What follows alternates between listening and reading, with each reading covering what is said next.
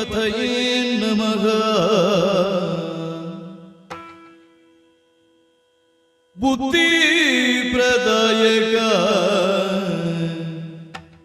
ಪುಸ್ತಕಧಾರಿಯೇ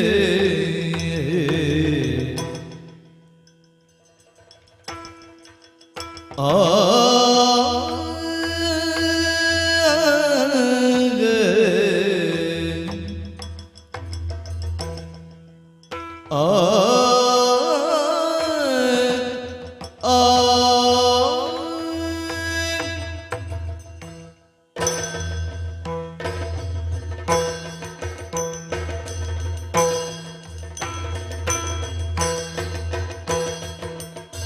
ಬುದ್ಧಿ ಪ್ರದಾಯಕ ಪುಸ್ತಕಧಾರಿ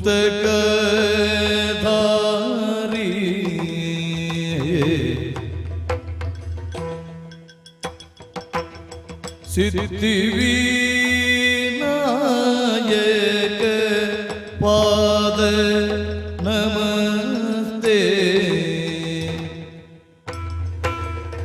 ಬುದ್ಧಿ ಪ್ರದಾಯಕ ಪುಸ್ತಕಧಾರಿ ಸಿದ್ಧಿವಿನಾಯಕ ಪಾದ ನಮಸ್ತೆ.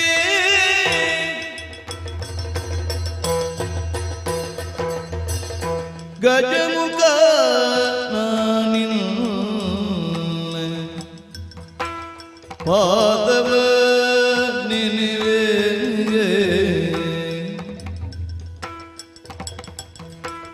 ನಿಜವಾಗಿ ಕರುಣಿಸು ವರಗಳ ಪ್ರಭುವೇ ದೇವಾ.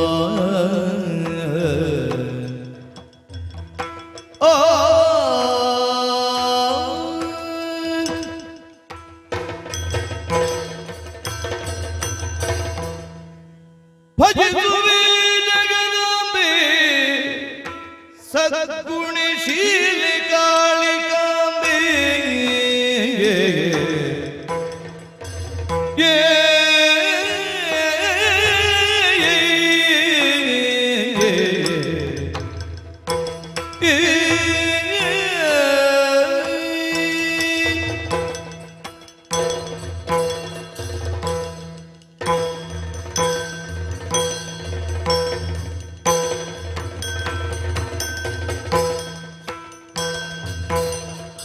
ಭಜಿಸುವೆ ಜಗದಾಂಬೆ ಸದ್ಗುಣಶೀಲಿ ಕಾಳಿಕಾಂಬೆ.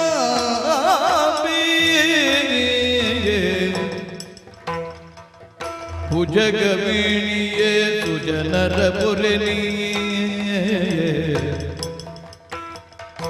ಭುಜಗವೀಣಿಯೇ ಸುಜನರ ಪುರನಿ ಜಗದೊಳೆಲ್ಲರೂ ಪೊಗಳುವ ದೇವಿಯೇ.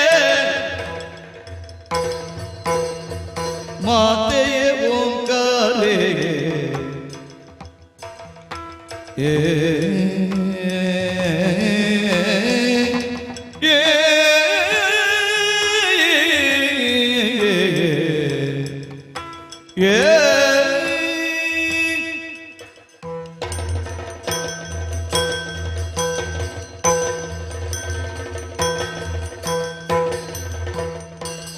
ಮಾತೆ ಓಂಕಾರೇ ಭಕ್ತ ಭೀಡ ಸಿದ್ಧಿದಾತೆ. ಭೀತಿರಹಿತೆ ಸುರವ್ರಾತಾರ್ಚಿತೆ ಭವ. ರೋಗ ನಿವಾರಿತೆ ಜಯ ಜಗನ್ಮಾತೆ. ರೋಗ ನಿವಾರಿತೆ ಜಯ ಜಗನ್ಮಾತೆ. ಭಜಿಸುವೆ ಜಗದಾಂಬೆ ಸದ್ಗುಣಶೀಲ ಕಾಳಿಕಾಂಬೆ. ತಾಯಿಯೇ ನೀನಿರತ ವರನೆಲ್ಲಿ ಸ್ಥಳದೊಳು ಇರುತ್ತಾರ.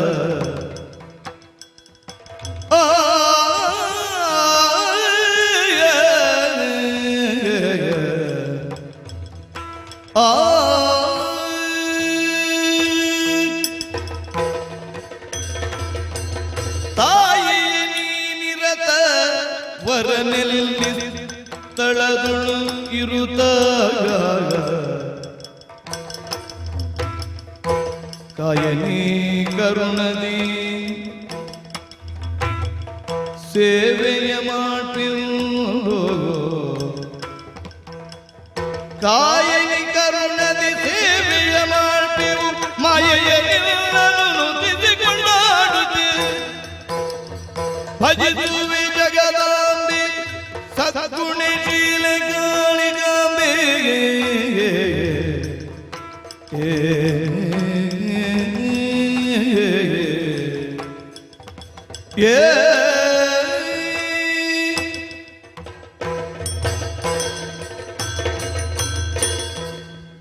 ಶ್ರೀ ಗುರುಭ್ಯೋ ನಮಃ. ಕ್ಷೇತ್ರ ಮಾತೆಯಾದಂತಹ ಶ್ರೀ ಕಾಳಿಕಾ ಪರಮೇಶ್ವರಿಯ ಪದಪುಂಡರೀಕಗಳಿಗೆ ಅಭಿವಾದನೆಯನ್ನು ಮಾಡುತ್ತಾ ಯಕ್ಷಗಾನ ದಿದೇವತೆಯಾದಂತಹ ಕಟೀಲು ಶ್ರೀ ದುರ್ಗಾ ಪರಮೇಶ್ವರಿಯನ್ನು ಮನಸಾ ವಂದಿಸುತ್ತಾ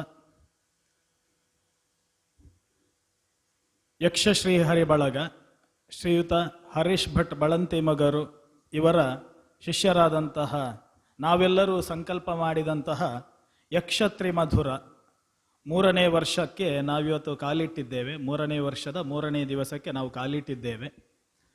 ನಾವೆಲ್ಲರೂ ಕೂಡ ಯಕ್ಷಗಾನದ ಕಡೆ ವಿಶೇಷವಾದಂತಹ ಆಕರ್ಷಿತರಾಗುವುದಕ್ಕೆ ಕಾರಣ ವರ್ತಮಾನ ಕಾಲದ ಶ್ರೇಷ್ಠ ಅರ್ಥಧಾರಿಗಳೆಂದೆನಿಸಿಕೊಂಡಂತಹ ಸುಣ್ಣಂಬಳ ವಿಶ್ವೇಶ್ವರ ಭಟ್ರು, ಅದೇ ಪ್ರಕಾರವಾಗಿ ವಾಸುದೇವ ರಂಗಭಟ್ರು, ಮತ್ತು ನಮ್ಮನ್ನು ಈ ಒಂದು 3 ವರ್ಷ ಈ ಕಾರ್ಯಕ್ರಮವನ್ನು ಮಾಡುವುದಕ್ಕೆ ಕೈ ಹಿಡಿದು ಮುನ್ನಡೆಸಿದಂತಹ ನಮ್ಮ ಗುರುಗಳಾದಂತಹ ಹರೀಶ್ ಭಟ್ ಬಳಂತಿಮೊಗರು ಇವರು ಇವತ್ತು ನಮ್ಮ ಈ ಕಾರ್ಯಕ್ರಮದ ಕಥಾಭಾಗವನ್ನು ಸಂಯೋಜಿಸಿದವರು ನಿಮ್ಮೆಲ್ಲರ ವರ್ತಮಾನ ಕಾಲದ ಶ್ರೇಷ್ಠ ಅರ್ಥಧಾರಿಗಳೆಂದೆನಿಸಿಕೊಂಡಂತಹ ಶ್ರೀಯುತ ವಾಸುದೇವ ರಂಗಭಟ್ಟರು. ಇವರು ಪ್ರಧಾನ ಭೂಮಿಕೆಯಲ್ಲಿರುವಂತಹ ಬೇರೆ ಬೇರೆ ಪ್ರಸಂಗಗಳಿಂದ ಆಯ್ದ ಪದ್ಯಗಳನ್ನು ಒಳಗೊಂಡಂತಹ ಅನುಜ ಲಕ್ಷ್ಮಣ ಎನ್ನುವಂತಹ ಆಖ್ಯಾನ ತಾಳಮದ್ದಳೆ ಸ್ವರೂಪದಲ್ಲಿ ಪ್ರಸ್ತುತಿಗೊಳ್ಳಿಕ್ಕಿದೆ.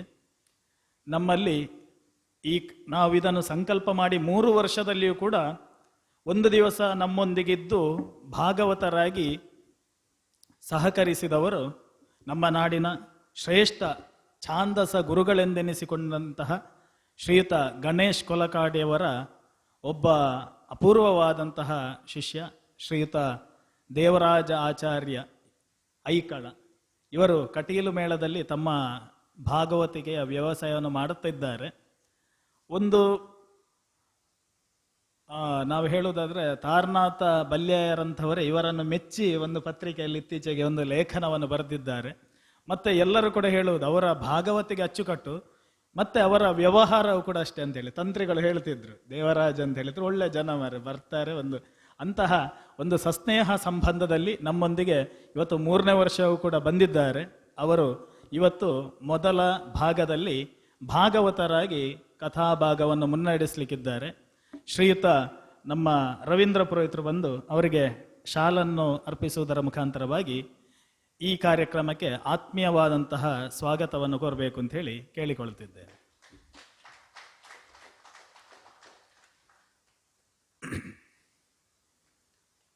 ಮತ್ತೆ ನಮ್ಮ ಯಕ್ಷಶ್ರೀಹರಿ ಬಳಗದವರಾದಂತಹ ಶ್ರೀಯುತ ಪದ್ಮರಾಜ ತಂತ್ರಿಗಳು, ಹಾಗೆ ಸಮರ್ಥ ಹುಡುಪ, ಹಾಗೆ ನಮ್ಮ ಸೋದರರಾದಂತಹ ಅಭಿಜಿತ್ ಬಂಟ್ವಾಳ ಇವರ ಹಿಮ್ಮೇಳದಲ್ಲಿರ್ತಾರೆ.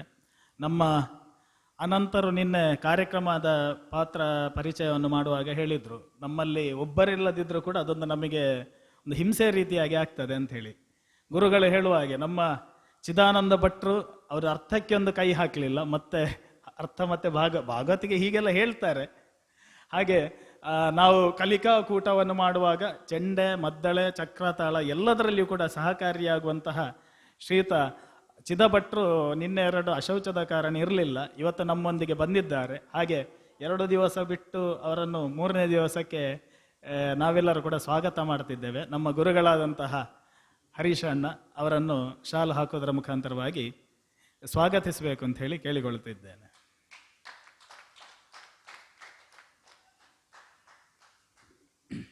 ಚಿದಭಟ್ರಿಗೆ ಆತ್ಮೀಯವಾದಂತಹ ಸ್ವಾಗತವನ್ನು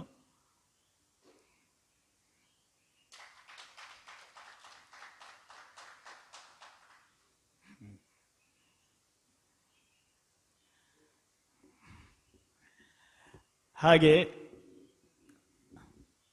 ನಮಗೆ ರಂಗಣ್ಣ ನಮ್ಮ ಕೂಟದಲ್ಲಿ ಅಥವಾ ನಮ್ಮ ವೇದಿಕೆಯಲ್ಲಿದ್ದರೆ ನಿರೂಪಣೆ ಮಾಡುವ ಅಂಥೇಳಿ ಆಗೋದು, ಏನಾಗದಿದ್ರೆ ಧನ್ಯವಾದ ಕೊಡುವ ಅಂಥೇಳಿ ಆದರೂ ಆಗೋದು. ಯಾಕಂತ ಹೇಳಿದರೆ ಅವರ ಬಗ್ಗೆ ಒಂದೆರಡು ಮಾತುಗಳನ್ನು ಆಡುವ ಅಂಥೇಳಿ ತೊಡಗೋದು, ಆದರೆ ಏನು ಮಾತಾಡೋದು ಅಂಥೇಳಿ ನಮಗೆ ಗೊತ್ತಾಗೋದಿಲ್ಲ. ಆದರೆ ಒಂದು ಮಾತ್ರ ಹೇಳಬಲ್ಲೆವು, ಯಾವುದೇ ಒಂದು ಪ್ರಸಂಗದ ಬಗ್ಗೆ ಒಂದು ಅರ್ಥ ಹೇಳ್ತೇನೆ ಅಂತ ಹೇಳುವಾಗ ಅದಕ್ಕೆ ಬೆನ್ನು ತಟ್ಟಿ ಪ್ರೋತ್ಸಾಹಿಸುವವರು. ಇಲ್ಲದಿದ್ದರೆ ಪ್ರಥಮ ವರ್ಷದ ಭಾರತ ರತ್ನ ಹಾಗೆ ದ್ವಿತೀಯ ವರ್ಷದ ಹರಿಶ್ಚಂದ್ರದಂತಹ ಪ್ರಸಂಗವನ್ನು ನಮ್ಮಂಥವರನ್ನು ಹರೀಶನ್ನ ಸಹಿಸಿಕೊಂಡ ಮೇಲೆ ಮತ್ತೆ ಸಹಿಸಿಕೊಂಡ ವ್ಯಕ್ತಿಗಳಲ್ಲಿ ರಂಗಣ್ಣೊಬ್ಬರು. ಇಲ್ಲದಿದ್ದರೆ ಅಂಥ ಪ್ರಸಂಗಗಳನ್ನೊಂದು 30-40 ಜನ ರಾತ್ರಿ 10:15 ತನಕ ಕೇಳ್ತಾರೆ ಅಂತ ಹೇಳಿ ಆದರೆ ಅದಕ್ಕೆ ಕಾರಣ ನಮ್ಮ ಪ್ರೀತಿಯ ರಂಗಣ್ಣ. ಅದೇ ಪ್ರಕಾರವಾಗಿ ನಮಗೆ ಕೇವಲ ತಾಳಮದ್ದಳೆ ಅಲ್ಲದೆ ತಾಳಮದ್ದಳೆ ಕ್ಷೇತ್ರಕ್ಕೆ ಬರುವಂತಹ ಅಥವಾ ಇದಕ್ಕೆ ಹೊಕ್ಕಿದ ಮೇಲೆ ನಮ್ಮಂತಹ ಏನು ಹವ್ಯಾಸಿ ಕಲಾವಿದರು ಏನೆಲ್ಲ ಸಮಸ್ಯೆಗಳನ್ನು ಅನುಭವಿಸ್ತೇವೆ ಅಂತ ಹೇಳಿ ಅದು ನಮ್ಮೊಳಗಿರ್ತದೆ. ಆದರೆ ಅದಕ್ಕೆಲ್ಲವನ್ನು ಕೂಡ ನೈತಿಕವಾದಂತಹ ಧೈರ್ಯವನ್ನು ತುಂಬುವವರು. ಆದುದರಿಂದ ಅವರು ತಾಳಮದ್ದಲೆ ಕ್ಷೇತ್ರದಲ್ಲಿ ವಾಸುದೇವ ರಂಗಭಟ್ರಾಗಿದ್ದರೂ ಕೂಡ ನಮ್ಮೊಂದಿಗೆ ಸಂಬಂಧದಲ್ಲಿ ರಂಗಣ್ಣ ಆಗಿರ್ತಾರೆ. ಆದುದರಿಂದ ಶ್ರೀಯುತ ವಾಸುದೇವ ರಂಗಭಟ್ರು ಇವತ್ತು ಲಕ್ಷ್ಮಣನಾಗಿ ಪಾತ್ರ ನಿರ್ವಹಣೆ ಮಾಡಲಿಕ್ಕಿದ್ದಾರೆ. ಶ್ರೀಯುತ ವಾಸುದೇವ ರಂಗಭಟ್ರಿಗೆ ಇನ್ನೊಬ್ಬ ಕಲಾಪ್ರೇಮಿಯಾದಂತಹ ಎ.ಜೆ. ಸದಾಶಿವಾಚಾರ್ಯರು ಬಂದು ಶಾಲನ್ನು ಹೊದಿಸಿ ಅವರನ್ನು ಸ್ವಾಗತಿಸಬೇಕು ಅಂತೇಳಿ ಕೇಳಿಕೊಳ್ಳುತ್ತಿದ್ದೇನೆ. ಎ.ಜೆ. ಸದಾಶಿವರು ಒಳ್ಳೆಯ ಸ್ವರ್ಣಶಿಲ್ಪಿ, ಉತ್ತಮವಾದಂತಹ ಚಿತ್ರಕಾರ ಮತ್ತು ಮೃತ್ತಿಕ ಮೂರ್ತಿ ರಚನಾಕಾರರು ಕೂಡ. ಇವತ್ತು ಅವರ ಆಗಮನ ನಮಗೆ ಸಂತೋಷ ತಂದಿರೋದ್ರಿಂದ ರಂಗಣ್ಣನನ್ನು ಈ ಕಾರ್ಯಕ್ರಮಕ್ಕೆ ಸ್ವಾಗತಿಸಬೇಕು ಅಂತ ಹೇಳಿ ಕೇಳಿಕೊಳ್ತಿದ್ದೆ. ಇನ್ನುಳಿದಂತೆ ಇವತ್ತಿನ ಅಂದರೆ ಬೇರೆ ಬೇರೆ ಪ್ರಸಂಗಗಳನ್ನು ಜೋಡಿಸಿರುವುದರಿಂದ ಪಾತ್ರ ಪರಿಚಯ ನಮ್ಮ ಗುರುಗಳು ಇವತ್ತಿರ್ತಾರೆ. ಮತ್ತು ಇವತ್ತಿನ ಕೊನೆಯ ಭಾಗದ ಸೀತೆಯಾಗಿ ನಮ್ಮ ಗುರುಗಳಾದಂತಹ ಹರೀಶ್ ಭಟ್ ಬಳಂತಿಮೊಗರು, ಹಾಗೆ ಮೊದಲ ಭಾಗದ ರಾಮನಾಗಿ ಶ್ರೀಯುತ ಆದಿತ್ಯ ಶರ್ಮ ಕಾರ್ಕಳ, ಸುಮಿತ್ರೆಯಾಗಿ ಶ್ರೀರಾಮ ಗಿರೀಶ್ರು, ಇಂದ್ರಜಿತವಾಗಿ ಅನಂತ ಕಾಮತ್ ಬೆಳ್ಳಂಬಾರ, ಮತ್ತೊಂದು ಭಾಗದ ಸೀತೆಯಾಗಿ ವಿದ್ವಾನ್ ಆದರ್ಶಾಚಾರ್ಯ ಜನ್ನಾಪುರ, ಅದೇ ಪ್ರಕಾರವಾಗಿ ಶೂರ್ಪನಖಿಯಾಗಿ ನಾನು ಪಾತ್ರ ನಿರ್ವಹಣೆ ಮಾಡಲಿಕ್ಕಿದ್ದೇನೆ. ಹಾಗಾಗಿ ಬಂದಂತಹ ಎಲ್ಲರೂ ಕೂಡ ಮಂಗಳ ಪದ್ಯದವರೆಗೂ ಕೂಡ ಈ ಕಾರ್ಯಕ್ರಮವನ್ನು ಆಸ್ವಾದಿಸಬೇಕು ಎನ್ನುವಂತಹ ವಿನಂತಿಯೊಂದಿಗೆ, ಮತ್ತು ಬಂದಂತಹ ಎಲ್ಲರಿಗೂ ಕೂಡ ಉಪಹಾರ ಮತ್ತು ರಾತ್ರಿಗೆ ಸರಳ ಭೋಜನ ಇರ್ತದೆ. ತಾವೆಲ್ಲರೂ ಕೂಡ ನಮ್ಮ ಈ ಸಂಕಲ್ಪದೊಂದಿಗೆ ನಮ್ಮೊಂದಿಗೆ ಮಂಗಳ ಪದ್ಯದವರೆಗೂ ಕೂಡ ಇರಬೇಕು ಎನ್ನುವಂತಹ ವಿನಂತಿಯೊಂದಿಗೆ ಭಾಗವತರಾದಂತಹ ದೇವರಾಜಾಚಾರ್ಯರು ಕಥಾ ಪ್ರಾರಂಭ ಮಾಡಬೇಕೆನ್ನುವುದಾಗಿ ವಿನಂತಿ.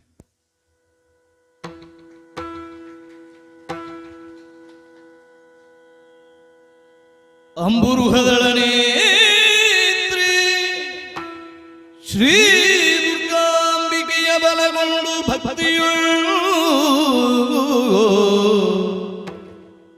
ಭಕ್ತಿಯೊಳಂಬಿಕಾ ಸುತ ವಿಘ್ನರಾಜನ ಪಿರಿದು ಸಂಸ್ತುತಿಸಿ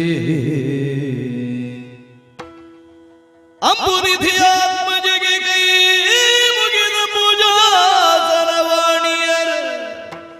ಪಾದಾಂಬುಜಕ್ಕೆ ಪುಟಮಡುತ್ತ ವರ್ಣಿಪಿನಿ ಕಥಾಮೃತವ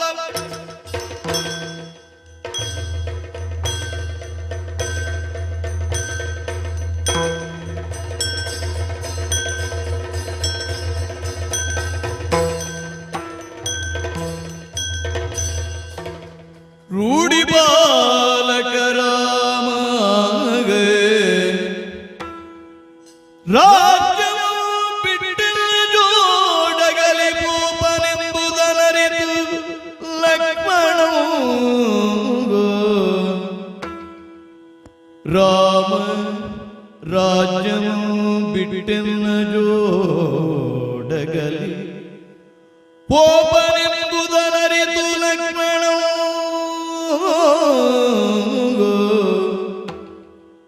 ಕೇಳಾವಳಿ ಕೈಗೆಯಲು ಬಂದಗ್ರಜನಗೂಡಿ ಬಳಿಗಿಂತೆಂದನು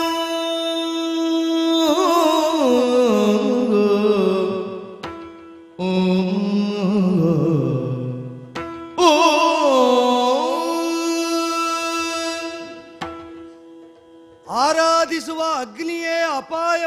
ತಂದೊಡ್ಡಿದಂತೆ, ಅಮೃತವೇ ವಿಷದ ವಿಪರಿಣಾಮವನ್ನುಂಟು ಮಾಡಿದಂತೆ, ಸಾಕೇತದಲ್ಲಿ ಕಾಣ್ತಾ ಇರುವ ಈ ಅನಾಹುತಗಳು, ಅಮ್ಮ ಅಂತ ಮನದುಂಬಿ ಕರೆದಂತಹ ಕೈಕಾದೇವಿಯ ಇರವೋ, ಅವಳ ವರ್ತನೆಯೋ ಮಾತೋ ಲಕ್ಷ್ಯವೋ, ರೂಢಿ ಯಾವುದರಿಂದ ಪಾಲಿತವಾಗುತ್ತಾ ಉಂಟೋ ಆ ರೂಢಿಯನ್ನು ಅನಾಥವಾಗಿಸುವಲ್ಲಿ ಪ್ರವೃತ್ತವಾಗಿದೆ ಅಂತ ಸ್ಪಷ್ಟ. ರೂಢಿ ಅಂದ್ರೆ ಸತ್ಸಂಪ್ರದಾಯ ಅಂತ ಒಂದರ್ಥ, ಈ ಭೂತಲ ಅಂತ ಸ್ಥೂಲಾರ್ಥ.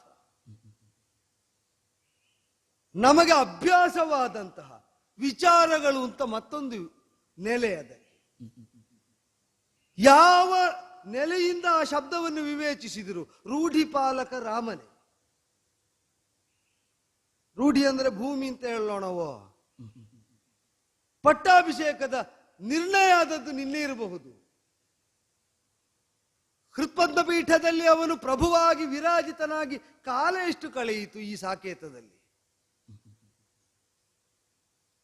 ಹಾಗಾದ್ರೆ ಅವರೆಲ್ಲ ಮನೋಮಂದಿರದ ಸುಭದ್ರ ಪೀಠದಲ್ಲಿ ರಾಮನನ್ನೇ ಪ್ರಭುವಾಗಿ ಸ್ಥಾಪಿಸುವುದಕ್ಕೆ ಕಾರಣವಾದದ್ದೇನು? ಯಾರದ್ದೋ ನಿರ್ಣಯವನ್ನು ಆಧರಿಸಿ ಸಿಗಬಹುದಾದ ಸಂಪತ್ತೋ ದಂಡವೋ ಅಥವಾ ಇನ್ನಿತರ ವಸ್ತು ವಿಷಯಗಳು ಅಲ್ಲವಲ್ಲ. ಆ ವ್ಯಕ್ತಿತ್ವದೆಡೆಗೆ ಅನಿರ್ವಚನೀಯವಾದ ಒಂದು ಶ್ರದ್ಧೆ ಸಾಕೇತದ ಈ ಸತ್ವವಾಗಿಯೇ ಮೂಡಿ ಬಂದದ್ದು ನಾವೆಲ್ಲ ಗಮನಿಸ್ತಾ ಇರುವ ಸತ್ಯ. ಶ್ರದ್ಧೆಯನ್ನು ತರ್ಕದ ನಿಕಷ ಕೊಟ್ಟು ಅದು ಯಾಕಾಯಿತು, ಯಾವಾಗಿನಿಂದ ಆಯಿತು, ಹೇಗಾಯಿತು, ಎಲ್ಲಿಯ ತನಕ ಆಗಿ ಉಳಿಯಬೇಕು, ಇದನ್ನು ನಾವು ವಿವೇಚಿಸುವುದಕ್ಕಿಲ್ಲ. ಬದುಕಿನ ಜೊತೆಯಲ್ಲಿ ಶ್ರದ್ಧೆಯನ್ನು ಸಮನ್ವಿತವಾಗಿಸಬೇಕು. ಅಲ್ಲ, ಬದುಕನ್ನು ಆ ಶ್ರದ್ಧೆಗೆ ಅನುಕೂಲವಾಗುವಂತೆ ಸಮನ್ವಿತವಾಗಿಸಬೇಕು. ಆದ್ದರಿಂದಲೇ ಬದುಕು ಉತ್ಪಥದಲ್ಲಿ ಉದ್ಧಾರದ ಮಾರ್ಗದಲ್ಲಿ ಮುನ್ನಡೆಯುತ್ತದೆ ಅಂತ ಪ್ರಾಜ್ಞರಾದವರ ಅಂಬೋಣ. ಆ ಶ್ರದ್ಧಾ ಮೂಲವಾಗಿ ರಾಮನನ್ನು ಆಧರಿಸಿ ಆರಾಧಿಸುವ ಮಟ್ಟಕ್ಕೇರಿರಬಹುದಾದ ಸಾಕೇತಕ್ಕೆ ರೂಢಿ ಪಾಲಕ ಇಲ್ಲ ಅಂತಾದರೆ ಅನಾಥತ್ವ ಅಲ್ವ ಬರುವುದು.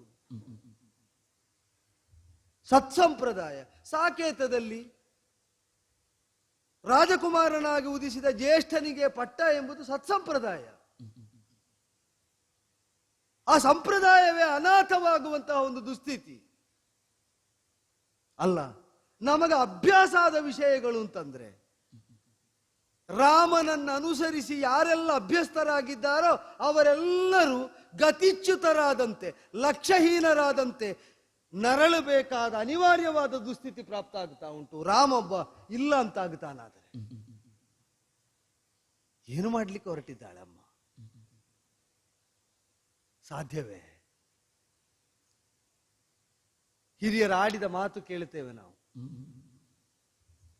ಅಪ್ಪನಿಗೆ ಸಂಸ್ಕಾರದ ಕುರಿತಾಗಿ, ಸಂತಾನದ ಅಭ್ಯುತ್ಥಾನದ ಕುರಿತಾಗಿ ಆಶೋತ್ತರಗಳನ್ನು ಹೊಂದುವಂತಹ ಪ್ರವೃತ್ತಿ ಮನಸ್ಸಿನಲ್ಲಿದ್ದರೆ ಅಮ್ಮನ ಮನಸ್ಸು ಯಾವತ್ತೂ ಆತಂಕ ಭರಿತವಾಗಿ ಇರ್ತದಂತೆ ಸಂತಾನದ ಕುರಿತಾಗಿ. ಮನೆ ಬಿಟ್ಟಗಲಿದ ಮಗು ಬರಲಿಲ್ಲ ಅಂತಾದ್ರೆ ಕಾರ್ಯದಲ್ಲೇನೋ ತೊಡಕಾಗಿರಬಹುದು, ಅಥವಾ ಅತ್ಯಂತ ಸಮರ್ಪಕವಾಗಿ ಕಾರ್ಯನಿರ್ವಹಣೆ ಮಾಡುವಾಗ ಮಗನಿಗೆ ಸಮಯ ಅಧಿಕ ತಗಲಿರಬಹುದು. ಹೀಗೆ ಹಿತೈಷಿಗಳಾದವರು ಚಿಂತಿಸಿದರೆ, ಹಿತೈಷಿಗಳಲ್ಲಿ ಹಿತೈಷಿ ಎನಿಸಿದ ತಾಯಿ ಚಿಂತಿಸುವುದು ಮಗನಿಗೆ ಏನಾದ್ರೂ ಅಪಾಯ ಬಂತು ಅಂತ. ಯಾಕೆ? ತಾಯ್ತನವೇ ಕಾರಣ. ತನ್ನಿಂದ ಪಾಲಿತವಾದದ್ದರ ಜೊತೆಯಲ್ಲಿ ತಾನಿಲ್ಲವಲ್ಲ. ಆದ್ದರಿಂದಲೇ ಅವನಿಗೆ ಏನಾದ್ರೂ ಆದ್ರೆ ಯಾರಿದ್ದಾರೆ ಎಂಬ ಆತಂಕ. ಇದನ್ನು ಎದೆಯತ್ತರಕ್ಕೆ ಬೆಳೆದ ಮಗನ ಕುರಿತಾಗಿಯೂ ವೃದ್ಧಾಪ್ಯದ ಅಂಚಿನಲ್ಲಿರುವ ತಾಯಿಯೂ ಚಿಂತಿಸ್ತಾಳೆ. ತಾಯಿಯ ಯೋಚನೆಯನ್ನು ನಾವು ಯೋಚಿಸಿದರೆ, ಅದರ ಕುರಿತಾಗಿಯೇ ಚಿಂತಿಸಿದರೆ,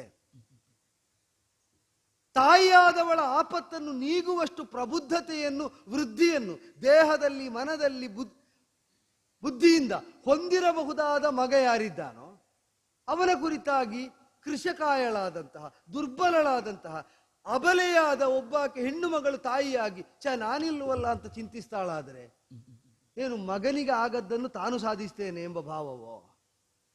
ಆಹಾ. ತಾಯಿಯ ಸಂಸ್ಕಾರವನ್ನು ಒಡೆಗೊಂಡು ಸಾಮೀಪ್ಯದಲ್ಲಿ ಬೆಳೆದ ಮಗು ಚಿಂತಿಸುವುದು ಹಾಗಲ್ಲ, ಚಿಂತಿಸಬೇಕಾದ್ದು ಹಾಗಲ್ಲ.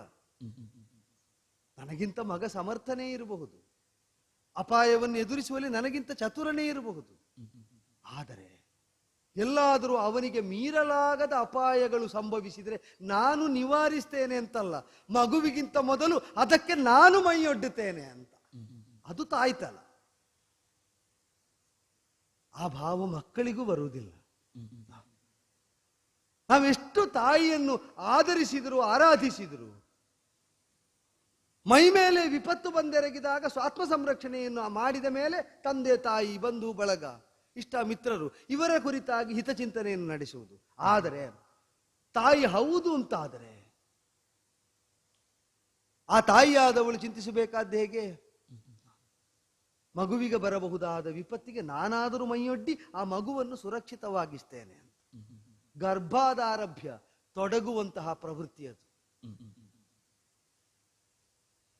ಚಳಿಗಿರಬಹುದು, ಶಾಖಕ್ಕಿರಬಹುದು, ಪ್ರಾಕೃತಿಕವಾದ ವಿಕೋಪಗಳಿಗಿರಬಹುದು. ತನ್ನ ಮೈಯನ್ನೊಡ್ಡಿ ತನ್ನ ಮೈಯನ್ನೇ ರಕ್ಷಾವಲಯವಾಗಿಸಿ ಗರ್ಭಸ್ಥವಾದ ಶಿಶುವಿನ ಸಂರಕ್ಷಣೆಯನ್ನು ಸಾಧಿಸುವ ದೀಕ್ಷೆ ತಾಯ್ತನ ಅಂದರೆ. ಹಾಗಾದ್ರೆ ಮನದುಂಬಿ ರಾಮಚಂದ್ರ ಯಾರನ್ನು ತಾಯಿ ಅಂತ ಕರೆದಿದ್ದಾಳೋ ಆ ಕೈಕೆ ಸಾಕೇತದಲ್ಲಿ ಇಂತಹ ಅನರ್ಥ ಸಂಭವಿಸ್ತಾ ಉಂಟಲ್ಲ. ರಾಮನನ್ನು ಕಾಡಿಗೆ ಕಳಿಸುವುದು ಇಲ್ಲ. ಇದೊಂದು ಹಂತದ ಬರ್ಬರತೆ, ಒಂದು ಹಂತದ ಹಂತ ಮೀರಿದ ಕ್ರೌರ್ಯ ಇದು. ತನ್ನ ಮಗನ ಅಭ್ಯುತ್ಥಾನಕ್ಕಾಗಿ ಅಭ್ಯುದಯಕ್ಕಾಗಿ ಸತತವಾಗಿ ಚಿಂತಿಸುವ ತಾಯಿಯಾಗಿ ಭರತ ಕುಮಾರನಿಗೆ ಬೇಕಾದನ್ನು ಕೇಳಿಕೊಳ್ಳಿ, ಚಿಂತೆ ಅದಲ್ಲ. ನನಗೆ ಅದರಿಂದ ಚಿಂತೆಯೂ ಇಲ್ಲ. ಯಾಕೆ ಅಂದರೆ ನಮ್ಮ ಅಪ್ಪ ದಶರಥ ಭೂಪತಿ ಪ್ರಭು ಆಗುವಾಗಲೇ ರಾಜಾರಾಮನಂತೆ ವಿರಾಜಿತನಾದವನು ನನ್ನ ಅಣ್ಣ ರಾಮ. ಪೀಠದಲ್ಲಿ ಯಾರಿದ್ದರೂ ಸಾಕೇತಕ್ಕೆ ರಾಮ ಅಂತ ಅರಿತ ಲಕ್ಷ್ಮಣನಿವ. ಆದರೆ ಸಾಕೇತಕ್ಕೆ ರಾಮ ಬೇಡ ಅಂತ ನಿರಾಕರಿಸುವುದಾದರೆ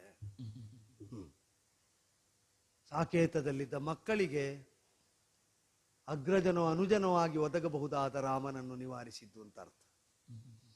ಸಾಕೇತದಲ್ಲಿರುವ ಅನ್ಯ ತಾಯಂದಿರಿಗೆ ಮಗನಾಗಿ ಒದಗಬಹುದಾದ ತಾಯಂದಿರನ್ನು ನಿರಾಶೆಗೊಳಿಸುವುದು ಅಂತ ಅರ್ಥ. ರಾಮ ಯಾವ ತಾಯಂದಿರಿಗೆ ಮಗನಾಗಿ ಒದಗಬಲ್ಲನೋ ಆ ತಾಯಂದಿರ ಸುಕೃತವನ್ನು ನಿವಾರಿಸುವುದು ಅಂತ ಅರ್ಥ. ರಾಮನನ್ನು ಪುತ್ರವತ್ ಕಂಡು ಪಿತೃತ್ವವನ್ನು ಸಾರ್ಥಕಪಡಿಸಿಕೊಳ್ಳುವುದಕ್ಕೆ ಹಂಬಲಿಸಿದ ಸಂಸ್ಕಾರವಂತರಾದ ಸತ್ಪ್ರಜೆಗಳ ಮನದ ಭಾವದ ಮೂಲಕ್ಕೆ ಮರ್ಮಾಘಾತ ಮಾಡುವುದಕ್ಕೆ ಹೊರಟಿದ್ದಾಳೆ ಅಂತ ತಾತ್ಪರ್ಯ. ಹಾಗಾದರೆ ಇಲ್ಲ, ರೂಢಿ ಪಾಲಕನಾದವನಿಂದ ತಪ್ಪುವ ರೂಢಿ ನನಗೆ ಬೇಡ. ಆ ಸಂಪ್ರದಾಯವಾಗಲಿ ಆ ಅಭ್ಯಾಸ ಆಗಲಿ ಅದನ್ನು ತಪ್ಪಿಸಿಕೊಂಡಂತ ಅಭ್ಯಾಸ ಆಗುವುದು ಬೇಡ. ಅವ ತಪ್ಪಿದ ನೆಲದಲ್ಲಿ ನೆಲೆಯಾಗುವಂತಹ ಮನಸ್ಸಾಗುವುದು ಬೇಡ. ಅವ ತಪ್ಪಿದಂತಹ ಸಂಪ್ರದಾಯವೊಂದು ಸ್ಥಾಪಿತವಾಗುವಾಗ ಅದರಲ್ಲಿ ನಾನು ಭಾಗಿಯಾಗಿ ಉಳಿಯುವುದು ಸಲ್ಲ, ಬೇಡ. ಉಳಿದವರಿಗೆ ಬರಬಹುದಾದ ಭಂಗಗಳೋ ನಷ್ಟಗಳೋ ಅದರ ಕುರಿತಾಗಿ ಚಿಂತಿಸಬಹುದು. ಆದರೆ ಆ ಉಳಿದವರ ಜೊತೆಯಲ್ಲಿ ನಾನೂ ಸೇರಿ ಹೋಗುತ್ತೇನೆ ಎಂಬುದು ಅಸಹನೀಯವಾದಂತಹ ವೇದನೆಯನ್ನು ತಂದುಕೊಡ್ತಾ ಉಂಟು. ರಾಮನಿಗೆ ಪಟ್ಟಬಂಧ ಮಹೋತ್ಸವ ಅಂದಾಗ ರಾಮ ಎಷ್ಟು ನಲಿದಿದ್ದಾನೆ ಅಂತ ಸಾಕೇತ ನೋಡಿದೆ. ಅದು ಮಿತವಾಗುಂಟು, ಹಿತವಾಗುಂಟು. ಆದರೆ ಅದನ್ನು ಉತ್ಸವಾಚರಣೆ ಮಾಡುವಂತೆ ಸಂಭ್ರಮಿಸಿದವರು ನಾವುಗಳು. ಮನೆಯ ಮಂಗಳೋತ್ಸವಕ್ಕೆ ಅಮಂಗಳದ ಕರಿಛಾಯೆ ಆವರಿಸುವಂತೆ ಮಾಡಿದಂತಹ ಕೈಕಾದೇವಿಯ ಸಂಕಲ್ಪ ಏನೇ ಇದ್ದರು ಅದನ್ನ ಅಣ್ಣ ಇಲ್ಲ ಇಲ್ಲ ನಿರಾಕರಿಸಲಾರ, ನಿವಾರಿಸಲಾರ. ಯಾಕೆ ಅಂದರೆ ವಧ್ಯಲಾದ ತಾಟಕೆಯಲ್ಲಿ ವಧ್ಯತ್ವವನ್ನು ಕಂಡದ್ದು ವಿಶ್ವಾಮಿತ್ರರ ದೃಷ್ಟಿಯಾದರೆ ಅಲ್ಲಿ ಇರಬಹುದಾದ ಅಲ್ಪಮಾತ್ರದ ಹೆಂಟನವನ್ನಾದರೂ ಎತ್ತಿ ಆಡುವ ಔದಾರ್ಯವನ್ನು ತೋರಿದ್ದು ರಾಮನ ಮನಸ್ಸು. ಅವ ಹೊಡೆದಾನು, ಅವ ನಿರಾಕರಿಸಿಯಾನು. ಅವ ಚಿಂತಿಸುವುದು, ರಾಕ್ಷಸಿಯಾದರೂ ಇವಳ ಹೊಟ್ಟೆಯಿಂದಲೂ ಒಂದು ಮಗು ಹುಟ್ಟಿದರೆ ಇವಳಾಗ ತಾಯಿ ಆಗುತ್ತಾಳಲ್ಲ, ಇವಳು ಮುನ್ನಡೆದು ಒಂದು ಮನೆಯನ್ನು ತುಂಬುವಂತಹ ಹೆಣ್ಣಾಗುತ್ತಾಳಲ್ಲ.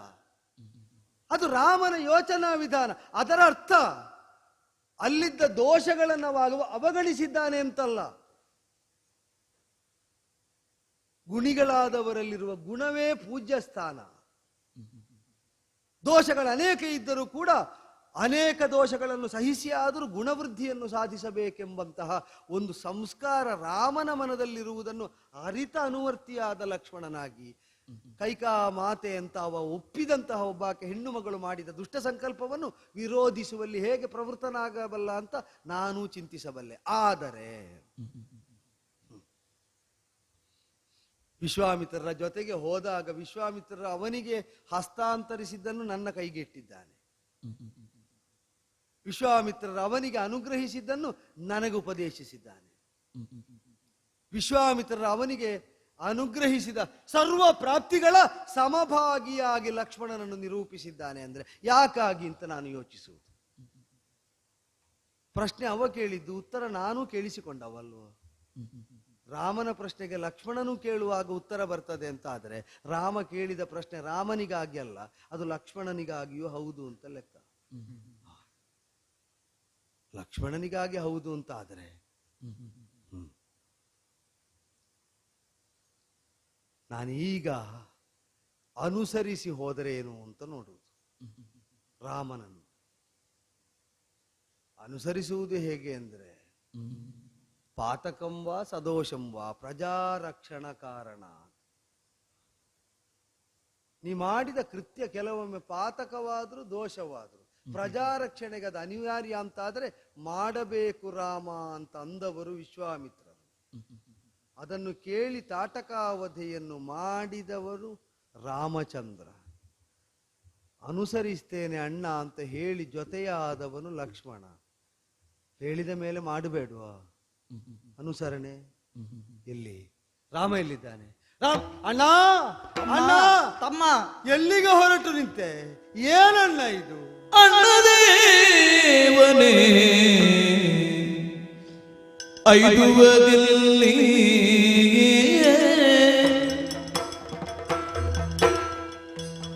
ಅಣ್ಣ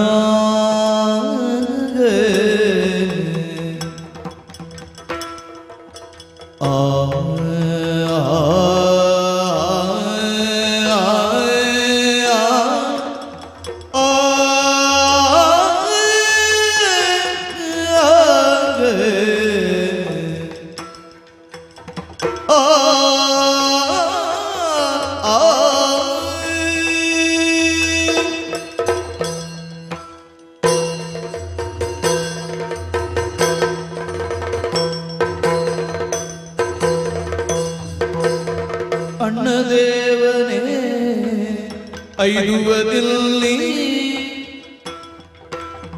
ಪುಣ್ಯವಾರಿದೆ ಪುರುಷರತ್ನೇ ಪುಣ್ಯವಾರಿದೆ ಪುರುಷರತ್ನೇ ಅಣ್ಣದೇವನೇ ಐದುವದಿಲ್ಲಿ ಪುಣ್ಯವಾರಿದೆ ಪುರುಷರತ್ನೇ ಇನಕುಲೇಂದ್ರನೇ ಏನೋ ಭಾವನೆ ಮನವಿದೇನಯ್ಯ ಮನಸಿಜನಯ್ಯ ಇನಕುಲೇಂದ್ರನೇ ಏನೋ ಭಾವನೆ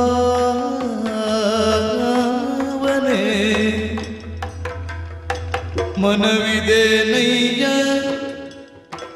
ಮನಸಿಜನಯ್ಯ ಅಣ್ಣದೇವನೇ ಐದುವದಿಲ್ಲೇ ಅಣ್ಣ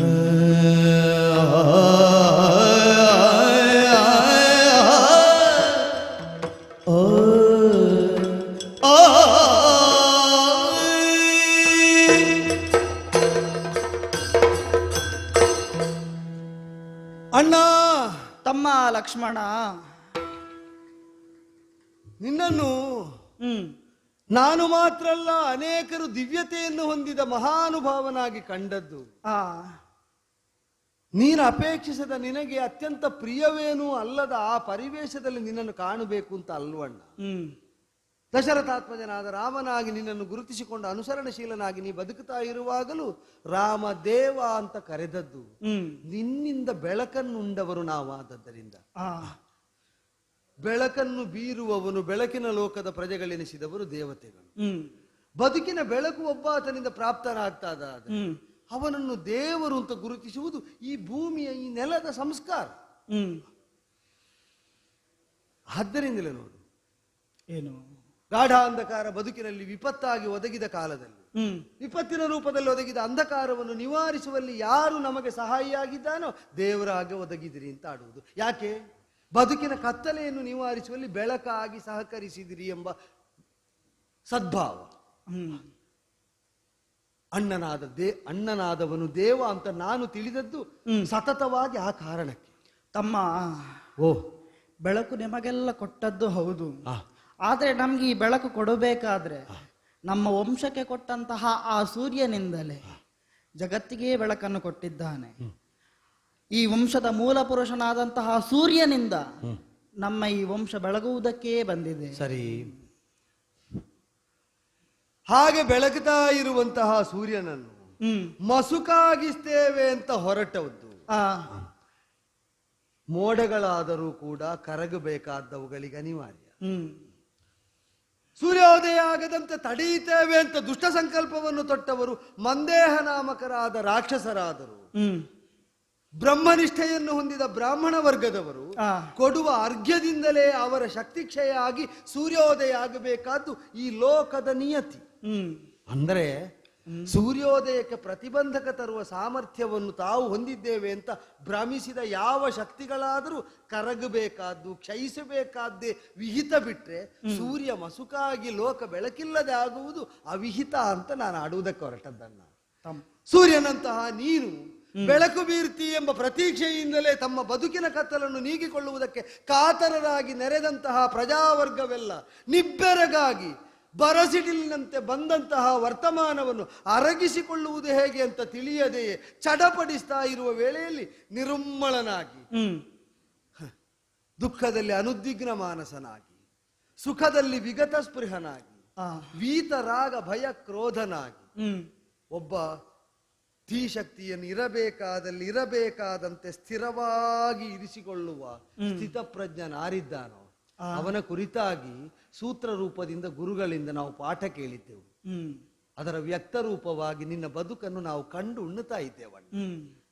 ಯಾವುದು ಉಲ್ಬಣವಾಗದಂತೆ ಆಗಬೇಕಾದ್ದೇ ಆಗುತ್ತಾ ಉಂಟು ಎಂಬಂತಹ ಒಂದು ನಿರುದ್ವಿಗ್ನ ಮಾನಸತೆಯಿಂದ ಐದುವುದೆಲ್ಲಿ ನೀನು ಹೋಗ್ತಾ ಇರುವುದನ್ನು ನಾನು ತಪ್ಪು ಅಂತ ಹೇಳುವುದಕ್ಕೆ ನಾನು ಅರಿತವನೇ ಅಲ್ಲ. ನಿನಗೆ ಹೋದದ್ದರಿಂದ ನಷ್ಟ ಇಲ್ಲದಿರಬಹುದು ಅಥವಾ ಲಾಭವೇ ಆಗಿರಬಹುದು. ನಾನು ಯೋಚಿಸ್ತಾ ಇರುವುದು ಹೋಗುವಾಗ ಹೋದದ್ದರಿಂದ ನಿನಗೇನಾಗುತ್ತದೆ ಅಂತಲ್ಲ, ನೀ ಹೋದದ್ದರಿಂದ ಉಳಿದವರ ಗತಿ ಏನಾಗುತ್ತದೆ ಅಂತ. ಐದುವುದೆಲ್ಲಿ ಪುಣ್ಯ ಪ್ರವಾಹ. ಯೋಚನೆ ಮಾಡೋಣ. ಭಾಗೀರಥಿಯನ್ನು ಭಾಗೀರಥಿಯಾಗಿಸಿದ ಭಗೀರಥ ಉದಿಸಿದ ವಂಶ ಇದು. ಹೌದು. ಸೂರ್ಯವಂಶದವರು ಮೀಯುವುದಕ್ಕೆ ಹೊರಟಾಗ ಭಾಗೀರಥಿ ಬತ್ತಿ ಹೋಗುತ್ತಾಳೆ ಅಂತ ಆದ್ರೆ ಮತ್ತವರ ಪುಣ್ಯ ಕ್ಷಯಿಸಿದೆ ಅಂತ ಬೇರೆ ಭಾಷ್ಯ ಬೇಕು. ಪುಣ್ಯವಾರಿಧಿ ಪ್ರತಿನಿತ್ಯ ನಾವು ಮುಳುಗೇಳುವುದಕ್ಕಾಗಿಯೇ ಸಿದ್ಧವಾದ ಪುಣ್ಯ ಪ್ರವಾಹ ಅಂತ ನಮಗೆ ನಂಬುಗೆ ಇದ್ದದ್ದು. ನೀನಿರಬೇಕಾದದ್ದು ನಿನಗಾಗಿ ಅಲ್ಲಣ್ಣ, ನಮಗಾಗಿ. ಪುರುಷ ರತ್ನನು ಹುಟ್ಟಿದ್ದರಲ್ಲಿ ಶ್ರೇಷ್ಠವಾದದ್ದಕ್ಕೆ ರತ್ನ ಎಂಬುದು ಉತ್ತರ ಪದವಾಗಿ ಸೇರಿಕೊಳ್ಳುತ್ತದಂತೆ ಹಿರಿಯರ ಹಾಗಲ್ವ ಹೇಳಿದ್ದು. ರತ್ನ ಸಾನು ಅಂದ್ರೆ ರತ್ನಗಳು, ಹೊಳಪುಳ್ಳಂತಹ ಕಲ್ಲುಗಳು, ದ್ರವ್ಯಗಳು, ಅದಕ್ಕೂ ರತ್ನ ಅಂತ ಅನ್ನುವುದು. ಆದರೆ ಖಡ್ಗರತ್ನ ಅಂದ್ರೆ, ಗಜರತ್ನ ಅಂದ್ರೆ ಹುಟ್ಟಿದ ಗಜಗಳಲ್ಲಿ ಶ್ರೇಷ್ಠವಾದದ್ದು, ಇರುವ ಖಡ್ಗಗಳಲ್ಲಿ ಉತ್ತಮವಾದದ್ದು ಅಂತ ತಾತ್ಪರ್ಯ. ಕಂಡ ಪುರುಷರಲ್ಲಿ ಶ್ರೇಷ್ಠನಾದದ್ದರಿಂದ ಪುರುಷರತ್ನನು. ಇದು ನನ್ನ ಅನುಭವದ ಮಾತನ್ನ ಹೇಳ್ತಾ ಇಲ್ಲ. ಯೋಚಿಸು. ಯೋಚಿಸಿದ್ರೆ ವಸಿಷ್ಠರು ಮತ್ತು ನೀನು ಯೋಚಿಸಲಿಲ್ಲ ಅಂತ ಆಡಿದ್ದಲ್ಲ ಅಣ್ಣ. ನಾನು ಯೋಚಿಸಿದ ಬಗೆಯನ್ನೊಮ್ಮೆ ಯೋಚಿಸು ಅಂತ ಬೇಡಿದ್ದು. ವಸಿಷ್ಠರಾಗಲಿ ವಿಶ್ವಾಮಿತ್ರರಾಗಲಿ ಆ ಕಾಮಿಸಿದ್ದು ಬ್ರಹ್ಮನಿಷ್ಠೆಯನ್ನು ಹೊಂದಿದ ಬ್ರಾಹ್ಮಣ್ಯವನ್ನು ಮೊದಲಿಗೆ. ಮತ್ತು ಅವರಿಬ್ಬರು ಒಂದೇ ವಸ್ತುವಿಗಾಗಿ ಕಾಮಿಸಿದ್ದರೆ ಕಾಮಿತವನ್ನೀಯಬಲ್ಲಂತಹ ಕಾಮಧೇನುವಿಗಾಗಿ. ಆ ಬಳಿಕ ಅವರು ಇಬ್ಬರು ಒಂದಾಗಿ ಕಾಮಿಸಿದ್ದರೆ ಕಾಮಿತಾರ್ಥ ಪ್ರದಾಯಕನಾದ ರಾಮನಿಗಾಗಿ. ಹಾಗಾದರೆ ಪರಬ್ರಹ್ಮ ವಸ್ತುವನ್ನು ಇಚ್ಛಿಸಿದ್ದನ್ನು ಕೊಡಬಲ್ಲ ಕಾಮಧೇನುವನ್ನು ಕಾಮಿಸಬಲ್ಲ ಉಭಯ ಸಂಸ್ಕೃತ ಮನಸ್ಸುಗಳು, ಸುಸಂಸ್ಕೃತ ಮನಸ್ಸುಗಳು ರಾಮನಿಗಾಗಿ ಏಕಾಪೇಕ್ಷೆಯನ್ನು ಮುನ್ನಡೆಸ್ತದೆ ಅಂತಾದರೆ ಒಂದೊಮ್ಮೆಗೆ ಅವರಲ್ಲಿ ದ್ವಂದ್ವವಿದ್ದರೂ ಏಕಾಂಗಿಯಾಗಿದ್ದಾರೆ ಅವರು. ಈ ಕಾಲದಲ್ಲಿ ತತ್ವಕ್ಕಿಂತ ಧೇನುವಿಗಿಂತ ನಿನಗೆ ಅಧಿಕ ಮಹತ್ವ ಕೊಟ್ಟಿದ್ದಾರೆ ಅಂತ ನಾನು ಕಂಡದ್ದು ಯಾಕೆ ಗೊತ್ತೋ? ಯಾಕೆ? ಬ್ರಹ್ಮ ಸಾಕ್ಷಾತ್ಕಾರ ಆಗಬೇಕಾದ್ರೆ ಅವರವರೇ ತಪಸ್ಸು ಮಾಡಿ ಸಾಧನೆ ಮಾಡಬೇಕು ಎಂಬ ನೆಲೆಯಲ್ಲಿದ್ದರು. ವಸಿಷ್ಠರ ತಪಸ್ಸಿನಿಂದ ವಸಿಷ್ಠರು, ವಿಶ್ವಾಮಿತ್ರರ ತಪಸ್ಸಿನಿಂದ ವಿಶ್ವಾಮಿತ್ರರು. ಧೇನು ಸಂಪಾದನೆ ನನಗಿದ್ದದ್ದು ನಿನಗಲ್ಲ, ನಿನಗೆ ಸಿಗಬೇಕಾದ್ದು ನನ್ನಲ್ಲಿಲ್ಲ. ಈ ಭಾವದಿಂದಲೇ ಅಲ್ವೋ ವಸಿಷ್ಠರು ವಿಶ್ವಾಮಿತ್ರರು ಇದ್ದದ್ದು. ಹೌದು. ಆದರೆ ರಾಮನಿಗಾಗುವಾಗ ನನ್ನಲ್ಲಿದ್ದದ್ದು ನಿನಗೂ ಇರಲಿ, ನೀ ಕೊಂಡು ಹೋದದ್ದು ನನ್ನಲ್ಲಿಗೂ ಮರಳಿ ಬರಲಿ, ಈ ಔದಾರ್ಯ ಕಂಡೆ. ಪರಬ್ರಹ್ಮ ವಿಷಯಕವಾಗಿಯೂ ಧೇನು ವಿಷಯಕವಾಗಿಯೂ ಇಲ್ಲದ ಔದಾರ್ಯ ರಾಮ ವಿಷಯಕವಾಗಿ ಜಾಗೃತವಾಗಿದೆ ವಸಿಷ್ಠರಲ್ಲೂ ವಿಶ್ವಾಮಿತ್ರರಲ್ಲೂ. ಅಂದರೆ ಯಾರು ಕೊಂಡೊಯ್ದರು ಇನ್ನೊಬ್ಬರಿಗೆ ಇಲ್ಲ ಅಂತ ಆಗ ಕೂಡದ ಸತ್ವ ರಾಮ ಅಂತಂದ್ರೆ ಅದನ್ನು ನಾವು ಪ್ರತ್ಯಕ್ಷವಾಗಿಯೇ ಕಂಡಿದ್ದೇವಲ್ಲ. ಆದ್ದರಿಂದ ವಿಶ್ವಾಮಿತ್ರರು ಕರೆದುಕೊಂಡು ಹೋಗುವಾಗ ನಮ್ಮ ಅಪ್ಪಯ್ಯ ಏನೋ ವಿರೋಧವನ್ನ ಮಾತನಾಡಿದ್ರು, ಆದ್ರೆ ಅವರಿಗೆ ಸಮಾಧಾನ ನುಡಿಯನ್ನ ಹೇಳಿದವರು ವಸಿಷ್ಠರೇ ಅಲ್ವಾ, ನಮ್ಮ ಗುರುಗಳಾದವರು. ಆದ್ದರಿಂದಲೇ ಕೊಂಡೊಯ್ದಲ್ಲಿಗೆ ಕಳೆದುಕೊಳ್ಳುವುದಿಲ್ಲ ಅಂತ ಭರವಸೆ ಬಂದ ಮೇಲೆ ಅಪ್ಪಯ್ಯನಾದರೂ ಬಿಟ್ಟುಕೊಟ್ಟು ಅಹಂ ವೇದ್ಮಿ ಮಹಾತ್ಮಾನಂ, ನಾನು ತಿಳಿದಿದ್ದೇನೆ ರಾಮ ಏನು ಅಂತ, ವಸಿಷ್ಠರು ತಿಳಿದಿದ್ದಾರೆ. ಇದು ವಿಶ್ವಾಮಿತ್ರ ವಚನವಾದ ಕಾಲದಲ್ಲಿ ಅವರಿಬ್ಬರು ಅರಿತು ಪರಸ್ಪರರಿಗೆ ಒದಗಿಸಿ ಯಾರೂ ಕಳೆದುಕೊಳ್ಳದೆ ಎಲ್ಲವೂ ಪೂರ್ಣವಾಗುತ್ತದೆ ಎಂಬ ವಿಶ್ವಾಸದಿಂದ ವಿಶ್ವಾಮಿತ್ರರ ಜೊತೆಯಲ್ಲಿ ವಸಿಷ್ಠರು ನಿನ್ನನ್ನು ಕಳಿಸಿಕೊಡುವುದಕ್ಕೆ, ಜೊತೆಗೆ ನಾ ಸೇರಿಕೊಂಡದ್ದು ಆನುಷಂಗಿಕವಾಗಿ ಕಳಿಸಿಕೊಡುವುದಕ್ಕೆ ಒಪ್ಪಿದ್ದಾರೆ. ಆ ಮಾತು ಎಷ್ಟು ಪೂರ್ಣವಾಯಿತು ಅಂತ ಅನುಭವದಿಂದ ಸಿದ್ಧ ಆಗಿದೆ. ಪುರುಷ ರತ್ನವೇ ಅಂದದ್ದು ಅದಕ್ಕೆ. ಪೌರುಷದ ಪ್ರತೀಕವಾಗಿ ನೀನು ಸುಬಾಹು ಮಾರೀಚರನ್ನು ನಿಗ್ರಹಿಸಿದ್ದೋ ತಾಟಕಾವಧೆ ಮಾಡಿದ್ದನ್ನು ಮಾತ್ರ ಉಲ್ಲೇಖಿಸಿ ಆಡ್ತಾ ಇಲ್ಲ. ಜನಕರೆಂಬ ರಾಜರ್ಷಿಗೆ ಸಿಕ್ಕಿದಂತಹ ಶಿವಧನುರ್ಭಂಜನವನ್ನು ಮಾಡಿದ ಪೌರುಷ ನಿನ್ನದಾದರೆ ಅದರಿಂದ ಕಲ್ಯಾಣ ಸಿದ್ಧವಾದದ್ದು ನಮ್ಮದು. ಯೋಚಿಸು, ನೀ ಮಾಡಿದ ಕೃತ್ಯದ ಕಲ್ಯಾಣ ಪರಂಪರೆಯಲ್ಲಿ ನಾವು ಭಾಗಿಗಳು ಅಂತ ಆದ ಮೇಲೆ ಈಗ ನೀನೊಬ್ಬನೇ ಹೊರಟು ನಿಂತರೆ ನಮ್ಮ ಬದುಕಿನ ಕಲ್ಯಾಣ ನಿರಾಕೃತ ಆಗುತ್ತದೆ ಅಂತ ನಾವು ನರಳಿದ್ರೆ ತಪ್ಪೋ? ನೀನು ಮನದಲ್ಲಿ ಹುಟ್ಟುವ ಸರ್ವಭಾವಕ್ಕೂ ಪಿತೃಸ್ಥಾನದಲ್ಲಿರುವವನನ್ನ, ನಿನ್ನನ್ನು ಹಾಗೇ ನಾ ತಿಳಿದದ್ದು. ಈ ಮನದಲ್ಲಿ ಯಾವ ಭಾವ ಉದಿಸುವುದಿದ್ದರೂ ಅದು ರಾಮಕೇಂದ್ರಿತವಾಗಿರ್ತದೆ ಎಂಬುದರಿಂದಲೇ ಈಗ ನೀನು ಹೊರಟು ನಿಂತದ್ದು ಎಂಬುದು ಸಾಕೇತಕ್ಕೆ ಮರಳಿ ಯಾರಿಂದಲೂ ಯಾವ ವಿಧದಿಂದಲೂ ತುಂಬಿಸಿಕೊಳ್ಳಲಾಗದ ಅಗಾಧವಾದ ನಷ್ಟ ಎಂಬ ಪ್ರಜ್ಞೆಯಿಂದ ತತ್ತರಿಸಿ ಹೋದವರ ಧ್ವನಿಯಾಗಿ ಲಕ್ಷ್ಮಣ ಮುಂದಾಗಿ ಬಂದು ನಿಂತಿದ್ದಾನೆ ಅಂತ ತಿಳಿಯುವ ಕೃಪೆ ಮಾಡಬೇಕು. ಅಣ್ಣ, ತಮ್ಮ, ಅಣ್ಣ, ತುಂಬಿಸಿಕೊಳ್ಳಲಾಗದಂತೆ ನಾವು ಸಾಕೇತವನ್ನು ಬರಿದಾಗಿಸುವ ಬದಲು ಬರಿದಾಗಿಸುವ ದುಷ್ಟ ಸಂಕಲ್ಪವನ್ನೇ ಇಲ್ಲ ಅಂತ ಮಾಡಿದರೆ ತಮ್ಮ, ಇಲ್ಲಿಯವರೆಗೆ ಹಲವಾರು ಮಾತನ್ನಾಡಿಕೊಂಡು ಬಂದಿದ್ದಿ. ರತ್ನ ವಜ್ರ ವೈಡೂರ್ಯ ಎನ್ನುವುದಾಗಿ. ಆ ವೈಡೂರ್ಯ ರತ್ನ ಹೊಳೆಯಬೇಕಾದ್ರೆ ಅದಕ್ಕೆ ಮಾಡಬೇಕಾದಂತಹ ಕಾರ್ಯಗಳು ಬೇಕಾದಷ್ಟು ಇವೆಯಲ್ಲ. ಹೌದು. ಅಂತಹ ಒಂದು ಕಾರ್ಯಕ್ಕ ಏನು ಆ ಮಾತೆ ಮನಸ್ಸು ಮಾಡಿಕೊಂಡು ಅಣ್ಣ, ಸ್ವರ್ಣದ ಚೌಕಟ್ಟಿನಲ್ಲಿ ರತ್ನ ಇಟ್ಟರೆ ಅದರ ಹೊಳಪಿನ ಜೊತೆಯಲ್ಲಿ ಶೋಭೆಯೂ ವರ್ಧಿಸ್ತದೆ. ಅದಕ್ಕೆ ಕೆಸರನ್ನು ಮೆತ್ತುವ ದುಷ್ಟ ಸಂಕಲ್ಪ ಮಾಡಿದರೆ ಇದ್ದ ಹೊಳಪು ಕಳೆದು ಹೋಗಬೇಕು, ಲೋಕ ಆಸ್ವಾದಿಸದಂತೆ ಆಗಬೇಕು ಎಂಬ ದೌಷ್ಟ್ಯ ಮಾತ್ರ ಅದರಿಂದ ಪ್ರಕಟ ಆಗುತ್ತದೆ. ಕೆಸರಿನ ಕೊಳೆ ಅದನ್ನು ಮೆತ್ತಿದವನ ಸಂಕಲ್ಪದಲ್ಲಿರುವುದಣ್ಣ. ಹಾಗೆ ದುಷ್ಟ ಸಂಕಲ್ಪ ಮಾಡಿ ರಾಮರತ್ನವನ್ನು ಮಸುಕಾಗಿಸುವಂತಹ ಅವಳಿಗೆ ಈ ರತ್ನ ಮಾರಿ ಹೋಗಲಿಲ್ಲ ಗೊತ್ತಿದ್ದದ್ರಿಂದಲೇ ನಾನು ಆಡ್ತಾ ಇರುವುದಣ್ಣ.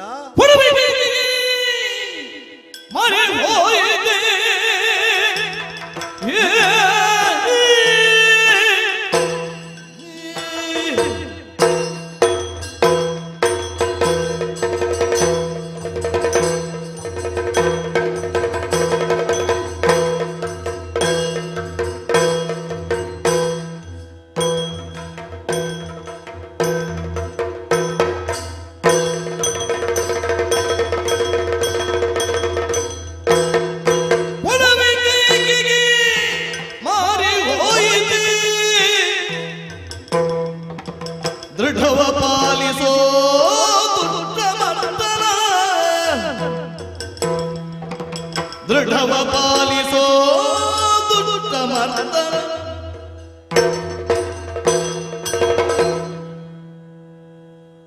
ಪಡವಿ ಎಂಬುದು ಕೈಕೇಯಿಯ ನಿರ್ಣಯಕ್ಕೆ ಅಧೀನವಾಗಿ ಉಳಿಯಬೇಕಾದದ್ದಲ್ಲ ಅಂತ ಎಲ್ಲರಿಗೂ ಸ್ಪಷ್ಟ ಇರುವ ಕಾಲ ಇದು.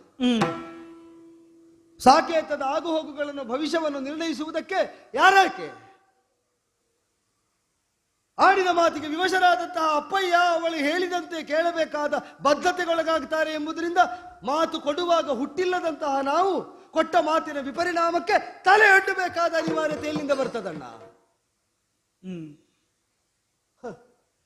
ಯಾರಿಗೂ ಕೊಳ್ಳುವುದಕ್ಕಾಗದ, ಯಾರೂ ಭೇದಿಸುವುದಕ್ಕಾಗದ, ಹೋರಾಡಿ ಗೆಲ್ಲುವುದಕ್ಕಾಗದ ನೆಲೆಗೆ ಅಯೋಧ್ಯ ಅಂತ ಹೆಸರಿರುವುದು ಹೌದಾದರೆ ಒಬ್ಬಾಕೆ ಅದನ್ನು ಕ್ರಯಕ್ಕೆ ಪಡೆದವಳಂತೆ, ಇಲ್ಲಿದ್ದವರದನ್ನು ಮಾರಾಟಕ್ಕೆ ಕೊಟ್ಟು ಬಿಟ್ಟವರಂತೆ ವರ್ತಿಸ್ತಾಳೆ ಅಂತಾದರೆ ಆ ವರ್ತನೆಯ ಭಾವದ ಲಾಘವವನ್ನು ನಿವಾರಿಸುವ ಹೊಣೆ. ನಾವು ಸಂಕಲ್ಪವನ್ನು ತಳೆಯಬೇಕು ಅಂತಾದ್ರೆ ಅದಕ್ಕೊಂದು ದಾರ್ಢ್ಯ ಬೇಕು, ಒಂದು ದೃಢ ಬೇಕು. ಆ ದೃಢವನ್ನು ಪಾಲಿಸುವವನು ನೀನು ಅಂತ ರಕ್ಷಾಕರನಾದಂತಹ ಪಾಲಕನಾದಂತಹ ನಿನ್ನನ್ನು ಒಪ್ಪಿಯೇ ಆಡುವ ಮಾತಿಷ್ಟು. ಹೇಳಣ್ಣ, ಒಬ್ಬರಿಗಾಗಿಯೋ ಇಬ್ಬರಿಗಾಗಿಯೋ ರಾಜನಾಗ್ತೇನೆ ಯುವರಾಜನಾಗ್ತೇನೆ ಅಂತ ಹೊರಟವನಲ್ವಲ್ಲ ನೀನು. ಸಭಾಸದರ ಮುಂಭಾಗದಲ್ಲಿ ಹೀಗೆ ವಿಪರಿಣಾಮವನ್ನು ದುಶ್ಶಕುನ ಮೂಲಕವಾಗಿ ಗಮನಿಸಿದಂತಹ ನಾನು ನನ್ನಲ್ಲಿದ್ದಂತಹ ಅಧಿಕಾರವನ್ನು ಉತ್ತರಾಧಿಕಾರಿಯಾಗಿ ರಾಮನಿಗೆ ಹೊರಿಸ್ತೇನೆ ಅಂತ ಆಡಿದ ಕಾಲದಲ್ಲಿ ಉಗೆ ಉಗೆ ಅಂತ ಜಯಕಾರ ಮಾಡಿತು ಸಾಕೇತದ ಪ್ರಜಾವರ್ಗ. ಪರೀಕ್ಷಾರ್ಥವಾಗಿ ಅಪ್ಪಯ್ಯ ಕೇಳಿದ್ರಲ್ಲ, ಅಲ್ಲ 60,000 ವರ್ಷಗಳ ಸುದೀರ್ಘಾವಧಿಗೆ ನಾನು ಆಳ್ವಿಕೆ ಮಾಡಿ ಹಸ್ತಾಂತರ ಮಾಡುವಾಗ ಇದು ತನಕ ಪಿತೃವತ್ ಪಾಲಿಸಿದಂತಹ ಒಬ್ಬಾತ ಪ್ರಭು ಹೋಗ್ತಾನೆ ಎಂಬ ವಿಷಾದ ಕಾಣಲಿಲ್ಲ. ಇದು ತನಕ ಒಂದು ದಿನವೂ ಪಾಲಿಸದ ರಾಮಚಂದ್ರ ಪ್ರಭು ಆಗ್ತಾನೆ ಅಂತ ಸಂತೋಷಾತಿರೇಕವೇ ನಿಮ್ಮಲ್ಲಿ ಕಂಡಿತು ಅಂತಾದರೆ, ನಾ ಮಾಡಿದ ಕೃತ್ಯದಲ್ಲಿ ದೋಷಗಳಿದ್ದದ್ದರಿಂದ ಪರಿವರ್ತನೆ ಬರ್ತದೆ ಅಂದಾಗ ಒಪ್ಪಿ ನೀವು ಹರ್ಷೋದ್ಗಾರ ಮಾಡುವುದು ಅಂತ ಪ್ರಶ್ನಿಸಿದರು. ಏನು ಹೇಳಿದರು? ದಶರಥ ಭೂಪತಿಯಲ್ಲಿ ನಮ್ಮ ಅಪ್ಪಯ್ಯನಲ್ಲಿ ದೋಷ ಇದ್ದದ್ರಿಂದ ನಿನ್ನನ್ನು ಸ್ವೀಕರಿಸ್ತೇನೆ ಅಂತ ಆಡಿದ್ರು. ಯಾವ ಗುಣಗಳು ಒಗ್ಗೂಡಿಸಲಾಗದಷ್ಟು ಹಿರಿತನವನ್ನು ಮಹತ್ವಿಕೆಯನ್ನು ತನ್ನೊಳಗಿರಿಸಿಕೊಂಡಂತಹ ರಾಮಚಂದ್ರ ಬರ್ತಾನೆ ಅಂತಾದರೆ, ಗತಯೌವನನಾದಂತಹ ದಶರಥ ಭೂಪತಿಯ ಕರ್ತೃತ್ವಕ್ಕೆ ವಿಶಿಷ್ಟತೆ ಪ್ರಾಪ್ತವಾಗುವುದು ಮತ್ತೆ ಯೌವನ ರಾಮನ ರೂಪದಲ್ಲಿ ಹುಟ್ಟಾದಾಗ. ದಶರಥ ಭೂಪತಿ ಯೌವನಸ್ಥನಾದಾಗ 60,000 ವರ್ಷದ ಅನುಭವ ಇರಲಿಲ್ಲ. 60,000 ವರ್ಷದ ಅನುಭವ ಬಂದಾಗ ಅವನ ಯೌವನ ಕಳೆದು ಹೋಗಿತ್ತು. 60,000 ವರ್ಷದ ಯೌವನ ಅನುಭವ ಮತ್ತೆ ಯೌವನದಿಂದ ಕಂಗೊಳಿಸುವುದಿದ್ರೆ ರಾಮನ ರೂಪದಲ್ಲಿ ಅಂತ ಉತ್ತರ ಹೇಳಿತು. ಇದೇನು ಅನುಭವ ಬೇಕು ಅಂತಾದರೆ ಪ್ರಾಯ ಆಗಬೇಕು, ಪ್ರಾಯ ಆದರೆ ಯೌವನ ಹೋಗುತ್ತದೆ. ಅನುಭವವು ಪ್ರಾಯವು ಒಂದೇ ಆಗುತ್ತದೆ, ಒಂದೆಡೆ ಸೇರ್ತದೆ ಅಂತಾದರೆ ಅದಕ್ಕೆ ಅಘಟಿತ ಘಟನೆ ಅಂತ ಶಾಸ್ತ್ರಜ್ಞರಾದವರು ಉತ್ತರ ಕೊಡುವುದು. ಏನಣ್ಣ, ಹಿಂದಿನ ಕಾಲದಲ್ಲಿ ಕಂಡು ಕೇಳಿ ಅರಿಯದ್ದು, ಮುಂದೆ ಬರ್ತದೆ ಅಂತ ಭರವಸೆ ಇಡುವುದಕ್ಕೆ ಸಾಧ್ಯ ಇಲ್ಲದ್ದು ಇಂತಹ ರಾಮನ ಪ್ರಭುತ್ವ ಈ ಸಾಕೇತಕ್ಕೆ ಒದಗುವುದು. ಅದನ್ನು ನಿವಾರಿಸುವಲ್ಲಿ ಕೈಕೆ ಪ್ರವೃತ್ತಳಾಗುತ್ತಾಳೆ ಅಂತಾದರೆ ಸರ್ವಜನರ ಹಿತಕ್ಕಾಗಿ, ಸರ್ವರ ಅಭ್ಯುತ್ಥಾನಕ್ಕಾಗಿ ಅವಳಾರು ಏನು ಅಂತ ನೋಡದೆ ನೀನು ದೃಢತೆಯನ್ನು ನೀನು ಮುನ್ನಡೆ ಅಂತ ಒಂದು ಮಾತಿನಿಂದ ಕಲ್ಪಿಸಿದರೆ ಎಳೆದು ಸೆರೆಮನೆಗಿಕ್ಕುತ್ತಾನೆ. ಪ್ರತಿಭಟಿಸಿದರೆ ದಶ ದಿಕ್ಕುಗಳಲ್ಲಿ ಅಪ್ರತಿಹತವಾದ ಗತಿಯನ್ನು ಹೊಂದಿದಂತಹ ರಥವೇರಿದ ದಶರಥ ಭೂಪತಿಯ ಕೀರ್ತಿ ಮಸುಕಾಗುವಂತೆ ಜೊತೆಯಾಗಿಯೇ ನೀನು ಬೇಕು ಅಂತ ಹೇಳಿದ್ರೆ ನಾನು ಮಾಡ್ತೇನೆ ಅಂತಲ್ಲ. ನನಗೆ ಕೈಕಾದೇವಿ ಸೆರೆಯಲ್ಲಿರುವುದು ಮುಖ್ಯ ಅಲ್ಲ. ಸ್ವಚ್ಛಂದತೆಯಲ್ಲಿದ್ದ ದಶರಥ ಭೂಪತಿ ನಿರ್ಬಂಧಿತನಾಗುವುದು ಅನಿವಾರ್ಯವಲ್ಲ. ನನ್ನ ಅಣ್ಣ ನನ್ನ ಕಣ್ಣ ಮುಂಭಾಗದಲ್ಲಿ ಅದೋ ರತ್ನಖಚಿತ ಸಿಂಹಾಸನದ ಹೊಳಪು ಹೆಚ್ಚಿಸುವಂತೆ ವಿರಾಜಿತನಾಗುವುದು ಮುಖ್ಯ. ಅದಕ್ಕೆ ಬೇಕಾದ ಯಾವುದಕ್ಕೂ ಸನ್ನದ್ಧನಾಗಿ ಬಂದು ಕೇಳ್ತಾ ಇರುವುದು ಒಂದು, ನಿನಗೆ ಸರಿ ಕಂಡದ್ದು ಮಾಡಿಬಿಡು. ಹೇಳಿದ್ಯಲ್ಲ ಅಪ್ಪ ಪಟ್ಟ ಕೊಡ್ತೇನೆ ಅಂದಾಗ ನಿಮಗೆ ಸರಿ ಕಂಡದ್ದನ್ನು ಮಾಡಿ ಅಂತ ಹೇಳಿದಿ. ಅಮ್ಮ ಹರಸಿದಾಗ ನಿನಗೆ ಸರಿ ಕಂಡಂತಹ ವ್ರತೋಪವಾಸ ಮಾಡು ಅಂತ ಹೇಳಿದಿ ಅಲ್ವಾ? ನಿನಗಾಗಿ ಕನಸು ಕಂಡವರು ತಾವು ಮಾಡ್ತೇವೆ ಅಂತ ಹೇಳಿದ್ದಕ್ಕೆಲ್ಲ ಅಸ್ತು ಅಸ್ತು ಅಸ್ತು ಅಂತ ಅಭ್ಯಾಸ ಇದ್ದವನು ನಿನಗಾಗಿ ನಾನು ಮಾಡುವುದಕ್ಕೆ ಹೊರಟ ಇದೊಂದಕ್ಕೆ ತಥಾಸ್ತು ಅಂತ ಹೇಳಿಬಿಡೋಣ. ತಮ್ಮ ಕೋಪ ಬಂತೇನು? ಸ್ವಲ್ಪ ಸೈರಿಸಿಕೊ ತಮ್ಮ. ಇನಿತೇಕೋ ಕೋಪ, ಸುಮ್ಮನೆ ಇರಪ್ಪ.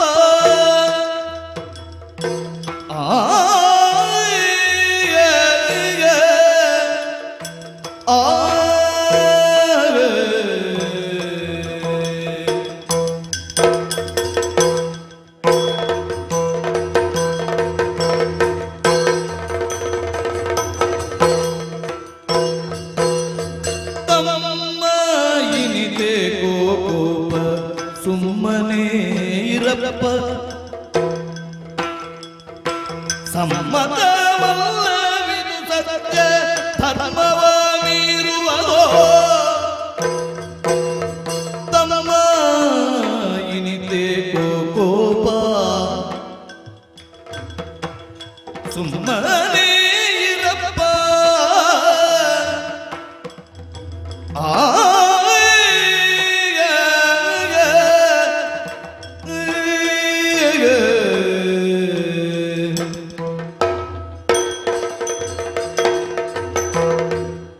ತಮ್ಮ ಅಣ್ಣ, ಉಗ್ರಾವೇಶವಾಗಿ ಹಲವಾರು ಮಾತನ್ನು ಮಾತನಾಡಿದಿ.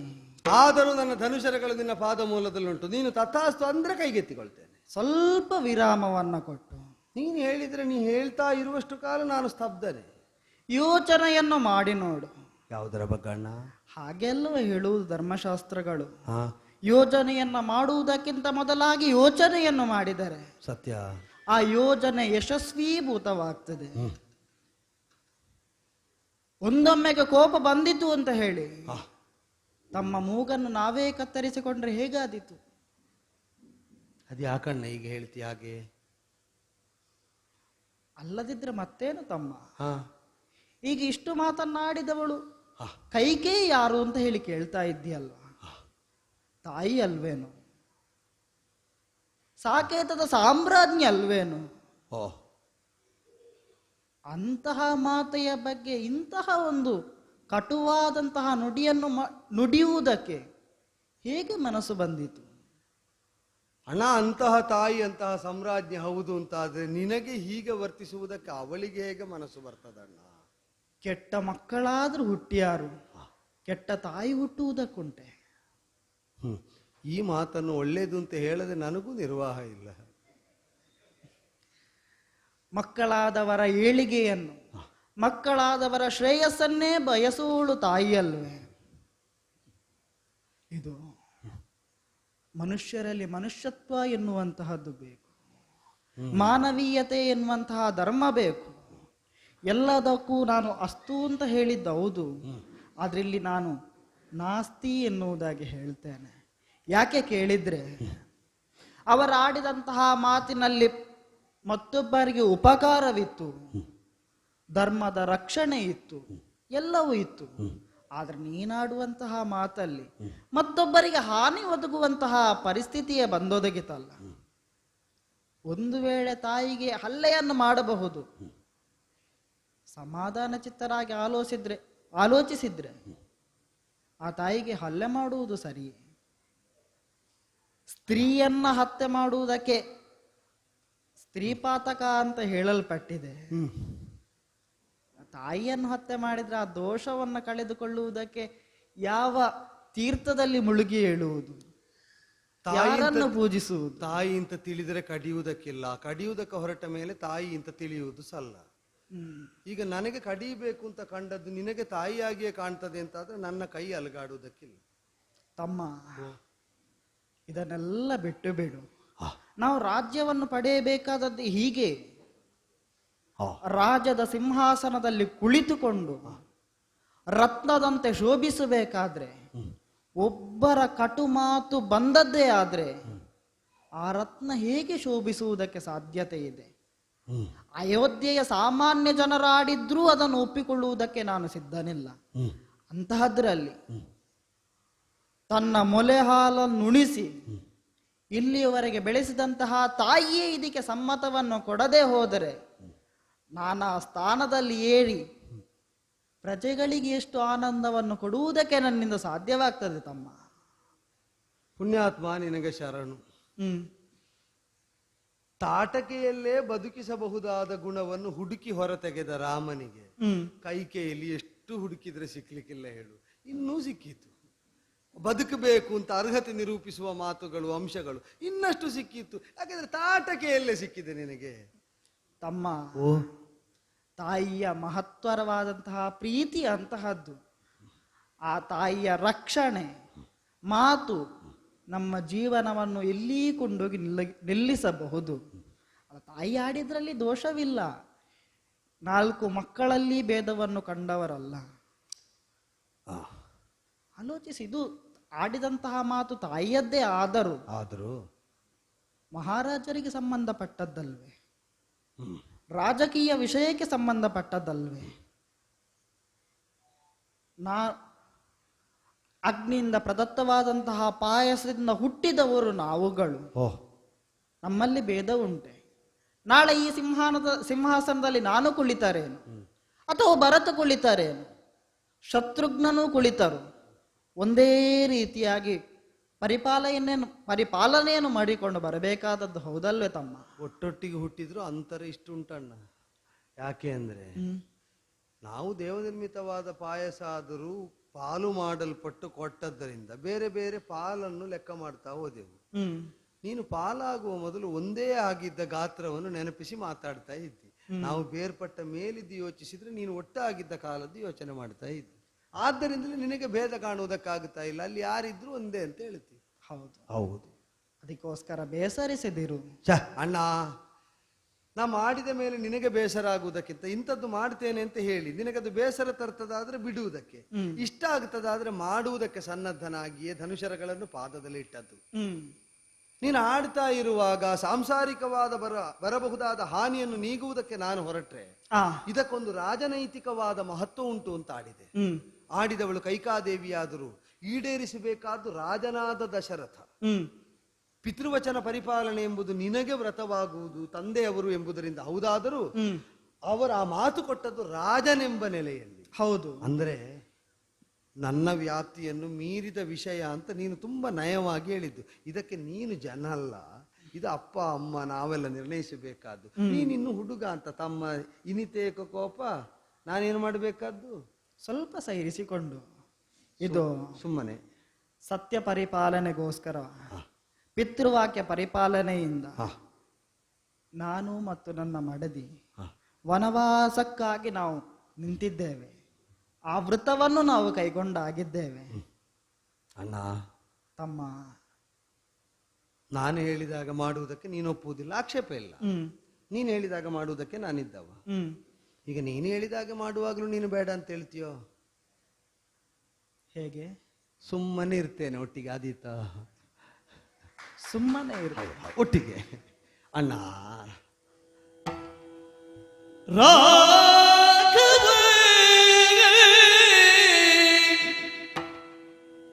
ನೀನಿಂದು ವನಗೆ ಹೋಗುವುದೇ ಬದ್ಧವಾದರೆ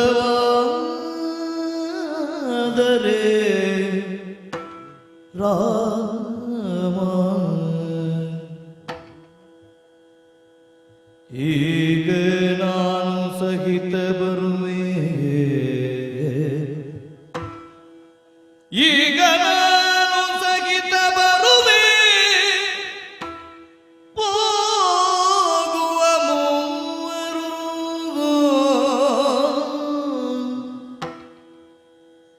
ಈಗ ನಾನು ಸಹಿತ ಬರುವೆ ಹೋಗುವ ಮೂವರು ರಾಘವ ಆ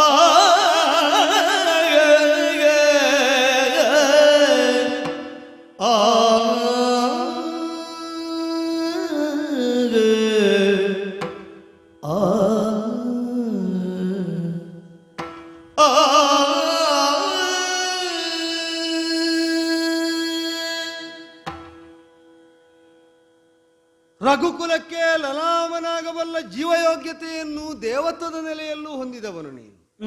ಅಂದರೆ ಬೆಳಕು ಬೀರುತ್ತಾ ಜೀವ ಪ್ರಪಂಚದಲ್ಲಿ ಸಹಜವಾದ ವ್ಯವಹಾರವನ್ನು ತೋರ್ತಾ ಇರುವವನು ನೀನು. ಬದ್ಧತೆಯನ್ನು ವ್ಯಕ್ತಪಡಿಸಿದ್ದಿ ಮಾತುರ ಮೂಲಕವಾಗಿ. ವನಕ್ಕೆ ಹೋಗುವುದೇ ಬದ್ಧ ಅಂತ.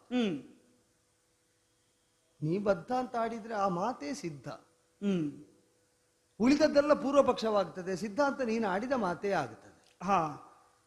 ಇದು ತನಕ ನಾ ಯೋಚಿಸ್ತಾ ನಿನ್ನೆಡೆಗೆ ಸಾಗಿ ಬಂದದ್ದು, ಧಾವಿಸಿ ಬಂದದ್ದು, ನೀನಿರುವ ನೆಲೆಯಿಂದ ನಿನ್ನನ್ನು ತಪ್ಪಿಸುವುದಕ್ಕೆ ಹವಣಿಸುವವರ ದುಷ್ಕೃತ್ಯವನ್ನು ದಂಡಿಸಬೇಕು ಅಂತ. ಈಗ ನೀನು ಹೇಳ್ತಿ ಇದು ನಾವಿರುವ ನೆಲೆ ಆಗಬೇಕು ಅಂತ ಆದ್ರೆ ನಮ್ಮ ಅಮ್ಮಂದಿರನ್ನು ನಾವು ಮೊದಲು ಒಪ್ಪಬೇಕು. ತಾಯಿಯಲ್ವ ಅವಳು. ಕೆಟ್ಟ ತಾಯಿ ಹುಟ್ಟುವುದಕ್ಕಿಲ್ಲ, ಕೆಟ್ಟ ಮಕ್ಕಳೆಷ್ಟು ಮಂದಿ ಆದರೂ ಉದಿಸಿಯಾರು. ತಾಯ್ತನವನ್ನು ನಾವು ಒಪ್ಪಿದ ಮೇಲೆ ಸನ್ನಿವೇಶಕ್ಕನುಗುಣವಾಗಿ ಆ ಭಾವದಲ್ಲಿ ವಿಚಲನೆಯನ್ನು ಹೊಂದುವುದು ಸಲ್ಲ ಅಂತ ನೀನು ಆಡ್ತೀಯಾದರೆ ನೀ ಹೋಗುವುದೇ ಸರಿ ಅಂತ ನಿರೂಪಿಸಿ. ಈಗ ಅತ್ತಿಗೆ ಅಮ್ಮನು ಹೊರಟ್ಲಲ್ವೋ? ಹೌದು. ತಮ್ಮ ಇನಿತೇಕ ಕೋಪ ಸುಮ್ಮನೆ ಇರಪ್ಪ. ನಾ ಸುಮ್ಮನೆ ಇರ್ತೇನೆ, ನಿನ್ನ ಜೊತೆಯಲ್ಲೇ ಸುಮ್ಮನೆ ಇರ್ತೇನೆ. ವ್ಯಗ್ರನಾದರೆ ಉಗ್ರನಾದರೆ ನಾನೇನು ಮಾಡ್ಲಿಕ್ಕೆ ಹೊರಡುತ್ತೇನೆ, ನನ್ನ ಮನಸ್ಸು ಹೇಗೆ ಪ್ರವರ್ತಿಸ್ತದೆ ಅಂತ ನೀನು ಅರಿತೆಯಲ್ಲ. ಹೌದು. ನೀನೇ ಯೋಚಿಸಿ ನೋಡೋಣ. ಏನು? ನೀ ಹೋಗುವುದನ್ನು ನಾನು ನೋಡ್ತಾ ಉಳಿದರೆ, ನೀನು ಹೋದ ಮೇಲೆ ಕಣ್ಮರೆಯಾಗಿ ಅನಿವಾರ್ಯವಾಗಿ ಇತ್ತ ಮುಖ ತಿರುಗಿಸಿದ್ರೆ ನನಗಿಲ್ಲಿ ಕಾಣುವುದು ಯಾರ ಮುಖ? ನಿನ್ನನ್ನು ಕಳಿಸಿದವರ ಮುಖ, ನಿನ್ನನ್ನು ತಡೆಯದವರ ಮುಖ, ನೀನು ಹೋಗುವಾಗ ಅದನ್ನು ಮೌನವಾಗಿ ಅಂಗೀಕರಿಸಿದವರ ಮುಖ. ಈ ಅಸಹನೆ ಏನಾಗುತ್ತೆ ಅದು ನನಗೆ ಗೊತ್ತಿಲ್ಲ. ನಾನು ಸಮಸ್ಥಿತಿಯಲ್ಲಿರಬೇಕು ಅಂತಾದ್ರೆ ನಿನ್ನ ಪಾದದರ್ಶನ ಮಾಡುವ ಸ್ಥಿತಿಯಲ್ಲಿ ನನ್ನನ್ನು ನಾನಿರಿಸಿಕೊಳ್ಳಬೇಕು. ನೀನಿಂದು ವನಕ್ಕೆ ಹೋಗುವುದು ಬದ್ಧವಾದರೆ ನಿನ್ನೊಡನೆ ನಾನು ಬರುವುದೇ ನಿನ್ನ ಜೊತೆಯಲ್ಲಿ. ಯಾಕೆ ನಾನು ಬರ್ತೇನೆ ಅಂದ್ರೆ, ನಿನ್ನನ್ನು ಬಿಟ್ಟು ಅಗಲುವಂತಹ ಪ್ರಮೇಯ ನನಗಿಲ್ಲ. ಇಲ್ಲಿಂದ ನೀನು ತಪ್ಪಬಾರದು ಅಂತ ನಾನು ಹಂಬಲಿಸಿದ್ದು ಹೇಳಿದನಲ್ಲ, ನಿನ್ನ ನಿರ್ಣಯ ವಿಮರ್ಶಿಸ್ತೇನೆ ಅಂತಲ್ಲ, ನನಗೆ ರಾಮ ಬೇಕು ಎಂಬುದರಿಂದ. ಅದೀಗ ನೀನು ಎಲ್ಲಿದ್ದರೂ ನನ್ನ ನಿಲುವು ಅದುವೇ. ನಮ್ಮತನವನ್ನು ನಾವು ಕಳೆದುಕೊಳ್ಳಕೂಡದು ಅಂತಿದ್ರೆ, ಪೂರ್ವದಲ್ಲಿದ್ದಂತಹ ಬದ್ಧತೆಯಂತೆಯೇ ಈ ಘಟನೆ ನಡೆದ ಮೇಲೂ ನಾವು ಉಳಿಯಬೇಕು ಅಂತ ನೀನು ಆಡುವುದಾದರೆ, ಅಮ್ಮ ಅಂತ ಮೊದಲು ಕರೆದಾಗಿದೆ, ಅಮ್ಮ ಈಗ ಕಾಡಿಗೆ ಹೋಗು ಅಂತ ಹೇಳಿದ ಕ್ಷಣದಲ್ಲಿ ಅಮ್ಮ ಅಮ್ಮ ಅಲ್ಲ ಅಂತ ಆಗುವುದಿಲ್ಲ ಅಂತ ನೀ ಹೇಳ್ತೀಯಾದ್ರೆ, ಯುವರಾಜನಾಗಿರುವಾಗಲೂ ಅಣ್ಣನನ್ನು ಅನುಸರಿಸುವುದು ಅಂತ ಹೇಳಿ ಆಗಿದೆ. ಯುವರಾಜತ್ವವನ್ನು ಬಿಟ್ಟು ವನಾಂತರಕ್ಕೆ ಹೋಗುತ್ತೇನೆ ಅಂತ ಹೇಳಿದಾಗಲೂ ಅಣ್ಣ ಅಲ್ಲ ಇನ್ನು ಅನುಸರಿಸುವುದಿಲ್ಲ ಅಂತ ಹೇಳಲಿಕ್ಕುಂಟು? ಇಲ್ಲ ಇಲ್ಲ, ಹಾಗೆ ಹೇಳಲಿಕ್ಕಿಲ್ಲ. ಹಾಗೆ ಹೇಳುವುದೇ ಸಲ್ಲ. ಯಾಕೆ ಅಂದ್ರೆ, ನಾವು ದೇವನಿರ್ಮಿತ ಪಾಯಸದ ನೆನಪು ಮಾಡಿದ್ದು ಒಳ್ಳೇದಾಯ್ತು. ಅಪ್ಪ ಪಾಯಸ ಸಿಕ್ಕಿ ಹೆಂಡತಿಯರಿಗೆ ಕೊಡು ಅಂದಾಗ ಅರ್ಧ ಪಾಲು ಮಾಡಿದ್ರಂತೆ. ನಾವು ಕೇಳಿದ್ದು ವಸಿಷ್ಠರಲ್ಲಿ, ನನಗೊಂದು ಕುತೂಹಲ, ಆ ಪಾಲು ಅದನ್ನು ಯಾರು ಹೇಗೆ ಮಾಡಿದ್ದು ಅಂತ. ಆಗ ವಸಿಷ್ಠರು ಹೇಳಿದ್ರು ಅರ್ಧ ಮಾಡಿ ಕೌಸಲ್ಯ ದೇವಿಗೆ ಕೊಟ್ಟಂತೆ. ಹೌದು. ಮತ್ತೆ ಅರ್ಧ ಮಾಡಿದ್ರಂತೆ. ಯಾವುದನ್ನು? ಉಳಿದ ಅರ್ಧ. ಒಂದು ಭಾಗವನ್ನು ಸುಮಿತ್ರಾದೇವಿಗೆ ಕೊಟ್ಟರಂತೆ, ನನ್ನಮ್ಮನಿಗೆ, ನಮ್ಮಮ್ಮನಿಗೆ. ಆ ಬಳಿಕ ಉಳಿದದ್ದರಲ್ಲಿ ಮತ್ತೆ ಅರ್ಧ ಮಾಡಿದ್ರಂತೆ. ಒಂದನ್ನು ಮತ್ತೆ ಸುಮಿತ್ರಾದೇವಿಗೆ ಕೊಟ್ಟು, ನಮ್ಮಮ್ಮನಿಗೆ ಕೊಟ್ಟು, ಆ ಉಳಿದದ್ದನ್ನು ಕೈಕಾದೇವಿಗೆ ಕೊಟ್ಟಂತೆ. ಹ್ಮ್ 2 ಪಾಲು ನನ್ನನ್ನು ಹೆತ್ತ ಅಮ್ಮನಿಗೆ ಸಿಕ್ಕಿದ್ದು ಯಾಕೆ ಅಂತ ನನಗೆ ಗೊತ್ತಾದದ್ದು ಇವತ್ತು. ಹ್ಮ್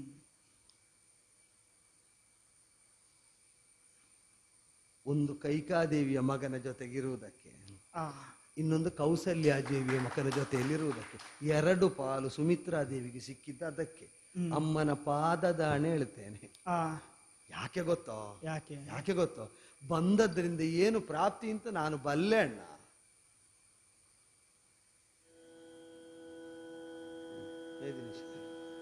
ಮೇದಿನೀಶ ರಾಮನಿನ್ನ ಪಾದಕಮಲವನ್ನು ಬಿಟ್ಟು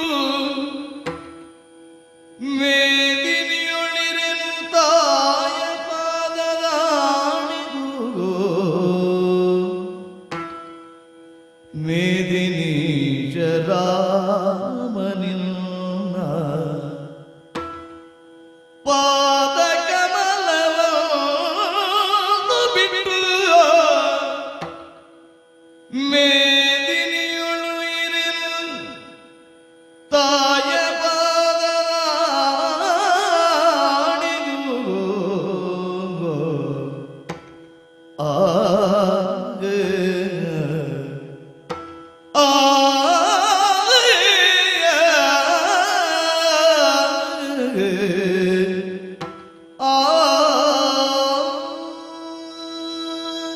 ಮೇದಿನೀಪತಿಯಾಗುವ ನಿನ್ನ ಅರ್ಹತೆಯನ್ನು ನೀನಾಗಿ ಬಿಟ್ಟುಕೊಟ್ಟು ಭರತನೇ ರಾಜನಾಗಲೇಬೇಕೆಂಬಂತಹ ಸದಾಶಯದಿಂದ ಕಾಡಿಗೆ ಹೊರಟದ್ದಿರಬಹುದು. ನೀ ಮೇದಿನಿಯನ್ನು ಬಿಟ್ಟರು ಆ ಈ ಮೇದಿನಿಯಲ್ಲಿ ನಾ ಮೈ ತಳೆದಿರುವಲ್ಲಿಯ ತನಕ ಈ ಮೇದಿನಿಯಲ್ಲಿ ನನಗೆ ಈಶ ನೀನೆ. ಹ್ಮ್ ಮೇದಿನೀಶ ಮೇದಿನಿಗೆ ಈಶ ಅಂತಲ್ಲ, ಮೇದಿನಿಯಲ್ಲಿರುವಾಗ ಈಶ ಅಂತ ನಾನು ಒಪ್ಪುವುದಿದ್ರೆ ರಾಮನನ್ನು ಮಾತ್ರ. ಆ ನಿನ್ನ ಪಾದ ಕಮಲವನ್ನು ಬಿಟ್ಟು ಹ್ಮ್ ಇಲ್ಲ ಅಣ್ಣ. ಯೋಚಿಸಿ ನೋಡು ನೀನೆ. ತಮ್ಮ ಅಮ್ಮ ಹ್ಮ್ ಈಗ ನಮಗೆ ಕೈಕಾದೇವಿ ಕ್ರೋಧಾಗಾರವನ್ನು ಸೇರಿ ಮುಹೂರ್ತ ಸನ್ನಿಹಿತವಾಗಿರುವಾಗಲೂ ಬಾರದೇ ಇದ್ದದ್ದನ್ನು ಕಣಿವನಿಸಿ ಹ್ಮ್ ನೀನು ಕೇಳಿ ನಾನು ಹೋಗಿ ಕಂಡು ಹ್ಮ್ ಆ ಬಳಿಕ ಹೀಗೀಗೆ ವ್ಯಗ್ರಲಾಗಿದ್ದಾರೆ, ಭೂಮಿಪಾಲಕನ ಇಲ್ಲಿ ಬರಲು ಹೇಳು ಅಂತ ಹೇಳಿದ್ರಿಂದ ಅಪ್ಪ ಹೋಗಿ ಅವರು ಮರಳದಿದ್ದಾಗ ನಮಗೆ ವಿಷಯ ಗೊತ್ತಾದದ್ದು. ಹೌದು. ಆದರೆ ಹ್ಮ್ ಈಗ ನಮಗೂ ವಿಚಾರ ಗೊತ್ತಾಯ್ತಲ್ಲ, ನಿನ್ನೆಯಿಂದಲೇ ತೊಡಗಿದೆ ಈ ಸಿದ್ಧತೆ ಅಂತ. ಹ್ಮ್ ನಿನ್ನೆಯಿಂದಲೇ ಯಾವುದಕ್ಕೆಲ್ಲ ಸಿದ್ಧತೆ ತೊಡಗಿದೆ? ಸಿಂಹಾಸನ ಏರುವುದಕ್ಕೆ ಹೊರಟ ರಾಮನಿಗಾಗಿ ಹರಕೆಯನ್ನು ಹೊತ್ತು ವ್ರತವನ್ನಾಚರಿಸಿ ಹ್ಮ್ ದೇವಪೂಜಾದಿಗಳನ್ನು ರಚಿಸಿ ದಾನ ದಕ್ಷಿಣೆಗಳನ್ನಿಟ್ಟು ರಾಮನ ಭವಿತವ್ಯ ಶುಭವಾಗಲಿ ಅಂತ ಹರಸುವ ತಾಯ್ತನದ ಕೈಕರ್ಯ ನಿನ್ನೆಯಿಂದ ಪ್ರಾರಂಭ ಆಗಿದೆ. ಹ್ಮ್ ಸಿಂಹಾಸನ ಏರುವುದಕ್ಕೆ ಹೊರಟ ರಾಮನನ್ನು ಅಲ್ಲಿಂದ ತಪ್ಪಿಸಿ ಹ್ಮ್ ಅವನನ್ನು ಕಾಡಿಗೆ ಕಳಿಸಿ ಹ್ಮ್ ಊರಿನಲ್ಲಿಲ್ಲದ ಮಗನನ್ನು ಬರಿಸಿ ಹ್ಮ್ ಅವ ಕಲ್ಪಿಸಿದ್ದಾನೋ ಇಲ್ಲವೋ ನನಗೂ ಗೊತ್ತಿಲ್ಲ ಇನ್ನು, ಆ ಅವನನ್ನು ಏರಿಸಬೇಕೆಂಬುದಕ್ಕಿದ್ದ ಸಂಚು ಕೂಡ ನಿನ್ನೆಯಿಂದಲೇ ಪ್ರಾರಂಭ ಆಗಿದೆ. ಹ್ಮ್ ನನ್ನ ಅಮ್ಮ ಯಾರೊಟ್ಟಿಗಿದ್ದದ್ದು ನನಗೆ ಬೇಕಾದದ್ದು ಈಗ. ನನ್ನಮ್ಮ ಕೌಸಲ್ಯಾದೇವಿಯ ಜೊತೆಯಲ್ಲಿ ರಾಮನಿಗೆ ಒಳ್ಳೆಯದಾಗಲಿ ಅಂತ ಹರಕೆ ಹೊರುವಾಗ ಜೊತೆಗಿದ್ಲು, ಹ್ಮ್ ದಕ್ಷಿಣೆ ಕೊಡುವಾಗ ಜೊತೆಗಿದ್ಲು, ಹ್ಮ್ ವ್ರತ ತೊಡುವಾಗ ಉಪವಾಸದಲ್ಲಿದ್ಲು. ಆ ಅಂದ್ರೆ ರಾಮನಿಗೆ ಒಳ್ಳೆಯದಾಗಬೇಕೆಂಬ ಸಂಕಲ್ಪಕ್ಕೆ ಉಪವಾಸಿಯಾಗಿ ನನ್ನ ಅಮ್ಮನಿರುತ್ತ. ಹ್ಮ್ ರಾಮನ ಉಪವಾಸಿಯಾಗಿ ಹತ್ತಿರ ಇರುವುದು ಅಂತ ಅರ್ಥ ಅಲ್ವೋ? ತಮ್ಮ ರಾಮನಿಗೆ ಉಪವಾಸಿಯಾಗಿರಬೇಕಾದ್ದು ಲಕ್ಷ್ಮಣನಿಗೂ ವಿಹಿತವಾದ್ದರಿಂದ ಹ್ಮ್ ನಿನಗೆ ಒಳ್ಳೇದಾಗಲಿ ಅಂತ ಹರಕೆ ಹೊತ್ತ ಅಮ್ಮನ ಪಾದ ಸಾಕ್ಷಿಯಾಗಿ ಹೇಳ್ತೇನೆ, ಹ್ಮ್ ನಾ ಇರುವುದಕ್ಕಿಲ್ಲ, ಒಬ್ಬನೇ ಉಳಿಯುವುದು ಸಲ್ಲ, ನನ್ನನ್ನು ತಮ್ಮ ಸ್ವಲ್ಪ ಯೋಚಿಸು. ಯಾವುದರ ಬಗ್ಗೆ? ವಿವರವಾಗಿ ನೋಡಿದ್ರೆ, ಸೂಕ್ಷ್ಮವಾಗಿ ನೋಡಿದ್ರೆ, ನಾನೇನು ವನವಾಸದ ವ್ರತವನ್ನು ಕೈಗೊಂಡು ಹೊರಟು ನಿಂತಿದ್ದೇನೆ. ಸರಿ, ತಂದೆಯ ಸ್ಥಿತಿಯನ್ನೊಮ್ಮೆ ಆಲೋಚಿಸು. ಮಕ್ಕಳಾದವರು ಯಾರೂ ಹತ್ತಿರದಲ್ಲಿ ಇಲ್ಲ. ಭರತ ಶತ್ರುಘ್ನರು ಅವರ ಮಾವ ಬಂದು ಕರೆದುಕೊಂಡು ಹೋಗಿದ್ದಾನೆ. ಈಗ ನೀನು ಹೊರಟು ನಿಂತರೆ ನಮ್ಮ ತಂದೆಯ ಸ್ಥಿತಿ ಹೇಗಾದೀತು? ಅಣ್ಣ ನೀ ಬೇಸರ ಮಾಡಬಾರ್ದು. ಹ್ಮ್ ಬೇಸರ ಮಾಡ್ಲಿಕ್ಕಿಲ್ಲ. ರಾಮನಿಲ್ಲದೆ ಭೂಮಿಯೇ ಪಾಲಿತವಾಗುತ್ತದೆ ಅಂತ ತಿಳಿದವಳನ್ನ ಅಮ್ಮ ಅಂತ ಒಪ್ಪಿದೆಯಲ್ಲ. ಭೂಮಿಯೇ ಪಾಲಿತ ಆಗ್ತದೆ, ಅಪ್ಪನಿಗೂ ಆಗ್ತದೆ, ಅಮ್ಮನಿಗೂ ಸಾಕಾಗ್ತದೆ, ನಾನು ನಿನ್ನೊಟ್ಟಿಗೆ ಬರ್ತೇನೆ. ಭೂಮಿಗೆ ರಾಮ ಇಲ್ಲದಿದ್ರೆ ಆದೀತು ಅಂತ ಆಡಿದ ಮೇಲೆ ಈಗ ಯಾರು ಬೇಡ ಅಂತಲ್ವೋ ಇದು ಪಾಲಿತವಾಗುವುದಕ್ಕೆ, ಇಲ್ಲಿದ್ದವರನ್ನು ಪಾಲಿಸುವುದಕ್ಕೆ. ಈಗ ರಾಮನ ಜೊತೆಯಲ್ಲೇ ಇರಬೇಕಾದ ಲಕ್ಷ್ಮಣನಿಂದ ರಾಮನಿಲ್ಲದೇ ರಕ್ಷಿತವಾಗಬಹುದಾದದ್ದನ್ನು ಲಕ್ಷ್ಮಣ ಏನು ಮಾಡ್ಲಿಕ್ಕೆ? ನನಗೆ ಬೇಕಾದ್ದೇನು ಗೊತ್ತೋ? ಏನು? ರಾಮನ ನಡೆಯಿಂದ ಅರಳುವ ಕಮಲಗಳ ಸೌಂದರ್ಯವನ್ನು ನೋಡುವುದಕ್ಕೆ ಕಾತರವಾದ ಕಣ್ಣಿದು. ನಿನ್ನ ಪಾದ ಕಮಲಗಳನ್ನು ಬಿಟ್ಟು ಅಂದ್ರೆ ನೀ ಕಾಲಿಟ್ಟಲ್ಲಿ ಅರಳುವ ಕಮಲಗಳುಂಟು, ಅದರ ಸೌಂದರ್ಯದಿಂದ ವಿವಂಚಿತವಾಗುವುದಕ್ಕೆ ಈ ಕಣ್ಣಿಲ್ಲ. ಅದನ್ನು ನೋಡುವುದಕ್ಕೆ ನಾ ಇರಲೇಬೇಕು. ಆದ್ರಿಂದ ಅದು ಮುಂದಿನಿಂದ ಕಾಣ್ತದಾದ್ರೆ ಮುಂದೆ ಇರ್ತೇನೆ, ಹಿಂದಿನಿಂದ ಕಾಣ್ತದಾದ್ರೆ ಹಿಂದಿರ್ತೇನೆ. ಇನ್ನು ಒಟ್ಟಿಗೆ ಇರುವುದಂತ ಹೌದು ತಮ್ಮ. ಒಟ್ಟಿಗಿರುವುದಕ್ಕೂ ನನಗೂ ಬೇಸರವಿಲ್ಲ. ಆದರೆ ಹಿಂದಿನಿಂದ ಕಾಣಬೇಕಾದಂತಹ ಕಮಲ ಕಂಡರು ನೀನೀಗ ಒಬ್ಬರನ್ನ ಕಂಡು ಬರಬೇಕು. ಯಾರನ್ನು? ನಮಿಸಿ ಮಾತಿಗೆ ನೇಮ ಪಡೆದು ನೀ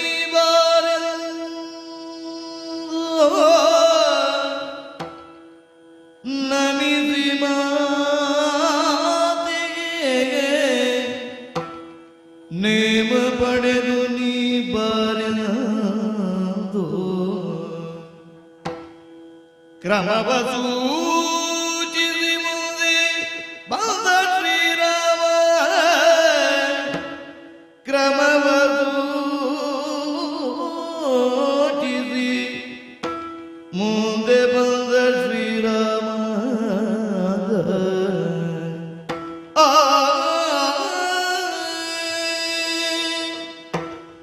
ಲಕ್ಷ್ಮಣ ಅಣ್ಣ, ಹೊರಡುವುದಕ್ಕೇನೋ ಸಿದ್ಧನಾಗಿ ನಿಂತಿದ್ದಿ. ಆದ್ರೆ ಹೊರಡಬೇಕಾದ್ರೆ ಹೀಗೆ ಹೊರಡುವುದು. ನಾ ಬೇರ್ಪಡುವುದಕ್ಕೆ ಸಿದ್ಧನಾಗಿಲ್ಲ ಎಂಬುದರಿಂದ ಹೇಳಿದ್ದಷ್ಟೇ. ಹೊರಡಬೇಕೋ ಬೇಡುವೋ ಎಂಬ ಸಂಕಲ್ಪ ನಿನ್ನದು, ಬೇರ್ಪಡುವುದಿಲ್ಲ ಎಂಬ ಸಂಕಲ್ಪ ಮಾತ್ರ ನನ್ನದು. ಈ ಅಣ್ಣನೊಂದಿಗೆ ಬರುವುದಕ್ಕೆ ನನಗೆ ಹೌದು. ಆದ್ರೆ ಇಲ್ಲಿಯವರೆಗೆ ಮಾತೃವತ್ತು ವಾತ್ಸಲ್ಯದಿಂದ ಕಂಡಂತಹ ಆ ತಾಯಿಯ ಸ್ಥಿತಿಯನ್ನೊಮ್ಮೆ ನೋಡಬೇಕಲ್ವೇ? ಅಂದ್ರೆ ಈ ಪ್ರಪಂಚದಲ್ಲಿ ಬೆಳಕನ್ನ ಕಾಣಬೇಕಾದ್ರೆ ಕಾರಣಲಾದವಳು ಯಾರು? ತಾಯಿ. 9 ತಿಂಗಳು ಗರ್ಭದಲ್ಲಿಟ್ಟು ಈ ಒಂದು ಅಯೋಧ್ಯೆಯಲ್ಲಿ ಲಕ್ಷ್ಮಣಾಂಕ ವೀರನಲ್ಲಿ ಮಾಡುವಲ್ಲಿ ಪ್ರಚೋದನೆಯನ್ನು ಕೊಟ್ಟವಳು ಯಾರು? ತಾಯಿ ಅಲ್ವೇನು? ಅಂತಹ ತಾಯಿಯನ್ನ ಬಿಟ್ಟು ತಾಯಿಯ ನಿಯಮವನ್ನು ಮೀರದೆ ಮುಂದುವರುವುದಕ್ಕೆ ಉಂಟೆ ತಮ್ಮ. ಒಂದು ಕೆಲಸ ಮಾಡ್ತೀವಿ, ಸತ್ಯಧರ್ಮ ಪರಿಪಾಲನೆ ನಮ್ಮದಲ್ವೇ? ಆ ನೆಲೆಯನ್ನೇ ಇಟ್ಟುಕೊಂಡು ತಾಯಿಯಲ್ಲಿ ನೀನು ಮಾತನಾಡಿ ತಾಯಿಯ ಒಪ್ಪಿಗೆಯನ್ನು ಪಡೆದುಕೊಂಡು ಬಂದ್ರೆ ನನ್ನೊಂದಿಗೆ ಬರುವುದಕ್ಕೆ ಯಾವ ಆಕ್ಷೇಪವೂ ಇಲ್ಲ ತಮ್ಮ. ಅಮ್ಮ ಒಪ್ಪಿದ್ರೆ? ಅಮ್ಮ ಒಪ್ಪಿದ್ರೆ ಖಂಡಿತವಾಗಿ ಬರಬಹುದು. ಆಗಲಿ, ಅಷ್ಟು ಸಾಕು ನನಗೆ. ಯಾಕೆ ಅಂದ್ರೆ ಅಣ್ಣ, ಅಮ್ಮನಲ್ಲಿ ಹೋಗುವಾಗ ನೀನು ಜೊತೆಗೆ ಬರ್ತೀಯ ಅಲ್ಲ? ಬರ್ತೀಯಲ್ಲ, ಬಾ. ಯಾಕೆ ಗೊತ್ತೋ? ಯಾಕೆ? ನಾನು ಹೋಗ್ತೇನೆ ಅಂದಾಗ 2 ಕಣ್ಣಲ್ಲಿ ಅವಳು ನೀರು ಹಾಕ್ತಾಳೆ, ನೀನು ಕಾಣಬೇಕು. 2 ಕಣ್ಣಲ್ಲಿ ನೀರು ಬಂದ್ರೆ ಒಂದರಲ್ಲಿ ಆನಂದಾಶ್ರು, ಒಂದರಲ್ಲಿ ದುಃಖಾಶ್ರು ಇರ್ತದೆ. ಆನಂದಾಶ್ರು ಯಾಕೆ ಗೊತ್ತುಂಟು? ಯಾಕೆ? ಕಾಡಿಗೆ ಹೋಗುವಾಗಲೂ ನನ್ನ ಮಗ ರಾಮನೊಟ್ಟಿಗೆ ಇರ್ತಾನಲ್ಲ ಅಂತ ಆನಂದಾಶ್ರು. ದುಃಖಾಶ್ರು ಯಾಕೆ ಗೊತ್ತೋ? ನನ್ನ ಮಗನನ್ನು ಪೊರೆಯುವುದಕ್ಕೆ ಹೀಗೆ ತತ್ಪರನಾದ ರಾಮನಿಗೆ ಕಾಡೇ ಆಯ್ತಲ್ಲ ಅಂತ. 2 ನಿನಗೆ ತೋರಿಸ್ತೇನೆ. ನನ್ನ ಅಮ್ಮನ ಆಶಯದಂತೆ ಹೊರಟು ನಿಂತಾಗ ಅನುಮತಿ ಕೊಟ್ರೆ ಬಾ ಅಂತ ಹೇಳಿದ್ದಲ್ಲೋ, ಹೀಗೆ ಬಾ ಅಣ್ಣ, ನಾವು ಹೋಗುವ. ತಮ್ಮ, ಹೋಗುವ ಹೋಗುವ ಹೋಗುವ ಅಮ್ಮನಲ್ಲಿಗೆ ಹೋಗುವ.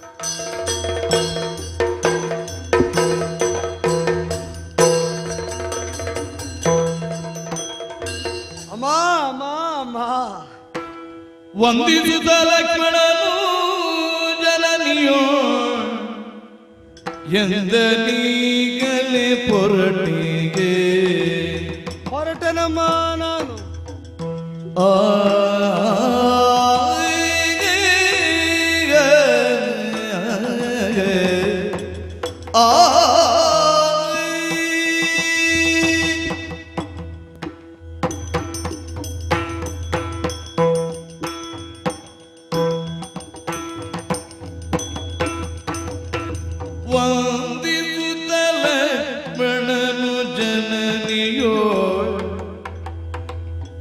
ಎಂದನೀಗಲೇ ಪೊರಟೆ ಅಣ್ಣನ ಅಮ್ಮ ನಾ ಹೊರ ಅಣ್ಣನ ಒಂದಿ ಸೇವಿಸಲೆನಗೆ ನಿಂದು ನೀಡ ಹರಸುತ್ತ ಕರುಣೆ ದೋರು ಅಮ್ಮ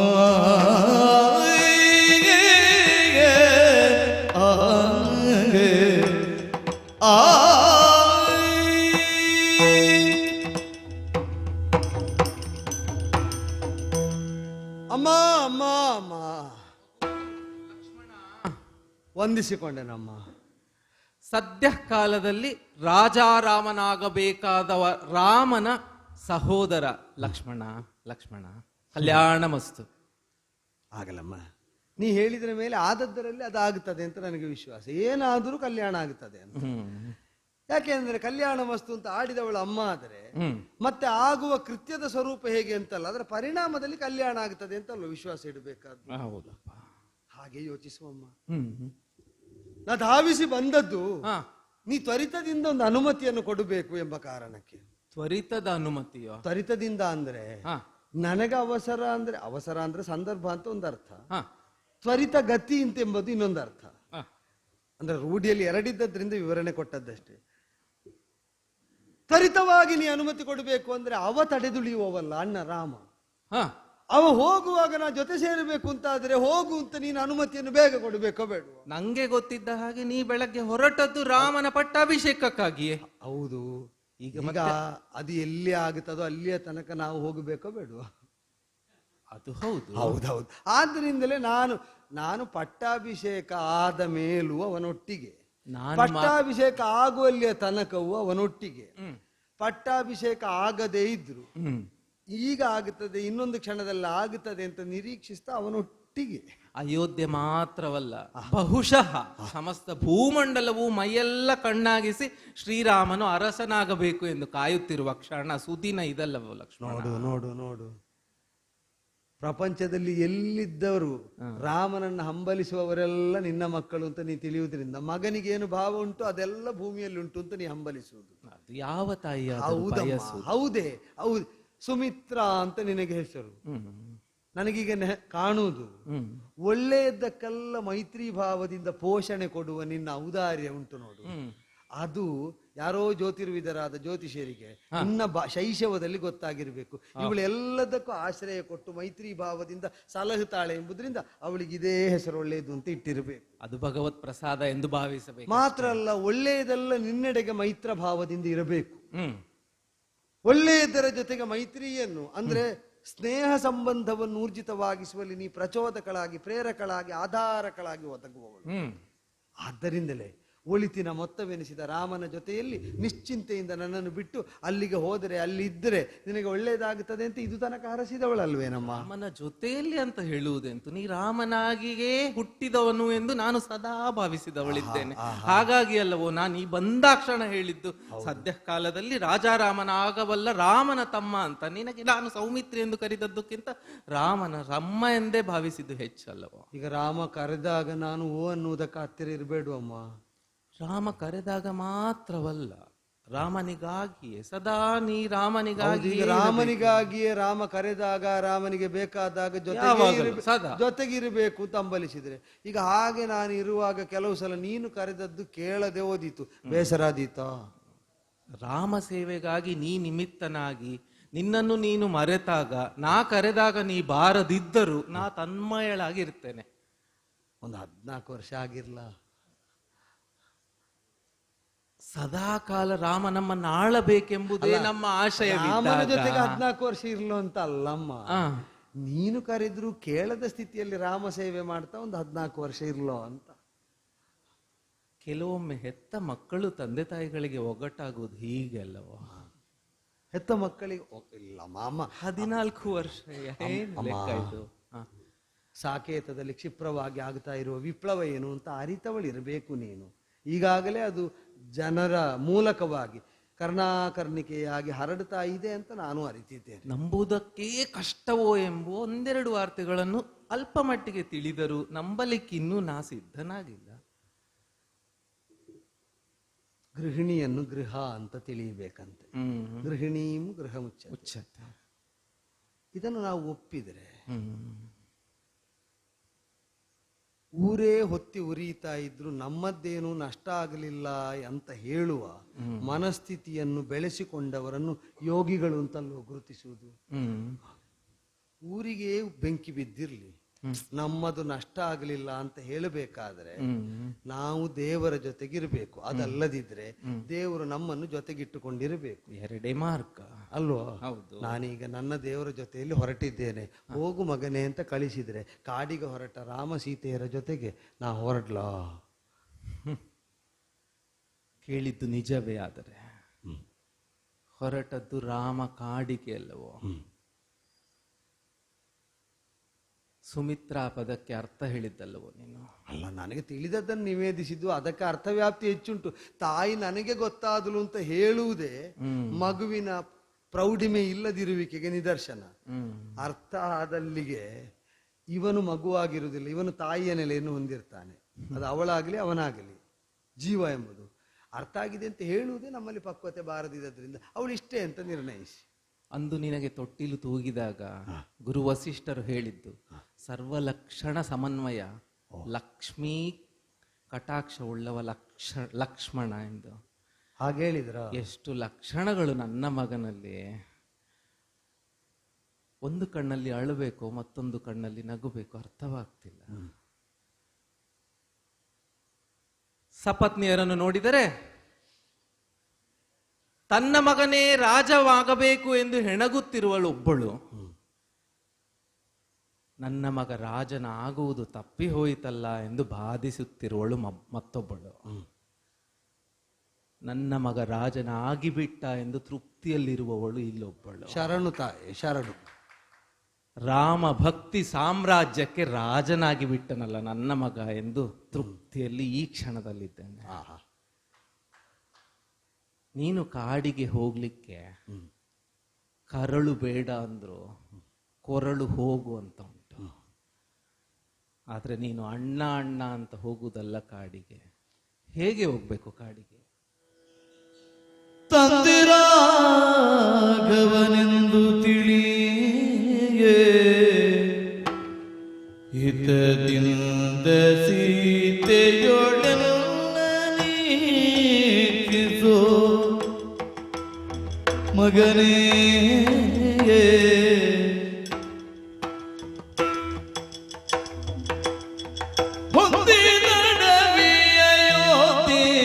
ಎನಿಸಲಿ ಕಂದನಿ ಸುಕ್ಷೇಮದಿ ಸುಖವ ಗಳಿಸೋ ಮಗನೇ.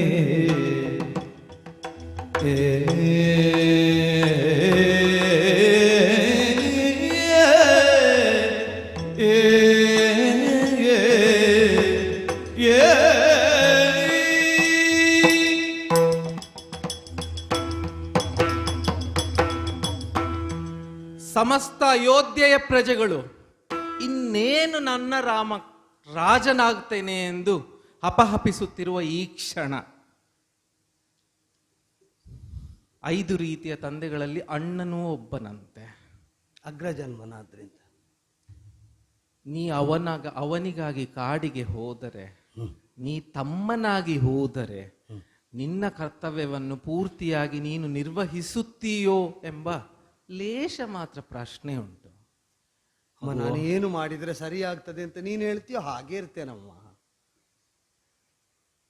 ಒಂದು ವಿಧದಲ್ಲಿ ರಾಮನಿಗಿಂತ ನೀನೇ ಒಂದಿನಿತು ಹೆಚ್ಚು ಭಾಗ್ಯವಂತ. ಹೆತ್ತವಳು ಹೀಗೆ ಹೇಳಬಹುದು, ಹೆತ್ತವಳು ಮಾತ್ರ ಹೀಗೆ ಹೇಳಬಹುದಷ್ಟೇ. ತಂದೆ ತಾಯಿಗಳನ್ನು ಬಿಟ್ಟು ಹೊರಡುತ್ತಿರುವುದು ರಾಮ ಅಲ್ವೋ? ನೀನು ಹಾಗಲ್ಲ. ತಂದೆ ತಾಯಿಗಳೊಟ್ಟಿಗೆ ಹೋಗುವ ಭಾಗ್ಯ ನಿನಗೆ ಒದಗಿ ಬರುವ ಅವಕಾಶ ಉಂಟು. ಹೇಗೆ ಗೊತ್ತಾ? ನಿನ್ನೊಡನೆ ರಾಮನೊಡನೆ ನೀ ಹೋಗ್ತಿದ್ದೀಯಲ್ವೋ, ರಾಮನನ್ನು ಅಣ್ಣ ಎಂಬ ಭಾವವನ್ನು ಈ ಕ್ಷಣಕ್ಕೆ ನೀ ಬಿಡಬೇಕು. ಅವನಿನ್ನ ತಂದೆಯೇ ಎಂಬ ಭಾವದಲ್ಲಿ ನೀ ಒಡನೆ ಹೋಗಬೇಕು. ಮಾತ್ರವಲ್ಲ, ಪರಮ ಸಾಧ್ವಿಯಾದ ಸೀತೆ ತನ್ನ ಸಾಧ್ವೀತನದಿಂದ ಪಿತೃದೇವತೆಗಳಿಗೆ ಊರ್ಧ್ವಲೋಕವನ್ನು ಕೊಡಿಸಬಲ್ಲಲು ಎಂದು ಜಗತ್ತು ಕೊಂಡಾಡ್ತದಂತೆ.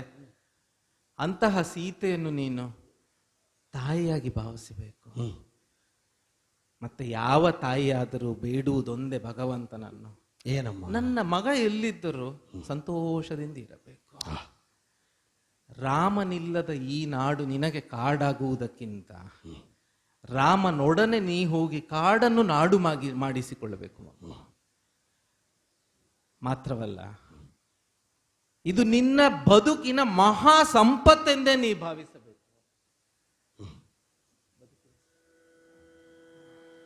ಬದುಕಿನಲ್ಲಿ ಸ್ಥಿರ ಸಂಪದವು,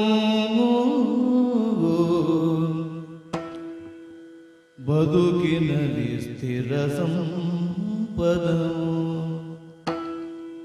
ಶುಭ ಹೃದಯವಂತ ತಂಗ ಸೇವೆಯೊಳು ಒದಗುವುದು.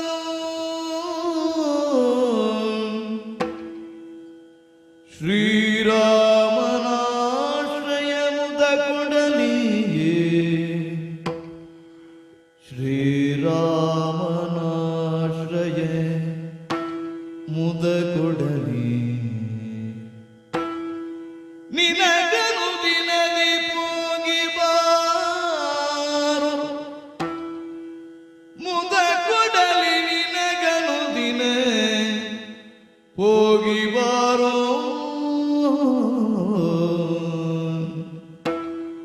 ಬದುಕಿನಲ್ಲಿ ಸ್ಥಿರ ಸಂಪದವು, ಮಗನೇ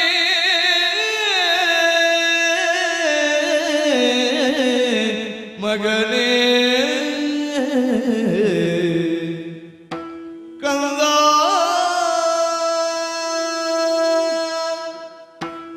ಮಗು ಲಕ್ಷ್ಮಣ, ಅಮ್ಮ, ಯಾವ ತಾಯಿಯಾದರೂ ಬಯಸುವುದಿದೊಂದನ್ನೇ, ನನ್ನ ಮಗನಿಗೆ ಸ್ಥಿರ ಸಂಪತ್ತಿರಬೇಕು. ಆ ಸಂಪತ್ತಿನಿಂದ ಅವನಿಗೆ ನೆಮ್ಮದಿ ಇರಬೇಕು. ನೆಮ್ಮದಿ ಇಲ್ಲದ ಸಂಪತ್ತು ಅವನಿಗೆ ಬೇಡ. ಹಲವು ವಸ್ತುಗಳು ಪರಿಪರಿಯಾಗಿ ಬೇರೆಯವರಿಗೆ ಸಂಪತ್ತಾಗಿ ಕಾಣಿಸ್ತದೆ. ಆದರೆ ಈ ಸಜ್ಜನರ ಸಾಂಗತ್ಯ ಒಂದು ಉಂಟಲ್ಲ, ದಶಕಗಳು ಶತಕಗಳು ತಪಸ್ಸನ್ನು ಮಾಡಿಯೂ ಆಚರಿಸಿಯೂ ಸಿಗಲಾರದ ನೆಮ್ಮದಿಯೊಂದು ಸಜ್ಜನರ ಸಾಂಗತ್ಯದಿಂದ ಸಿಗ್ತದೆ ಎಂದು ಪ್ರಾಜ್ಞರು ಹೇಳ್ತಾರೆ. ಸೃಷ್ಟಿಗೆ ಪ್ರತಿ ಸೃಷ್ಟಿಯನ್ನು ನಿರ್ಮಿಸಿದ ವಿಶ್ವಾಮಿತ್ರರು ಸಹ ನನ್ನ ರಾಮನನ್ನು ಹಿಂದಿರುಗಿ ಹಿಂದಿರುಗಿ ನೋಡಿದ್ದಾರೆ ಎಂದು ನೀ ಹೇಳಿದರೆ ನಂಗೆ ತಿಳಿದದ್ದು ಮಗು. ಅಂತಹ ರಾಮನನ್ನು ಸದಾ ನೀನು ಮಾತ್ರವೇ ನೋಡಬಲ್ಲ ಅದೃಷ್ಟ ನಿಂಗೆ 14 ವರ್ಷ ಸಿಗ್ತದೆ ಅಂದ್ರೆ ಒಳಿತೆ. ಆದರೆ ಜಗತ್ತೆಲ್ಲ ಒಳಿತು ಬಯಸಿದರೆ ತಂದೆ ತಾಯಿಗಳಿಗೆ ಸ್ವಲ್ಪ ಶಂಕೆ ಇರ್ತದೆ, ಇವತ್ತು ಅಪ್ಪು ದಾರಿ ಹಿಡಿತಾನ ಅಂತ. ವಿಶ್ವಾಮಿತ್ರರು ನಡೆದ ಮಾರ್ಗದಲ್ಲಿ ರಾಮ ನಡೆದ. ಇಂದು ನನ್ನ ಮಗ ನಡೆದ ಮಾರ್ಗದಲ್ಲಿ ದಾರಿಯಲ್ಲಿರುವ ಮುಳ್ಳನ್ನೋ ಕಳ್ಳನ್ನೋ ತೆಗೆದು ನಡೆದ ಮಾರ್ಗದಲ್ಲಿ ನಾಮ ನಡೀತಾನೆ. ವಿಶ್ವಾಮಿತ್ರರಷ್ಟು ದೊಡ್ಡ ಜನ ನೀನು ಎಂತಲ್ಲ, ಈ 14 ವರ್ಷಗಳ ತಪಸ್ಸು ವಿಶ್ವಾಮಿತ್ರರ ತಪಸ್ಸಿನಷ್ಟೇ ಪರಿಶುದ್ಧವಾಗಿ ನೀನು ನಡೆಸಬೇಕು. ದೊಡ್ಡವರು ಕೆಲವೊಮ್ಮೆ ಸಣ್ಣ ಕೆಲಸ ಮಾಡುವುದು ಅಂದ್ರೆ ಸಣ್ಣದು ಅಂತಂದ್ರೆ ಮೌಲ್ಯ ಇಲ್ಲದ್ದು ಅಂತಲ್ಲ, ಅವರ ಘನತೆಗೆ ಕಿರಿದಾದ ಕೆಲಸ ಮಾಡುವುದು ಯಾಕೆ ಅಂದ್ರೆ ಸಣ್ಣವರಿಗೆ ದೊಡ್ಡದಾಗುವುದಕ್ಕಿದ್ದ ಮಾರ್ಗ ತೋರಿಸುವುದಕ್ಕಲ್ವಮ್ಮ. ವಿಶ್ವಾಮಿತ್ರರು ರಾಮನನ್ನು ಮುನ್ನಡೆಸಿದ್ದು ಯಾಕೆ ಅಂದ್ರೆ ಸೇವೆ ಮಾಡಬೇಕಾದವರಿಗೆ ಹೇಗೆ ಮಾಡಬೇಕು ಅಂತ ತೋರಿಸಿಕೊಡುವುದಕ್ಕೆ. ನಾವು ಒಟ್ಟಿಗೆ ಹೋದದ್ದು ಅದು ಕಲಿಯುವುದಕ್ಕೆ. ನಿಂಗೆ ಪಾಠ ಆಗಿದೆ, ಆದ್ದರಿಂದ ಹೇಳಿದ್ದು. ಅಲ್ಲಿ ಹೋಗುವಾಗ ಅವರು ಕಲಿಸಿದ ಅದನ್ನು ಕಲಿತಿದ್ದೇನೆ. ನನಗೆ ಹಿರಿಯರು ಹೇಳಿದ ಮಾತು ಅನುಭವಕ್ಕೆ ಬಂದಾಗ ರೋಮಾಂಚನ ಆಗ್ತದಮ್ಮ.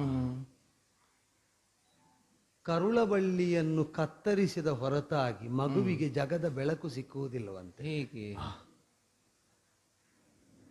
ಈಗ ಬಳ್ಳಿಯ ಜೊತೆಯಲ್ಲಿ ಬೆಸೆದ ಮಗುವನ್ನು ಕತ್ತರಿಸುವಾಗ ಅಮ್ಮನಿಗೆ ನೋವಾಗುವುದಿಲ್ವೋ ಹಾಗೆ ಅಂತ ಮಗುವನ್ನು ಹಿಡಿದೇ ಇರುವುದಿಲ್ಲ ತಾಯಿ. ಮಗುವಿಗೆ ಸಿಗುವ ಬೆಳಕನ್ನು ಗ್ರಹಿಸಿ ತನ್ನ ನೋವನ್ನು ಅಡಗಿಸಿದವಳ ನೋವಿಗೆ ನಿದರ್ಶನವಾಗಿ ಹೊಕ್ಕುಳಿರುವುದು. ಹೊಕ್ಕ ಉಳುಹು, ಉದರದಲ್ಲಿ ಹೊಕ್ಕ ಉಳುಹು. ಅದು ಮಗುವಲ್ಲೂ ಇರುವುದು, ತಾಯಿಯಲ್ಲೂ ಇರುವುದು. ಹಾ ಅಮ್ಮ, ಹಾ. ಮಗನಿಗೆ ಇಷ್ಟ ಆದದ್ದನ್ನು ಒಪ್ಪಿ ಕಳಿಸಿಕೊಡುವಾಗ ಮನದ ನೋವನ್ನು ಕಾಣದಂತೆ ಮರೆ ಮಾಡುವುದಕ್ಕೆ ಶ್ರಮಿಸುವ ಮಾತೆಯ ಅಂತರಂಗ ಅರ್ಥ ಆಗ್ತದಮ್ಮ. ಒಂದು ಭರವಸೆ ಹೇಳ್ತೇನೆ ನಾನು. ಯಾವುದಪ್ಪ? ಉಳಿದವರು ಹೇಗೋ ಗೊತ್ತಿಲ್ಲ, ನನ್ನ ಅನುಭವದಲ್ಲಿ ಬೇರೆ ಬೇರೆ ಕಾರಣಕ್ಕೆ ನನ್ನ ರಾಮದೇವ ದೇವ ಯಾಕೆ ಗೊತ್ತೋ, ತಾಯಿಯಂತೆ ಲೋಕವನ್ನು ಪೊರೆಯುವ ತಂದೆಯವನು.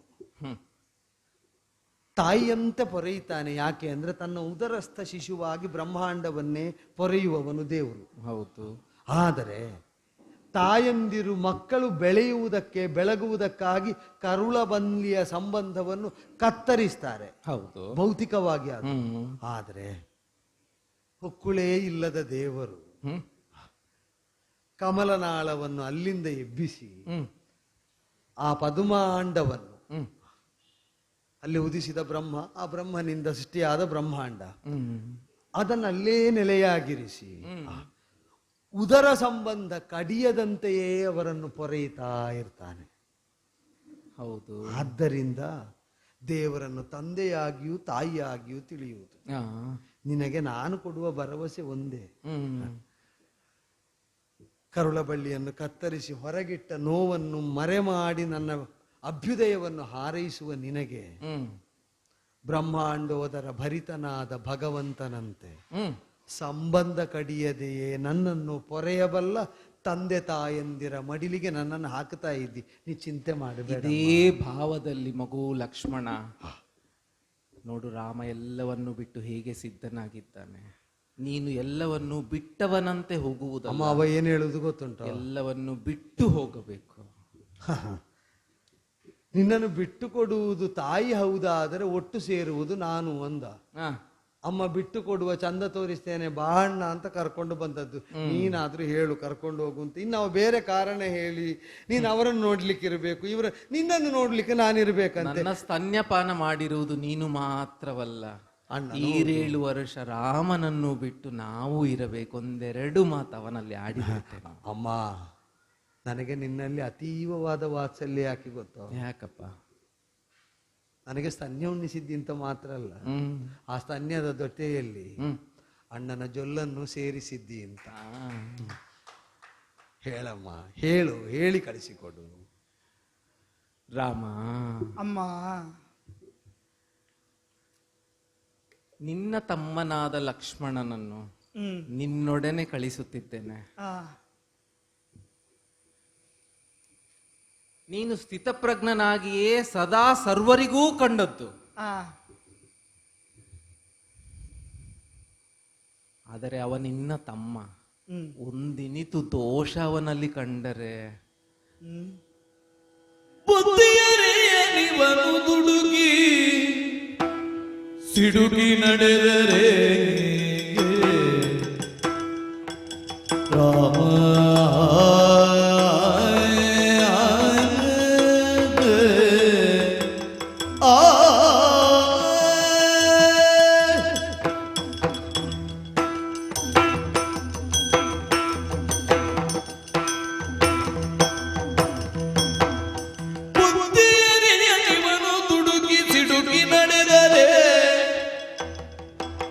ತಿದ್ದಿಸಲಗು ವರ್ತನೆಯಲ್ಲಿ ತಪ್ಪ ಗಣಿಸದೆ, ತಿದ್ದಿಸಲಗು ವರ್ತನೆಯಲ್ಲಿ ತಪ್ಪ ಗಣಿಸದೆ, ಎನ್ನ ಮಗನಿಗಿನ್ನು ನೀನೆ ಗತಿಯು ಎನ್ನುತ್ತಾ ಕಣ್ಣ ನೀರ ನೊರೆಸಿಕೊಳ್ಳಲು ರಾಮ ಕಾಣುತ್ತಾ, ಕಣ್ಣ ನೀರ ನೊರೆಸಿಕೊಳ್ಳಲು ರಾಮ ಕಾಣುತ್ತ ರಾಮ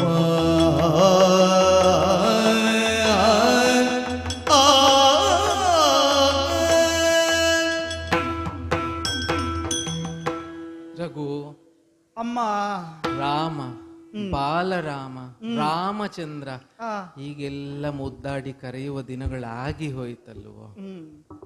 ತಾಯೇ, ಮಕ್ಕಳು ಎದೆ ಎತ್ತರಕ್ಕೆ ಬೆಳೆದು ನಿಂತರು, ತಾಯಿಗೆ ಮಕ್ಕಳಲ್ಲವೇ? ರಾಮ, ಹ್ಮ್ ತಾಯಿಗೆ ಮಗುವೇ ಆದರೂ ಜಗತ್ತಿಗೆ ನೀ ಮಗು ಅಲ್ಲವಲ್ಲ. ಈಗ ಜಗತ್ತೇ ಕೊಂಡಾಡಬಲ್ಲ ನಿರ್ಣಯವನ್ನು ತೆಗೆದುಕೊಂಡ ನೀನು ಮಗು ನನಗೆ ಆದರೂ ಜಗತ್ತಿಗೆ ನೀನು ಈ ಕ್ಷಣಕ್ಕೊಂದು ಆದರ್ಶವಾಗಿ ಕಾಣಿಸುತ್ತಿದ್ದೀಯ ಮಗು. ರಾಮ, ಲಕ್ಷ್ಮಣ ಹೇಳಿದ್ದಾನೆ ನನ್ನ ಹತ್ತಿರ, ನನಗೆ ಯಾವ ರಾಜ್ಯ ಸೌಭಾಗ್ಯವೂ ಬೇಡ, ಇಳಿದು ಬಂದು ದೇವೇಂದ್ರನೇ ಲೋಕ ಕಟ್ಟರೂ ಬೇಡ, ಧನುರ್ಧಾರಿಯಾಗಿ ನಾ ರಾಮನೊಡನೆ ಅಡವಿಗೆ ಹೋಗಲು ಸಿದ್ಧನಿದ್ದೇನೆ ಎಂದು ಹೇಳುತ್ತಿದ್ದ. ಒಂದುಂಟು ರಾಮ, ತಾಯಿಯೊಬ್ಬಳಿಗೆ 10 ಮಕ್ಕಳಿದ್ದು ಒಂದು ಮಗುವಿಗೆ ತೃಣದಷ್ಟು ದೋಷವಿದ್ದರೋ ಲೋಪವಿದ್ದರೆ ಆ ತಾಯಿಯ ಪ್ರೀತಿ ಹೆಚ್ಚು ಪಾಲು ಆ ಮಗುವಿಗೆ ಇರ್ತದೆ.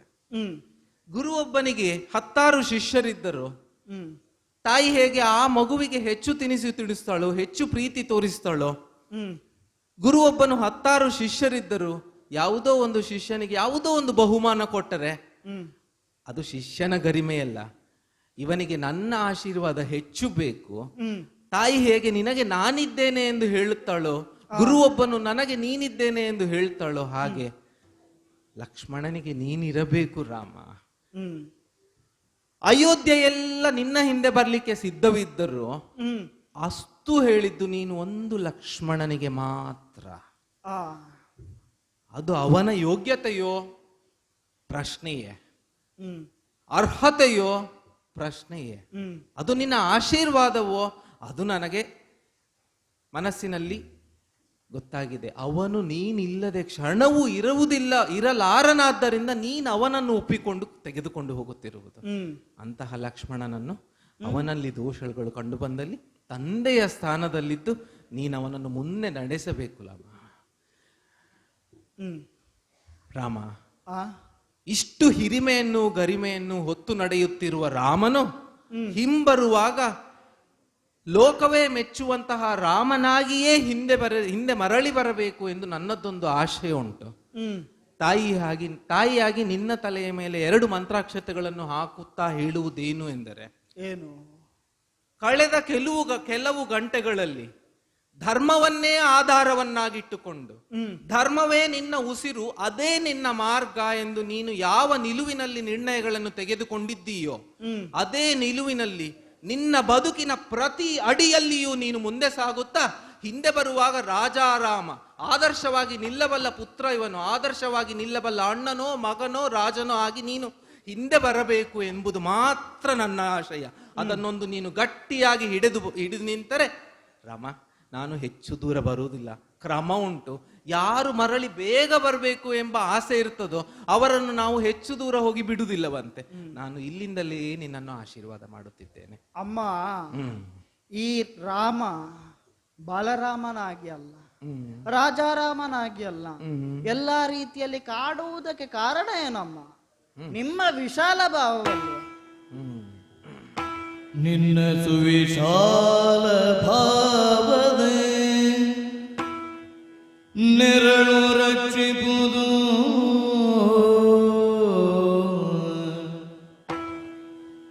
ನಿನ್ನ ಸುವಿಶಾಲ ಭಾವದೆ ನೆರಳು ರಕ್ಷಿಪುದು,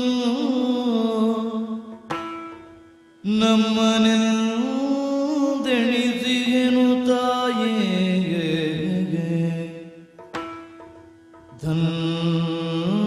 ಧನ್ಯನೆನಿಸಿದನು ಲಕ್ಷ್ಮಣ ನಿನ್ನ ಮಗನಾಗೆ. ಧನ್ಯನೆನಿಸಿದನು ಲಕ್ಷ್ಮಣ ನಿನ್ನ ಮಗನಾಗಿ, ಶಂಕೆ ಬೇಡೆಂದ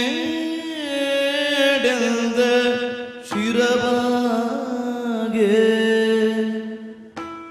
ನಿನ್ನ ಸುವಿಶಾಲ ಭಾವದೆ ನೆರಳು ರಕ್ಷಿಪುದು. ಓ ಓ ಅಮ್ಮ, ರಾಮ ಹೇಗೆ ಕರೆದ್ರು ತೃಪ್ತಿ ಆಗುತ್ತಿಲ್ಲ ನಿನ್ನನ್ನು. ಎಷ್ಟು ಬಾರಿ ಕರೆದರೂ ಅಮ್ಮ ಎನ್ನುವಂತಹ ಪದಕ್ಕೆ ತೃಪ್ತಿಯನ್ನು ಕೊಡುವುದಕ್ಕೆ ಸಾಧ್ಯವೇ? ಅಮ್ಮ ಅಮ್ಮನಲ್ಲವೇ? ಅಮ್ಮನಿಲ್ಲದೆ ಮತ್ತಾರನ್ನು ನಾವು ಕಾಣುವುದಕ್ಕೆ ಸಾಧ್ಯ? ಹ್ಮ್ ಈ ರಾಮನ ಸೌಭಾಗ್ಯ ಎಷ್ಟು ದೊಡ್ಡದು. ಹ್ಮ್ ಒಂದಮ್ಮನನ್ನು ಮಾತ್ರ ಅಲ್ಲ ಕಂಡದ್ದು, ಹ್ಮ್ ಮೂರು ತಾಯಂದಿರನ್ನ ಹ್ಮ್ ಪಡೆದು ಹ್ಮ್ ಅವರ ಸ್ತನ್ಯಪಾನ ಮಾಡಿದಂತಹ ವ್ಯಕ್ತಿತ್ವವಲ್ಲ. ಆ ಮಾತೆಯರಿಗಾದರೂ ನೀನು 100 ಮಕ್ಕಳನ್ನು ಹೆತ್ತಷ್ಟು ತೃಪ್ತಿಯನ್ನು ಕೊಟ್ಟ ರಾಮ ಅಲ್ಲವೇ?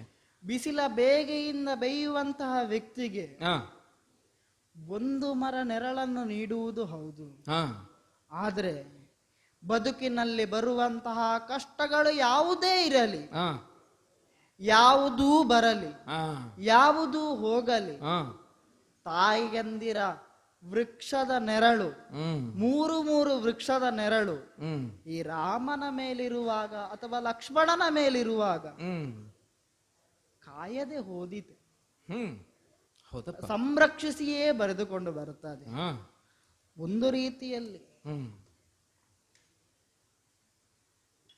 ನಿಮ್ಮ ಮಗನಾಗಿ ಹುಟ್ಟಿದ್ದಕ್ಕೂ ಸಾರ್ಥಕವನ್ನು ಪಡೆಯುವ ಹಾಗೆ ಆಯಿತು. ಹ್ಮ್ ಲಕ್ಷ್ಮಣನೂ ಸಾರ್ಥಕವನ್ನು ಪಡೆದಿದ್ದಾನಲ್ಲ. ಹ್ಮ್ ಇಂತಹ ಒಳ್ಳೆಯ ಗುಣ, ಹಾ ಒಳ್ಳೆಯ ಚಟುವಟಿಕೆ ಹಾ ಯಾರಿಂದ ಪ್ರಾಪ್ತವಾಗ್ತದೆ? ಹಾ ತಾಯಿ ತಾನೇ ಮೊದಲ ಗುರುವಲ್ವೇ? ಹ್ಮ್ ತಾಯಿ ಕಲಿಸಿದಂತಹ ಪಾಠದಿಂದಾಗಿ ಹಾ ಆ ವ್ಯಕ್ತಿಯ ಮೂಲ ಶಿಕ್ಷಣ ಎನ್ನುವಂತಹದ್ದು ದೊರೆಯುತ್ತದೆ. ಹ್ಮ್ ಅಂತಹ ಒಳ್ಳೆಯ ಶಿಕ್ಷಣ, ಒಳ್ಳೆಯ ಸುಸಂಸ್ಕೃತೆಯನ್ನ ಕಲಿಸಿಕೊಟ್ಟಂತಹ ಮಹಾತಾಯಿ ನೀನು. ಹಾ ನಿನ್ನ ಆಶೀರ್ವಾದವೆನ್ನುವಂತಹ ನೆರಳು ನಮ್ಮ ಮೇಲಿರುವಾಗ ಹಾ ಯಾವುದು ಬಂದೊದಗಿತು ತಾಯಿ, ಹಾ ಅದೇ ನಮಗೆ ಸಂರಕ್ಷಣೆಯಾಗಿರುತ್ತದೆ. ಹ್ಮ್ ಹೇಳಿದೆ, ಲಕ್ಷ್ಮಣನ್ನ ಕರೆದುಕೊಂಡು ಹೋಗು ಎನ್ನು. ಮಗು, ಹ್ಮ್ ನೀ ಹೇಳಿದ್ದೆಲ್ಲ ನಿಜ ಹೌದು. ಆ ತಂದೆ ತಾಯಿಗಳಿಗೆ ಮಕ್ಕಳು ಹುಟ್ಟಿದಾಗ ಎಷ್ಟು ಪುತ್ರೋತ್ಸಾಹವಾಗ್ತದೋ ಅದಕ್ಕೆ 100 ಮಡಿ ಪುತ್ರೋತ್ಸಾಹವಾಗುವುದು ಜಗತ್ತು ಆ ಮಕ್ಕಳನ್ನು ಸಾರ್ಥಕರು ಸಾರ್ಥಕರು ಸಾರ್ಥಕರು ಎಂದು ಕೊಂಡಾಡಿದಾಗ ಮಾತ್ರ.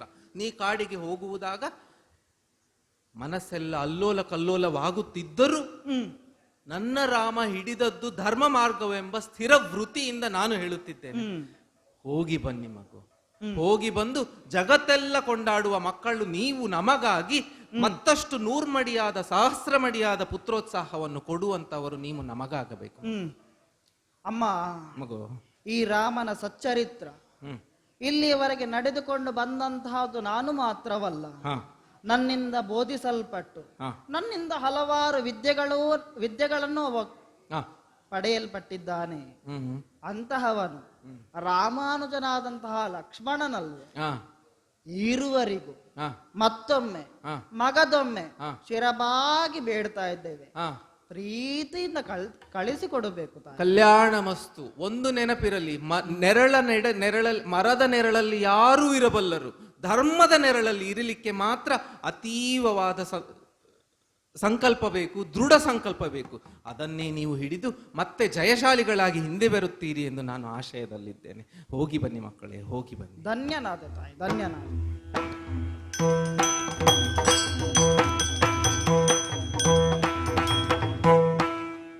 ಚಂದದಿಂದ ಬಂದಳ ಚಲೋಚನೆ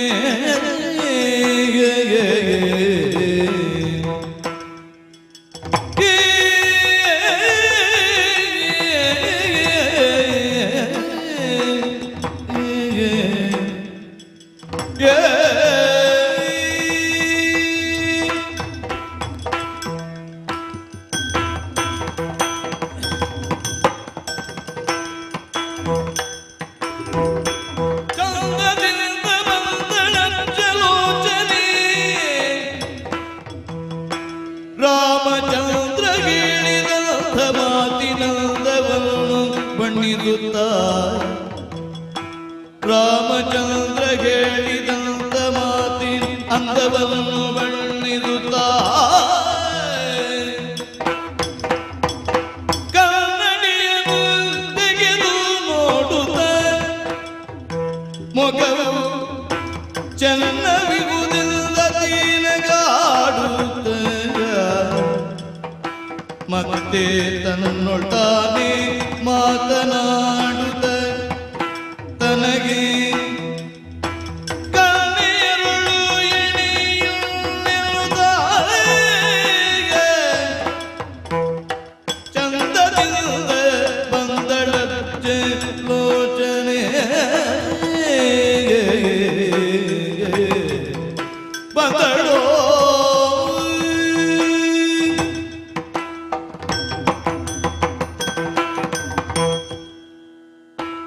ಬದುಕುವುದಕ್ಕೆ ಬೇಕಾಗಿರೋದು ವಿಶ್ವಾಸ.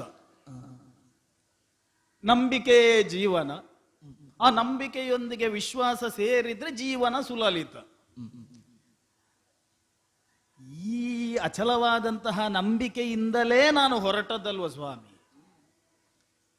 ರಾಮನನ್ನು ದೂರದಲ್ಲಿ ಕಂಡು ಅವನ ಮನವನ್ನು ಮೋಹಿಸುವಂತಹ ರೂಪವನ್ನು ತಳೆದು ಇನ್ನೇನು ನನ್ನ ರೂಪವನ್ನು ಕಂಡು ನಾನು ಸಂಕಲ್ಪ ಮಾಡಿದಂತಹ ಸಿದ್ಧಿ ಈಗ ಆಗ್ತದೆ ಎನ್ನುವಂತಹ ಉದ್ದೇಶದಿಂದ ಮಾತಿಗೆ ತೊಡಗಿದ್ದು. ನಿಮಗೆ ಗೊತ್ತುಂಟಲ್ವ, ಆಪ್ತನಾಗುವುದಕ್ಕೆ ಅವನ ಭಾಷೆಯಲ್ಲಿ ರಾಘವ ನರಪತೆ ಶೃಣು ಮಮ ವಚನಂ ಎನ್ನುವುದಾಗಿ ನಾನು ತೊಡಗಿಕೊಂಡದ್ದು.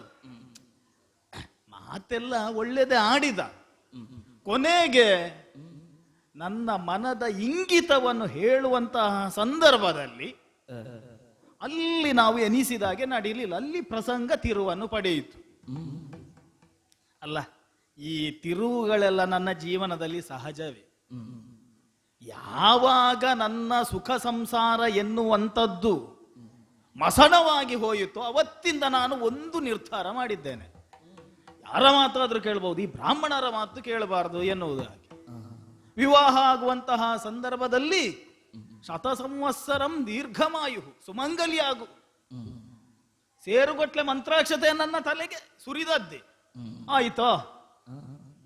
ಅದಕ್ಕೆ ಅವಕಾಶ ಸಿಗುವಾಗ ಈ ಬ್ರಾಹ್ಮಣರನ್ನು ಪೀಡಿಸಬೇಕು ಎನ್ನುವುದಾಗಿ ಯೋಚನೆ ಮಾಡಿದ್ದು. ಈ ಕಾಡಿಗೆ ಬಂದೆ, ಋಷಿ ಮುನಿಗಳನ್ನು ಪೀಡಿಸುವುದರಲ್ಲೇ ನನ್ನನ್ನು ನಾನು ತೊಡಗಿಸಿಕೊಂಡದ್ದು. ಇಲ್ಲದಿದ್ದರೆ ಶಾಸ್ತ್ರ ಹೇಳುವುದೇನು? ಬ್ರಾಹ್ಮಣರು ಹೇಳಿದ್ದನ್ನು ದೇವತೆಗಳು ಕೂಡ ಅಷ್ಟು ಅಂತ ಹೇಳುತ್ತಾರೆ. ದೇವತೆಗಳು ನೇರವಾಗಿ ಮಾತಾಡ್ಲಿಕ್ಕೆ ಆಗುವುದಿಲ್ಲ. ಆದುದರಿಂದಲಾಗಿ ಬ್ರಾಹ್ಮಣರ ಮುಖದಿಂದ ಸತ್ಯವಾಗುವಂತಹ ಮಾತುಗಳನ್ನು ಆಡ್ತಾರೆ ಎನ್ನುವುದಾಗಿ ಹೇಳಿದ್ದು. ಒಂದಾದ್ರೂ ನನ್ನ ಜೀವನದಲ್ಲಿ ಸತ್ಯ ಆಗಿದೆ. ಮದುವೆ ಅದು ಕೊನೆಗೆ ನನ್ನ ಅಣ್ಣನನ್ನು ಕಾಡಿಬೇಡಿ ಮದುವೆ ಅಂತ ಹೇಳಿ ಒಂದಾಯಿತು. ಸಂಸಾರ ನಾವೆನಿಸಿದ ಹಾಗೆ ಆಗ್ಲಿಲ್ಲ. ಕಾಡಿನಲ್ಲಿ ಸುತ್ತು ಬರುವಂತಹ ಸಂದರ್ಭದಲ್ಲಿ ಜೊತೆಗಿರುವಂತಹ ಜಿಂಕೆಗಳು, ಜೊತೆಯಾಗಿ ಹಾಡುವಂತಹ ಪಕ್ಷಿಗಳು, ಯಾಕೆ ಒಂದು ಗಿಡ ಮರ ಹತ್ತಿರ ಇದ್ರೆ ನನಗೆ ಆಗುವುದಿಲ್ಲ. ಕೊಂದದ್ದೇ, ನಾನು ಕೊಂದು ತಿಂದದ್ದೇ. ಯಜ್ಞಯಾಗಾದಿಗಳನ್ನು ಮಾಡುವಂತಹ ಅವರ ಬಾಯಿಯಿಂದ ಮಂತ್ರ ಬರಬಾರದು ಎನ್ನುವಂತಹ ಉದ್ದೇಶದಿಂದ ಮೃತ್ಯು ಸದೃಶವಾದಂತಹ ಕೆಲವೊಂದು ಸ್ಥಿತಿಯನ್ನು ನಾನು ಅವರಿಗೆ ತಂದದ್ದಿದ್ದೆ. ಈ ಗ್ರಹಣ ಕಳೆದ ಮೇಲೆ ಮತ್ತೊಮ್ಮೆ ಸೂರ್ಯ ಬೆಳಗುತ್ತಾನೆ ಅಲ್ವಾ, ಹಾಗೆ ನನ್ನ ಜೀವನವೆನ್ನುವಂತಹ ಆಗಸದಲ್ಲಿ ಮತ್ತೊಮ್ಮೆ ಈ ಶೂರ್ಪನಖಿಯ ಮುಖದಲ್ಲಿ ಕಾಂತಿಯನ್ನು ತರುವುದಕ್ಕೆ ಚಂದ್ರ ಬಂದಿದ್ದಾನೋ ಎನ್ನುವಂತಹ ರೀತಿಯಲ್ಲಿ ರಾಮನನ್ನ ದೃಷ್ಟಿಗೆ ಬಿದ್ದ. ಇವನನ್ನು ಒಂದೇ ಸಾರಿ ತಿನ್ನುವುದಲ್ಲ, ದಿನನಿತ್ಯ ತಿನ್ನಬೇಕು ಎನ್ನುವಂತಹ ಉದ್ದೇಶದಿಂದ ಗಂಡನನ್ನು ಮಾಡಿಕೊಳ್ಳುತ್ತೇನೆ ಎನ್ನುವುದಾಗಿ ಹೊರಡುವಾಗ ನಾನು ಹೇಳಿದ್ದು ಹಾಗೆ ರಾಕ್ಷಸ ವೀರರೆಲ್ಲರೂ ಕೂಡ ನನ್ನ ಜೊತೆಗೆ ಬನ್ನಿ ಬನ್ನಿ ಬನ್ನಿ ಎನ್ನುವುದಾಗಿ ತಡೆದದ್ದು. ಯಾವಾಗ ಇವನ ಮುಖ ನನ್ನ ಕಣ್ಣಿಗೆ ಬಿತ್ತೋ ಬರಬೇಡಿ ಬರಬೇಡಿ ಬರಬೇಡಿ ಎನ್ನುವುದಾಗಿ ನಾನು ಒಬ್ಬಳೇ ಹೋದದ್ದು. ನನ್ನ ನಯವಾದಂತಹ ಮಾತುಗಳಿಂದ, ಮೋಹಕವಾದಂತಹ ರೂಪಿನಿಂದ ಅವನೊಡನೆ ಸರಸದ ಸಂಭಾಷಣೆಯನ್ನು ನಡೆಸಿ ಕೊನೆಗೆ ನನ್ನನ್ನು ಮದುವೆ ಆಗಬೇಕು ಎನ್ನುವಂತಹ ವಿಚಾರವನ್ನು ಮುಂದಿಟ್ಟಾಗ ಅವನು ಹೇಳಿದ್ದೇನು, ನನಗೆ ಮದುವೆ ಆಗ್ಲಿಕ್ಕೆ ಆಗುವುದಿಲ್ಲ. ಒಂದು ವೇಳೆ ನೀನು ಮೊದಲೇ ಬರ್ತಿದ್ದರೆ ಆಗಬಹುದಿತ್ತು. ಚದುರ ಸಣ್ಣವಳೋರ್ವಳ ಮದುವೆ ಆದೆನಲ್ಲ, ಅವಳನ್ನು ಮದುವೆ ಆಗಿದ್ರಿಂದ ಈ ಕಾಲಕ್ಕೆ ನಾನು ಅವಳನಲ್ಲ, ಈಗ ನೀನು ಅವಳಿಗೆ ನಲ್ಲ, ಹಾಗಾದ್ರೆ ನನಗೇನು ಇಲ್ವಾ ಎನ್ನುವುದಾಗಿ ಕೇಳುವಾಗ ಉಪಾಯವನ್ನು ಅವನು ಮತ್ತೆ ಹೇಳಿದ್ನಲ್ಲ, ಎನಗಿಂತಲೂ ಕೂಡ 100 ಮಡಿಯಾಗಿರುವಂತಹ ಚೆಲುವ. ನಾನು ನಂಬಲಿಲ್ಲ. ಅಷ್ಟು ಬೇಗೆಲ್ಲ ನಾನು ಅಪರಿಚಿತರ ಮಾತನ್ನು ನಂಬುವುದೇ ಇಲ್ಲ. ರಾಮ, ನೀನೇ ಮನ್ಮಥ ರೂಪಿನಿಂದ ಕಂಗೊಳಿಸ್ತಾ ಇದ್ದಿ, ನಿನಗಿಂತ 100 ಮಾಡಿ ಚೆಲ್ಲುವ ಅಂತ ಹೇಳಿದ್ರೆ, ಇಲ್ಲಪ್ಪ ಅವನು ನನಗಿಂತ ಸಣ್ಣ ಪ್ರಾಯದವನು, ನೀನೊಮ್ಮೆ ಕಂಡರೆ ನಿನಗೆಲ್ಲವೂ ಕೂಡ ಅರ್ಥ ಆಗುತ್ತದೆ ಎನ್ನುವಂತಹ ಮಾತನ್ನು ರಾಮ ಆಡಿದ. ನನಗೆ ಆಗ ಒಂದು ಮನಸ್ಸಿನಲ್ಲಿ ಆಸೆ ಹುಟ್ಟಿದ್ದು, ಈಗ ಇವನ ತಮ್ಮ ಅಂತ ಹೇಳಿದ್ರೆ ಇವನಿಗಿಂತ ಸಣ್ಣ ಪ್ರಾಯದವನೇ, ಮತ್ತೆ 100 ಮಾಡಿ ಚೆಲ್ಲುವ ಎನ್ನುವುದಾಗಿ ಹೇಳಿದ್ದಾನೆ. ಹಾಗಿದ್ರೆ ಆ ಪ್ರಯತ್ನದಲ್ಲಿ ನನ್ನನ್ನು ನಾನು ತೊಡಗಿಸಿಕೊಳ್ಳುತ್ತೇನೆ ಎನ್ನುವುದಾಗಿ ಉತ್ಸಾಹದಿಂದ ಹೊರಟು ನಿಲ್ಲುವಂತಹ ಕಾಲಕ್ಕೆ ಅವನು ಹೇಳಿದ್ದೇನು, ಈಗ ಅವನ ಹತ್ರ ಮಾತಾಡುವಾಗ ನನ್ನ ಹತ್ರ ಮಾತಾಡಿದ ಹಾಗೆಲ್ಲ ಸುತ್ತುವಳಿಸಿ ಎಲ್ಲ ಮಾತಾಡುವುದು ಬೇಡ. ವಂಚನೆಯನ್ನು ಮಾಡದೆ ನಿರ್ವಂಚನೆಯಿಂದ ನಿನ್ನ ಮನಸ್ಸಿನಲ್ಲಿ ಏನೆಲ್ಲ ಭಾವಗಳುಂಟು ಅದೆಲ್ಲವನ್ನು ಕೂಡ ಅವನೆದುರು ಬಿತ್ತರಿಸು, ನಿನಗೆ ಬೇಕಾದ್ದು ಆಗುತ್ತದೆ ಎನ್ನುವುದಾಗಿ ಹೇಳಿದ. ಅವನ ಕತ್ತಿಗೆ ನಿನ್ನ ಕುತ್ತಿಗೆ ಹೇಳಿದ್ರೆ ಅಷ್ಟಕ್ಕೆ ನೀನು ಭರ್ತಿ ಹದವಾದಂತಹ ಎತ್ತರ, ಮತ್ತೆ ನಿನ್ನ ರೂಪಕ್ಕೆ ಅನುರೂಪವಾದಂತಹ ರೂಪವನ್ನು ಕೂಡ ಅವನು ಹೊಂದಿದ್ದಾನೆ ಎನ್ನುವಂತಹ ಮಾತುಗಳನ್ನು ರಾಮ ಹೇಳಿದ್ದಾನೆ. ಅಲ್ಲ, ಯೋಚನೆ ಮಾಡುವುದು ಅಲ್ಲ, ರಾಮ ಆಡಿದ ವಂಚನೆ ಮಾಡದೆ ಅಲ್ಲ, ಅವನಿಗೆ ನನ್ನ ವಂಚನೆ ಗೊತ್ತಾಯ್ತಾ ಹೇಗೆ? ಅಲ್ಲ, ನಮ್ಮ ಸ್ತ್ರೀ ವೇಷ ಏನಾದ್ರೂ ಬಣ್ಣದ ವೇಷದಾಗೆ ಖಂಡಿತೋ ಹೇಗೆ ಎನ್ನುವುದಾಗಿ ನನಗೆ ಯೋಚನೆ ಬರುವುದು. ಇಲ್ಲದಿದ್ರೆ ಅವನು ವಂಚನೆ ಮಾಡದೆ ಇಲ್ಲ ಇಲ್ಲ ಅಂದ್ರೆ ಸೂಕ್ಷ್ಮವಾಗಿ ಅವನು ರಾಮ ಅದು ಹೇಳಿದ್ದಲ್ಲ, ನಾವು ನಂಬಿದಂತಹ ದೇವರೇ ಅವನ ಬಾಯಿಂದ ಹೇಳಿದ್ದು. ಅಂದ್ರೆ ಇನ್ನೂ ಕೂಡ ನಾವು ಇವನೊಂದಿಗೆ ವ್ಯವಹಾರ ಮಾಡುವಂತಹ ಸಂದರ್ಭದಲ್ಲಿ ಜಾಗರೂಕತೆಯಿಂದ ವ್ಯವಹರಿಸಬೇಕು. ಹಾಗಾಗಿ ನನ್ನ ಈಗ ಅವನು 100 ಮಾಡಿ ಚೆಲ್ಲುವಂತೆ, ಇಲ್ಲಿಗೆ ಬರುವಾಗಲೇ ನಾನು 16 ಸಂವತ್ಸರದ ಹೆಣ್ಣಾಗಿ ಬಂದದ್ದು, ಇನ್ನು ಕೂಡ ನಾನು ಚಂದ ಆಗ್ಬೇಕಲ್ವ. ಅವನು 100 ಮಾಡಿ ಚಂದ ಆಗುವಾಗ ನಾನು ಕೂಡ ಅನುರೂಪವಾಗಿ ವರ್ತಿಸ್ಬೇಕಲ್ವ, ನಾನು ಅವನಿಗೆ ಕಾಣಬೇಕಲ್ವ, ಕಂಡ ಕೂಡಲೇ ನನಗೆ ಒಲಿಬೇಕಲ್ವ. ಅದಕ್ಕೋಸ್ಕರವಾಗಿ ಮತ್ತು ಕನ್ನಡಿಯನ್ನು ತೆಗೆದು ನೋಡುತ್ತಾ ನನ್ನ ಅಂದವನ್ನು ಮತ್ತೊಮ್ಮೆ ಓರಣವಾಗಿ ಸಿಂಗರಿಸುತ್ತಾ ಕನ್ನಡಿಯನ್ನು ನೋಡುವಾಗ, ಅಲ್ಲ ಇದಕ್ಕೂ ಮೊದಲು ಕನ್ನಡಿಯನ್ನು ನೋಡಿದವಳೆ, ಜೀವನದ ಕನ್ನಡಿಯನ್ನು ನೋಡುವಾಗ ನನ್ನ ಪಾತ್ರಗಳೆಲ್ಲವೂ ಕೂಡ ಆ ಕನ್ನಡಿಯಲ್ಲಿ ಕಾಣುತ್ತಿದ್ದದ್ದೇನು? ನನ್ನ ಘೋರವಾದಂತಹ ರೂಪ, ದೌರ್ಭಾಗ್ಯಳಾಗಿ ಕಾಡಿನಲ್ಲಿ ಸುತ್ತಾಡುತ್ತಿದ್ದಂತಹ ಚಿತ್ರಣ, ಗಂಡನನ್ನು ಕಳೆದುಕೊಂಡದ್ದು, ಮಗನನ್ನು ಕಳೆದುಕೊಂಡದ್ದು, ಇದೇ ಕಾಣುತ್ತಿದ್ದದ್ದು. ಈಗ ನನಗೆ ಕನ್ನಡಿಯನ್ನು ಕಾಣುವಾಗ ನನ್ನ ಮುಖವು ಕೂಡ ಕಾಣುತ್ತದೆ, ನನ್ನ ಕಲ್ಪನೆಯಲ್ಲಿರುವಂತಹ ಲಕ್ಷ್ಮಣನ ಮುಖವೂ ಕೂಡ ಕಾಣುತ್ತದೆ. ಅಲ್ಲ, ನಾನು ಯೋಚನೆ ಮಾಡುವುದು ಅವನೊಂದು ಸಿಕ್ಕಿದ ಮೇಲೆ ನನ್ನ ಪರಿಸ್ಥಿತಿ ಹೇಗಿರಬಹುದು. ಹಾಗಾಗಿ ಈಗ ಅವನ ಹತ್ರ ಮಾತಾಡ್ಬೇಕು ಅಂತ ಹೇಳಿದ್ರೆ ರಾಮನೊಂದಿಗೆ ನಾನು ಹೋಗಿ ಮಾತಾಡಿದ್ದೆ, ಈಗ ಅವನೊಂದಿಗೆ ಮಾತಾಡುವುದಕ್ಕೆ ಸ್ವಲ್ಪ ಸಿದ್ಧ ಆಗ್ಬೇಕಲ್ವಾ, ಹೋಗುವುದಕ್ಕೆ ಅನತಿ ದೂರ ಉಂಟು ಎನ್ನುವುದಾಗಿ ರಾಮ ಕೂಡ ಹೇಳಿದ್ದಾನೆ.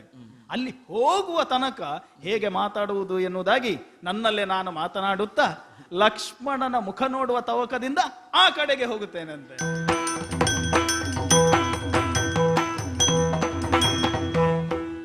ಅಣತಿ ದೂರದಲ್ಲಿ ಗೋಚರಿಸುತ್ತಿದ್ದಾನೆ.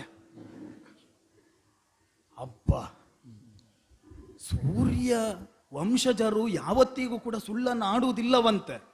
ಮತ್ತೊಮ್ಮೆ ಸ್ಪಷ್ಟ ಆಯಿತು, ರಾಮ ಸತ್ಯವನ್ನೇ ಹೇಳಿದ್ದಾನೆ. ಆದ್ರೆ ಒಂದು ಸುಳ್ಳು ಹೇಳಿದ್ದಾನೆ ಅವನು ಹೇಳಿದ್ದೇನು, ನನ್ನ ತಮ್ಮ ನನಗಿಂತ 100 ಮಾಡಿ ಚೆಲ್ಲುವ ಎನ್ನುವುದಾಗಿ. 1000 ಪಟ್ಟು ಚಂದ ಕಾಣುತ್ತಾ ಇದ್ದಾನೆ.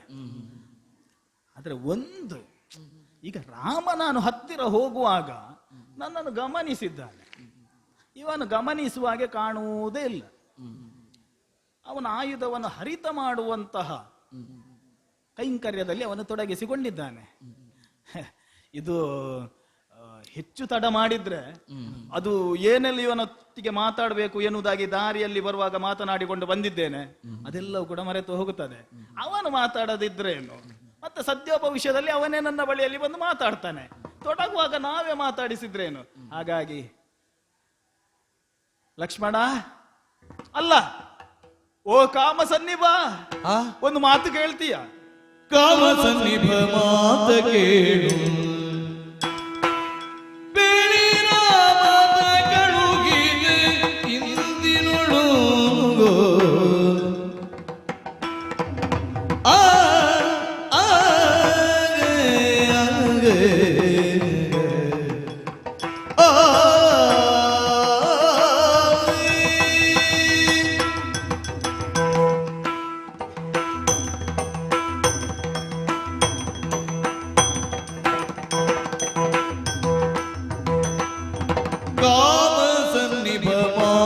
ಕೇಳು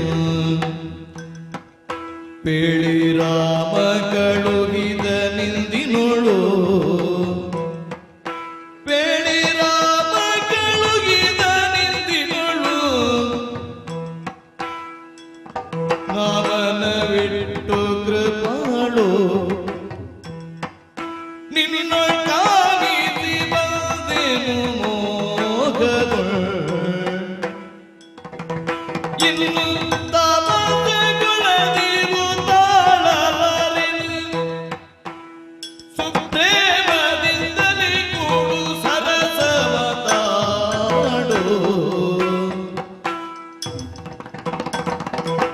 ಕಾಮ ಸನ್ನಿಭ ಮಾತ ಕೇಳು ಕೇಳಿ ರಾಮ ಕಳುಹಿದ ನಿಂದಿನೊಳು ಆ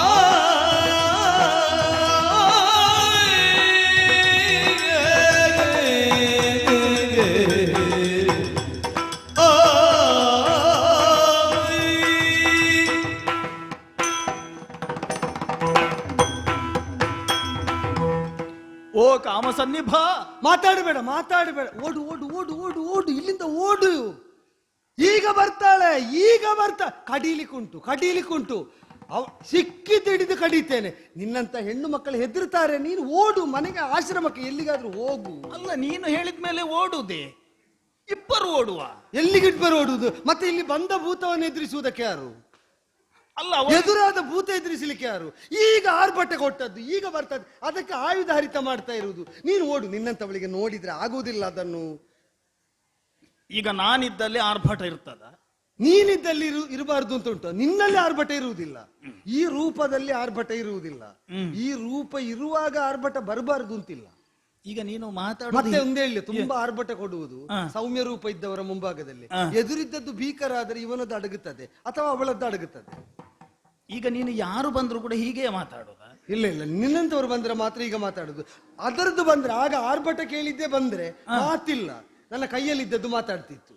ತೆಗೆದು ಕಡಿಯುವ ಅಂತಲ್ವ ನಾನು ಅದನ್ನು ಸಾಣೆ ಹಿಡಿತಾ ಇರುವುದು. ಈಗ ಅದು ನಿನಗೆ ಕೇಳಲಿಲ್ವಾ? ಯಾವುದು? ಈಗ ಒಂದು ಆರ್ಭಟ ಕೊಟ್ಟದ್ದು, ಒಂದು ಹೆಣ್ಣು ಧ್ವನಿ, ಅದು ಹೆಚ್ಚಾಗಿ ರಾಕ್ಷಸಿ ವಿಕರಾಳ ರೂಪಿ ಇರಬೇಕು. ಆ ಆರ್ಭಟ ಕೇಳುವಾಗ ಅದರ ಆಕಾರ ಕಲ್ಪಿಸುವುದಕ್ಕಾಗುವುದಿಲ್ಲ.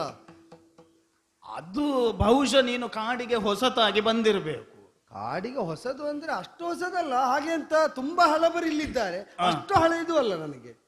ಈಗ ಇದು ನೀನು ಹೀಗೆ ಮಾತಾಡಿದ್ರೆ ನನಗೆ ಮುಂದುವರಿಲಿಕ್ಕೆ ಆಗುದಿಲ್ಲ.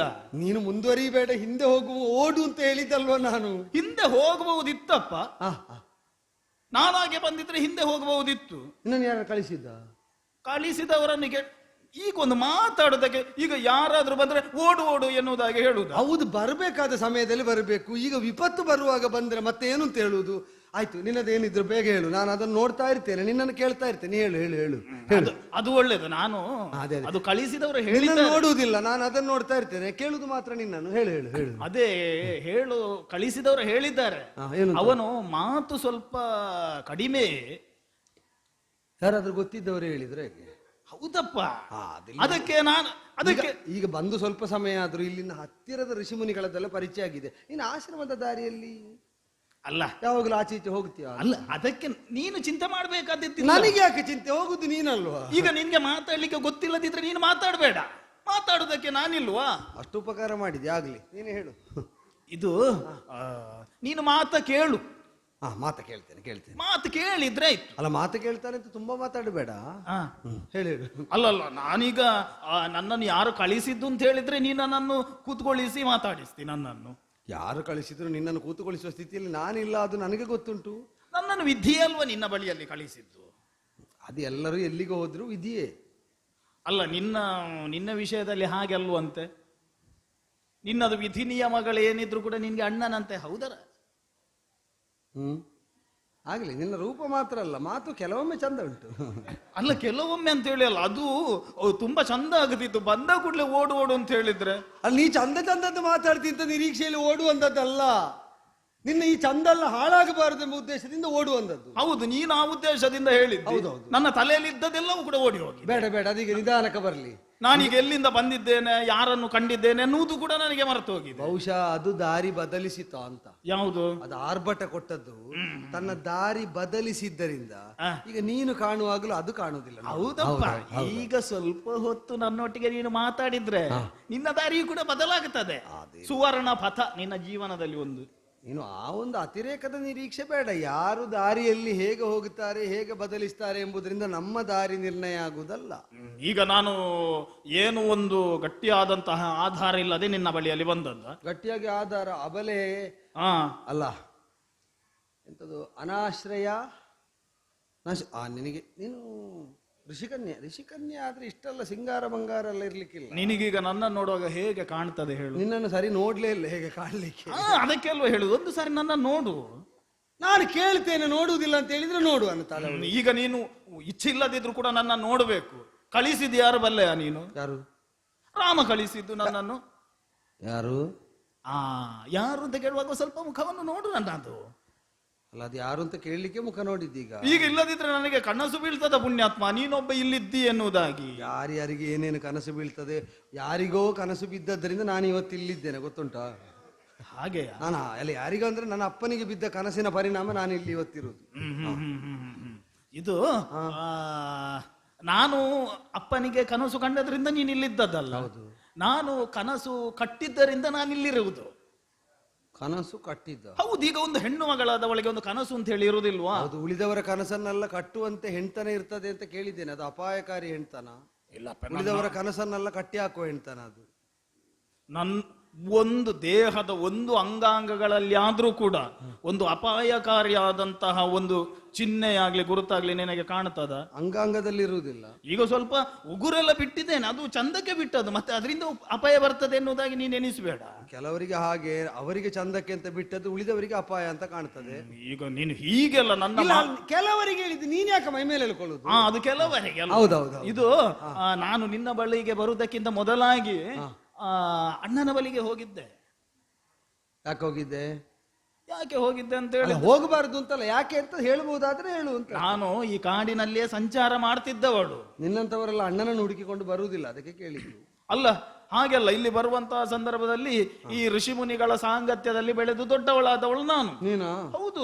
ನೀನ್ ಹೀಗೆ ಹೇಗೆ ಅಂತ ಹೀಗೆ ಅಂತ ಹೇಳಿ ಎಲ್ಲ ಬಿಟ್ಟವರ ಸಾಂಗತ್ಯದಲ್ಲಿ ಇದೆಲ್ಲ ಇಟ್ಟುಕೊಂಡು ಬರ್ತಾ ಇದ್ಯಲ್ಲ ಮೆರವಣಿಗೆ. ಈಗ ಋಷಿ ಸಾಂಗತ್ಯದಲ್ಲಿ ಬೆಳೆದವರು ಹೀಗೆ ಇರಬಾರ್ದು ಅಂತ ಹೇಳಿ ಏನಾದ್ರು ಉಂಟಾ? ಇಲ್ಲಪ್ಪ, ಹೆಣ್ತನದ ಸೌಂದರ್ಯದ ಪರ್ವತವೇ ಮೆರವಣಿಗೆಗೆ ಹೊರಟಾಗುಂಟು ನೀ ಬಂದದ್ದು ನೋಡಿದ್ರೆ. ಈಗ ಸಮಯ ಸಂದರ್ಭ ಎಲ್ಲ ಎಂಥವರ ವೇಷವನ್ನು ಕೂಡ ಬದಲಾಯಿಸೋದು. ಈಗ ನೀವು ಹುಟ್ಟುವಾಗ ಕ್ಷತ್ರಿಯರಲ್ವಾ? ಹೌದೌದು. ಈಗ ಕ್ಷತ್ರಿಯರು ಒಂದು ನಿಲುವಲ್ಲಿ ಕ್ಷತ್ರಿಯರು ಅಂತ ಹೇಳಿ ಕಾಣುತ್ತದೆ. ಹಿಡಿದಿರುವಂತ ಆಯುಧವನ್ನು ನೋಡಿದ್ರೆ ಕ್ಷತ್ರಿಯರೋ ಎನ್ನುವುದಾಗಿ ಯೋಚಿಸಬಹುದು. ಇಲ್ಲದಿದ್ರೆ ನೀವು ಹೀಗಿರ್ಬೇಕಾದವರು.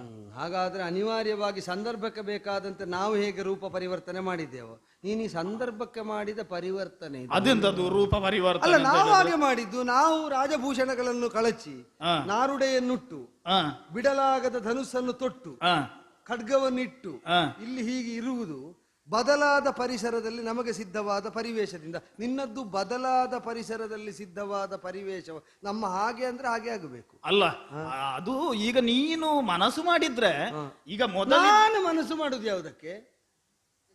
ಪುಣ್ಯಾತ್ಮ, ನಾನು ಮಾತಾಡುವುದನ್ನು ಕೇಳು ನೀನು. ನಿನ್ನ ಬಗ್ಗೆ ಕೇಳುವಾಗ ನಾನು ಮನಸ್ಸು ಮಾಡು ಅಂದ್ರೆ ನಾನು ಅದನ್ನು ಅಲ್ಲಿಗೆ ತುಂಡರಿಸಬೇಡುವ. ಈಗ ನೀನು ಮಾತಾಡುವಾಗ ನಾನೇನಾದ್ರೂ ಮಧ್ಯದಲ್ಲಿ ಮಾತಾಡಿದ್ದೇನೆ? ನಾನು ಮಾತಾಡುವಾಗ ನಿನ್ನದನ್ನ ಇಟ್ಟುಕೊಂಡು ಮಾತಾಡಿದ್ದೇನೆ. ಈಗ ನಾನು ಆಡುವುದನ್ನು ಕೇಳಬಾರ್ದು ಅಂತ ಹೇಳಿ ಏನಾದ್ರೂ ಉಂಟಾ? ಆಡುದಲ್ವ ಈಗ ಬಿಟ್ಟು, ಈಗ ನನ್ನ ಮಾತಿಗೆ ಬೆಲೆ ಬೇಡವಪ್ಪ. ಈಗ ಯಾರು ಕಳಿಸಿದ್ದಾರೆ ಎನ್ನುವಂತಹ ಒಂದು ವಿಚಾರದಲ್ಲಿ ಆದ್ರೂ ಆಯ್ತಪ್ಪ, ಒಂದು ಸ್ವಲ್ಪ ಮಾತು ಅಷ್ಟೊಂದು ಕರುಣ. ನೀನು ಮಾತಾಡಿದ ಉಳಿದ ವಿಷಯ, ಆ ವಿಷಯವನ್ನೇ ಮರೆಸುವ ಹಾಗುಂಟು.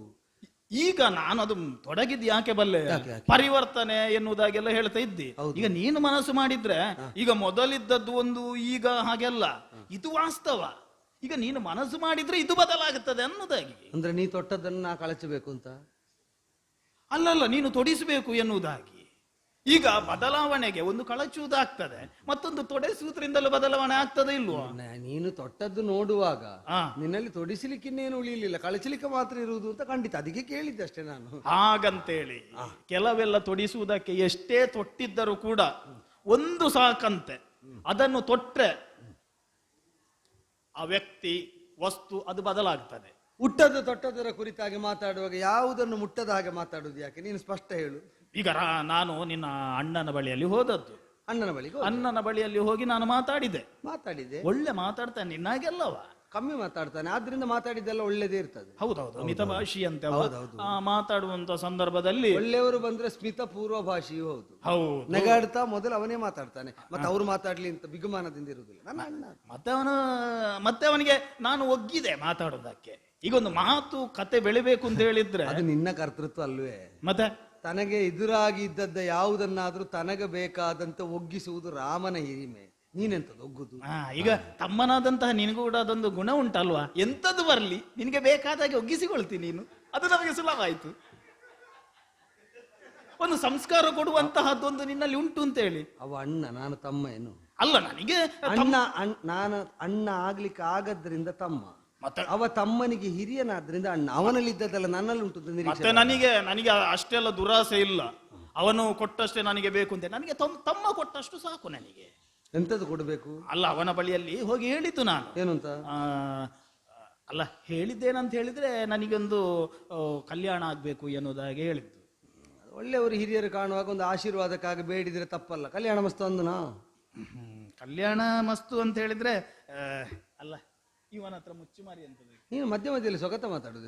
ಸ್ವಾಗತ ಅಂತ ಹೇಳಿದ್ರೆ ಸಂವಾದದ ಮಧ್ಯದಲ್ಲಿ ಅದು ಒಳ್ಳೇದಾಗುದಿಲ್ವೇ? ಅಲ್ಲ, ನನಗೆ ಈಗ ಒಳ್ಳೇದಾಗ್ಬೇಕು ಅಂತ ಹೇಳಿದ್ರೆ ಹಾಗೆ ಮಾತಾಡದಿದ್ರೆ ಮತ್ತೆ ಒಳ್ಳೇದಾಗುದಿಲ್ಲ. ಆಯ್ತು, ನಿನ್ಗೆ ಒಳ್ಳೇದಾಗುವಾಗ ಅದು ಸತ್ಯ ಹೇಳ್ಬೇಕಂದ್ರೆ ಲಕ್ಷ್ಮಣ, ನೀನು ಸತ್ಯ ಮಾತ್ರ ಹೇಳು, ಬೇರೆ ಹೇಳಿದ್ರೆ ನನಗೆ ಆಗುದಿಲ್ಲ. ಆಯ್ತಪ್ಪ, ನಿನ್ನ ಬಳಿಯಲ್ಲಿ ಮುಚ್ಚುಮಾರಿ ಅಂತದ್ದು ಮಾತಿನಲ್ಲಿ ಅಲ್ವಾ? ಇದು ಅಣ್ಣನಲ್ಲಿ ಹೋಗಿ ಸತ್ಯ ಹೇಳ್ಬೇಕಂತ ಹೇಳಿದ್ರೆ ಅವನನ್ನೇ ನೀನು ಮದುವೆ ಆಗ್ಬೇಕು ಎನ್ನುವುದಾಗಿ ನಾನು ಕೇಳಿದ್ದು. ಅದೆಂತದ್ದು? ಅಲ್ಲ, ಅಣ್ಣನಲ್ಲಿ ಹೋಗಿ ಒಂದು ಮದುವೆ ಆಗ್ಲಿಕ್ಕೆ ಕೇಳಿದ ಹೆಣ್ಣು ನಿನ್ನೊಂದು ಅವಸ್ಥೆ. ಎಂತದ ಅವಸ್ಥೆ? ನಿನಗೆ ಹೋಗಿ ಹೋಗಿ ಕೇಳಲಿಕ್ಕೆ ಸಿಕ್ಕಿದ್ದ ಅವ ಏನ್ ಹೇಳಿದವ? ಅಲ್ಲ, ಈಗ ನೀನು ನಗಡುವಾಗ ಅವನಿಗೆ ಒಂದು ಜೊತೆ ಸರಿ ಇಲ್ಲದವಳು ಎನ್ನುವ ಹಾಗೆ ನಗಡ್ತಿದ್ದಿ. ಅವನು ಚಂದಿಲ್ಲ ಎನ್ನುವುದಾಗಿ ನನ್ನನ್ನು ದೂರ ಮಾಡಿದ್ದಲ್ಲ. ಒಂದೇ ಹೇಳಿ, ಅಣ್ಣನ ಜೊತೆಯಲ್ಲಿ ಮದುವೆ ಆಗಲಿಕ್ಕೆ ಸರಿ ಇದ್ದವಳನ್ನು ಅವ ಹಾಗೆ ಆಗಿದೆ. ಇನ್ನು ಯಾರು ಬಂದು ಕೇಳಿದ್ರು ಸರಿ ಇಲ್ಲದವಳು ಅಂತಲೇ ಲೆಕ್ಕ. ಈಗ ಏನ್ ಹೇಳಿದ? ಅಲ್ಲ, ಅವನು ಕೂಡ ಇದೇ ಉತ್ತರ ಕೊಟ್ಟದ್ದು, ನಿನ್ನ ಹಾಗೆ ಅವನು ಹೇಳಲಿಲ್ಲ. ಎಷ್ಟು ಚಂದ ನನ್ನನ್ನು ಸಮಾಧಾನ ಮಾಡಿ ಕಳಿಸಿದ್ದಾನೆ ಗೊತ್ತುಂಟ. ಅದೀಗ ನೀನು ಮದುವೆ ಆಗ್ಬೇಕಂತ ಹೇಳಿದ ಅಣ್ಣನಲ್ಲಿ ಅಲ್ವ, ನನ್ನಲ್ಲಿ ಅಲ್ವ ಅಲ್ಲ? ಆದ್ರಿಂದ ಅವ ಚಂದದಲ್ಲಿ ಉತ್ತರ ಹೇಳಿದ್ದಾನೆ. ಅದನ್ನು ಕೇಳಿದ ನಾನು ಹೀಗೆ ಹೇಳ್ಬೋದು. ಅದೊಂದು ನಿನ್ನದು ಭಾವ ನನಗೆ ಇಷ್ಟ ಆಗ್ಲಿಲ್ಲ. ಅದು ನಿನಗೆ ಇಷ್ಟ ಆಗದಿದ್ರು ನನ್ನ ಭಾವ ನನಗೆ ಬಿಡ್ಲಿಕ್ಕೆ ಆಗುದಿಲ್ಲ. ಅದು ಅಲ್ಲಲ್ಲ, ನೀನು ಈಗ ಮಾತಾಡು, ಮುಂದೆ ನನಗೆ ಸಂಬಂಧದಲ್ಲಿ ಭಾವ ಆಗುವವರು ಇರ್ತಾರೆ, ಅದು ನಿನ್ನದೆಲ್ಲ ಬೇಡ. ಈಗ ಅವನ ಹತ್ರ ನಾನು ಹೇಳಿದ್ದು ನನ್ನನ್ನು ಮದುವೆ ಆಗಬೇಕು ಎನ್ನುವಂತಹ ಸಂದರ್ಭದಲ್ಲಿ ಅವನೊಂದು ಒಂದು ಚಿಂತೆಯಲ್ಲಿ ಹೇಳಿದ್ದವನು. ನಿನಗೆ ಯಾಕೆ ತಲೆ ಬಿಸಿ? ಅವ ಹೇಳಿದ್ದಲ್ವ? ಹೌದಪ್ಪ, ಮತ್ತೆ ನೀನ್ ಯಾಕೆ ತಲೆ ಉಜ್ಜಿಕೊಳ್ಳೋದು? ಅದು ನಿನಗೆ ಗೊತ್ತಾಗಬೇಕು. ಅದನ್ನ ತಲೆ ಉಜ್ಜದಿದ್ರೆ ಹೇಳಿದ್ರೆ ಅರ್ಥ ಆಗ್ತದೆ. ಬಹುಶಃ ನೀನು ನನ್ನ ಮುಖ ಮಾತ್ರ ಅಲ್ಲ, ಅಣ್ಣನ ಮುಖವನ್ನು ಕೂಡ ನೋಡುದಿಲ್ವಾ ಅಂತ. ಅಣ್ಣನ ಮುಖ ನೋಡಬೇಕಾದಾಗ ನೋಡ್ತೇನೆ. ಅದೇ, ಯಾವಾಗಲೂ ಮುಖ ನೋಡಿ ಮಾತಾಡುವ ದುರಭ್ಯಾಸ ಇಲ್ಲ ನಾನು. ನೀನು ಸ್ವಲ್ಪ ಮೊದಲೇ ಬರ್ತಿದ್ರೆ ಆಗ್ತಿತ್ತು. ಚತುರಾಯ ಸಣ್ಣವಳವರನ್ನು ಮದುವೆಯಾಗಿದ್ದೇನೆ, ಆಗ ನನಗೆ ಒಂದು ಯಾರನ್ನು ನೋಯಿಸದೆ ಮಾತಾಡುವ ಅಣ್ಣನ ಗುಣಕ್ಕೆ ಶರಣು. ನಿನಗೂ ಹಾಗೆ ಹೇಳಿದಲ್ವ? ಹೌದು. ಆಯ್ತಾಯ್ತಾಯ್ತು. ಅಲ್ಲ, ಅದನ್ನು ಮುಂದುವರಿಸ್ತೇನೆ. ನನಗೆ ಒಂದು ಸ್ಪಷ್ಟ ಉತ್ತರ ಬೇಕು. ಎಂತದ್ದು? ನೀವೆಲ್ಲ ಪಾಯಸದಿಂದ ಹುಟ್ಟಿದವರಂತೆಲ್ಲ? ನಾವೆಲ್ಲ ಪಾಯಸದಿಂದ ಹುಟ್ಟಿದವರು. ಪಾಯಸದಿಂದಲೇ ಹುಟ್ಟಿದವರು. ಈಗ ನಿನ್ನ ಅಣ್ಣ ಕಡ್ಲೆಬೇಳೆ ಪಾಯಸದಿಂದ, ಮತ್ತೆ ಅವನು ಮತ್ತೆ ಉಳಿದವರ ಹೆಸರು ಬೇಳೆ ಪಾಯಸದಿಂದ, ನೀನು ಕರಿಮೆಣಸಿನಿಂದ ಪಾಯಸದಿಂದ ಹುಟ್ಟಿದ್ದಂತ ಹೇಳಿ ಏನಾದ್ರು ಉಂಟ? ಅವನು ಮಾತಾಡುವಾಗ ಅದು ಕಡು ಶರ್ಕರ ಪಾಕದಿಂದ ಮಾಡಿದಂತಹ ಪಾಯಸದಾಗೆ, ನಿನ್ನದು ಕರಿಮೆಣಸಿನಾಗೆ ಆಗ್ತದೆ ನನಗೆ. ಪಾಯಸ ಅಂದ್ರೆ ಎಂತದ್ದು? ಪಾಯಸ ಅಂತ ಹೇಳಿದ್ರೆ ಎಂತದಂತ ಹೇಳಿದ್ರೆ ಪಾಯಸ ಅಂತ ಹೇಳಿದ್ರೆ ಪಾಯಸ. ಪಯದಿಂದ ಸಿದ್ಧವಾದದ್ದಕ್ಕೆ ಪಾಯಸ, ಹಾಲಿನಿಂದ ಸಿದ್ಧ ಆದದ್ದಕ್ಕೆ ಪಾಯಸ ಅಂತ ಹೆಸರು. ನಿಮ್ಮಲ್ಲಿ ಕರಿಮೆಣಸಿಗೆ ಹಾಲಾಗ್ತಾರ? ಮತ್ತೆಂತದ್ದು ನೀನು? ನಿನಗೆ ಇವಳ ಯಾವ ಊರಿನ ಪಾಯಸ ತಿಂದು ಬಂದಿದ್ದಾಳ ನನಗೆ ಗೊತ್ತಿಲ್ಲ. ಅದೇ ನನಗೆ ಆಶ್ಚರ್ಯ ಆಗುವುದು. ಎಂತದ್ದು? ಇಲ್ಲದಿದ್ರೆ ಅಣ್ಣನನ್ನು ಅನುಸರಿಸಿಕೊಂಡು ಬಂದಂತಹ ತಮ್ಮನೇ ಆಗಿದ್ರೆ ಅಣ್ಣನ ಹಾಗೆ ಎಲ್ಲದಿದ್ರು ಬಿಡ್ಲಿ ಅಪ್ಪ. ಅದಕ್ಕೆ ಒಂದು ಇವನು ಮಾತಾಡುವಾಗ ರಾಮನ ತಮ್ಮ ಹೌದು ಅಂತೇಳಿ ಅನಿಸುವ ಹಾಗೆ ಆದ್ರೂ ಮಾತಾಡಬೇಡ. ಆಯ್ತು, ಈಗ ಅಣ್ಣನ ಹತ್ರ ಹೆಸರು ಹೇಳಿದ್ರಿಂದ ಈಗ ನೀನು ಹೇಳಿದ್ದನ್ನು ಕೇಳದ ನಿರ್ವಾಹ ಇಲ್ಲ. ಎಂತದ್ದು? ಅಲ್ಲ, ಅದು ಮತ್ತೆ ಅವನು ಹೇಳಿದ ಹಾಗಂತೇಳಿ ನಾವು ಯಾರು ಕೂಡ ನಮ್ಮಲ್ಲಿ ಬಯಸಿ ಬಂದವರಿಗೆ ನಾಸ್ತಿ ಅಂದದ್ದಿಲ್ಲ, ಹಾಗಾದ್ರೆ ನನಗೇನಿಲ್ವ ಎನ್ನುವಾಗ ಅವನೇ ಈ ದಾರಿಯನ್ನು ತೋರಿಸಿದ್ದು. ಮತ್ತೆ ನೀನು ಇಲ್ಲಿ ನಿಂತದ್ದು ಯಾಕೆ? ಮುಂದೆ ಹೋಗ್ಬೇಕು, ಈ ದಾರಿಯಲ್ಲಿ ಮುಂದೆ ಹೋಗು. ಅಲ್ಲ, ಈ ದಾರಿಯನ್ನು ತೋರಿಸಿದ್ದು ಎಲ್ಲಿ ತನಕ? ಎಲ್ಲಿ ತನಕ? ನೀನು ಸಿಗುವ ತನಕ ಮಾತ್ರ ದಾರಿಯಲ್ಲಿ ಕ್ರಮಿಸುವಂತದ್ದು ಇರುವುದು. ನಾನು ಸಿಗುವುದಕ್ಕೆ ಯಾಕೆ ಹೇಳಿದ? ನಿನ್ನ ಸನ್ನಿಧಾನಕ್ಕೆ ಬಂದು ಸೇರುವುದಷ್ಟೇ ನನ್ನ ಕೆಲಸ. ಸನ್ನಿಧಾನ? ಹೌದಪ್ಪ, ಇದಂತ ದೈವ ದರ್ಶನವ? ಗೊತ್ತಿಲ್ಲ ನನಗೆ. ಮತ್ತೆ ಅವನು ಬೇಕಾದೆಲ್ಲವನ್ನು ಕೂಡ ಎಲ್ಲಿ ಏರಿಸಬೇಕು, ಏನು ಮಾಡಬೇಕು ಎನ್ನುವುದನ್ನೆಲ್ಲ ನೀನು ಮಾಡ್ತೀಯ ಅಂತ. ಹಾಗಂತೇಳಿ ಈ ಸನ್ನಿಧಾನದಲ್ಲಿ ಪ್ರಾರ್ಥನೆ ಬೇಕು ನಮ್ಮದು. ತಡಿ ತಡಿ ತಡಿ, ಏನು ಎಂತದ್ದು ಉದ್ದೇಶ? ಉದ್ದೇಶ ಅದೇ ಅದು ನಾಚುದು ನೋಡ. ಅಲ್ಲ, ನಾಚು ಅವಳಿಗೆ ಇಲ್ಲದ ನಾಚಿಗೆ ಒಂದು ಭರಿಸುವ ಕ್ರಮವೇ? ಅಲ್ಲ, ಇಲ್ಲದ್ದು ಅಂತೇಳಿ ಇದು ತನಕ ಇಲ್ಲದ್ದು ಒಂದೇ, ನಿನ್ನಲ್ಲಿ ಇಲ್ಲದ್ರೆ ಬರುವುದು ಹೇಗೆ? ಈಗ ನಿನ್ನ ಇದು ತನಕ ಕಾಣದನ್ನು ಕಾಣಿಸುವ ಕ್ರಮ ನೋಡು ಅಂತ. ಈಗ ನಾನು ಹೆಣ್ಣಲ್ವಾ? ನೀನು ಹೇಳ್ಬೇಕಾದ ಪ್ರಶ್ನೆಗೆ ನಾನು ಉತ್ತರ ಹೇಳುದು ಹೇಗೆ? ಎಂತ ನಾನು ಹೆಣ್ಣು ಅಂತ ಹೇಳ್ಬೇಕಾದ್ದು ನೀನು, ಅದಕ್ಕೆ ನಾನು ಹೇಗೆ ಉತ್ತರ ಹೇಳುದು? ಅದಕ್ಕೆ ಹೇಳುದು ಮುಖ ನೋಡಿ ಮಾತಾಡ್ಬೇಕು ಎನ್ನುವುದಾಗಿ. ನೀನು ಮುಖ ತಗ್ಗಿಸಿದ್ರೆ ಮುಖ ನೋಡುದು ಹೇಗೆ? ನಾನು ನಾಚುವಾಗ ಮುಖ ತಗ್ಗಿಸ್ತಿ. ನಾನು ಮುಖ ತಗ್ಗಿಸುವಾಗ ನೀನು ನನ್ನ ಮುಖ ನೋಡುವುದು ಯಾಕೆ? ಅಲ್ಲ, ನಾನು ನೋಡುವಾಗ ನೀ ತಗ್ಗಿಸುದು ಯಾಕೆ? ಎಂತದಿರ್ಲಿ, ನಾವಿಬ್ಬರು ಒಂದು ಹೊಂದಾಣಿಕೆ ಮಾಡಿಕೊಳ್ಳುವ. ಹೇಗೂ ಮತ್ತೆ ಸದ್ಯ ಭವಿಷ್ಯದಲ್ಲಿ ಒಟ್ಟಿಗೆ ನಡಿಬೇಕಾದವರಲ್ವ. ಆದೀತು, ಹೊಂದಾಣಿಕೆ ಅಂದ್ರೆ ಈಗ ನಿನ್ನ ಮುಖ ನೋಡದೇ ಇದ್ರೆ ನೀನು ಯಾವಾಗ ಬೇಕಾದ್ರೂ ತಗ್ಗಿಸಬಹುದು. ಈಗ ಲಕ್ಷ್ಮಣ ಅಂಕ, ಇದು ಹೌದು, ಶುಭ ಕೆಲಸಕ್ಕೆ ಹೆಚ್ಚು ತಡ ಮಾಡಬಾರದು. ಅದು ಶುಭ ಕೆಲಸಕ್ಕೆ ಯಾರು ತಡ ಮಾಡುವುದಿಲ್ಲ. ಅಣ್ಣ ಹೇಳಿದ್ದಾನೆ, ನನ್ನಲ್ಲಿ ನಿನಗೆ ಯಾವುದು ಪ್ರಾಪ್ತಿ ಆಗ್ಲಿಲ್ಲೋ ಅದು ಅಲ್ಲಿ ಹೋದ್ರೆ ಸಿಗ್ತದೆ ಎನ್ನುವುದಾಗಿ ಹೇಳಿದ್ದಾನೆ. ಹಾಗಾಗಿ ಹೇಳುವಂತದ್ದು, ನನ್ನನ್ನು ಮದುವೆ ಆಗು. ಏನು ಮಾತಾಡ್ತೀಯ?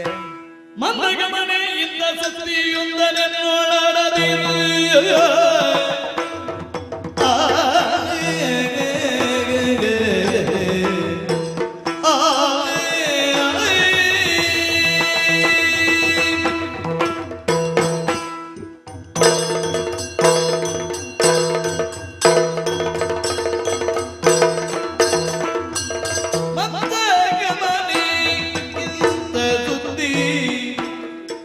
ಒಂದನೆನ್ನೋಳಾಡದಿರು, ಮುಂದೆ ತಮ್ಮ ದಾರಿನ ಕಾಣೆ.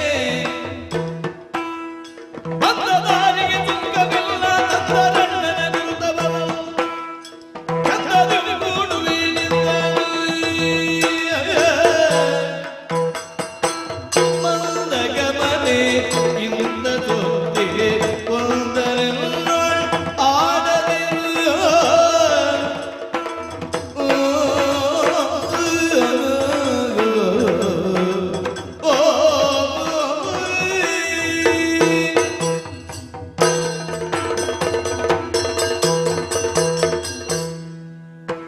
ಬೆಟ್ಟ ಕಡಿತೇನೆ ಅಂತ ಉತ್ಸಾಹದಲ್ಲಿ ಇದ್ದಾಗ ಕುಸುಮ ಕೋಮಲೆ ಬಂದು ಹೂ ಕೊಯ್ ಅಂತ ಹೇಳಿದ ಹಾಗೆ, ಇದು ನಮ್ಗೆ ಉದ್ದೇಶವೇ ಅಲ್ಲ.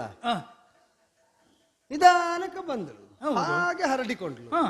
ಮಂದಗಮನೆ, ನೀನ್ ಎಂತದ್ದು ಕರ್ದದೆಂತದ್ದು ನನ್ನನ್ನು?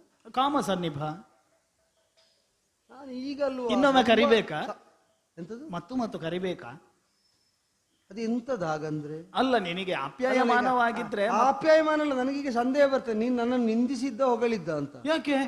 ಅಲ್ಲ, ನೀನು ಅದೆಂತದ್ದು ಹಾಗಂದ್ರೆ ಕಾಮ ಸನ್ನಿಭ ಅಂದ್ರೆ? ಕಾಮ ಸನ್ನಿಭ ಅಂತ ಹೇಳಿದ್ರೆ ಯಾಕೆ ಅಂತ ಹೇಳಿ ಈಗ ಗೊತ್ತಿಲ್ಲ, ಆಗ ಗೊತ್ತಾಗಿದೆ. ಅದಕ್ಕೊಂದು ಅರ್ಥ ಎಂತದ್ದು ಗೊತ್ತುಂಟು? ಏನು? ಕಾಮ ಸನ್ನಿ ಅಂದ್ರೆ ಕಾಮದ ಜ್ವರ ಅಂತ. ಭಾ ಅಂದ್ರೆ ಅದು ಪ್ರಕಾಶವಾಗಿ ಉಳ್ಳವ ಅಂತ. ಜೋರು ಕಾಮ ಜ್ವರ ಇದ್ದವನಿಗೆ ನಿಂದಿಸುವ ಕ್ರಮ ಕಾಮ ಸನ್ನಿಭ ಅಂತ. ನೀನು ನನ್ನನ್ನು ಹಾಗೆ ಹೇಳಿ ಭಾವಿಸಿ ಬಂದದ್ದು ಅಂತ. ಅದು ನೀನು ಶಬ್ದಕ್ಕೆಲ್ಲ ಅರ್ಥ ಕಟ್ಟಿದ್ರೆ ಶಬ್ದಕ್ಕೆಲ್ಲದೆ ಮತ್ತೆ ಯಾವ್ದಕ್ಕೆ ಅರ್ಥ ಕಟ್ಟುದು? ಭಾವ ಮುಖ್ಯ ಅಲ್ಲ. ಮತ್ತೆ ಮನ್ಮಥ ನಿಭಾಂಗ ಎಂಬ ಅರ್ಥದಲ್ಲುಂಟು. ಹೌದು. ನನ್ನನ್ನು ನೀನೀಗ ಇವನಿಗೆ ಕಾಡಿನಲ್ಲಿರುವುದರಿಂದ ಏರಿದ ಕಾಮದ ತಾಪತ್ರಯ ಅಲ್ಲ, ರೂಢಿಯಲ್ಲಿ ಹೇಳುವುದು ತಾಪತ್ರಯ ಅಂತ.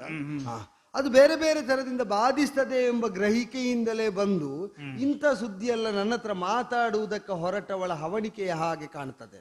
ಈಗ ಏನು ನಾನು ತಿಳಿದೋ ತಿಳಿಯದೆಯೋ ನಿನ್ನನ್ನು ಆ ರೀತಿಯಾಗಿ ಮಾತಾಡಿದೆ, ಅದಕ್ಕೆ ಎರಡುಂಟಲ್ಲ, ಎರಡು ಅರ್ಥ ಉಂಟಲ್ವಾ? ಎಲ್ಲ ಮಾಡಿದ್ರೆ ಇನ್ನು ಸಿಕ್ಕಿತ್ತು. ಅಲ್ಲಲ್ಲ, ಈಗ ಎರಡುಂಟು. ಈಗ ನಾನೇ ಹೇಳ್ತೇನೆ, ಅದು ಮೊದಲಿದ್ದಲ್ಲ, ಎರಡನೇದೇ. ಆದೀತು ನೀನು ಹಾಗೆ ಹೇಳಿದ್ರು ಇಂಥ ಸುದ್ದಿಯನ್ನೊಳ ಆಡದಿರು ಅಂದ್ರೆ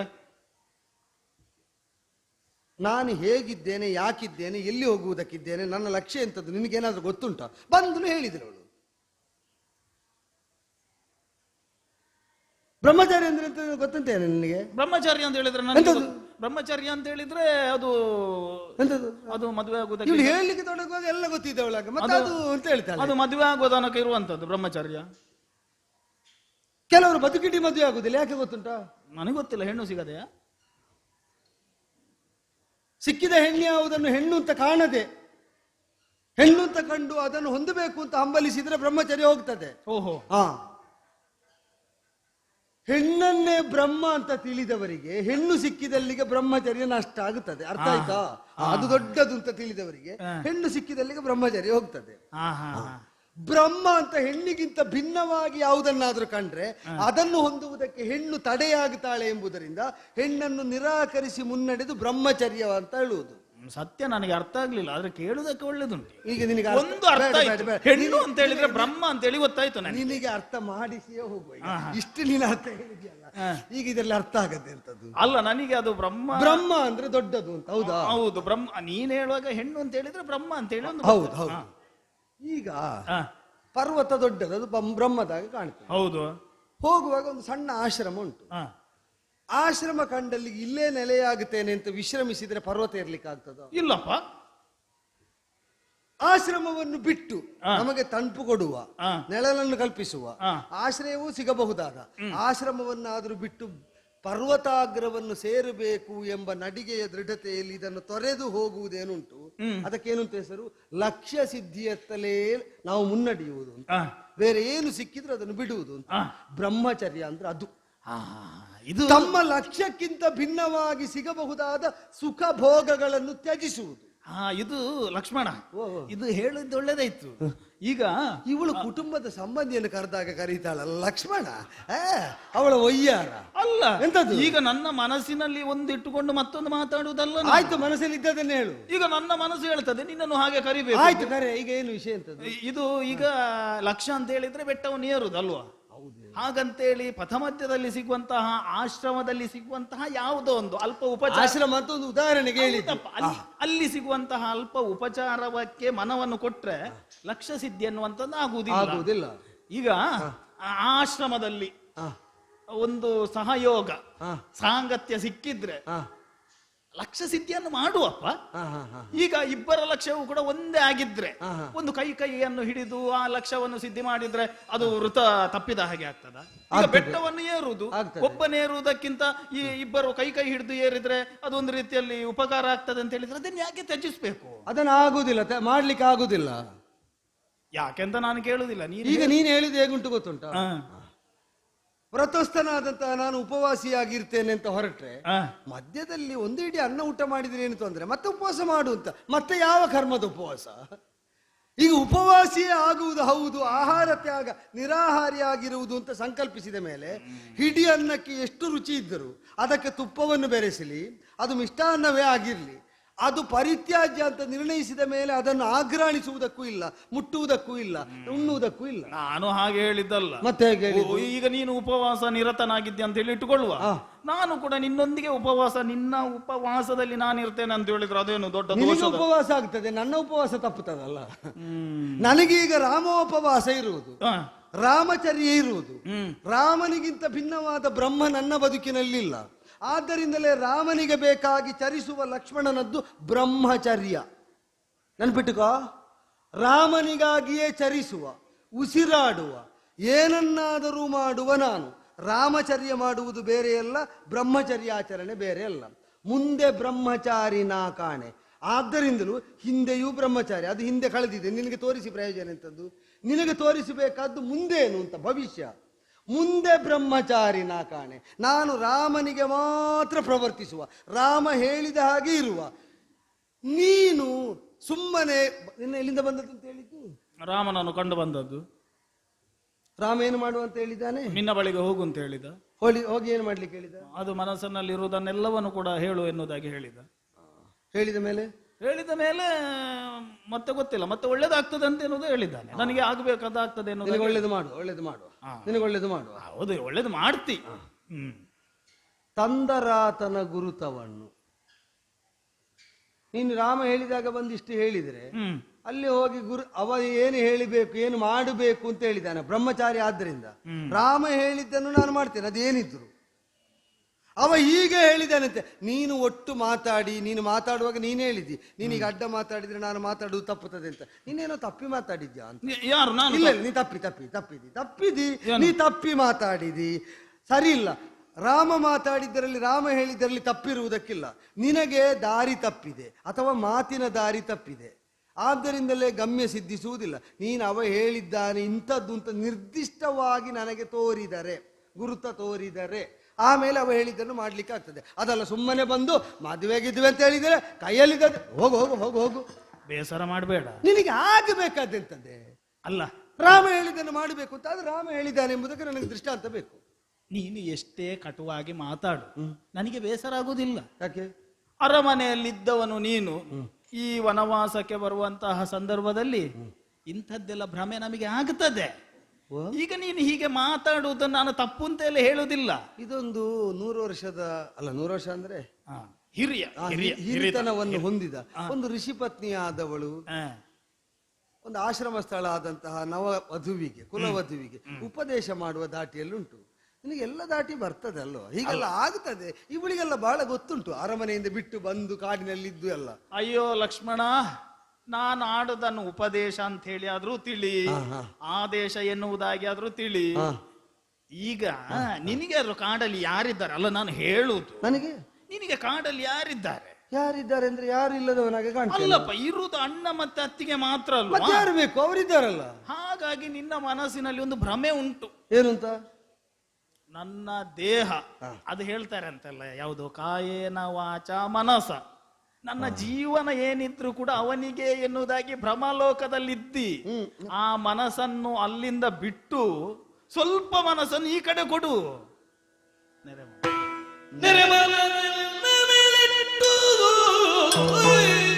ಯಾಕೆ?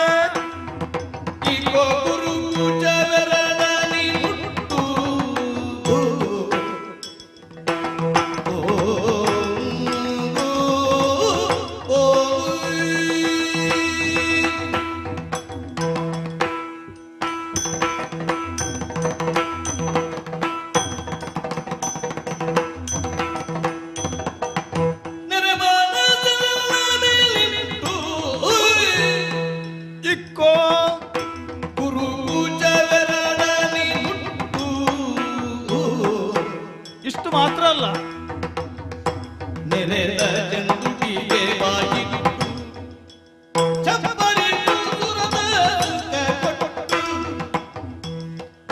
ಎನ್ನ ವಿರಗವ ನಿಲ್ಲಿಸು, ಕಾತರವನ್ನು ಮರೆಸು, ಕಂಡರೆ ನನ್ನ ನೋಡು ಕಾರುಣ್ಯದಿಂದಲೇ ಕೂಡು.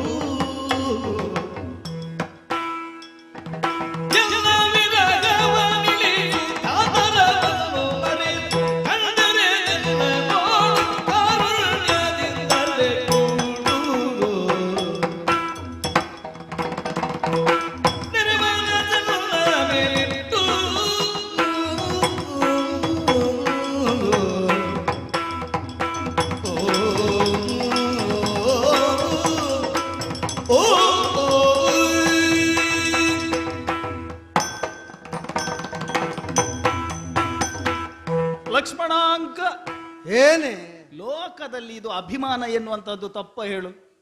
ಅಭಿಮಾನ ತಪ್ಪಲ್ಲ. ತಪ್ಪಲ್ಲ. ಇದು ನಿನ್ನ ಅಣ್ಣಂದೊಂದು ವ್ಯಕ್ತಿತ್ವ ಎಂತದ್ದು ಮಾರಾಯ. ಅವ ಮಹಾರಾಯ ಅಂತ ಅಲ್ವಾ? ಹೌದು ಹೌದೌದು, ನಾವು ಅದನ್ನು ಒಪ್ಪಿಯಾಗಿದೆ. ತಲೆಯಲ್ಲಿ ಕಿರೀಟ ಇಲ್ಲದಿದ್ರು ಅವನೇ ಮಹಾರಾಯ. ಅರೆಗಳಿಗೆ ಅವನೊಂದಿಗೆ ನಾನು ಮಾತಾಡಿದ್ದು, ಸಂವಹನ ಮಾಡಿದ್ದು, ನನ್ನ ಮಾತೆಲ್ಲ ಅವನಾಗೆ ಆದದ್ದು ಅಂತ. ಈಗ ನಾನು ಮಾತಾಡುವಾಗ ನಿನ್ಗೆ ಗೊತ್ತಾಗ್ಲಿ ಎಷ್ಟು ಚಂದದಲ್ಲಿ ಒಂದು ಒಳ್ಳೆ ಭಾಷೆಯಲ್ಲಿ ನಾನು ಮಾತಾಡಿದ್ದೇನೆ. ಆಗಿದೋ ಇಲ್ವೋ, ಆದ್ರೆ ಅದೇ ಆಗಬೇಕಾದ್ದು ಅಂತ ನಿನಗೆ ಖಂಡಿತ ಅಲ್ಲ.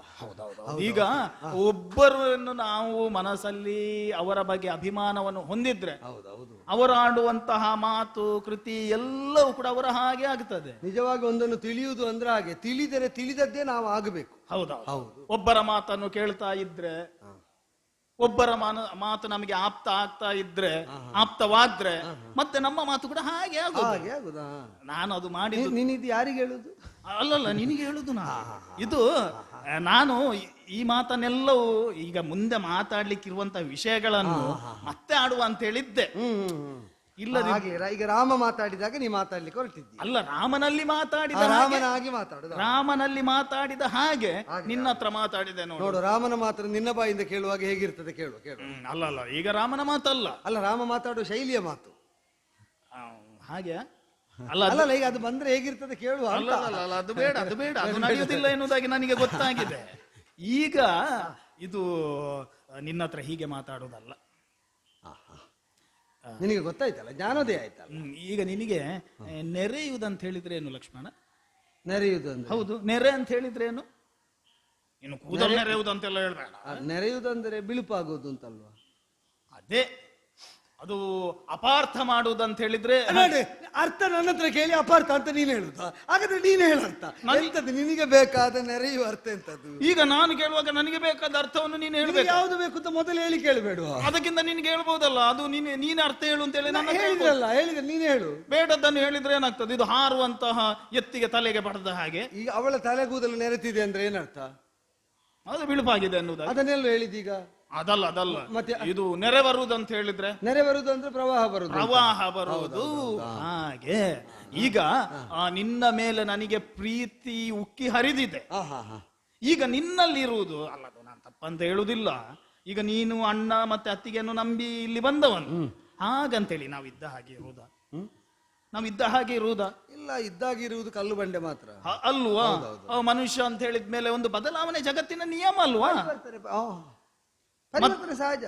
ಈಗ ಒಮ್ಮೆ ನಿನ್ನ ಮನಸ್ಸನ್ನು, ಅಲ್ಲಿರುವಂತಹ ಮನಸ್ಸನ್ನು ಒಮ್ಮೆ ಇಲ್ಲಿ ಇಟ್ರೆ, ಅಥವಾ ಇಲ್ಲಿ ಅಂದ್ರೆ ಇಲ್ಲಿ ಅಲ್ಲ, ನನ್ನ ಕಡೆಗೆ ನೀನು ಮನಸ್ಸನ್ನು ಕೊಟ್ರೆ ಮತ್ತೆ ಒಂದು ನಿನ್ನ ಜೀವನದಲ್ಲಿ ಆಗುವಂತಹ ಬದಲಾವಣೆಗಳನ್ನು ನೀನು ನೋಡು. ಈಗ ಏನಾದೀತು ಅಂತ ನಿನ್ನ ನಿರೀಕ್ಷೆ? ಈಗ ಅದು ಬ್ರಹ್ಮಚರ್ಯದ ವಿಷಯವನ್ನೆಲ್ಲ ಹೇಳಿದ್ದಿ. ಅದು ಈಗ ಬ್ರಹ್ಮಚರ್ಯದಲ್ಲಿ ಇರಬೇಕಂತೇನಿಲ್ಲಲ್ಲ. ಈಗ ಬ್ರಹ್ಮನನ್ನು ಕಾಣುವುದಕ್ಕೆ ಅದು ಒಂದೇ ದಾರಿಯ. ಬೇರೆ ದಾರಿ ಯಾವುದು? ಬೇರೆ ದಾರಿ ಅಂತ ಹೇಳಿದ್ರೆ ಇದನ್ನು ಹೇಗೆ ಹೇಳುದಪ್ಪ ಇವನಿಗೆ? ಈಗ ಹೇಳುದು ಅಂತ ಮಾತ್ರ ಅಲ್ವಾ? ಅಲ್ಲ, ಇವನ ಒಳಗೆ ಇದ್ದದ್ದನ್ನೇ ಹೇಳುದಲ್ವಾ?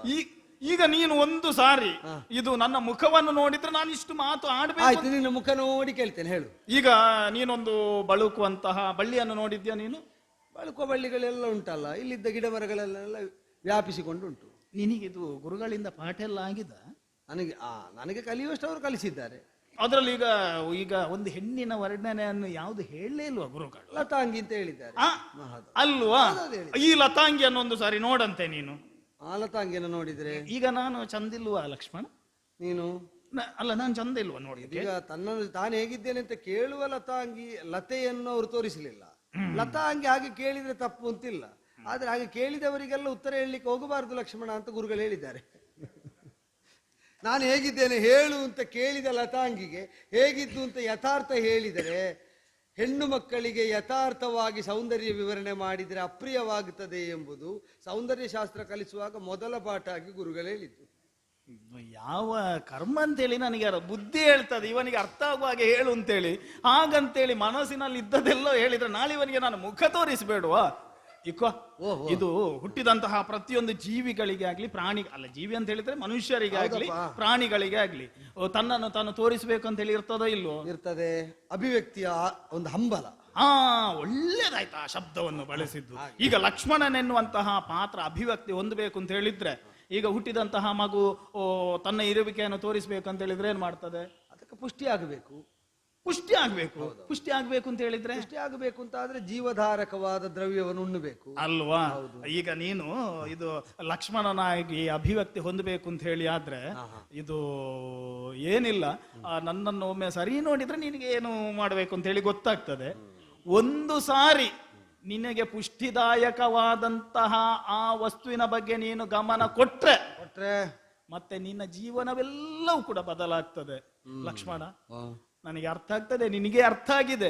ಹಾಗಂತೇಳಿ ಅರ್ಥವಾದದನ್ನೆಲ್ಲವನ್ನು ಕೂಡ ಮನಸ್ಸಿನಲ್ಲಿ ಇಟ್ಟುಕೊಂಡು ಅಷ್ಟು ಮಾಡಿದ್ರೆ ಸಾಕು, ಬೇರೆ ಏನು ಬೇಡವಾ? ಅಲ್ಲ, ಬೇರೆ ಏನು, ಅಷ್ಟು ಮಾಡು ನೀನು. ಅಷ್ಟು ಮಾಡಿದ್ರೆ ಮತ್ತೆಲ್ಲವೂ ಕೂಡ ಅದರಷ್ಟಕ್ಕೆ ಆಗ್ತದೆ. ಹಾಗಾಗಿ ಕಾಮವಾಂಛೆಯಿಂದ ಬಂದಿದ್ದೇನೆ, ಇನ್ನು ಹೆಚ್ಚು ತಡ ಮಾಡಬೇಡ. ಅಲ್ಲಿ ರಾಮ ಮತ್ತೆ ನಿನ್ನ ಅತ್ತಿಗೆ ಕೂಡ ನಮ್ಮಿಬ್ಬರ ಜೋಡಿಯನ್ನು ಕಾಣಬೇಕು ಎನ್ನುವಂತಹ ಕಾತರೆಯನ್ನಿದ್ದಾರೆ. ಯಾವುದೇ ರೀತಿಯ ಮುಚ್ಚುಮರೆಯನ್ನು ಮಾಡದೆ ತೆರೆದ ಹೃದಯದಿಂದ ನನ್ನನ್ನು ಒಂದು ಸಾರಿ ಕೂಡೋ ಲಕ್ಷ್ಮಣ. ಬಂಡವಾಳ ನಾಡುತ್ತಿದ್ದಿ ಗಂಡರತಿ ಗೆಲುವಿನಿಂದೆ ಗಂಡನಾರು ದೇಶವಾವುದು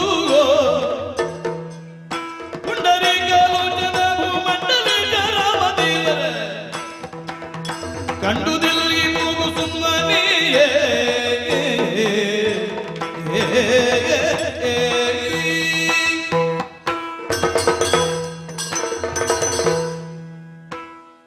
ಬಂಡಿನಂತಹ ಮಾತಾಡಬೇಕು, ಸವಿ ಮಾತನ್ನಾಡಬೇಕು. ಹೌದು ಬಂಡು ಮಾತು. ಹೌದು.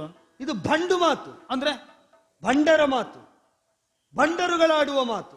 ನಾನು ಗಂಡನಾಗುವವನ ಜೊತೆಗೆ ಆಡುವಂತಹ ಮಾತು ಅಂತ ಹೇಳಿ- ಗಂಡನಾದ ಮೇಲೆ ಆಡಬೇಕಾದ ಮಾತನ್ನು ಗಂಡನಾಗುವ ಮೊದಲೇ ಆಡುವುದು ಹೇಗೆ? ನಿನಗೆ ಮಾತಾಡಿದ ಅರ್ಥ ಆಗ್ಲಿಲ್ಲಲ್ಲ. ನಾನು ಒಳ್ಳೆ ರೀತಿಯಲ್ಲಿ ಮಾತಾಡಿದ ನಿನಗೆ ಅರ್ಥ ಮಾತಾಡಿ ಅರ್ಥ ಆಗಬೇಕು ಅಂತ ಹೇಳ್ತಾಳ ಅವಳು.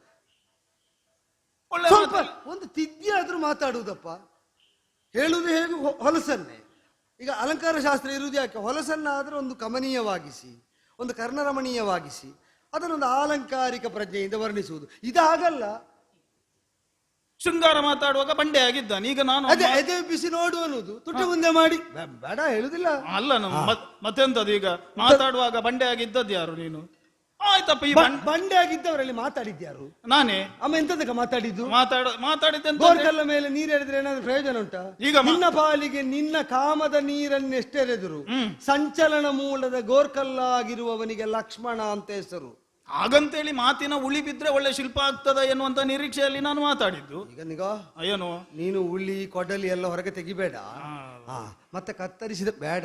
ನೀನು ರಾಮನನ್ನು ನೋಡಿ ಬಂದದ್ದ? ಮತ್ತೆ ರಾಮನಲ್ಲಿ ಮಾತಾಡಿ ಬಂದದ್ದ? ಹೌದು. ನಾನು ಆಗ ರಾಮ ಹೇಳಿದ್ದಾರೆ ಏನು ಹೇಳಿದ್ದಾನೆ ಅಂತ ಸ್ಪಷ್ಟ ಇಲ್ಲದೆ ತಂದರಾತನ ಗುರುತವನ್ನು ಅಂತ ಆಡಿದ್ದು. ಹೌದು. ಈಗ ಕಾಣ್ತದೆ ನೀ ರಾಮನನ್ನು ನೋಡ್ಲೇ ಇಲ್ಲ. ಯಾರು ಹೇಳಿದ್ದು? ಕಂಡದ್ದಲ್ಲಿ ಯಾರು ರಾಮನನ್ನು ನೋಡ್ಲಿಲ್ಲ? ನೀನು ನಿನ್ನಂತವನಲ್ಲಿ ರಾಮ ಮಾತಾಡ್ಲಿಕ್ಕಿಲ್ಲ. ನಿನ್ನಂಥವಳು ಮಾತಾಡಿದ ಮೇಲೆ ನಿನ್ನನ್ನು ನೆಟ್ಟಾಗ ಹೋಗ್ಲಿಕ್ಕೆ ರಾಮ ಬಿಡ್ಲಿಕ್ಕಿಲ್ಲ.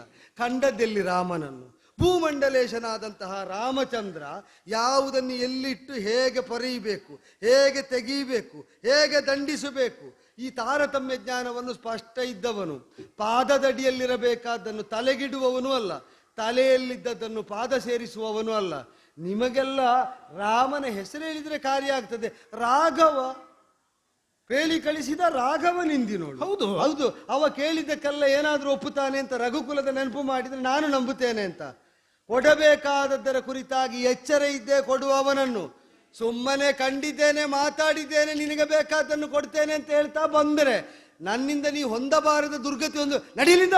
ಈಗ ಇದು ಸ್ವರ ಏರಿಸಬೇಡ. ಮತ್ತೆ ಬೇಡದಿದ್ದದ್ದು ಮಾತಾಡಿದ್ರೆ ಮತ್ತೆ ನಮನೀಯವಾಗಿ ಮಾತಾಡ್ಬೇಕಾ? ಈಗ ನೀನು ಸ್ವರ ಏರಿಸಿದ್ರೆ ಮತ್ತೆ ಮುಂದಕ್ಕೆ ನೀನು ಸ್ವರ ಇಳಿಸಿ ನನ್ನ ಹತ್ರ ಕ್ಷಮೆ ಕೇಳಬೇಕು. ನಿನ್ನ ಹತ್ರ ಮಾತೇ ಬೇಡ ಅಂತಿದ್ದೇನೆ, ಸ್ವರ ಏರಿಸಿದ್ದು ಬೇಡ. ಈಗ ನಾನು ರಾಮನನ್ನು ಕಾಣಲಿಲ್ಲ ಎನ್ನುವುದಾಗಿ ಹೇಳಿದ್ದ. ಈಗ ರಾಮನನ್ನು ಖಂಡಿತ ಎಂಬುದನ್ನು ನಾನು ಹೇಗೆ ನಂಬಬೇಕು? ಈಗ ರಾಮನ ನೀನು ಹೇಳಿದ್ದನ್ನು ನಂಬಲಿಕ್ಕೆ ನೀನು ನನ್ನ ಕುಟುಂಬದವಳ ಅಲ್ಲ, ಅಲ್ಲ. ಇನ್ನು ಮದುವೆಗೆ ರಾಮ ಹೇಳಿದನ? ಹೌದು. ಇವಳಿಗೆ ಬೇಕಾದ್ದನ್ನು ಒದಗಿಸುವಂತ ರಾಮ ಹೇಳಿದನ? ಹೌದು. ರಾಮ ಎಂತದ್ದು ಹೇಳಿದ್ದಾನೆ? ನನ್ನಲ್ಲಿ ಹೇಳಿದನ ಅಂತ ಅಲ್ಲ, ನಿನ್ನಲ್ಲಿ ಹೇಳಿದ್ದಲ್ಲ. ಹೌದು. ಅದು ನನಗೂ ಹೇಗೆ ಗೊತ್ತು?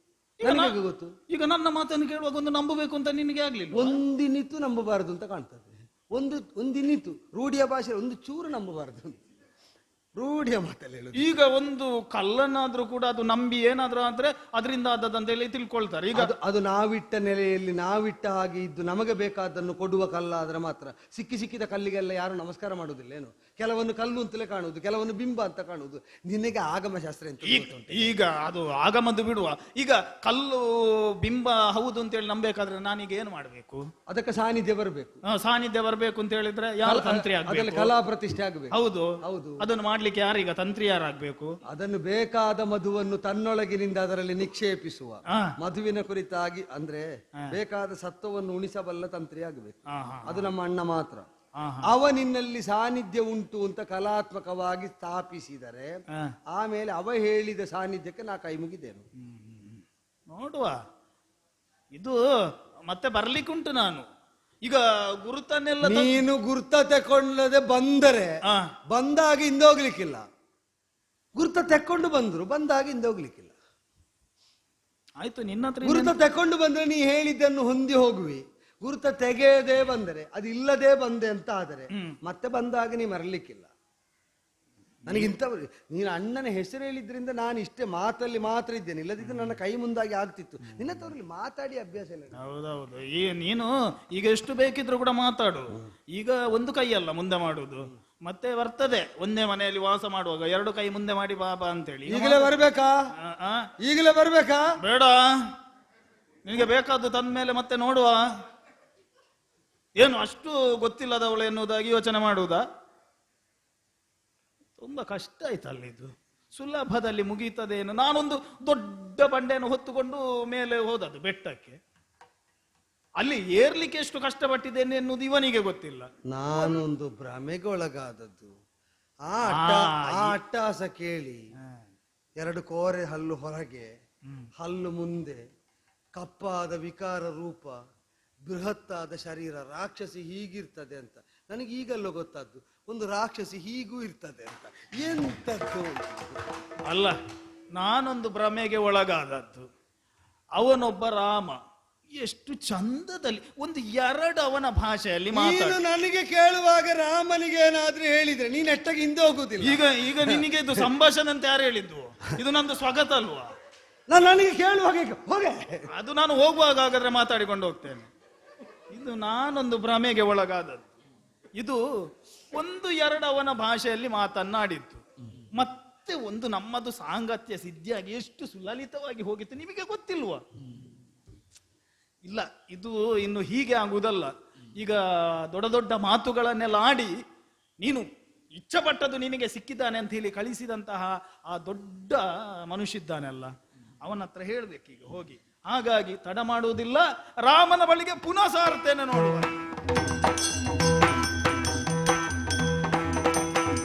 ರಾಮ ರಾಮ ರಾಮ, ಏಕಪತ್ನಿಯ ವೃದ್ಧ ನಿನಗೆ ಬ್ರಹ್ಮಚಾರಿತ್ವ ಸಹಕರಿಸುತ್ತಿದೆ ತಮ್ಮನಿಗೆ.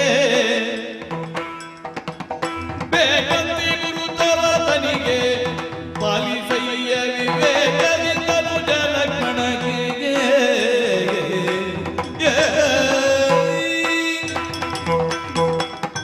ನೀನು ಹೀಗೆಲ್ಲ ಮಾಡಬಾರದು. ನೀನು ಒಬ್ಬಳೇ ಬಂದಿದ್ದಿ, ಮತ್ತೆಂತದ್ದು? ಜೊತೆಯಾಗಿ ಒಟ್ಟಿಗೆ ಬರ್ತೇವೆ ಅಂತ ಹೇಳಿ ಹೊರಟವಳು. ಜೊತೆಯಾಗಿ ಒಟ್ಟಿಗೆ ಬರಲಿಕ್ಕೆ ನೀನು ಪೂರ್ತಿಯಾಗಿ ನನಗೆ ಉಪದೇಶ ಮಾಡಿ ಕಳಿಸಿದ್ದ? ನೀನು ಹೇಳಿದನಲ್ಲ, ಎಂತದ್ದು ಹೇಳಿದ್ದು? ಶೃಂಗಾರ ಮಾಡಿಕೊಂಡು ನನ್ನ ತಮ್ಮನ ಬಳಿಗೆ ಹೋಗು, ಪಂಚಬಾಣ ನೂರುಬೆಯಿಂದ. ನೀನೊಮ್ಮೆ ಸುಮ್ಮನೆ ಕುಳಿತುಕೋ. ಹೋಗುವಾಗ ನೀನು ಇಷ್ಟೇ ಹೇಳಿದ್ದು, ಅವನು ನನಗಿಂತ 100 ಮಾಡಿ ಚೆಲುವನಾಗಿದ್ದಾನೆ, ಅವನ ಹತ್ರ ವಂಚನೆ ಮಾಡದೆ. ನಾನಾದ್ರೆ ಕಪ್ಪು, ಅವನು ಬಿಳಿ ಬಿಳಿ. ಹೌದು, ಚಿನ್ನದ ಬಣ್ಣ. ಹೌದು, ಚಿನ್ನದ ಬಣ್ಣ. ಹೌದು, ನನ್ನ ಈಗ ಜೀವನ ಈಗ ಇಲ್ಲಿ ಕಪ್ಪಾಗ್ಲಿಕ್ಕೆ ತೊಡಗಿದೆ. ಸತ್ಯ ಹೇಳ್ಬೇಕು ರಾಮ, ನಾನೀಗ ನಿನ್ನ ಹತ್ರ ಹೇಳುವಂತದ್ದು, ನೀವೇನಾದ್ರೂ ನಿಶ್ಚಯ ಮಾಡಿದ್ದೀರಾ? ಯಾರಿಗೆ? ವನವಾಸಕ್ಕೆ ಬಂದ ಮೇಲೆ ಏನಾದ್ರೂ ಒಂದು ವಿನೋದದ ಆಟ ಆಗ್ಬೇಕು ಅಂತ ಹೇಳಿ ಏನಾದ್ರೂ ನಿಶ್ಚಯ ಮಾಡಿ? ಅದು ನಿನ್ನಲ್ಲಿ. ನಿನ್ನ ಹತ್ರ ಎಷ್ಟು ಚಂದ ನಾನು ಮಾತಾಡಿದ್ದೇನೆ. ನೀನು ಅಳುವುದು ಯಾಕೆ ಅದಕ್ಕೆ? ರಾಘವ ನರಪತೆ ಶೃಣು ಮಮ ವಚನಂ. ಅದಕ್ಕಿಂತ ಮೊದಲು ಹೌದು, ಕರವ ಮುಗಿದದ್ದು ನಿನ್ನ ಬಳಿಯಲ್ಲಿ ಬಂದು ಹೌದು, ಒಳ್ಳೆ ರೀತಿಯಲ್ಲಿ ಆಶೀರ್ವಾದ ಮಾಡ್ಲಿಲ್ವಾ? ಅದು ಒಮ್ಮೆ ದ್ವಿಪದಿ, ಒಮ್ಮೆ ಚತುಷ್ಪದಿ ಎಲ್ಲ ಇತ್ತು. ಎಲ್ಲವೂ ಇತ್ತು. ಹೌದು. ಇದು ನೀನು ಮನಸಾರೆ ನನಗೆ ಹಾರೈಕೆ ಮಾಡಿದ್ದು ಹೌದು ಅಲ್ವಾ ಹೇಳು? ಮದನ ಪಟ್ಟದ ರಾಣಿ ಹೇಳಿಲ್ವ ನಾನು? ಅದೆಲ್ಲ ಹೇಳಿದ್ದೆ ಹೌದು. ಈಗ ಮನಸ್ಸಲ್ಲಿ ಒಂದು ಇದ್ದು ಮಾತಲ್ಲಿ ಒಂದು ಆಡುವ ನಾನು ರಾಮ ಅಂತೇಳಿ ಹೇಳ್ತಾರ? ಚೇ, ಅದೇ ನಂಬಿಕೆಯಲ್ಲಿ ಅಲ್ವಾ ನಾನು ಅವನ ಬಳಿಯಲ್ಲಿ ಹೋದದ್ದು. ಅಲ್ಲ, ನೀನು ಅದಕ್ಕೆ ಕಣ್ಣೀರು ಹಾಕುದು ಯಾಕೆ? ಕಣ್ಣೀರು ಹಾಕದೆ ಸುರಿಯುವ ಕಂಬನಿಯನ್ನು ಸೆರಗಿಂದ ಒರೆಸಿದ್ರು ಕೂಡ ಇನ್ನು ಮತ್ತು ಬರ್ತಾ ಉಂಟು. ಯಾವ ಪ್ರಸಂಗದ್ದು? ಇದೇ ಪ್ರಸಂಗದ್ದು, ಮತ್ತೆ ಯಾವುದು? ಆಯ್ತು, ಹೇಳುವಾಗ ಇಷ್ಟೇ ಹೇಳಿದ್ದು. ಹೀಗೆ ಈ ಭಾವಗಳೆಲ್ಲ ಬರಬೇಕು, ಮಾತಾಡುವಾಗ ಇಷ್ಟು ವಿಚಾರಗಳೆಲ್ಲ ಬರಬೇಕು, ಎಲ್ಲವನ್ನು ಕೂಡ ಮಾಡಿದ್ದೇನೆ. ಹಾಗಂತೇಳಿ ಅವನಿಗೆ ಇಷ್ಟ ಆಗ್ಲಿಲ್ಲ ಅದು. ಅಲ್ಲ, ಎಷ್ಟು ವೇಷ ಹಾಕ್ತಿ ನೀನು ಅಂತ. ಎಂತದ್ದು ವೇಷ? ಒಮ್ಮೆ ಶೃಂಗಾರ, ಒಮ್ಮೆ ಕರುಣ, ಒಮ್ಮೆ ಕಣ್ಣೀರು, ಒಮ್ಮೆ ಕ್ರೋಧ, ಎಲ್ಲವೂ ಉಂಟು ನಿನ್ನಲ್ಲಿ. ಅವನಿಗೆ ಆವೇಶ ಬರುವಾಗ ನಾನು ವೇಷ ಆಗದೆ ಮತ್ತೆಂತದ್ದು ಮಾಡುದು? ಅಲ್ಲ, ಆದೀತು. ಅಲ್ಲ, ಏನಾಯ್ತು ಈಗ ನಿನಗೆ? ತಲೆ ತಗ್ಗಿಸಿಕೊಂಡು ಮಾತಾಡ್ತಾನೆ. ಮುಖ ಮುಂದೆ ಮಾಡು ಅಂತ ಹೇಳಿದ್ರೆ ಕೈ ಅವನದ್ದು ಎದುರು ಬರ್ತದೆ. ಎಲ್ಲವನ್ನು ಕೂಡ ಹೇಳಿದ್ದೆ, ಅವನು ಚಂದ ಹಾಗೆ ಹೀಗೆ ಅಂತ ಹೇಳಿ. ಹೌದಲ್ಲ? ಹಾಗಂತೇಳಿ ಅವನ ವೃತ್ತದ ಬಗ್ಗೆ ಏನಾದ್ರೂ ಹೇಳಿದ್ಯಾ? ಅಲ್ಲ, ಚಂದ ಇಲ್ವ ಅವನು? ಚಂದ ಇಲ್ಲ ಅಂತ ಹೇಳಿ ಯಾರು ಹೇಳಿದ್ದು? ಈಗ ನಿನಗಾದ್ರೂ ಹೇಳಿದ್ದು ಏಕಪತ್ನಿ ವೃತ ನನಗೆ. ಮತ್ತೆ ಏನಾದ್ರೂ ನಾನು ಒತ್ತಾಯ ಮಾಡಿದ್ದೇನ ರಾಮ ನಿನ್ನ ಬಳಿಯಲ್ಲಿ? ಇಲ್ಲಪ್ಪ, ಒಂದು ಸರಿ ಹೇಳಿದ್ದೇನೆ, ಇದು ಏಕಪತ್ನಿ ವೃತ ಎಲ್ಲ ಎಂತದಕ್ಕೆ ಅಂತ ಹೇಳಿ ನಾನು ಕೇಳಿದ್ದೇನೆ. ಹೌದು, ನಾನು ಉತ್ತರವೂ ಕೊಟ್ಟಿದ್ದೇನೆ. ಹಾಗಂತ ಹೇಳಿ ಒತ್ತಾಯ ಮಾಡಿದ್ದೇನ ರಾಮ ನಿನ್ನ ಬಳಿಯಲ್ಲಿ? ಇಲ್ಲಪ್ಪ, ಇಲ್ಲವೇ ಇಲ್ಲ. ಅವನ ಬಳಿಯಲ್ಲಿ ಅವನಿಗೆ ಅಂಥದ್ದೊಂದು ವೃತ್ತ ಉಂಟು ಅಂತ ಹೇಳಿ ನೀನು ಹೇಳಲೇ ಇಲ್ಲ.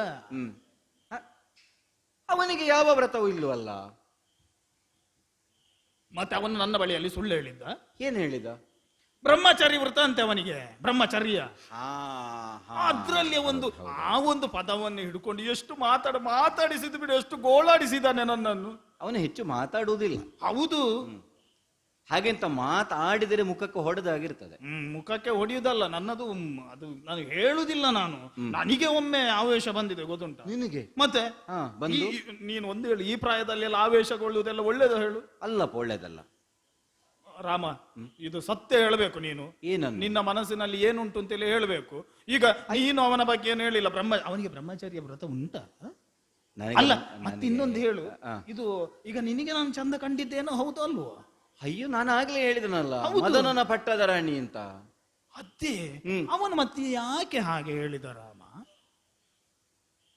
ಅದು ಬಿಡು, ಅದನ್ನಾದ್ರೂ ಒಂದು ಕಾಲಕ್ಕೆ ಸಹಿಸಿಕೊಳ್ಳುವ. ಸರಿ, ನಿನ್ನ ಅಣ್ಣನ ಬಳಿಯಲ್ಲಿ ಹೋಗಿ ಅವನ ನಿರೂಪವನ್ನು ಹೊತ್ತುಕೊಂಡು ಬಂದದ್ದು ಎನ್ನುವುದಾಗಿ ಪರಿಪರಿಯಲ್ಲಿ ನಾನು ಹೇಳಿದರು.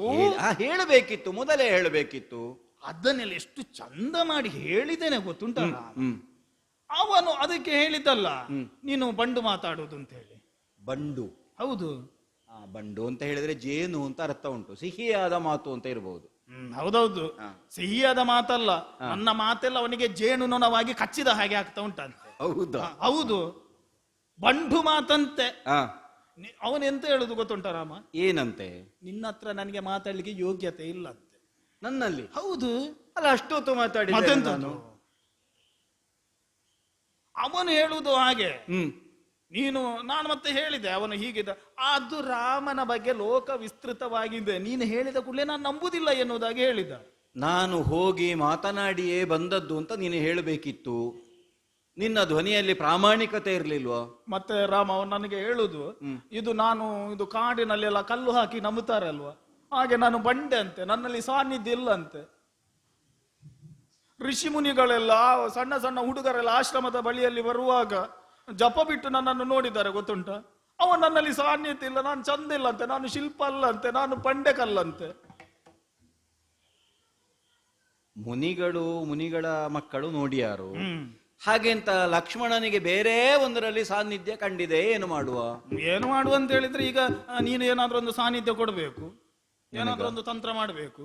ಅಲ್ಲ, ತಂತ್ರ ಏನುಂಟು? ನಾನು ಹೇಳಿದ್ದೇನೆ ಅಂತ ಅವನಲ್ಲಿ ಹೇಳಿದ್ರೆ ಆಯ್ತಲ್ಲ. ಅದು ನಂಬುದಿಲ್ಲ ಅಂತೆಲ್ಲ, ಏನಾದ್ರೂ ಒಂದು ಗುರುತ ಬೇಕಂತೆಲ್ಲ ಪುಣ್ಯಾತ್ಮನಿಗೆ. ಗುರುತು? ಹೌದು. ತಂದರ ಅಣ್ಣನ ಗುರುತನ್ನು ಒಂದು ವೇಳೆ ನಂಬಿದ್ರು ನಂಬಿಯೇನು ಎನ್ನುವುದಾಗಿ ಹೇಳಿದ್ದಾನೆ ಅವ. ಈಗ ಅವನು ನನ್ನನ್ನು ಒಪ್ಪಬೇಕಂತ ಹೇಳಿದ್ರೆ ನಂದು ಆಧಾರ ಅಲ್ಲ, ನಿಂದು ಆಧಾರ ಬೇಕಂತೆ ಅವನಿಗೆ. ನಿನ್ನಿಂದ ತಂದ ಆಧಾರ ಬೇಕಂತೆ ಅವನಿಗೆ. ಅಂದ್ರೆ ನೀನೇ ಅಂತ ಆಗಬೇಕಾದ್ರೆ ಆಧಾರ ಬೇಕು ಅವನಿಗೆ. ಹೌದಂತೆ. ನಾನು ಈ ಕಾಡಿನಲ್ಲಿ ಎಲ್ಲಿಂದ ಆಧಾರ ಕೊಂಡೋಗುದು? ಅದೇ ಸಮಸ್ಯೆ, ಹೋಗುವಾಗೆಲ್ಲ ತೆಕೊಂಡು ಹೋಗ್ಬೇಕು. ಹೌದು, ಎಲ್ಲಿಗೆ ಹೋಗುದಿದ್ರು ತಕೊಂಡು ಹೋಗ್ಬೇಕು, ಇಲ್ಲಾಂದ್ರೆ ಹೀಗೆ ಆಗುವುದು. ಅದೇ ಸತ್ಯ ಹೇಳ್ಬೇಕಂತ ಹೇಳಿದ್ರೆ ನನ್ನಲ್ಲಿ ತೆಗೆದುಕೊಂಡು ಮತ್ತೆ ಕೆಲವನ್ನು ತೂರಿಸುವುದಕ್ಕೆ ಜಾಗವೇ ಇರಲಿಲ್ಲ. ಮನ ಪೂರ್ತಿ ನಿರೀಕ್ಷೆ ಪ್ರತೀಕ್ಷೆಗಳಲ್ಲೆಲ್ವ ಇದ್ದದ್ದು ರಾಮ. ಅಲ್ಲ, ಮನಸ್ಸಿನಲ್ಲೇ ಇರುವುದಲ್ವ ಆಧಾರ ಅನ್ನೋದು. ಹೌದು. ಈಗ ನೀನೇನಾದ್ರೂ ಕೊಡ್ಬೇಕು, ಇಲ್ಲದಿದ್ರೆ ನಾನು ಇಲ್ಲೇ ಇರ್ಬೇಕಷ್ಟೇ. ಕೊಡ್ಲೇಬೇಕಾ? ಹೌದು, ಇಲ್ಲದ್ರೆ ಈ ಬಂಡೆ ಕಲ್ಲು ತೆಂಗಿನಕಾಯಿ ಹೊಡಿಲಿಕ್ಕೆ ಉಪಯೋಗಿಸ್ತಾರೆ ಅಷ್ಟೇ.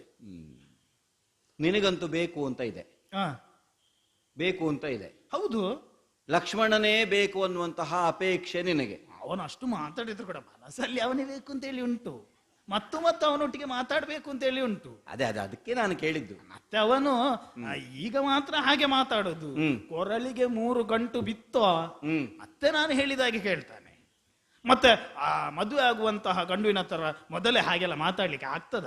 ನನಗೊಂದು ಸಂಸ್ಕಾರ ಅಂತ ಹೇಳಿಲ್ವಾ? ಅದು ನೀನು ಹೆಚ್ಚು ಮಾತಾಡಿರ್ಲಿಕ್ಕಿಲ್ಲ ಅಲ್ವಾ ಯಾರ ಹತ್ರ? ಅವನಲ್ಲಿ. ಅದು ನನಗೆ ಅವನ ಹತ್ರ ಮಾತಾಡಿದಷ್ಟು ಹೆಚ್ಚು ಅಂತೇಳಿ ಅನಿಸ್ಲಿಲ್ಲ. ಗೊತ್ತಾಯ್ತು. ಮತ್ತೆ ಒಂದು ಯಾವುದು? ಈ ರೀತಿಯಾಗಿ ಮಾತನಾಡಬೇಕು. ಸರಸವೇ ಇಲ್ಲದೆ ಹೋದ್ರೆ ಸಂಭಾಷಣೆಯಲ್ಲಿ ಏನು ಸ್ವಾರಸ್ಯ ಉಂಟು? ಹೌದು ಅಲ್ವಾ? ಹೌದು. ಈ ಬರೀ ರಸಹೀನವಾದದ್ದು ಆಗಬಾರದು. ಸ್ವಲ್ಪ ಸ್ವಲ್ಪ ವಿನೋದವು ಬೇಕೇ ಬೇಕು ಬದುಕಿನಲ್ಲಿ. ಹೌದೌದು. ಈಗ ನನಗದೇ ಇಲ್ವೇ ಇಲ್ಲ ಅಂತ ತಿಳ್ಕೊಂಡದ್ದ ನೀನು? ಅಂದ್ರೆ ನಾನು ಹೇಳುವಾಗ ನನ್ನ ತಮ್ಮ ಒಪ್ಪಿಕೊಳ್ತಾನೆ ಅಂತ ತಿಳಿದು ನಾನು ಆಡಿದ್ದು. ಹೌದು. ಆದ್ರೆ ಏನು ಮಾಡುವ, ನನ್ನ ಕೇವಲ ತಮ್ಮನಾಗಿ ಮಾತ್ರವಲ್ಲ, ಮನೆಯಿಂದ ಹೊರಡುವ ಕಾಲದಲ್ಲಿ ನನ್ನನ್ನು ತಂದೆಯ ಭಾವದಿಂದಲೂ ಮಾತ್ರವಲ್ಲ ನಾನವನಿಗೆ ಒಡೆಯ ಅನ್ನುವ ಭಾವದಿಂದಲೂ ಕಂಡು ಇಲ್ಲಿಗೆ ಬಂದವ. ಹೌದು. ಹಾಗಾಗಿ ಬಹುಶಃ ಬೇಕೇ ಬೇಕು ಗುರುತು ಅಂತ ಹೇಳಿದ. ಈಗ ನಿನಗೊಂದು ಗುರುತು ಕೊಟ್ರಾಯ್ತಲ್ಲ. ಹೌದು. ಗುರುತು ಕೊಟ್ರೆ ನೀನು ಹೋಗುದಿಲ್ವಾ? ಗುರುತು ತಂದ್ರೆ ಸೇರ್ತೇನೆ ಅಂತ ಲಕ್ಷ್ಮಣನು ಹೇಳಿದ್ದಾನಲ್ಲ. ಈಗ ಅವನು ಸೇರ್ಬೇಕೆನ್ನುವಂತ ಉದ್ದೇಶದಿಂದ ಅಲ್ವಾ ರಾಮ ಬಂದದ್ದು. ಬೇಗ ಕೊಡು ಗುರುತು, ಏನಾದ್ರೂ ಕೊಡು. ಗುರುತು ಏನು ಕೊಡುವ? ಕೈಯಲ್ಲಿ ಕೊಡು, ಕೈ ಚಾಚಿದ್ದೇನಲ್ಲ. ಹೌದು, ಕೊಡಬೇಕಾದ್ರೆ ನನ್ನಲ್ಲಿ ಏನಾದ್ರೂ ಬೇಕಲ್ಲ. ಈಗ ಏನಿಲ್ವ ನಿನ್ನಲ್ಲಿ? ಹಾಗಲ್ಲ, ಅವನು ಒಪ್ಪುವಂಥದ್ದು. ಈಗ ಹಾಗೆ ಇಲ್ಲಿ ಹತ್ತಿರದಿಂದ ಏನಾದ್ರು ತೆಗೆದುಕೊಡ್ಬೋದು, ಅದು ನಾನೇ ಕೊಟ್ಟದ್ದು ಹೌದು ಅಂತ ಒಪ್ಪಬೇಡುವ? ಅಲ್ಲ, ಒಂದು ಕೆಲಸ ಮಾಡ್ಬೋದು. ಏನು ಮಾಡುವ? ಈಗ ನೀನು ಇಲ್ಲಿಂದಲೇ ಜೋರಾಗಿ ಕೂಗಿದ್ರೆ ಅವನಿಗೆ ಕೇಳಲಿಕ್ಕಿಲ್ವಾ? ಇದು ಬಂದದ್ದು ನಮ್ಮದೇ ಬಳಗಕ್ಕೆ ಸೇರುವಂತದ್ದು ಅಂತ ಹೇಳಿದ್ರೆ ಅವನು ಒಪ್ಲಿಕ್ಕಿಲ್ವಾ? ಒಂದು ಉಂಟು. ಯಾವುದು? ನಾನು ಹಾಗೆ ಹೇಳಿ ಏನು, ನೀನವನ ಬಳಿಗೆ ಹೋಗುವಾಗ ಮತ್ತೆ ಅವನು ಹೇಳ್ತಾನೆ, ಅದು ಸ್ವರ ಹೇಗೂ ಕೇಳೀತು, ನನಗೆ ಗುರುತು ಬೇಕು ಅಂತ. ಈಗ ನೀವು ಸ್ವರವನ್ನು ಕೂಡ ಅವನು ನಂಬಲಿಕ್ಕಿಲ್ಲ ಅಲ್ವಾ? ಅದು ಗುರುತು ಕೊಟ್ಟದ್ದಲ್ಲಿ ಹೇಗಾಗಬೇಕು ಗೊತ್ತಾ? ನಾನು ಗುರುತು ಕೊಟ್ಟ ಮೇಲೆ ನಿನ್ನ ಗುರುತವೇ ಸಿಗಬಾರದು, ಹಾಗಾಗಬೇಕು. ಈಗ ನೀನೊಂದು ನನ್ನ ಹೆಗಲಿಗೊಂದು ಶಾಲು ಹಾಕಿ ಹೋಗಿದ್ದು ರಾಮ ಕೊಟ್ಟದಂತ ಹೇಳಿದ್ರೆ ಅವನು ನಂಬಲಿಕ್ಕಿಲ್ಲ. ಹಾಗಾದ್ರೆ ಅದಾದೀತ? ನನ್ನಲ್ಲಿ ಉಂಟ ಈಗ. ಅವನು ಹೇಳಿದಾನು ಇದು ಎಲ್ಲಿಯೋ ಆಶ್ರಮದಿಂದ ತಂದದ್ದು ಅಂತ ಹೇಳಿ. ಅಲ್ಲಲ್ಲ, ನಾವು ನಾರುಡೆಯನ್ನು ಹುಟ್ಟು ಬಂದವರು. ಹಾಗಿರುವಾಗ ಇಲ್ಲಿ ಋಷಿ ಮುನಿಗಳ ಆಶ್ರಮದಲ್ಲಿ ಬೇಕಾದಷ್ಟು ಅದೆಲ್ಲ ಉಂಟು. ಅದನ್ನು ತಂದ್ರೆ ನೀನು ಖಂಡಿತ ಹಾಗೆ ಹೇಳ್ತಾನೆ ಅವನು. ಈಗಾಗದ್ರೆ ನನಗೆ ದಾರಿ ಇಲ್ಲ. ಹಾಗಾದ್ರೆ ನಾನು ಬಂಡೆಗಲ್ಲಾಗಿ ಇರ್ಬೇಕಾಗಿದ್ರೆ ದಾರಿ ಉಂಟು. ಯಾವುದು? ನನ್ನನ್ನು ನೋಡಬಾರದು ನೀನು, ಮತ್ತೆ ತಿರುಗಿ ನೋಡಬೇಕು. ಅಂದ್ರೆ ನಂಗೆ ಅದು ಅರ್ಥ ಆಗುದಿಲ್ಲ ಕೆಲವೆಲ್ಲ ವಿಷಯ. ಅರ್ಥ ಆಗುದಿಲ್ಲ? ಇಲ್ಲ ಇಲ್ಲ, ಇದು ನನಗೆ ಬೆನ್ನು ಹಾಕಬೇಕು ನೀನು. ಸತ್ಯ ಹೇಳ್ತೇನೆ, ನೀನು ಲಕ್ಷ್ಮಣನ ಹೆಸರನ್ನು ಹೇಳಿದ ಮೇಲೆ ಮತ್ತೆ ಅವನನ್ನು ನೋಡಿದ ಮೇಲೆ ಮತ್ತೆ ನಿನಗೆ ಬೆನ್ನು ಹಾಕಿ ಗೊತ್ತಾಯ್ತು. ಅದಕ್ಕೆ ನಾನು ಹೇಳಿದ್ದು ನನಗೆ ಬೆನ್ನೇ ಹಾಕಬೇಕು. ನನಗೆ ಬೆನ್ನು ಹಾಕಿದೆ ಅಂತ ಆದ್ರೆ ನಿನಗೆ ಬೇಕಾದ್ದು ಸಿಗ್ತದೆ ಅಂತ. ಸ್ವಲ್ಪ ಬಿಡಿಸಿ ಹೇಳು. ನೀವು ಅಣ್ಣದಮ್ಮ ಇಬ್ರು ಮಾತಾಡಿದ್ರೆ ನಾನು ಮತ್ತೆ ಬರುವುದೇ ಇಲ್ಲ ಇಲ್ಲಿಗೆ. ಚದುರೆ ಚದುರೆ ಬಾಬಾರೆಂದು ಕರೆದು ರಾಮನಂಬಿನ ತುದಿಯು ಮೂಗದ ಕೊಯ್ಯಲು ಬರೆದು ಮುದಗಿ ತೋರಿಸು ಬೆನ್ನ ಸರಿದು ಈ ಕುರುಹ ನೋಡಿದರೆ ಕೂಡುವರಲ್ಲಿ ನಲಿದು.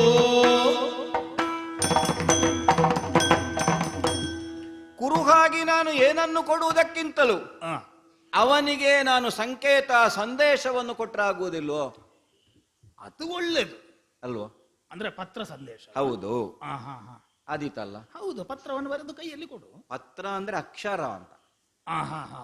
ಈಗ ಒಂದು ವೇಳೆ ನಾನು ಪತ್ರವನ್ನೇ ಬರೆದ್ರೆ ಈಗ ಇಲ್ಲಿ ಬರೆಯುವುದಕ್ಕೂ ನನ್ನ ಕೈಯಲ್ಲಿ ಏನಿಲ್ಲ. ಏನಾದ್ರೂ ಒಂದು ಎಲೆಯನ್ನ ಏನಾದ್ರೂ ಕೊಯ್ದು ಅದರಲ್ಲಿ ನಾನು ಬರೆದು ಕೊಡಬೇಕು. ಆಗ ಮತ್ತೆ ಅವನು ಹೇಳ್ತಾನೆ ಇದು ನೀನೇ ಬರೆದು ತಂದದ್ದು ಹೇಳಿ ಅವನಪ್ಪ. ಮತ್ತೆ ಅವನು ತರ್ಕಕ್ಕೆ ನಿಂತ್ರೆ ಅವನ ಎದುರಿಗೆ ಬೇರೆ ಯಾರಿಲ್ಲ ಅಲ್ಲ. ಮದ್ವೆ ಆದ್ಮೇಲೆ ಎಲ್ಲ ನಿಲ್ತದೆ. ಗೊತ್ತಾಯ್ತು. ಅದು ಮತ್ತು ನಿನ್ನನ್ನು ಮದ್ವೆ ಆದ್ರೆ ಅವನದ್ದು ಎಲ್ಲ ನಿಲ್ತದೆ. ಹೌದಪ್ಪ. ಇರ್ಲಿ, ದೊಡ್ಡದಲ್ಲ. ಮರ್ಯಾದೆ ಅನ್ನೋದು ಎಲ್ಲರಿಗೂ ಮುಖ್ಯ ಅಲ್ವಾ? ಹೌದಪ್ಪ, ಅಲ್ವಾ? ಹೌದು. ಈಗ ಮರ್ಯಾದ ಅಂತ ಆಗಬೇಕಾದ್ರೆ ಒಂದು ನೀನು ಅವನ ಕೈ ಹಿಡಿದು ಸಂಸಾರ ಮಾಡಬೇಡ? ಅದು ಕೇಳುವಾಗ್ಲೇ ಸಂತೋಷ ಆಗುದು. ಹೌದಲ್ಲ? ಚೆಲುವೆ ರಾಮ ತಿರುಗಿ ನಿಲ್ಲು. ಲಕ್ಷ್ಮಣ ಸಿಗ್ತಾನೆ ಹಾಗಾದ್ರೆ? ಹೌದು. ತಿರುಗಿ ಅಂದ್ರೆ ಅಲ್ಲಿಗೆ ನೋಡಿಕೊಂಡಿರು. ಆಗ ನಾನು ಬರೆದದ್ದು ನಿನಗೆ ನೋವೇ ಆಗುದಿಲ್ಲ. ಅಂದ್ರೆ ಎಲ್ಲಿ ಬರೆಯುವುದು ಈಗ? ಬೆನ್ನಿನಲ್ಲಿ. ಬೆನ್ನಿನಲ್ಲಿಯಾ? ಹೌದು. ಬಾಣದ ತುದಿಯಿಂದ ನಿನ್ನ ಬೆನ್ನಿನಲ್ಲಿ ಬರೀತೇನೆ ನಾನು. ನನ್ನ ಬೆನ್ನಲ್ಲಿ ನನಗೆ ಬರೀಲಿಕ್ಕೆ ಆಗುದಿಲ್ಲ. ಅದೇ, ಬೇರೆ ಎಲ್ಲಿ ಬರೆದ್ರು ಆಗುದಿಲ್ಲ. ಕೈಯಲ್ಲಿ ಬರೆದ್ರು ಎಲ್ಲಿ ಬರೆದ್ರು ಅದು ನಾನೇ ಬರೆದದ್ದು ಅನ್ನುವುದಕ್ಕೂ ನಿರೂಪ ಉಂಟಾ, ಸಾಕ್ಷಿ ಉಂಟಾ? ಇಲ್ಲ ಇಲ್ಲ ಇಲ್ಲ. ಹಾಗಾಗಿ ಬೆನ್ನಿನಲ್ಲಿ ಬರೆದೆ ಅಂತ ಆದರೆ ನಿನ್ನ ಕೈಯನ್ನೇ ಹಿಂದೆ ತಿರುಗಿಸಿ ನಿನಗೆ ಬರೀಲಿಕ್ಕೆ ಆಗುದಿಲ್ವಲ್ಲ ಒಂದು. ಇನ್ನೊಂದು ಬಹಳ ಸೂಕ್ಷ್ಮವಾಗಿ ನಾನು ಬರೀತೇನೆ, ಅದವನಿಗೆ ಗೊತ್ತಾಗ್ತದೆ. ಅದು ನಿಮ್ಮ ಅಣ್ಣ ತಮ್ಮಂದಿರದ್ದು. ಹೌದು ಹೌದು. ನಾನು ಏನೇ ಬರೆದ್ರು ಅಥವಾ ಮುಂದೆ ಇವಳಿಗೆ ಏನು ಮಾಡಬೇಕು ಅನ್ನೋದನ್ನು ಅವನಿಗೆ ನಾನು ಸೂಕ್ಷ್ಮವಾಗಿ ಬರೆದು ಹೇಳ್ತೇನೆ ಅಷ್ಟೇ. ಮತ್ತೆ ನಾನು ನಿನ್ನ ಹತ್ರ ಕೇಳುದಿಲ್ಲ, ಅದು ಯಜಮಾನ್ರ ಹತ್ರ ಕೇಳ್ತೇನೆ. ಅದೇ ಗೊತ್ತಾಯ್ತು ಏನು ಬರ್ತಿದ್ದಾರೆ ಎನ್ನುವುದಾಗಿ ಅವರ ಹತ್ರ ಕೇಳ. ಈಗ ಹಾಗಾದ್ರೆ ತಡ ಮಾಡುದು ಬೇಡ. ತಡ ಇಲ್ಲ. ಇದು ನೀನು ತಿರುಗಿದ್ರಾಯ್ತು. ಬೆನ್ನು ಹಾಕಿ ಇದು ಬೆನ್ನು ಹಾಕಿ ಹಾಗೆ ಹಾಗೆ ಬೇಡ. ಮತ್ತೆ ಎಷ್ಟಾದ್ರೂ ನೀವು ಭಾವ ಅಲ್ವಾ ನಂದು? ಹೌದಪ್ಪ, ಹೌದು. ಆಗುವುದಕ್ಕಿರುವವನು ಹಾಗೆ ಆಯ್ತು. ಈಗ ಅವನಿಗೊಂದು ಬೇಕಾದ ಗುರುತಲ್ವಾ? ಹೌದು. ಭಾವ, ನಿಮ್ಮದು ಕಾಲು ಮುಂದೆ ಮಾಡಿ. ಕಾಲು ಮುಂದೆ ಮಾಡಿದ್ರೆ ಒಂದು ನಮಸ್ಕಾರ ಮಾಡ್ತೇನೆ. ಮಾಡುವಾಗ ಆಗ ಅದೇ ದೋಷ ಆದದ್ದು. ಹಾ. ನಿಮ್ಮ ಆಶೀರ್ವಾದವನ್ನು ತೆಗೆದುಕೊಂಡು ಅಲ್ಲಿ ಹೋಗ್ಬೇಕು. ನಿನಗೆ ಆತುರ ಆಯ್ತು, ಹೌದು. ನಾನು ಹೇಳುವಾಗ ನಿನಗೆ ತಿರುಗಿ ಹೋಗಿ ಆಯ್ತು. ಹಾಗಾಗಿ ಈಗೊಂದು ನೀವು ಆಶೀರ್ವಾದ ಮಾಡಬೇಕು, ನನಗೆ ಒಳ್ಳೇದಾಗ್ಬೇಕು ಎನ್ನುವುದಾಗಿ ನೀನು ನನಗೆ ನಮಸ್ಕರಿಸುವಂತಹ ಕಾಲದಲ್ಲೇ ನಿನ್ನ ಬೆನ್ನಿನಲ್ಲಿ ನಾನು ಬರೀತೇನೆ. ಆದೀತ ಆದಿತ್ತು ಆದಿತ್ತು ಆದಿತ್ತು ಆದೀತಲ್ಲ, ಆದಿತ್ತು ಬರ್ದಾಯ್ತು ಬರ್ತಾಯ್ತು. ಅದು ನೀನು ಬರ್ದದೆಲ್ಲ ಗೊತ್ತಾಗ್ಲಿಲ್ಲ. ಅದನ್ನೇ ನಾನು ಹೇಳಿದ್ದು, ಮನಸ್ಸಿನಲ್ಲಿ ಯಾವುದಾದ್ರೂ ಆಲೋಚನೆ ಇದ್ರೆ ಯಾವುದೂ ಗೊತ್ತಾಗುವುದಿಲ್ಲ ಅಂತ. ಅಲ್ಲ, ಅದು ಒಂದು ವಿಷಯ. ಮತ್ತೆ ನಂದು ಬೆನ್ನು ಚರ್ಮ ಸ್ವಲ್ಪ ದಪ್ಪದು, ಮತ್ತೆ ನಿನಗೆ ನೋವಾಗದಾಗೆ ಬರಲಿಕ್ಕೆ ನಿನಗೂ ಗೊತ್ತುಂಟು. ಒಂದು ಆ, ಅಂದ್ರೆ ನೀನು ಆಗ್ಲೇ ಹೇಳಿದೆ, ತಂದೆ ತಾಯಂದ್ರು ಯಾರು ಅಂತಲೇ ಗೊತ್ತಿಲ್ಲ, ಬಾಲ್ಯದಲ್ಲೇ ಕಳ್ಕೊಂಡಿದ್ದೇನೆ ಅಂತ ಅಲ್ವಾ? ಹೌದೌದು. ಹಾಗಿದ್ದವರಿಗೆ ಕೆಲವು ಸಲ ಚರ್ಮ ದಪ್ಪ ಇರ್ತದೆ. ಆದ್ರೆ ಚರ್ಮ ದಪ್ಪ ಆದದ್ದು ಒಳ್ಳೇದಾಯ್ತು. ಇಲ್ಲದ್ರ ಬಾಣದಲ್ಲಿ ಬರೆಯುವುದು ಅಂತ. ಹೌದಪ್ಪ. ಇದು ಹೋಗಿ ಬರ್ತೇನೆ. ಆದೀತು. ಬರುವಾಗ ಅಲ್ಲ ಬಾಬಾ, ಬೇಸರ ಮಾಡಬಾರ್ದು. ಬೇಸರ ಯಾಕೆ? ಇದು ನಾವು ಈಗ ಅಲ್ಲಿ ಹೋಗಿ ಇವತ್ತೇ ಬರ್ತೇವೆ ಅಂತ ಏನಿಲ್ಲ. ಈಗ ಅಲ್ಲಿ ಹೋದ್ಮೇಲೆ ಅವನನ್ನು ವರಿಸುವುದಲ್ವಾ? ಹೌದು. ಇಲ್ಲಿ ಅದು ಒಂದು ಕಾಡಿನಲ್ಲಿ ಅಥವಾ ಆ ಕಡೆ ಎಲ್ಲ ಸುತ್ತಾಡಿ ನಮಗೆ ಏಕಾಂತ ಬೇಡುವ ಭಾವ, ವನವಿಹಾರವನ್ನೆಲ್ಲ ಮಾಡಿ ಮತ್ತೆ ಬರುವಂತ ಸಂದರ್ಭದಲ್ಲಿ ಒಂದು ನನ್ನ ಮುಖಕ್ಕೆ ಒಂದು ಮಂಗಳಾರತಿ ಅಕ್ಕ ಮಾಡ್ಲಿ, ಮುಖಕ್ಕೆ ಸರಿ, ಅದು ಮಾಡಿ ಆಡು. ಮಂಗಳಾರತಿ ಮಾಡಿ ಮತ್ತೆ ಅಲ್ಲಿ ವಿಶೇಷವಾದಂತೆ ವ್ಯವಸ್ಥೆ ಮಾಡ್ಲಿಕ್ಕೆ ಆದ್ರೆ ಮಾಡಿ. ಇಲ್ಲಿ ಕಾಡಿನಲ್ಲಿ ಏನು ಮಾಡುವ, ನಮಗೆ ಸಾಧ್ಯವಾದಷ್ಟು ಮಾಡ್ತೇವೆ. ಮತ್ತೆ ಅದು ನಮ್ಮವ್ರದ್ದು ಮನೆ ಅಂತ ಎಲ್ಲ, ಅದು ಎಲ್ಲ ಮನೆ ಇನ್ನೊಂದು ಕಾಣುವಂಥದ್ದು. ಹೌದು, ಎರಡು ಉಂಟು. ಹೌದು, ಅಲ್ಲಿ ಒಂದು ಫಲವಸ್ತು ಇತ್ಯಾದಿಗಳದ್ದೆಲ್ಲ ವ್ಯವಸ್ಥೆ ಮಾಡಿ ಈಗ ನಮಗೆ ತಂದು ಕೊಡುವುದೇ ಲಕ್ಷ್ಮಣ. ಹೌದೌದು. ಈ ಸಾರಿ ಒಂದು ನೀವು ವ್ಯವಸ್ಥೆ ಮಾಡಿ ಬಾವ, ಅದರಿಂದಲೇ 4 ತೆಕೊಂಡೋಗಿ ಅಲ್ಲಿ ಇಡಬೇಕು ಬೇಕಿದ್ರು. ಮತ್ತೆ ಅದು ಕ್ರಮಕ್ಕೆ ಮಾತ್ರ. ಗೊತ್ತಾಯ್ತು. ಮತ್ತೆ ಅದರ ಒಳಗೆ ಹೋದ್ಮೇಲೆ ಮತ್ತೆ ನಮ್ಮದೇ ಕ್ರಮ ಅಲ್ವಾ? ಸರಿಯಪ್ಪ. ಹಾಗಾಗಿ ನಮ್ಮ ನಿರೀಕ್ಷೆಯಲ್ಲಿ ನೀವಿರಿ. ಬರುವಾಗ ಮದುಮಗಳಾಗಿ ಬರ್ತೇನೆ. ಆದಷ್ಟು ಬೇಗ ಹೋಗಿ ಬಾ. ಈಗ ಹೋಗುದಲ್ಲ, ಈಗ ಅವನ ಬಳಿಗೆ ಓಡುವುದೇ. ಆದೀತು, ಹೋಗು.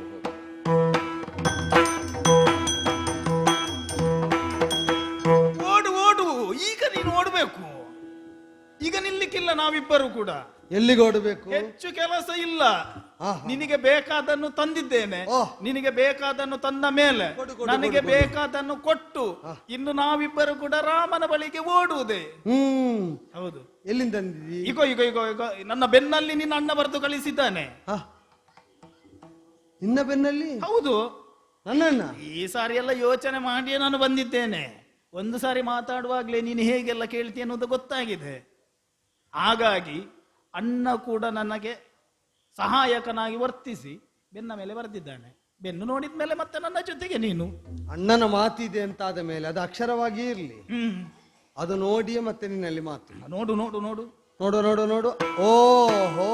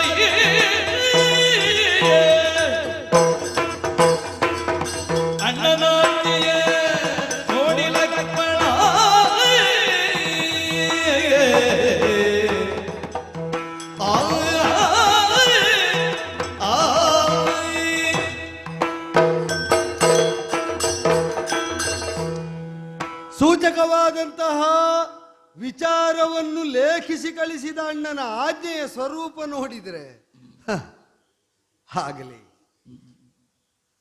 ನನಗೆ ಅಣ್ಣನನ್ನು ನಾನು ಸ್ಥೂಲವಾಗಿ ಆದರೂ ಗ್ರಹಿಸಿದ್ದು ಸರಿ ಉಂಟು ಅಂತ ಸಮಾಧಾನ. ಅದು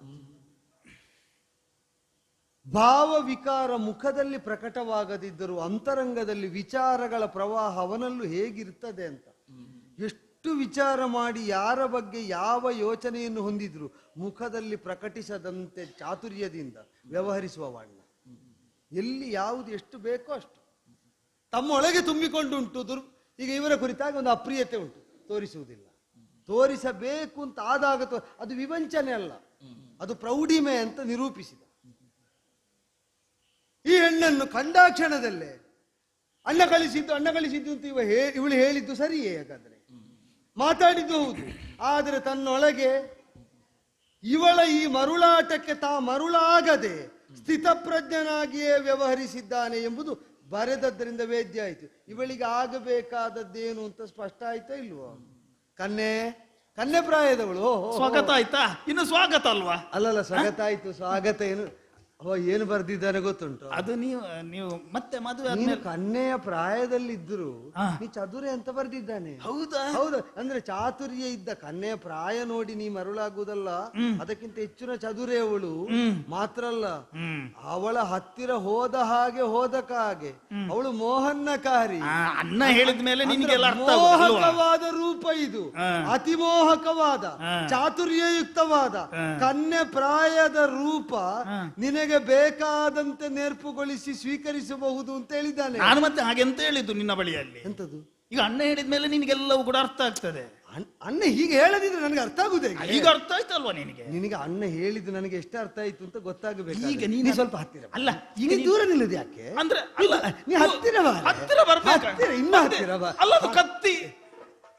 ಇಲ್ಲಿ ಬಾ ಹೇಳ್ತೇನೆ.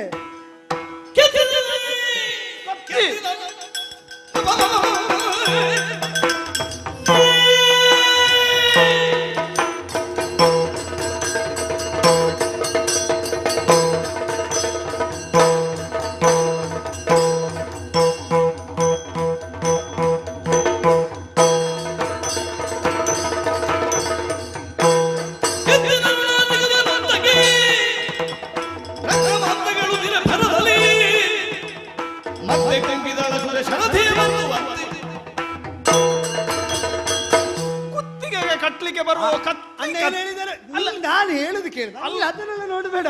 ಹೇಳುದು ಅಣ್ಣ ಏನ್ ಹೇಳಿದಾನೆ ಗೊತ್ತುಂಟಾ? ಏನು? ಇವಳು ಮಾತಾಡ್ತಾ ಇರಬೇಕು ಅಂತ ಆದ್ರೆ ಕರ್ಣರಸ ಪ್ರವಾಹ ಹರಿದು ಬರಬೇಕು, ಹಾಗಾಗುತ್ತದೆ. ಇವಳು ಮೂಗು ಮುಂದೊತ್ತಿದಳು ಅಂತಾದರೆ ಸೌಂದರ್ಯ ಸೀಮೆಯ ಅಂಚನ್ನವಳು ದಾಟಬೇಕು, ಹಾಗಾಗುತ್ತದೆ. ಹಾಗಾಗಬೇಕಾದರೆ ಸೌಂದರ್ಯ ಕುಂಭಗಳ ಭೇದನವನ್ನು ಮಾಡಿ ಅದರ ಸಾರವನ್ನು ಹೀರಬೇಕು ಅಂತ. ಲಕ್ಷ್ಮಣ, ಏನು ಮಾತಾಡ್ತಿದ್ದಿ ನೀನು? ನಿನಗೆ ಕಿವಿ ಹಿಡಿದೇ ಬುದ್ಧಿ ಹೇಳಬೇಕಷ್ಟೇ, ಇದು ಅರ್ಥ ಆಗಬೇಕಾದ್ರೆ. ಹತ್ತಿರ ಬಾರೆ. ಹತ್ತಿರ ಬರುವ ಕತ್ತಿ ಅಂತ. ಈ ಮೂಗು, ಈ ಕೂವಿ, ಈ ಕಿವಿಗಳು, ಅದೋ ಆ ಸೌಂದರ್ಯ ಕುಂಭ ತೆಗೆದು ಕತ್ತರಿಸಿದೆ.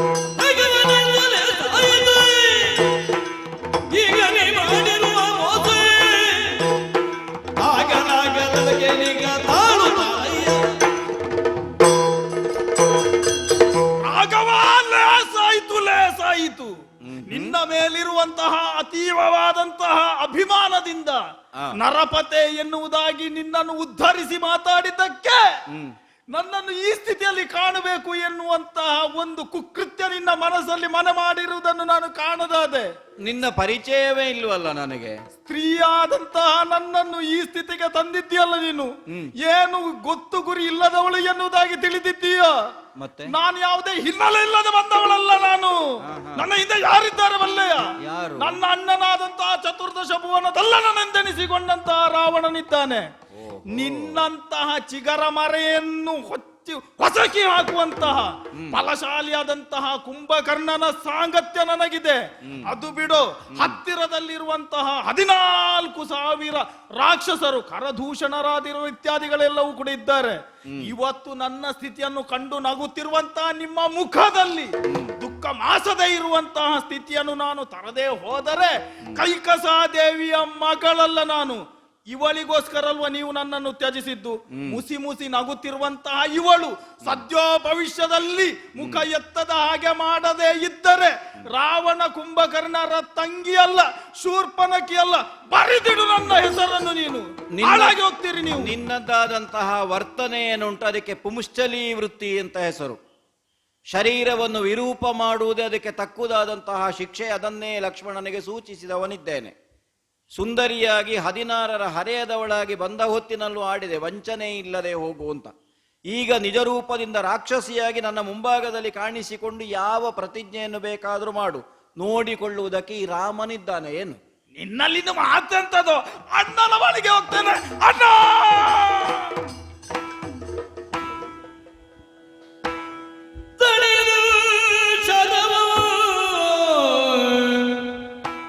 ಬಿಡಲು ಲಕ್ಷ್ಮಣ ಎಂದು ದನಿಗೈದು ಮಾರೀಚ ಪ್ರಾಣನು ಬಿಡಲಾಗಿ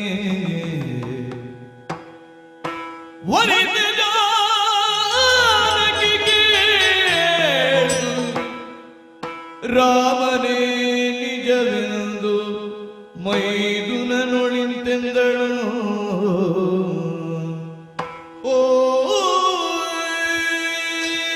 ಇದೇನು ಕೇಳುತ್ತಾ ಇದ್ದೇನೆ ನಾನು? ಲಕ್ಷ್ಮಣ, ಲಕ್ಷ್ಮಣ! ಮುಗುದು ಕೇಳಿದನೆಯ ಮೃಗವಲ್ಲ ರಾಕ್ಷಸರು.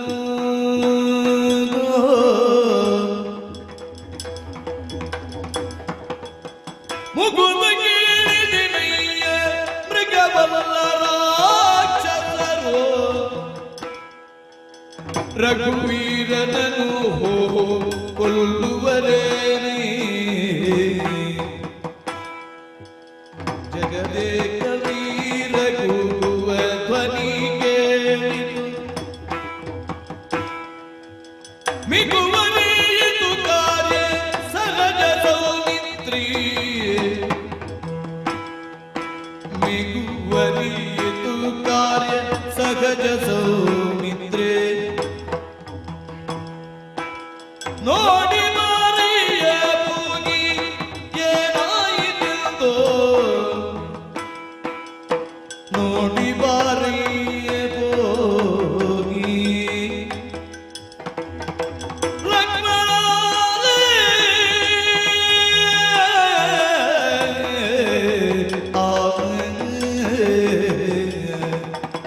ಲಕ್ಷ್ಮಣ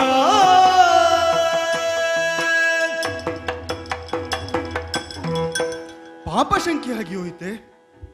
ಕಾನನಾಂತರಕ್ಕೆ ನನ್ನೊಡೆಯನಾದಂತಹ ರಾಮನೊಂದಿಗೆ ಬಂದು ಕಾನನಾಂತರದಲ್ಲಿ ಇಲ್ಲಿಯವರೆಗೂ ಏನನ್ನೂ ಕೇಳದ ನಾನು ಹರಿದಾಡುತ್ತಿರುವಂತಹ ಪೊಮ್ಮಿಗವನ್ನು ಬಯಸಿ ನನ್ನವರನ್ನು ಕಳಿಸಿಬಿಟ್ಟೆನಲ್ಲ.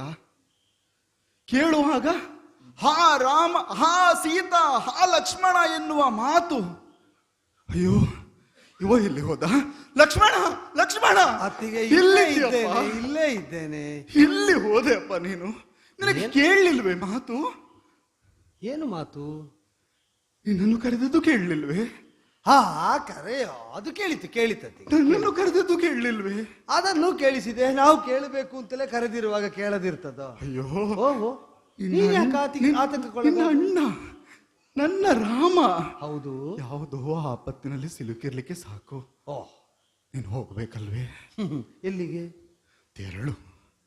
ನಾನು ಹೋಗಿ ಅಲ್ಲ, ನನ್ನವರಿಗೆ ನಿನ್ನ ಸಹಕಾರ ಬೇಕು.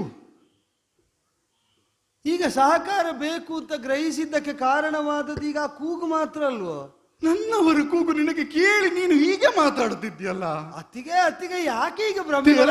ನೀನು ಇದು ಅವರ ಕೂಗಲ್ಲ, ಮತ್ತೆ ಅವರ ಧ್ವನಿಯೇ ಅಲ್ಲ. ರಾಮನ ಧ್ವನಿಯಲ್ಲ ಜಾನಕಿ ನೀ ಕೇಳು.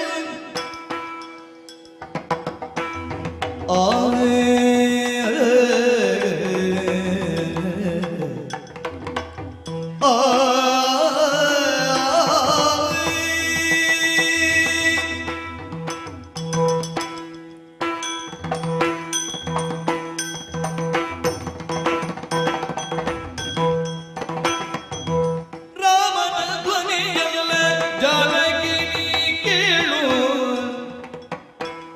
ಯಾಮಿನಿ ಚರರವಸಾನ ಕಲದಲ್ಲಿ ಅವಸದಿಂದಲ್ಲದೆ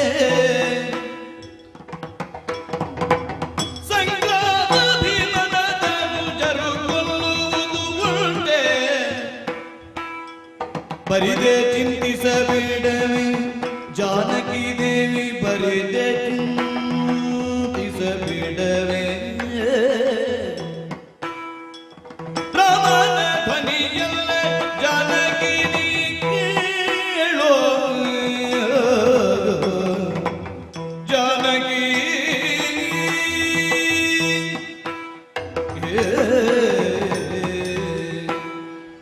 ಜಾನಕಿ ದೇವಿ, ಲಕ್ಷ್ಮಣ, ಯಾಕಮ್ಮ ಹಾಗೆ ಭ್ರಮಿತಳಾಗಿ ಅಧೀರಳಾಗ್ತಾ ಇದ್ದಿ, ಆತಂಕಕ್ಕೊಳಗಾಗ್ತಾ ಇದ್ದಿ? ಮತ್ತೇನು ಮಾಡ್ಲಿ? ಛ, ರಾಮಚಂದ್ರನ ಧ್ವನಿಯೇ ಅದು, ಅಲ್ವೇ? ನನ್ನಣ್ಣನ ಧ್ವನಿ ಅಲ್ಲ ಅದು. ನೀ ಹೇಗೆ ತಿಳಿಯುವುದಕ್ಕೆ ಸಾಧ್ಯ? ವಂಚನೆ ಇರಬೇಕು, ಕಾಪಟ್ಯ ಇದು ಎಂಬುದಾಗಿ ಸಾರಿ ಸಾರಿ ಹೇಳಿದರೂ ಕೂಡ ಸತ್ಯ. ಆ ಹೊಮ್ಮಿಗ ನಿನಗೆ ಬೇಕೇ ಬೇಕು ಅಂತ ಆಗ್ರಹ ತೋರಿದ್ದರಿಂದ ತಾನಾಡಿದ್ದು ತಪ್ಪು ಅಂತ ತಿದ್ದಿಕೊಂಡ ಅಣ್ಣ ಹೊರಟದ್ದಲ್ಲ, ನೆನಪು ಮಾಡಿಕೋ ತಾಯೇ. ನಿಜ. ಹೇಗೂ ಜಾನಕಿಗೆ ಇದೇ ಬೇಕು ಅಂತಾದರೆ ಅವಳನ್ನು ಈ ಕಾಲದಲ್ಲಿ ಇನ್ನು ಹೀಗೆ ನಿರಾಕರಿಸುವುದು ಬೇಡ ಎಂಬುದಕ್ಕಾಗಿ ನಿನಗಾಗಿ ಹೊರಟ ಬಿಟ್ರೆ ಅದು ಹೊಮ್ಮಿಗ, ಅದು ತನಗೆ ಸಿಗುತ್ತದೆ ಎಂಬ ಭಾವದಿಂದ ಹೊರಟದ್ದಲ್ಲ. ಅಲ್ವೇ ಅಲ್ಲ? ಹೊರಡುವ ಕೊನೆಯ ಕ್ಷಣದ ತನಕ ರಾಮಚಂದ್ರ ಆಡಿದಂತಹ ಮಾತನ್ನು ಗ್ರಹಿಸು. ನಾನು ಕೇಳುವಂತೆ ನಿಮ್ಮ ಸಂವಾದ ನಡೆದದ್ರಿಂದ ಆಡ್ತೇನೆ. ಚಂಚಲಾಕ್ಷಿಯೇ ಕೇಳರಣ್ಯದಿ ಸಂಚರಿಸುವ ಮುಗ ಮಡಿದುದಾದರೆ ಅದು ಪಂಚತ್ವವನ್ನೈದಿತು ಅಂತ ಆದರೆ ಮಾಡುವುದೇನು ನೀನದನ್ನು? ಅಂದ್ರೆ ಕೊನೆಗೂ ಜೀವಂತವಾಗಿ ಆ ಮಿಗಬೇಕು ಅಂತ ಹಂಬಲ ವ್ಯಕ್ತಪಡಿಸಿದ ನಿನ್ನ ಆಸೆ ಈಡೇರುವುದಕ್ಕಿಲ್ಲ ಎಂಬ ನೆಲೆಯಲ್ಲೇ ರಾಮಚಂದ್ರ ಸ್ಥಿತನಾಗಿದ್ದ. ಆದರೂ ನೀನಾಡಿದೆ. ಕಂಚುಕವನ್ನಾದರೂ ಮಾಡಿ ನಾನು ಧರಿಸ್ತೇನೆ ಎನ್ನುವ ಮಾತನ್ನು ನಾನೇ ಆಡಿ ಕಳಿಸಿದ್ದಲ್ವೇ? ಪತಿಯಾಗಿದ್ದುಕೊಂಡು ಸತಿಯ ಬಯಕೆಯನ್ನು ಈಡೇರಿಸುವುದಕ್ಕೆ ಹೊರಟವನು ಕೊಂದ ಮೇಲೆ ಚರ್ಮ ಸೀಳುವಷ್ಟಾದ್ರೂ ಹೊತ್ತು ಕೊಡದೆ ನೀನೀಗ ಆತಂಕಗೊಂಡ್ರೆ ಏನು ಅಂತ ಅರ್ಥ ತಾಯೇ? ಈಗ ಕೊಂದ ಮೇಲೆ ಚರ್ಮ ಆದ್ರೂ ಸೀಳಬೇಕೋ ಬೇಡವೋ? ಕಂಚುಕ ಮಾಡ್ಲಿಕ್ಕೆ ಅಷ್ಟಾದ್ರೂ ಹೊತ್ತು ನೀವು ಕೊಡಬೇಕೋ ಬೇಡವೋ? ಯಾಮಿನೀಚರರ ಅವಸಾನ ಕಾಲದಲ್ಲಿ ಹೊರಡಿಸಿದ ಆಕ್ರಂದನಕ್ಕೆ ಇಂಥದ್ದಲ್ಲ, ಇಂಥದ್ದು ಇನ್ನನೇಕ ಬರ್ತದೆ. ಎಂತೆಂಥ ರೂಪವನ್ನು ತಳೆದು ಯಾರ್ಯಾರನ್ನೋ ವಂಚಿಸಿದಂತಹ ರಾಕ್ಷಸರ ಚರಿತ್ರೆಯೇ ಬೃಹದಾಕಾರದಲ್ಲುಂಟು. ಹೌದೇ? ಅದನ್ನು ಅರಿಯದವನೇನು ಅಲ್ಲ ಅಣ್ಣ ರಾಮಚಂದ್ರ. ಸಂಗ್ರಾಮ ಭೀಮನಾದಂತಹ ಅಣ್ಣ ರಾಮಚಂದ್ರ ಎದುರಾಳಿಗೆ ಭೀತಿಯನ್ನು ಹುಟ್ಟಿಸುವಲ್ಲಿ ತಾನು ಪರ್ಯಾಪ್ತನಾದಾನು ಬಿಟ್ರೆ, ಭೀಮನೆನಿಸಿ ಅನು ಬಿಟ್ರೆ, ಎದುರಾಳಿಯಿಂದ ತಾನು ಭೀತನಾಗುವವನಲ್ಲ. ಅವನು ಭೀತನಲ್ಲ, ಭೀಮನಿದ್ದಾನೆ. ಆದ್ದರಿಂದಲೇ ಎದುರಿನವರ ಗುಂಡಿಗೆ ನಡುಗಬೇಕು ಬಿಟ್ರೆ ಇವನ ಅಧೀರನಾಗುವುದಕ್ಕಿಲ್ಲ, ಅತಂತ್ರನಾಗುವುದಕ್ಕಿಲ್ಲ. ಎಲ್ಲವನ್ನೂ ಭೇದಿಸಬ ಅತಿಗೆ ಹೊಮ್ಮಿಗೆ ಕಂಡಾಗ ಪ್ರಕೃತಿಯಲ್ಲಿ ವಿಲಕ್ಷಣವಾದ ಅದಕ್ಕಾಗಿ ಕಾಮನೆಯನ್ನು ಹೊಂದಿದ ನೀನು ಅದು ಬೇಕೇ ಬೇಕು ಅಂತ ಕೇಳಿರಬಹುದು ಬಿಟ್ರೆ ಸತ್ಯ. ವಾಸ್ತವಕ್ಕೆ ಕುರುಡಾಗಿ ಅಣ್ಣನೂ ಇಲ್ಲ, ನಾನೂ ಇಲ್ಲ. ಇಲ್ಲಿ ಇಂತಹ ಚಿತ್ತಾಪಹಾರಿಯಾದಂತಹ ಮೃಗ ರೂಪದಿಂದ ಎಷ್ಟು ಮಂದಿ ರಾಜರುಗಳು ಅಸುನೀಗಿದ್ದಾರೆ ಗೊತ್ತೇ ನಿನಗೆ? ಹೌದೇ?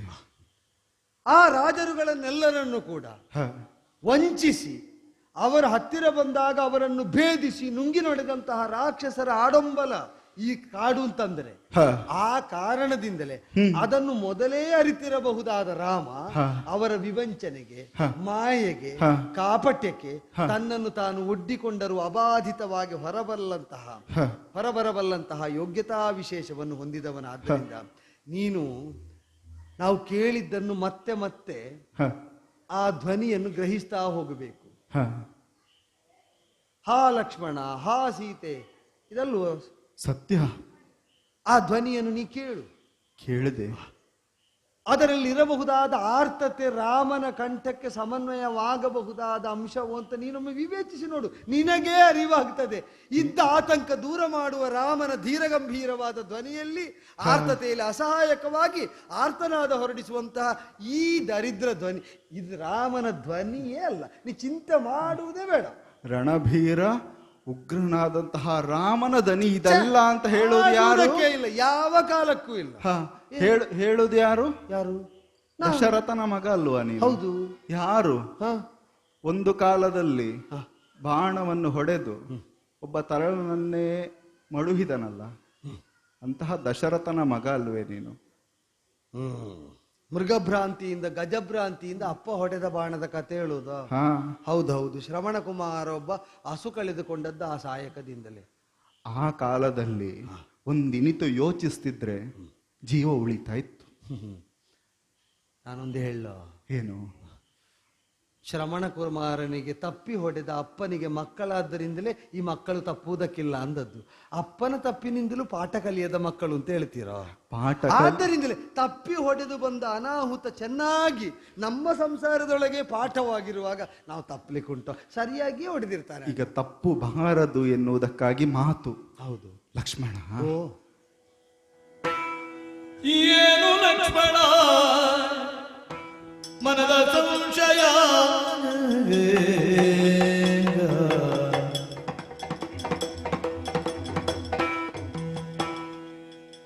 ಆ ನರೇಂದ್ರಗೆ ಪ್ರಾಣ ಸಂಕಟ,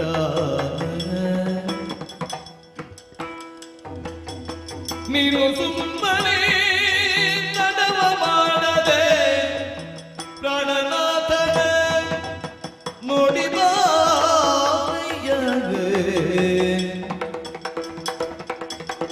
ಏನು ಲಕ್ಷ್ಮಣ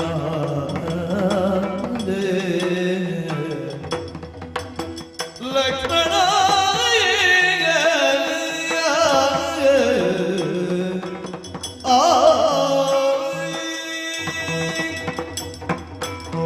ಲಕ್ಷ್ಮಣ, ಅತ್ತಿಗೆ ಈ ಕಾಲದಲ್ಲಿ ನನ್ನವರಿಗೆ ಏನೋ ಒಂದು ಸಂಘಟಿಸಿದೆ ಎನ್ನುವ ಭಾವದಿಂದ ಹೋಗಿ ಬಾ ಎನ್ನುವ ಮಾತಾಡುವಾಗ ತರ್ಕ ಮಾತಾಡ್ತೀಯ ನನ್ನ ಹತ್ರ? ಲಕ್ಷ್ಮಣ, ಹಾಡಿದ ಮಾತಿಗೆ ಅರ್ಥವಲ್ವೇ? ನನ್ನವರು ಸೋತದ್ದು ಎಲ್ಲಿ? ನಮ್ಮವರಿಂದ. ನಮ್ಮವರೇ ಅವರಿಗೆ ಎದುರಾದದ್ದು. ಯೋಚಿಸು, ರಾಜನಾಗಿ ಏರಬೇಕಾದ ಅವನು ಕೂಡ ಇಳಿದು ಕಾಡಾಡಿಯಾಗಿ ಬರಬೇಕಾದದ್ದು ಕೂಡ ಅವನು ಮೆಚ್ಚಿದವರಿಂದಲೇ ಅಲ್ವೇ? ಚಿಕ್ಕಮ್ಮನಿಂದಲೇ. ಈ ಕಾಲದಲ್ಲಿ ನನ್ನವರಿಗೆ ಆ ಪೊಮ್ಮಿಗವನ್ನು ಅರಸಿ ಹೋಗುವಂತೆ ಹೇಳಿದ್ರು ನನ್ನಲ್ಲಿ. ಅದು ವಿಷ, ಬೇಡ ಎನ್ನುವುದಾಗಿ ಆಡಿದ್ರು. ಇಲ್ಲ, ಅದು ಹಾಲು ಎನ್ನುವುದಾಗಿ ಕಳಿಸಿದೆ ನಾನು. ನಾನೇ ನನ್ನವರಿಗೆ ವಿಷವನ್ನು ಉಡಿಸುವಂತಹ ಪರಿಸ್ಥಿತಿಯನ್ನು ತಂದಿಟ್ಟಿದ್ದೇನೆ. ನನಗಾಗಿ ಹೋದವರು. ಸರಿ, ಯೋಚಿಸು ಮಗು. ಏನಮ್ಮ, ಎಂತಹ ಸಂಗ್ರಾಮ ಭೀಮನಾದಂತಹ ರಾಮನೇ ಆಗಲಿ, ಆ ದನಿ ಅದು ರಾಮನದ್ದೇ ಅಲ್ಲ. ಈಗ ತೆರಳಿದ್ರೆ ಏನಾಗ್ತದೆ ನಿನಗೆ? ತೆರಳಿ ನೋಡುವುದಪ್ಪ. ಒಂದು ವೇಳೆ ಅಲ್ಲಿ ರಾಮ ಇದ್ದ ಅಂತ ಆದ್ರೆ ಹೇಳುವುದು, ಸೀತಾದೇವಿ ಕಳಿಸಿದ್ದಾಳೆ ಎನ್ನುವುದಾಗಿ. ನಾನಿದ್ದೇನಲ್ಲ, ಹೇಳ್ತೇನೆ ನಾನು. ಒಂದು ವೇಳೆ ರಾಮನಿಗೆ ಅಲ್ಲಿ ಇಲ್ಲ, ಆಗುದಿಲ್ಲ, ಏನಾಗುದಿಲ್ಲಮ್ಮ. ಆದರೆ ಮತ್ತೆ ಅದಕ್ಕೆ ಪ್ರತ್ಯವಾಯ ಉಂಟೆ ಮಗು? ಇಲ್ಲ, ಅದಕ್ಕನ್ನು ಮತ್ತೆ ತಿದ್ದುವುದಕ್ಕೂ ಆಗುವುದಿಲ್ಲ, ಏನು ಮಾಡುವುದಕ್ಕೂ ಆಗುವುದಿಲ್ಲ. ತೆರಳು ಮಗು, ತೆರಳು ಮಗು. ಅಮ್ಮ, ನಿನಗೆ ರಾಕ್ಷಸರ ಚರ್ಯೆ ಹೇಗಿರ್ತದೆ ಅಂತ ಊಹೆ ಇಲ್ಲಮ್ಮ, ಅದಕ್ಕೆ ಹೀಗೆ ಆಡ್ತಾ ಇದ್ದಿ. ಏನು ತಾಯ ಕೇಳುವ ರಾಕ್ಷಸರ್ಗಳ ಮಾಯವಲ್ಲದೆ ರಾಮನೇ ಅಲ್ಲ. ಈ ಅರಣ್ಯದಿ ಬಿಟ್ಟು ಹೋದರೆ ಕಾಯಜೋಪವ ಕೋಪಿಸುವನಿಗ. ತಾಯ ಕೇಳುವ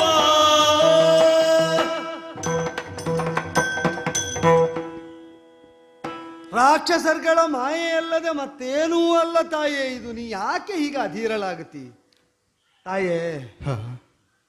ನಿನ್ನ ಮನದ ಭಾವ ನೋಡುವಾಗ ನನಗೊಂದು ಸಮಾಧಾನ ಆಗುತ್ತಾ ಉಂಟು. ಏನು ಗೊತ್ತೇ, ತಾಯ್ತನದ ನೆಲೆಯಿಂದ ಜಾರಿ ತಪ್ಪು ಮಾಡಿದವಳು ತನ್ನನ್ನು ತಿದ್ದಿಕೊಂಡು ಮರಳಿ ತಾಯಿಯಾಗಿ ಸರ್ವರಿಂದ ಅನುಮೋದನೆಗೊಳಗಾದಳು ಕೈಕಾದೇವಿ. ಅದೆರಡನ್ನು ಕಂಡವನು ನಾನು. ತಾಯ್ತನದ ನೆಲೆಯಿಂದ ಜಾರಿದಾಗ ನನ್ನ ಮಗನಿಗೆ ಪಟ್ಟಬೇಕು, ರಾಮನಿಗೆ ಅಲ್ಲ ಅಂತ ರಾಮನನ್ನು ಕಾಡಿಗಟ್ಟಿದಳು. ತಾನು ಜಾರಿದೆ ಅಂತ ತಿದ್ದಿಕೊಂಡ ಕಾಲದಲ್ಲಿ ಭರತ ಕುಮಾರನ ಜೊತೆಗೆ ಬಂದು ತಪ್ಪಿದೆ ರಾಮ ಮರಳಿ ಬಾ ಅಂತ ಕೇಳಿದರು. ನೀನು ಅದೇ ನೆಲೆಯನ್ನು ಆ ಎತ್ತರವನ್ನು ಹೊಂದಿದ್ದು ನನಗೆ ಸಮಾಧಾನ. ಬೇಡ ಬೇಡ ಅಂತ ರಾಮಚಂದ್ರ ಹೇಳುವಾಗಲೂ ಅದು ಮೃಗವೇ ಹೌದು, ತನಗೆ ಬೇಕೇ ಬೇಕು.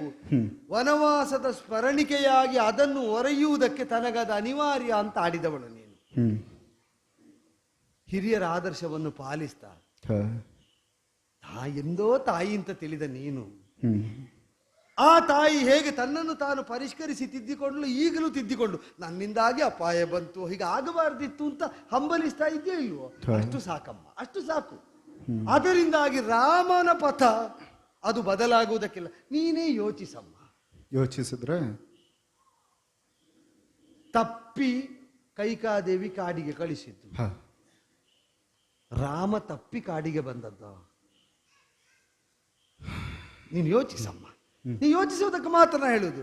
ಕೈಕಾದೇವಿ ತಾನು ತಪ್ಪಿ ಕಾಡಿಗೆ ಕಳಿಸಿದ್ದು, ರಾಮ ಕಾಡಿಗೆ ಬಂದದ್ದು ತಪ್ಪಿ ಬಂದದ್ದು ಹೌದಾದ್ರೆ ಅವನನ್ನು ಒಪ್ಪಿ ಆಧರಿಸುವುದಕ್ಕೆ ಸನ್ನದ್ಧರಾಗಿ ಇಷ್ಟು ಮಂದಿ ಋಷಿಗಳು ಹೇಗೆ ಕಾಯ್ತಾ ಇದ್ರಮ್ಮ. ವಿರಾಧನಂತಹ ವಿರಾಧ ಈಗ ಹಂಬಲಿಸಿ ತಾನು ಎತ್ತಿಕೊಂಡು ಸಾಗಿದ್ದ ಹೌದಲ್ಲ, ನಮ್ಮ ಅನುಭವ ಅಲ್ವೋ? ಆ ಕರಗಳನ್ನು ಕತ್ತರಿಸಿ ವಶೀಭೂತನಾದರೂ ಕತ್ತರಿಸಬಲ್ಲ ಯೋಗ್ಯತೆ ತನಗುಂಟು ಅಂತ ವಿರಾಧ ಪ್ರಕರಣದಲ್ಲಿ ತೋರಿಕೊಟ್ಟವನು ಕಾಯಜೋಪನಮನಾದಂತಹ ರಾಮಚಂದ್ರನೇ ಹೌದು ತಾಯಿ. ಸತ್ಯ. ಹಾಗಾದ್ರೆ ರಾಕ್ಷಸರೆಷ್ಟು ಬಲಿಷ್ಠರಾಗಿದ್ದರು, ತಮ್ಮದ್ದಾದ ಬೃಹತ್ ಬಾಹುಗಳಲ್ಲಿ ತಮ್ಮನ್ನು ಅಧೀರರಾಗಿಸಿಕೊಂಡು ಸೆಳೆದುಕೊಂಡ್ರು. ಆ ಬಾಹುವಿನ ಬಲದ ಮೂಲವನ್ನೇ ತಾನು ಇದ್ದ ನೆಲೆಯಿಂದ ಛೇದಿಸವಲ್ಲವ ಅಂತ ತೋರಿಕೊಟ್ಟ ರಾಮಚಂದ್ರನ ಕುರಿತಾಗಿ ನಿನಗೆ ಆಗ್ರಹವೇ? ನೀನು ಹೇಳ್ತಿ ಹೋಗಿ ನೋಡಿದರೇನು ಆದ ಅನಾಹುತ. ಅಮ್ಮ, ನೀ ಹೇಳಿದಂತೆ ಆಗಬಾರದನ್ನು ನಾವು ಕೇವಲ ಊಹೆಯಲ್ಲಿ ಮಾತ್ರ ಅಭ್ಯುಪಗಮ ಮಾಡಿದರೆ ನನ್ನವರು ಧೀರರೇ ಅರ್ಥ ಆಗ್ತದೆ. ಅಭ್ಯುಪಗಮ ಮಾಡಿದ್ರೆ ಸರ್ವರಕ್ಷಕನಾದ ರಾಮನಿಗೆ ಏನೋ ಆಯ್ತು ಅಂತಾದ್ರೆ ಮತ್ತನ್ನು ನಮ್ಮನ್ನು ರಕ್ಷಿಸುವವರು ಯಾರಮ್ಮ? ಅವರನ್ನು ನಾವು ಭಂಗಿಸುವುದಕ್ಕೆ, ರಾಮನಿಗೆ ವಿಪತ್ತನ್ನು ತಂದದ್ದನ್ನು ನಿಗ್ರಹಿಸುವುದಕ್ಕೆ ನಾನು. ವಿಪತ್ತು ಬರುವಾಗ ಹೆಸರು ಕೂಗಿದ್ದು ಯಾರದ್ದು? ಈಗ ಅದೇ ಸತ್ಯ ಅಂತ ಒಪ್ಪಿದರೆ ರಾಮನಲ್ಲಿ ಆ ದೈನ್ಯ ಬರುವುದಕ್ಕಿಲ್ಲ ಎಂಬುದು ನನ್ನ ದೃಢ ಶ್ರದ್ಧೆ. ಈಗ ಸತ್ಯ ಅಂತ ಒಪ್ಪಿಗೆ ಯೋಚಿಸಿ ನೋಡು. ಈಗ ಅಲ್ಲಿಯವರೆಗೆ ಹೋದಂತಹ ರಾಮಚಂದ್ರ ದೇವರು ಅದು ಅವರ ದನಿ ಅಲ್ಲ ಅಂತಾದ್ರೆ ಅವರಿಗೆ ಆ ದನಿ ಕೇಳಬೇಕಲ್ವಾ? ಹೌದು. ಮತ್ತೆ ಬೇರೆ ದನಿ ಬಂತ ಈಗ ಹೇಳಬಹುದಲ್ಲ. ಈಗ ಧ್ವನಿಯ ತರಂಗಗಳನ್ನು ನಾವು ಕೇಳಿದ್ದರಿಂದಲೇ ಎಷ್ಟು ದೂರದಿಂದ ಅಂತ ನಮಗೆ ಸ್ಪಷ್ಟ ಆಗಿದೆ. ಈಗ ಅದನ್ನು ಅಲ್ಲಿಯೇ ಇದ್ದ ರಾಮಚಂದ್ರ ಕೇಳಿದರು. ಅಲ್ಲಿಂದ ಕಾಲ್ನಡೆಯಲ್ಲಿ ಹೊರಟು ಇಲ್ಲಿಗೆ ತಲುಪುವಷ್ಟು ಅವಧಿಯನ್ನಾದ್ರೂ ನೀನು ಸಾವಧಾನ ಚಿತ್ತಳಾಗಿ ಕಾಯ್ಬೇಕೋ ಬೇಡ? ಈಗ ಬಂದ, ಇನ್ನೊಂದು ಕ್ಷಣದಲ್ಲಿ ಬರ್ತಾನೆ, ಅದು ಭ್ರಮೆ ಅಂತ. ಅಲ್ಲಿಂದ ಈಗ ಸ್ವರ ಕೇಳಿದಲ್ಲಿಂದ ನಡೆದು ಬರುವುದಕ್ಕಾದ್ರೂ ಒಂದು ಕನಿಷ್ಠ ಅವಧಿ ಲಕ್ಷ್ಮಣ. ಅಲ್ಲಿ ಅವರು ತಡೆದು ಬಂದ್ರೆ ಆಗುತ್ತದೆ. ಬಾರದೆ ಇರುವ ಸ್ಥಿತಿಯಲ್ಲಿ ಬಾರದೇ ಇದ್ರೆ ನೀನು ಹೇಳಿದ್ದನ್ನೇ ಒಂದು ಹಂತದಲ್ಲಿ ಊಹೆಗಾಗಿ ಒಪ್ಪಿ ಹೇಳುವುದಿದ್ರು. ಉತ್ತರ ಉಂಟು ನಿನ್ನಲ್ಲಿ? ಉತ್ತರ ಯಾರಲ್ಲೂ ಇಲ್ಲ. ತ್ರಿಮೂರ್ತಿಗಳಲ್ಲಿ ಪಾಲಕನಾದಂತಹ ಮಹಾವಿಷ್ಣುವಿಗೆ ಅಪಾಯ ಬಂತು ಅಂತಾದ್ರೆ ಮತ್ತೆ 30 ಕೋಟಿ ದೇವತೆಗಳು ಸಹಾಯಕ್ಕೆ ಹೋಗುವುದಕ್ಕುಂಟ? 30 ಕೋಟಿ ದೇವತೆಗಳ ರಕ್ಷಕನಿಗೆ ಮಹಾವಿಷ್ಣು ಅಂತ ಹೆಸರು. ಅವರಿಗೆ ಅಪಾಯ ಬಂತು ಅಂತಾದ್ರೆ ದೇವತಾ ಚಾರಿತ್ರ್ಯ ಎಲ್ಲಿ ನಿಷ್ಪ್ರಭವಾಗ್ತದೆ. ಮಹಾವಿಷ್ಣುವಿಗೆ ಅಪಾಯ ಬಂದ್ರೆ ದೇವತೆಗಳ ಸಹಾಯಕರಾಗುತ್ತಾರೆ ಅಂತ ಆದರೆ ರಾಮನಿಗೆ ಅಪಾಯ ತರಬಲ್ಲ ಶಕ್ತಿ ಎದುರು ಲಕ್ಷ್ಮಣ ಇನ್ನೂ ಬಾಲನಲ್ಲ, ಶಿಶು. ಲಕ್ಷ್ಮಣನಿಂದ ಏನು ನಡೆಯುವುದಕ್ಕಿಲ್ಲ, ನಾನು ಹೋಗಿ ಪ್ರಯೋಜನ ಇಲ್ಲ. ಆದರೆ ಹೋಗದೆ ಇದ್ದರೆ ರಾಮನ ಆಜ್ಞೆಯನ್ನು ಪಾಲಿಸಿದ ಒಂದು ಕೃತಕೃತ್ಯತೆ ಉಳಿಯುತ್ತದೆ. ಹೊರಡುವಾಗ ನೀ ಕೇಳುವ ಹಾಗೆ ಹೇಳಿದ್ದಲ್ವೇ ನಮ್ಮ ಪರಿಗೃಹ್ಯ ರಕ್ಷಾ. ಅವರನ್ನು ಪರಿಗ್ರಹಿಸಿ ರಕ್ಷಿಸಬೇಕು. ಯಾರನ್ನು? ಸೀತಾದೇವಿಯನ್ನು. ಇದು ರಾಮನ ಆಜ್ಞೆ. ನ್ಯಾಸರೂಪವಾಗಿ ಅವಳ ಸಂರಕ್ಷಣೆಯ ಹೊಣೆಯನ್ನು ನಿನಗೆ ಹೊರಿಸಿದ್ದೇನೆ ಅಂತ. ಮಾತು ತಪ್ಪಬಹುದು ಅಂತ ಇದ್ದರೆ ನೀ ಯೋಚಿಸಮ್ಮ. ಮಾತು ಆಡಿದ ಮೇಲೆ ತಪ್ಪಬಹುದು ಅಂತಿದ್ರೆ ನಾವು ಕಾಡಲ್ಲಿ ಯಾಕಿರ್ತಿದ್ದೇವಮ್ಮ? ಆಡಿದ ಮಾತು ಅಪ್ಪನಾಡಿದರು ಅಮ್ಮನಾಡಿದರು ಯಾರೂ ತಪ್ಪಕೂಡದು ಎಂಬುದಕ್ಕಿಂತ ಒಪ್ಪಿದವರನ್ನಾದರೂ ಬಿಟ್ಟು ರಾಜ್ಯವನ್ನಾದರೂ ತೊರೆದು ಕಾಡಿನಲ್ಲಿದ್ದದ್ದು ಸತ್ಯ ಅಂತಾದರೆ, ತಪ್ಪದ ಮಾತಿಗಾಗಿ ಒಪ್ಪಿ ಕಾಡಿನಲ್ಲಿರಬಹುದಾದ ನಾವು ಒಪ್ಪಿ ಒಪ್ಪಿ ಮಾತನ್ನು ತಪ್ಪಬಹುದೇನಮ್ಮ? ಅವನಾಡಿದ ಮಾತನ್ನು ತಪ್ಪಿದರೆ ಅದು ನಮ್ಮನ್ನು ನಾವು ಕಳೆದುಕೊಂಡ ಹಾಗೆ ನೋಡಿ. ಅಪಾಯ ಬರುವುದು ರಾಮನಿಗೆ ಯಾವುದೋ ಮಾಯಾಮೃಗದಿಂದ ಅಲ್ಲಮ್ಮ, ರಾಮ ಪರಿವಾರಕ್ಕೆ ವಚನಭಂಗದಿಂದ ಸತ್ಯಭ್ರಷ್ಟತೆಯಿಂದ ಅಪಾಯ. ಅದಾಗಕೂಡದು ಅಂತ ನೀನು ಈಗಲ್ವ ತರ್ಕಿಸಿದ್ದು. ಧ್ವನಿ ಕೇಳಿದ ಮೇಲೆ ಓ ರಾಮನಿಗೆ ದೈನ್ಯ ಬಂತು, ಆರ್ತನಾದ ಹೊರಡ್ತಾ ಉಂಟು ಅಂತ. ಹೊರಡುವ ಮೊದಲೇ ಸೀತೆಗಿದು ಬರ್ತದೆ ಅಂತ ಅವನಿಗೆ ಸಂದೇಹ ಇದ್ದದ್ರಿಂದ ಲಕ್ಷ್ಮಣ ರಕ್ಷಿಸು ಅಂತಾಡಿದ್ದು. ಅಂದರೆ ನಮಗೆ ಆದ ಮೇಲೂ ಗೊತ್ತಾಗುವುದು ತಡ ಆಗಿ, ಅವನಿಗೆ ಆಗುವುದಕ್ಕಿಂತ ಮೊದಲೇ ಆಗಬಹುದಾದದ್ದು ಗೊತ್ತಾಗ್ತದೆ.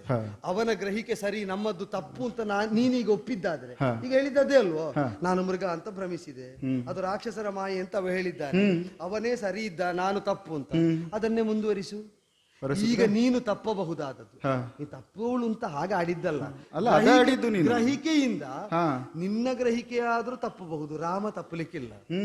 ವಂಚನೆ ಆಗುವುದಿದ್ದರೆ ಸೀತಾದೇವಿಗೆ ಬಿಟ್ರೆ ತನಗಲ್ಲ, ರಕ್ಷಣೆ ಬೇಕಾದದ್ದು ತನ್ನ ಕಾಯಕಕ್ಕಲ್ಲ.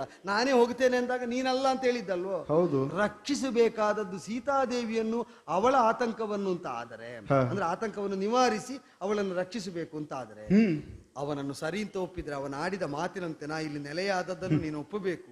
ಅದಲ್ಲದಿದ್ರೆ ಕಾಯಜೋಪಮನಾಗಿ ಮನ್ಮಥಾಕಾರನಾದವನು ಉಗ್ರನಾಗಿ ವ್ಯಗ್ರನಾದ ಅಂತಾದರೆ ಯಾವುದನ್ನಾದ್ರೂ ಸಹಿಸಬಹುದಮ್ಮ. ರಾಮನ ಪ್ರಕೋಪವನ್ನು ಲಕ್ಷ್ಮಣ ಭರಿಸಲಾರ, ನನ್ನ ಮೇಲೆ ದಯೆ ತೋರುತ್ತಾಯಿ. ಅಲ್ಲ ಲಕ್ಷ್ಮಣ, ಯಾರಿಂದ ರಾಮನಿಗೆ ಆಘಾತ ಒದಗುತ್ತದೆ ಅಂತಾದ್ರೆ ರಾಮನ ದನಿ ಅಂತಾಗುವಾಗ ನಿನಗೆ ಆಗುವುದಿಲ್ಲ.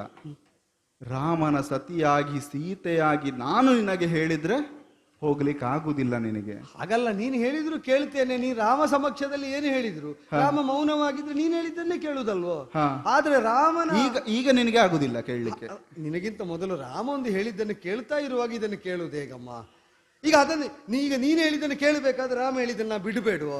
ರಾಮ ಹೇಳಿದ್ದನ್ನು ಬಿಡದಂತೆ ಮಾಡುವುದಕ್ಕಾಗುದ ಯಾವುದನ್ನಾದ್ರೂ ಹೇಳು, ನಾ ಕೇಳಲಿಕ್ಕೆ ಆಗ್ತದ ನೋಡ್ತೇನೆ. ಲಕ್ಷ್ಮಣ, ರಾಮ ಹೇಳಿದ್ದನ್ನು ಬಿಟ್ಟು ಇದನ್ನು ಕೇಳು ಅಂತ ದಯವಿಟ್ಟು ಹೇಳ. ಲಕ್ಷ್ಮಣ, ಓ ದೊಡ್ಡವನಾದಿಯ ನೀನು? ಇಲ್ಲಮ್ಮ, ಅಲ್ವಾ? ಇಲ್ಲಮ್ಮ, ನಾನೆಲ್ಲಿ ದೊಡ್ಡವನಾಗುವುದಕ್ಕೆ? ಈಗ ಮಾತಿಗೆ ಎದುರು. ನೀವು ನನಗಿಂತ ಮೇಲೆ, ನಾ ನಿಮಗಿಂತ ಕೆಳಗೆ. ದೊಡ್ಡವರನ್ನು ನೋಡಿದ್ದೇ ದೊಡ್ಡತನ ಅಂತ ಆದ್ರೆ ನಾನು ದೊಡ್ಡವ, ದೊಡ್ಡವರನ್ನು ಸೇವಿಸುವುದು ಸಣ್ಣವರು ಅಂತ ಆದ್ರೆ ನಾನು ಸಣ್ಣವ. ಬಾಲಕ,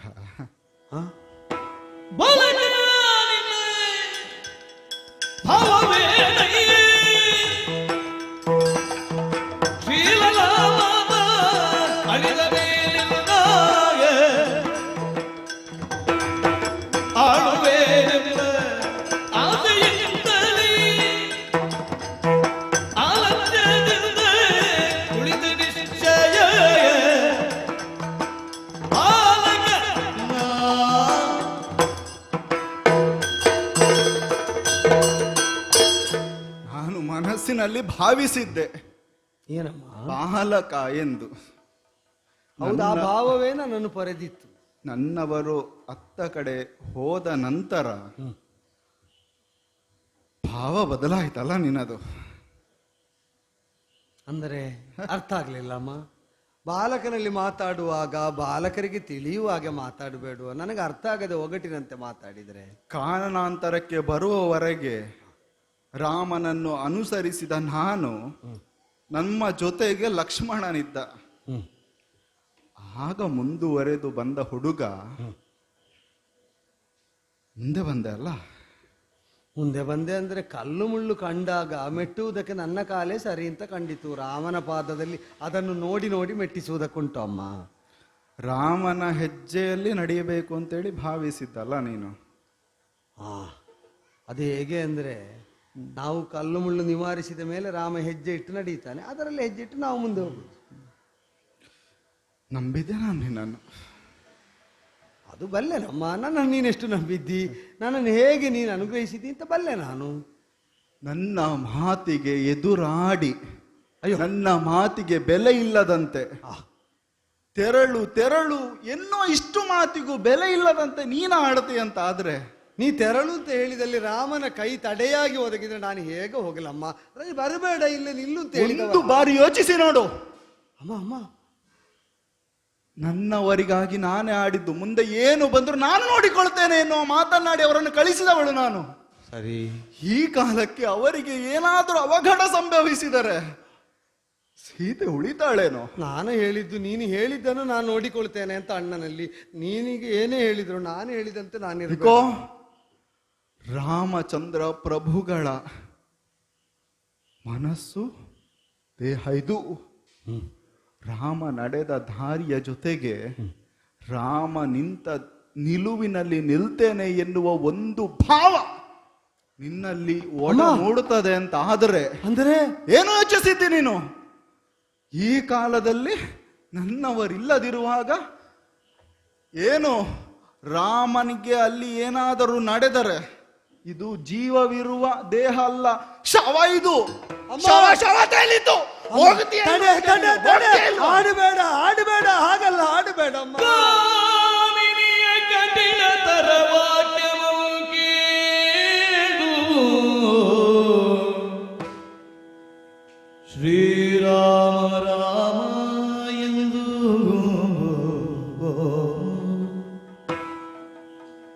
ಕರ್ಣವಿರಡವ ಮುಚ್ಚಿ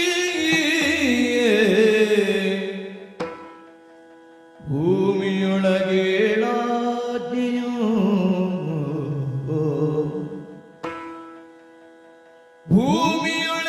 ಭೂಮಿಯೊಳಗೇಳಾಜ್ಞೆಯು ಬರೆದಿರು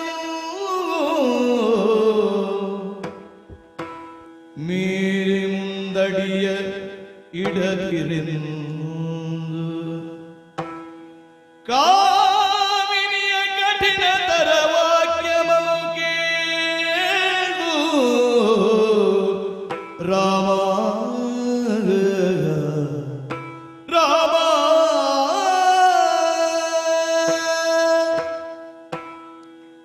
ತಾಯೇ, ಆಡಬೇಡ ಆಡಬೇಡ, ತಡೆ ತಡೆ ತಡೆ.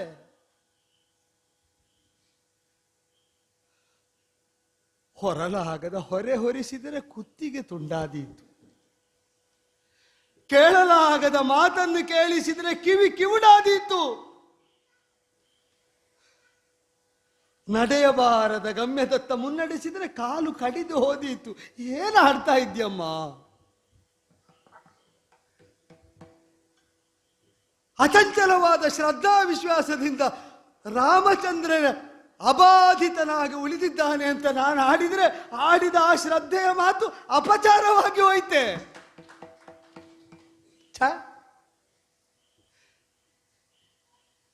ನಿನಗೆ ಪ್ರಿಯವಾಗುತ್ತದೆ ಅಂತ ರಾಮನ ಪರಾಕ್ರಮ ನಾನು ಶಂಕಿಸಿದ್ರೆ ಅದು ಸರಿಯಾದೀತೆ.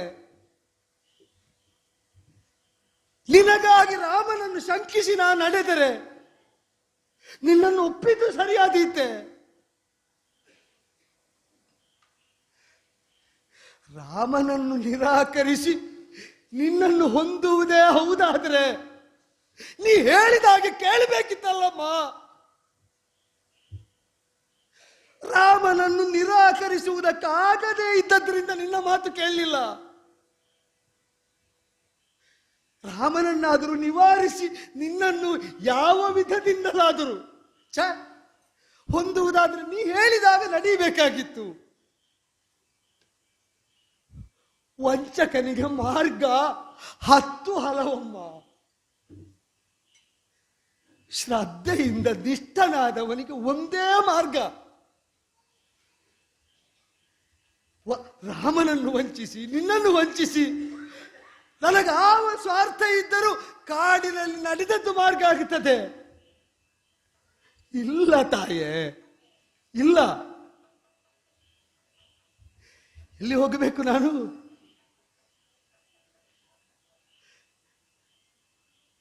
ರಾಜರ್ಷಿ ಜನಕನಿಗೆ ಹುಟ್ಟಿದ ಊರ್ಮಿಳೆ ನನ್ನ ಹೆಂಡತಿ ಅಮ್ಮ. ಆ ಊರ್ಮಿಳೆಗೆ ನಾ ಪತಿ. ಯಾಕಮ್ಮ ಕಾಡಿಗೆ ಹೊರಟ ನನ್ನನ್ನು ಕಳಿಸಿಕೊಡುವಾಗ ಅವಳು ಊಹಿಸದ ದುರ್ಭಾವ ಇಲ್ಲಿ ಮೊಳೆಯುತ್ತದೆ ಅಂತ ನೀನು ಯಾಕೆ ಶಂಕಿಸ್ತಿ?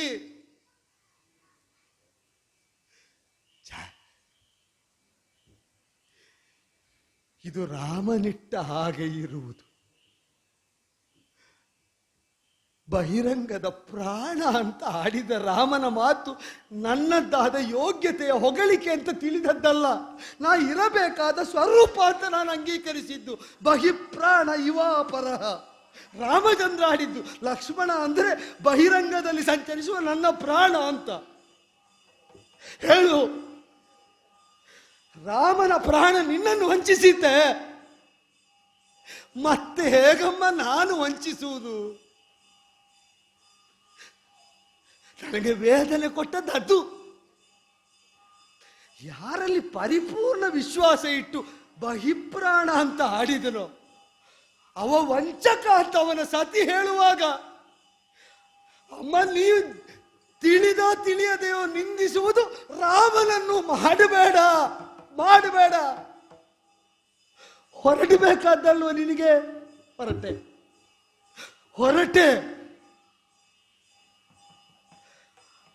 ಇದ್ದ ಅಂತರ ಅಳಿಸಿ ರಾಮನ ಪಾದದ ಮೇಲೆ ನಾನು ನಿಲ್ಲಬೇಕು ಅಂತ ಹೇಗಮ್ಮ ಕಲ್ಪಿಸುವುದಕ್ಕೆ ಹೇಗೆ ಸಾಧ್ಯ? ದೇವನಿರ್ಮಿತವಾದ ಪಾಯಸದ ಮಾಧುರ್ಯ ಅದು ಸ್ವರೂಪನಿಷ್ಠವಾದದ್ದು, ಅದು ಸ್ವಭಾವಕ್ಕೆ ಬದ್ಧವಾದದ್ದು. ವಿಭಜಿಸುವ ಅವಕಾಶ ಸಿಕ್ಕಿದ್ದ ಅಪ್ಪನಿಗೆ, ಪ್ರಮಾಣ ವಿವೇಚನೆ ಇದ್ದದ್ದು ಅಪ್ಪನಲ್ಲಿ. ಯಾರಲ್ಲಿ ಯಾವ ಬುದ್ಧಿ, ಯಾವ ಸಿದ್ಧಿ, ಯಾವ ಸ್ವಭಾವ, ಯಾವ ಸಂಸ್ಕಾರ ಇರಬೇಕು ಅಂತ ನಿರ್ಣಯಿಸಿದವನು ದೇವಮಾನಿತನಾದ ದಶರಥ ಭೂಪತಿ. ಅದರಂತ ಹಂಚಿಕೊಟ್ಟಿದ್ದಾನೆ. ಆ ದೈವ ನಿಯೋಗ ತಪ್ಪಾಗುವುದಕ್ಕಿಲ್ಲ. ಮೇಲೆ ಕೆಳಗೆ, ಮೇಲೆ 7, ಕೆಳಗೆ 7, 14 ಲೋಕಗಳುಂಟು. ಆ ಲೋಕಲೋಕಾಂತರದಲ್ಲಿ ಎಲ್ಲಿ ವ್ಯಾಪಿಸಿ ನಿಂತರು ಇರುವ ನೆಲೆಗನುಗುಣವಾಗಿ, ಹೊಂದಿದ ಗತಿಗನುಗುಣವಾಗಿ ಸ್ವಭಾವದಲ್ಲಿ ವಿಚಲನೆ ಹೊಂದುವವ ಲಕ್ಷ್ಮಣನಾವತ್ತೂ ಅಲ್ಲ. ಯೋಚಿಸಮ್ಮ, ರಾಮ ಅಗಲಿದ ಮೇಲೆ ಸಿಗಬಹುದಾದದ್ದು ಯೋಗ ಅಂತ ತಿಳಿಯುವ ಹೌದಾದ್ರೆ ನಾನು ರಾಜ್ಯದಲ್ಲಿರಬೇಕಾಗಿತ್ತಲ್ಲ. ರಾಮನನ್ನು ಅಗಲಿದ ಯಾವುದು ಕೂಡ ಪಾಷಾಣ ಸದೃಶವಾದದ್ದು, ವಿಷಪೂರಿತವಾದದ್ದು ಅಂತ ತಿಳಿದದ್ದರಿಂದ ಹಿಂದೆ ಬಂದೆ. ಬೇಡ, ಇದನ್ನು ಕೇಳಿ ಬದುಕುವುದಕ್ಕಿಂತ ರಾಮನಿಗೆ ಎಂದೂ ಬರಲಾಗದ ಸಾವನ್ನು ಬರಮಾಡಿಕೊಳ್ಳುವುದಕ್ಕಾಗಿ ಆದರೂ ವನಗರ್ಭಕ್ಕೆ ಹೋಗುವುದು ಒಳ್ಳೆಯದು. ಹೊರಡ್ತೇನೆ, ಆದ್ರೆ ಹೇಳು, ಎಲ್ಲಿ ಪ್ರಾಯಶ್ಚಿತ್ತ ಮಾಡಲಿ? ರಾಮನನ್ನು ಅತಿಕ್ರಮಿಸಿದ ಕೃತ್ಯವನ್ನು ಮಾಡ್ತಾ ಇದ್ದೇನೆ, ತಿಳಿದು ತಿಳಿದು ಎಲ್ಲಿ ಪ್ರಾಯಶ್ಚಿತ್ತ ಮಾಡಲಿ? ಬರಬೇಡ, ಇಲ್ಲಿ ನಿಲ್ಲು, ರಕ್ಷಿಸು ಅಂತ ಆಡಿದನಲ್ಲ. ಸೀತಾ ಸಂರಕ್ಷಣೆಯ ದೀಕ್ಷೆ ಲಕ್ಷ್ಮಣನಲ್ಲಿ ನ್ಯಾಸ.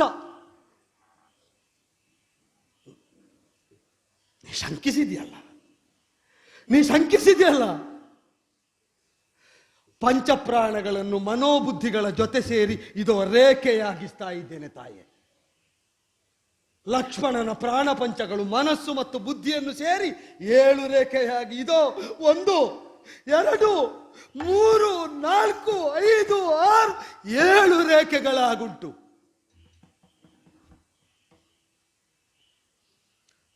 ರಕ್ಷಾ ಕಕ್ಷೆಯಿಂದ ರಾಮನ ನನಗೆ ವಹಿಸಿದ ಕರ್ತವ್ಯದಲ್ಲಿ ನಾ ಇದ್ದರೂ, ನಾ ಉಸಿರಾಡ್ತಾ ಇರುವಲ್ಲಿಯ ತನಕ ನಾನು ಆ ಕರ್ಮ ಬಿಡ್ಲುವುದಕ್ಕಿಲ್ಲ ತಾಯೇ. ನಾನು ರಕ್ಷಣಾ ಕರ್ಮದಿಂದ ಹಿಂಜರಿಯಲಿಲ್ಲ ಎಂಬುದಕ್ಕೆ ಅಹೋರಾತ್ರಿಗಳನ್ನು ಬೆಳಗುವಂತಹ ದಿನಮಣಿಯಾದ ಭಾಸ್ಕರ, ಆ ಸೋಮ ಚಂದ್ರಮ ಸಾಕ್ಷಿಯಾಗಿರ್ಲಿ. ನಿನ್ನ ತಾಯಿಯನ್ನು ಸಾಕ್ಷಿಯಾಗಿರಿಸಿ ಹೇಳ್ತೇನೆ. ಆ ಭೂದೇವಿ ಸಾಕ್ಷಿ. ಸರ್ವಂ ಸಹೆ ಎನಿಸಿದಂತಹ ಆ ಭೂದೇವಿ ಕೃತಜ್ಞರನ್ನು, ಅಸತ್ಯವಾದಿಗಳನ್ನು ಕ್ಷಮಿಸುವುದಿಲ್ಲವಂತೆ. ರಾಮನಿಗೋ ಸೀತೆಗೋ ಅಸತ್ಯವಾಡಿ ಕೃತಜ್ಞನಾದದ್ದು ಹೌದಾದರೆ ನೀನೆದ್ದು ಬಂದ ಒಡಲಲ್ಲಿ ನಾನು ದಡ್ಡಲಾಗಿ ಹೋಗಬೇಕು. ಆ ಭೂದೇವಿಯನ್ನು ಸಾಕ್ಷಿಯಾಗಿರಿಸಿ ಹೊರಡ್ತಾ ಇದ್ದೇನೆ. ತಾಯೇ, ಒಂದು ಯಾಚನೆ. ಆ ಅಣ್ಣ ಆಡಿದ್ದು ನಿನ್ನ ರಕ್ಷಣೆ ಇರುವಾಗ ಹೊರಗಿನ ಶಕ್ತಿಗಳು ಸೀತೆಯನ್ನು ಆಕ್ರಮಿಸಲಿರಲಿ ಲಕ್ಷ್ಮಣ ಅಂತ. ನಿನ್ನ ರಕ್ಷಾ ವಲಯವನ್ನು ಸೀತೆ ದಾಟಿ ಹೋಗದಂತೆ ಸೀತೆಯನ್ನು ಕಾಯಿ ಅಂತ ಹೇಳಲಿಲ್ಲ.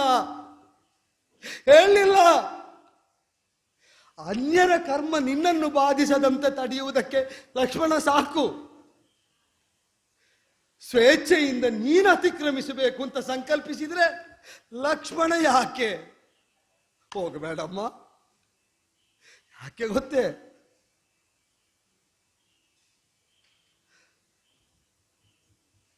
ನಿನ್ನನ್ನು ತಾಯಿ ಅಂತ ತಿಳಿಯುವುದಕ್ಕೆ ನನ್ನ ತಾಯಿ ಹೇಳಿದ್ದು.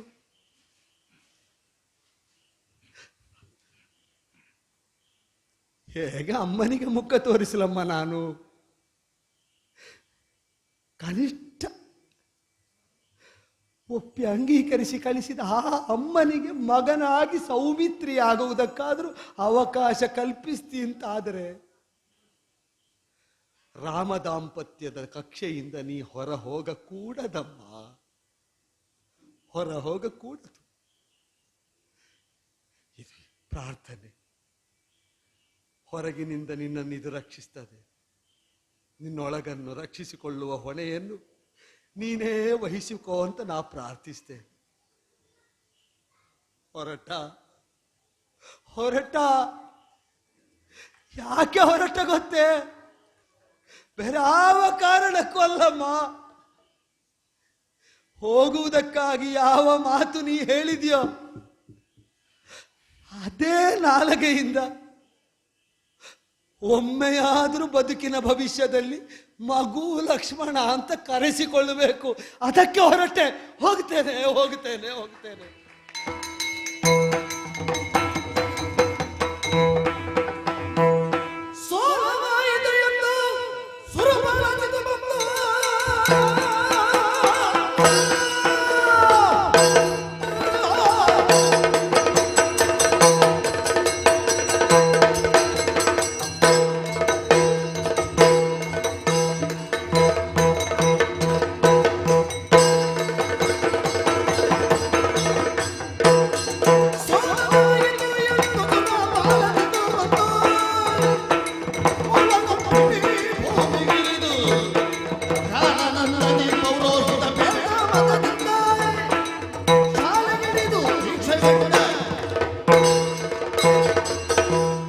ಶಿವನೇ ಏನಾಶ್ಚರ್ಯವಿದು! ಚತುರ್ದಶ ಭುವನದಲ್ಲಣ ವೀರನಾದಂತಹ ರಾವಣೇಶ್ವರ ಪ್ರಭುವಿನ ಮಗನಾದಂತಹ ನಾನು ಇಂಥದ್ದೊಂದು ಸೋಲನ್ನು ಕನಸಿನಲ್ಲಿಯೂ ಊಹಿಸಿರ್ಲಿಲ್ಲ. ತನ್ನ ವಿಶಿಷ್ಟವಾದಂತಹ ಪರಾಕ್ರಮದಿಂದ, ತನ್ನ ಪದಹತಿಯಿಂದಲೇ 14 ಲೋಕಗಳನ್ನು ಗಡಗಡಿಸಿ ನಡುಗಿಸಿದಂತಹ ರಾವಣೇಶ್ವರನು ಕೂಡ ದೇವದಾನವರ ಯುದ್ಧದಲ್ಲಿ ಒಮ್ಮೆ ಇಂದ್ರನ ಸೆರೆ ಸಿಕ್ಕಂತಹ ಸನ್ನಿವೇಶ, ಮಾಹೇಶ್ವರ ಯಾಗದ ಮೂಲಕವಾಗಿ ಪಡೆದಂತಹ ತಾಮಸಿ ವಿದ್ಯಾ ಪ್ರಯೋಗದ ಮೂಲಕವಾಗಿ ಸುತ್ತಲೂ ಕತ್ತಲೆಯನ್ನೇ ಸೃಷ್ಟಿಸಿ ಆ ದೇವೇಂದ್ರನನ್ನು ಸೆರೆ ಹಿಡಿದು ತಂದು ಲಂಕೆಯ ವಜ್ರಕಂಬಕ್ಕೆ ಬಿಗಿದವನಿದ್ದೆ. ಆ ಮೂಲಕ ಇಂದ್ರಜಿತ್ತು, ಇಂದ್ರಾರಿ ಎಂಬುದಾಗಿ ನಾಮಕರಣವನ್ನು ಪಡೆದವನಿದ್ದೆ. ಅಂತಹ ಇಂದ್ರಜಿತ್ತುವಿಗೆ ಇಂತಹದೊಂದು ಸೋಲಾಗ್ತದೆ ಎನ್ನುವುದಾಗಿ ಊಹಿಸಲು ಹೇಗೆ ಸಾಧ್ಯ? ಶೂರ್ಪನಖ ಕರ್ಣನಾಸಾಚ್ಛೇದನದ ಪ್ರಕರಣ, ಆ ಪ್ರಕರಣಕ್ಕೆ ಪ್ರತಿಯಾಗಿ ನಮ್ಮವರು ಬಲಿತಂತಹ ಸ್ವರ್ಣಮರ್ಗದ ಪ್ರಕರಣ, ಮಾರೀಚನ ಸಹಾಯದಿಂದ ಬಂಗಾರದ ಜಿಂಕೆಯನ್ನು ಸೃಷ್ಟಿಸಿ ಸೀತಾಪಹಾರವನ್ನು ಮಾಡಿದೆವು. ತನ್ನಂತಹ ಸೀತೆಯನ್ನು ಅಶೋಕವನದಲ್ಲಿ ಇಟ್ಟಂತಹ ಕಾಲದಲ್ಲಿ ನನ್ನ ಚಿಕ್ಕಪ್ಪನಾದಂತಹ ವಿಭೀಷಣನೇ ಒಮ್ಮೆ ಭರ್ತ್ಸನೆಯ ಮಾತುಗಳನ್ನು ರಾವಣೇಶ್ವರನ ಕುರಿತಾಗಿ, ನನ್ನಯ್ಯನ ಕುರಿತಾಗಿ ಆಡಿದವನಿದ್ದ. ಅವನ ಮಾತುಗಳನ್ನು ತಿರಸ್ಕರಿಸಿದಂತಹ ತಂದೆಯಾದಂತಹ ರಾವಣೇಶ್ವರ ನನ್ನ ಕುರಿತಾಗಿ ಆಡಿದಂತಹ ಮಾತು, ಮಗು, ನನ್ನ ಕಣ್ಣಂಚಿನ ಮಿಂಚಿನ ಕಿಡಿ ನೀನು, ನನ್ನ ಭವಿಷ್ಯದ ಬೆಳಕು ನೀನು, ಈ ಕುರಿತಾಗಿ ಏನನ್ನು ಹೇಳ್ತೀಯ ಎನ್ನುವುದಕ್ಕೆ ಕೇಳಿದಾಗ ಹೇಳಿದಂತಹ ಮಾತು, ಸಿಂಧುವನ್ನುತ್ತರಿಸುವರೆ ಕೂಡದು, ಬಲ ಬಂದರೆ ಬರಲಿ, ರಾಘವನ ಅಯ್ಯನಿಗೂ ಸಾಧ್ಯವಿಲ್ಲದಂತಹ ಕೆಲಸ ಇದು, ಜಾನಕಿಯನ್ನು ಮರಳಿ ಒಯ್ಯುವಂತಹ ಕೆಲಸ ಸಾಧ್ಯವಿಲ್ಲ ಎನ್ನುವುದಾಗಿ ಆಡಿದವನಿದ್ದೆ. ನಂತರ ಕಂಡಂತಹ ಘಟನೆಗಳೇನು? ಅಗಾಧವೆನಿಸಿದಂತಹ ಸಮುದ್ರಕ್ಕೆ ಕಪಿಗಳ ಸಹಾಯದಿಂದ ಸೇತುವನ್ನು ಬಲಿದು ನಮ್ಮೊಡನೆ ಯುದ್ಧಕ್ಕಾಗಿ ಬಂದವನಿದ್ದ ರಾಮ ಲಕ್ಷ್ಮಣರು ಕಳೆದುಕೊಂಡಂತಹ ಪ್ರವೃತ್ತಿಗಳೆಂಥವರು, ತನ್ನದಾದಂತಹ ಮುದ್ರಾಯುಧದಿಂದ ದೇವ ಯಕ್ಷ ಗಂಧರ್ವರ ತಲೆಯನ್ನು ಚಾನಾಹಾನಿಯನ್ನಾಗಿ ಮಾಡಿ ಅವರ ನೆಲವನ್ನು ರಕ್ತದಿಂದ ತುಂಬಿಸಿದಂತಹ ನನ್ನ ಚಿಕ್ಕಪ್ಪನಾದಂತಹ ಕುಂಭಶ್ರವಣ, ಅತಿಕಾಯನಂತಹ ಪರಾಕ್ರಮಶಾಲಿಯನ್ನು ಕಳೆದುಕೊಂಡೆವು. ಮಹೋದರನೋ, ಮಕರಾಕ್ಷನೋ ಮೊದಲಾದಂತವರು, ಅಕಂಪನಂತಹ ಮಂತ್ರಿಗಳು, ಪ್ರಹಸ್ತನಂತಹ ರಾಜನೀತಿಜ್ಞರನ್ನು ಕಳೆದುಕೊಂಡೆವು ನಾವು. ಆದರೂ ಕೂಡ 10 ತಲೆಯ ಮೇಲೆ ಮುತ್ತಿನ ಕಿರೀಟವನ್ನು ಈಗಲೂ ಇಟ್ಟು ಲಂಕೆಯ ರತ್ನ ಸಿಂಹಾಸನದ ಮೇಲೆ ಕುಳಿತು 14 ಲೋಕಕ್ಕೆ ಯಾರು ಎನ್ನುವುದಾಗಿ ಈಗಲೂ ಒಡ್ಡೋಲಗವನ್ನು ಕೊಡ್ತಾ ಇದ್ದಾರೆ ನಮ್ಮಪ್ಪಯ್ಯ. ಕಾರಣ ಏನು? ಅವರ ಭರವಸೆಯ ಕಿಡಿ ಇನ್ನೂ ಬದುಕಿದೆ ಎನ್ನುವ ಕಾರಣಕ್ಕಾಗಿ ಅವರ ಆ ರೀತಿಯಾಗಿ ನಡೆದುಕೊಳ್ತಾ ಇದ್ದಾರೆ. ಎದ್ದಿದ್ದವನಿದ್ದೆ, ಅವರ ಕಾಲಿಗೆ ಬಿದ್ದು ಅಪ್ಪಣೆ ಕೊಡಿ ಅಪ್ಪಯ್ಯ, ರಾಮ ಲಕ್ಷ್ಮಣರನ್ನು ಕಡಿದು ಚೆಲ್ತೇನೆ ಎನ್ನುವುದಾಗಿ ಪರಾಕ್ರಮದ ಮಾತುಗಳನ್ನಾಡಿದಾಗ ಮಂಗಳ ಮಂತ್ರಾಕ್ಷತೆಯನ್ನು ತಲೆಯ ಮೇಲಿಟ್ಟು ಆಶೀರ್ವದಿಸಿ ಕಳಿಸಿದವರಿದ್ದರು. ನಂತರ ನಡೆದ ಪ್ರಸಂಗ, ಕಪೀಶನಾದಂತಹ ವಾಲಿಯ ಮಗನಾದಂತಹ ಅಂಗದನಿಂದ ಸೋಲು, ವಾಯುಸುತನಾದಂತಹ ಹನುಮಂತನಿಂದ ಸೋಲು, ಹಿಂದೊಮ್ಮೆ ನನ್ನಿಂದಲೇ ನಾಗಪಾಶಕ್ಕೆ ಒಳಗಾದಂತಹ ರಾಮನಿಂದ ಸೋಲು. ಸಾಧ್ಯವಿಲ್ಲ ಇದು ಎನ್ನುವುದಾಗಿ ತಿಳಿದು ಮಾಯಾ ಸೀತೆಯನ್ನು ಸೃಷ್ಟಿಸಿದವನಿದ್ದೆ. ಮಾಯಾ ಸೀತೆಯ ಶಿರವನ್ನು ಕಡಿದಂತಹ ಸಂದರ್ಭದಲ್ಲಿ ಅವರು ಆಘಾತಕ್ಕೆ ಒಳಗಾಗಿ ಸೋಲನ್ನೊಪ್ಪಿಕೊಳ್ತಾರೆ ಎಂಬುದಾಗಿ ತಿಳಿದರೆ ಇದ್ದಾನಲ್ಲೋ ಒಬ್ಬ ನನ್ನ ಚಿಕ್ಕಪ್ಪನಾದಂತಹ ವಿಭೀಷಣ, ಮಾಯೆಯನ್ನು ಕೂಡ ವಿಫಲಗೊಳಿಸಿದ. ಇನ್ನು ಸಾಧ್ಯವಿಲ್ಲ, ಭುಜಬಲದಿಂದ ಪರಾಕ್ರಮದಿಂದ ಸಾಧ್ಯವಾಗಲಿಲ್ಲ, ಮಾಯ ಮುಸುಕಾಗಿ ಹೋಯಿತು. ಇದ್ದದ್ದು ಒಂದೇ ಉಪಾಯ, ತಾಯಿ ಕುಂಬಿನಿ ಪರ್ವತಕ್ಕೇರಿ ತಾಯಿಯನ್ನೇ ಭಜಿಸ್ತೇನೆ. ಶಂಕರಿ, ತಾಯೇ ರಕ್ಷಿಸು, ತಾಯೇ ರಕ್ಷಿಸು, ಜಗದ್ರಕ್ಷಕಿ ಈಶ್ವರಿ, ನನ್ನನ್ನು ಕಾಪಾಡು ತಾಯೇ ಕಾಪಾಡು. ಹಿಂದೊಂದು ಕಾಲದಲ್ಲಿ ವಿದ್ಯುತ್ಕೇಶನಿಂದ ತಿರಸ್ಕೃತರಾದಂತಹ ತನ್ನ ಮಗ ಅನಾಥನಾಗಿ ಕಾಡಲಿ ಬಿದ್ದಿರುವುದನ್ನು ಕಂಡು ರಾಕ್ಷಸನ ಮಕ್ಕಳು ಯಾರು ಇನ್ನು ಮುಂದೆ ಅನಾಥರಾಗಬಾರದು ಎಂಬುದಾಗಿ ನಮ್ಮ ಕುರಿತಾಗಿ ಕರುಣಾ ರಸವನ್ನೇ ಹರಿಸಿದವಳಲ್ಲವೇ ತಾಯೇ ನೀನು? ನಿನ್ನ ಮಗನಾದಂತಹ ಇಂದ್ರಜಿತು ಬಂದಿದ್ದಾನೆ, ಮಂಗಳಾರತಿಯನ್ನು ನಿನ್ನ ಪಾದಕ್ಕೆ ಅರ್ಪಿಸ್ತಾ ಇದ್ದಾನೆ. ನಾಳೆ ನಡೆಯುವಂತಹ ಯುದ್ಧದಲ್ಲಿ ರಾಮ ಲಕ್ಷ್ಮಣರ ಶಿರವನ್ನೇ ತರಿದು ಅದನ್ನೇ ಪುಷ್ಪವಾಗಿ ನಿನ್ನ ಕಾಲಬುಡಕ್ಕೆ ಅರ್ಪಿಸ್ತೇನೆ ತಾಯೇ. ಗೆಲ್ಲಿಸು ತಾಯೇ, ಮುಖ ತಿರುಗಿಸಿದೆಯಾ ತಾಯೇ? ನನ್ನನ್ನು ತಿರಸ್ಕರಿಸಿದೆಯಾ ತಾಯೇ? ಬಿಡು. ದೇವ ಕೊಟ್ಟಂತಹ ವರ ಒಂದಿದೆ, ವಿಧಿ ಕೊಟ್ಟಂತಹ ವರ. ಮೂಲ ನಿಕುಂಬೆಳೆಗೆ ಪ್ರಯಾಣವನ್ನು ಮಾಡಿ ಅಲ್ಲಿ ಮಾರಣಾಧ್ವರವನ್ನು ಕೈಗೊಂಡು ಪೂರ್ಣಾಹುತಿಯನ್ನು ನೀಡಿದೆ ಅಂತ ಆದ್ರೆ ಅದರಲ್ಲಿ ಎದ್ದು ಬರುವಂತಹ ವಿಶಿಷ್ಟವಾದಂತಹ ರಥವನ್ನೇರಿ ಅದರಿಂದ ಸಿಗುವಂತಹ ಅಕ್ಷಯವಾದಂತಹ ತೂನೀರವನ್ನು ಧರಿಸಿ ಯುದ್ಧಕ್ಕೆ ನಿಂತರೆ ಗೆಲ್ಲುವ ಮಗ ಯಾರೆಂದು ನಾನು ನೋಡ್ತೇನೆ. ಮೂಲ ನಿಕುಂಬೆಳೆಯನ್ನು ಪ್ರವೇಶಿಸಿ ಆಗಿದೆ. 7 ಸುತ್ತಿನ ಕೋಟೆಯನ್ನು ರಕ್ಷಿಸಲು ಭೂತ ಬೇತಾಳಾದಿ ಗಣಗಳನ್ನು ನಿಯೋಜಿಸಲಾಗಿದೆ. ಆಚಾರ್ಯ ಶುಕ್ರರ ಅಧ್ವೈರ್ಯದಲ್ಲಿ ನಡೆಯಲಿ ಮಾರಣಾಧ್ವರ, ನಡೆಯಲಿ. ಆ ಮಾರಣಾಧ್ವರದಗ್ನಿ ಧೂಮ ಜ್ವಾಲೆಗಳ 3 ಲೋಕವು ನಡುಗಿ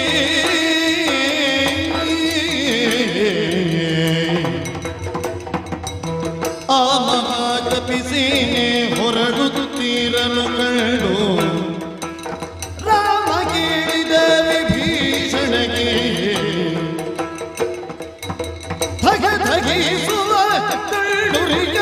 ಬಗೆಯುವುದೇನು ಮಿಗು ಬರೆಯುವುದು ಕಪಿಬಲವೋ ಏನಿದು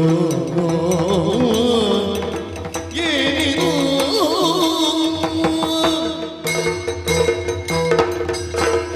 ಶರಣ ವಿಭೀಷಣ. ಪ್ರಭು ಶ್ರೀರಾಮಚಂದ್ರ, ಧರ್ಮವನ್ನು ನಾವು ರಕ್ಷಣೆ ಮಾಡಿದ್ರೆ ಧರ್ಮವು ಕೂಡ ನಮ್ಮನ್ನು ರಕ್ಷಣೆ ಮಾಡುತ್ತವೆ ಎನ್ನುವಂತಹ ಆ ದೃಢವಾದಂತಹ ನಿಶ್ಚಯವನ್ನು ಹೊಂದಿರುವಂತಹ ನಾವುಗಳು ಸಾಧನೆಯ ಹಾದಿಯಲ್ಲಿ ನಡೆದು ಧರ್ಮಧ್ವಜವನ್ನು ಮೇರು ಶಿಖರದಲ್ಲಿ ನೆಡಬೇಕು ಎನ್ನುವಂತಹ ಸಂಕಲ್ಪ ಹೊತ್ತಂತಹ ನಮ್ಮ ನಡಿಗೆಗೆ ಆ ಬಲ ಕೊಡುವಂತಹದ್ದು ನಾವು ನಿತ್ಯ ಜೀವನದಲ್ಲಿ ಆಚರಿಸಿದಂತಹ ಧರ್ಮ ಕರ್ಮಗಳು ಎನ್ನುವುದನ್ನು ನಂಬಿದ್ದೇವೆ. ನಿನ್ನ ಜೀವನವನ್ನೇ ಅವಲೋಕನ ಮಾಡಿದ್ರೆ ಆ ಅಮರತ್ವಂ ಅಹಮೃಣೆ ಎನ್ನುವುದಾಗಿ ಯಾಚನೆ ಮಾಡಿದಂತಹ ಬೇರೆಯವರಿಗೆ ಸಿಗದಂತಹ ಅಮರತ್ವ ಸದಾಕಾಲ ನನ್ನ ಮನಸ್ಸೆನ್ನುವಂತಹದ್ದು ಧರ್ಮದ ಮೇಲೆ ಇರಬೇಕು ಎನ್ನುವಂತಹ ಬೇಡಿಕೆಯನ್ನು ಕೇಳಿದಂತಹ ನಿನಗೆ ಅಮರತ್ವ ಎನ್ನುವಂತಹದ್ದು ನಿನ್ನ ಜೀವನದಲ್ಲಿ ಸಿದ್ಧಿಸಿದೆ. ನಾನು ಯೋಚನೆ ಮಾಡುವಂತಹದ್ದು ಏನು? ಯಜ್ಞ. ಆ ನಮ್ಮ ಜೀವನದಲ್ಲಿ ಧರ್ಮಯಜ್ಞವನ್ನು ಆಚರಿಸಿದ್ದೇವೆ ಎನ್ನುವಂತಹ ದೃಢ ನಿಶ್ಚಯದಿಂದ ಹೊರಟಂತಹ ನಾವುಗಳು ಬದುಕಿನ ದಾರಿಯಲ್ಲಿ ಎಷ್ಟೇ ಕಷ್ಟಗಳು ಬರಲಿ, ಕಾಠಿಣ್ಯವಾದಂತಹ ಸಂದರ್ಭಗಳು ಬಂದರೂ ಕೂಡ ಧರ್ಮದ ಬಲದಿಂದ ನಾವು ಆಚರಿಸಿದಂತಹ ಯಜ್ಞದ ಬಲದಿಂದ. ಯಾಕೆ ಯಜ್ಞವನ್ನು ಆಚರಿಸುವುದಕ್ಕೆ ಪ್ರಾಮುಖ್ಯವಾಗಿ ಬೇಕಾಗಿರುವಂಥದ್ದು ಉಪಕರಣಗಳಲ್ಲ, ಹೌದು, ಬೇಕಾಗಿರುವಂಥದ್ದು ಶುದ್ಧವಾದಂತಹ ಅಂತಃಕರಣ. ಶುದ್ಧಾಂತಕರಣನಾದಂತಹ ನೀನು ನಾವು ಆಚರಿಸಿದಂತಹ ಧರ್ಮದ ಬಲದಿಂದ ನೀನು ನನಗೆ ಪ್ರಾಪ್ತನಾಗಿದ್ದಿ. ದೇವದುರ್ಲಭರೆಂದೆನಿಸಿಕೊಂಡಂತಹ ವಾನರ ಕೋಟಿ ಸಂಖ್ಯೆಯ ವಾನರರು ಸಂಸ್ಕಾರ ವಿಹೀನರೆಂದು ಗುರುತಿಸಬಹುದಾದಂತಹ ಯಾವುದೆಲ್ಲ ಕಪಿ ಕಟಕಗಳು ಉಂಟೋ ರಾಮ ಸೇವೆಯೇ ನಮ್ಮ ಜೀವನದ ಧ್ಯೇಯ ಎನ್ನುವಂತಹ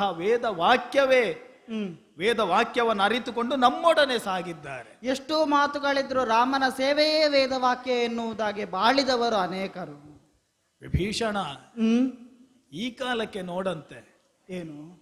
ಇಂದ್ರಜಿತುವಿನ ಆಗಮನದಿಂದ ನಮ್ಮೊಳಗೆ ಆದಂತಹ ಯುದ್ಧ ಮಾಯಾ ಸೀತೆಯನ್ನು ನಿರ್ಮಿಸಿದ ಕ್ಷಣಕಾಲ ನಾವು ಮಾಯೆಗೆ ಒಳಗಾದೆವು. ಹೌದು, ನಿನ್ನ ಸಾಂಗತ್ಯದ ಫಲವಾಗಿ ಆ ಪ್ರಸಂಗದಲ್ಲಿ ಮಾಯೆಯನ್ನು ಮೀರಿ ಮತ್ತೊಮ್ಮೆ ನಾವು ಎದ್ದು ನಿಂತಿದ್ದೇವೆ. ದುಃಖತಪ್ತನಾದಂತಹ ನೀನು ಆ ಮಾಯಾ ಸೀತೆಯನ್ನು ಕಂಡು ಹಲವಾರು ರೀತಿಯಲ್ಲಿ ವೇದನೆಗಳನ್ನು ಪಟ್ಟುಕೊಂಡಿದ್ದೆ. ನನ್ನ ಸ್ಪರ್ಶದಿಂದಲೇ ಆ ಮಾಯಾ ಸೀತೆ ಹೊರಟು ಹೋಗಿ ಆಯಿತು. ಇಂದ್ರಾರಿಯ ಮಾಯಾ ಯುದ್ಧವು ಯಾವುದು ಕೂಡ ನಮ್ಮ ಸೇನೆ ಎದುರು ನಡೆಯಲಿಲ್ಲ. ಈಗ ನೋಡಿದ್ರೆ ಥಗದಗಿಸುವಂತಹ ಹೋಮದ ದಲ್ಲುರಿಯಿಂದ ಹೊರಟಂತಹ ಯಾವುದೋ ಒಂದು ವಿಚಿತ್ರವಾದಂತಹ ವಾಸನೆಯನ್ನು ಹೊಂದಿರುವಂತಹ ಧೂಮ ನೋಡುತ್ತಿದ್ಯಲ್ಲ? ನೋಡುತ್ತಾ ಇದ್ದೇನೆ. ನಮ್ಮ ಕಪಿ ಸೇನೆಯನ್ನು ಬಾಧಿಸುತ್ತಾ ಉಂಟು. ಹೀಗೆ ಮುಂದುವರಿಯಿತು ಅಂತ ಹೇಳಿ ಆದ್ರೆ ನಮ್ಮ ಸೇನೆಯನ್ನು ಕಾಯುವವರು ಯಾರು? ಪ್ರತಿ ಬಾರಿಯೂ ಕೂಡ ಭ್ರಮಾಧೀನವಾಗುವಂತಹ ಸಂದರ್ಭದಲ್ಲಿ, ಕಿಂಕರ್ತವ್ಯ ಮೂಢನಾಗಿ ನಿಂತಿರುವಂತಹ ಸಂದರ್ಭದಲ್ಲಿ ಶರಣನಾದಂತಹ ನೀನು ಸೂಕ್ತ ಸಲಹೆ ಸೂಚನೆಗಳನ್ನು ಕೊಟ್ಟು ನಮ್ಮನ್ನು ಉದ್ಧರಿಸಿದ್ದಲ್ಲ, ಧರ್ಮವನ್ನು ಉದ್ಧರಿಸುವಂತಹ ಕೆಲಸವನ್ನು ಮಾಡಿದ್ದಿ. ಈ ಕಾಲದಲ್ಲಿಯೂ ಕೂಡ ನಿನ್ನತ್ರ ಕೇಳುವುದು ಅದೇ ಪ್ರಶ್ನೆ. ಹೊರಟು ಬರುವಂತಹ ಈ ಹೊಗೆ ಯಾವುದು? ಆ ಹೊಗೆಯಿಂದಲಾಗಿ ಕಪಿ ಸೈನ್ಯವೆಲ್ಲವೂ ಕೂಡ ಈ ರೀತಿಯಾಗಿ ಧರೆಗೆ ಒರಗುವುದಕ್ಕೆ ಕಾರಣ ಏನು ವಿಭೀಷಣ? ಧರ್ಮವನ್ನೇ ಮೈದೂರಿ ನಿಂತಹ ಓ ಧರ್ಮಮೂರ್ತಿಯೇ, ಇದನ್ನು ಮಾಡುತ್ತಿರುವವನು ಇಂದ್ರಜಿತು.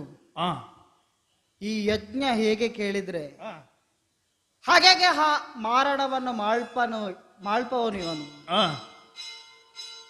ಈ ಯಜ್ಞ ಪೂರ್ಣವಾಗಬೇಕು ಅಂತ ಹೇಳಿದ್ರೆ ಅವನಿಗೆ ಬಲ ಒದಗಿ ಬರ್ತದೆ. ಇದೆಲ್ಲವೂ ಅರ್ಧಕ್ಕೆ ನಿಲ್ಲಬೇಕಿದ್ರೆ ನಿಮ್ಮ ಸೇನೆಯಲ್ಲಿ ನಿನ್ನ ಸೇನೆಯೋಳುಂಟೆ ಮಿತ್ರ ಕಾಮಿನಿ ಸಂಗಮ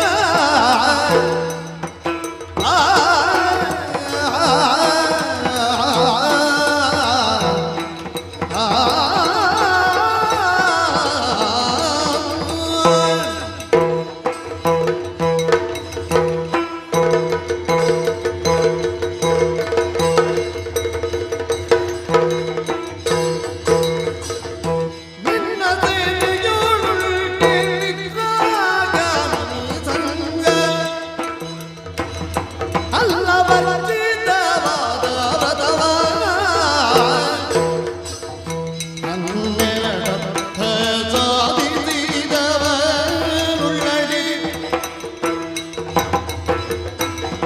ಹನ್ನೆರಡರ್ಥ ಸಾಧಿಸಿದವ ಉಳ್ಳಡೆ ನಿರ್ನಾಮವನು ಶಕ್ರಾಯಿ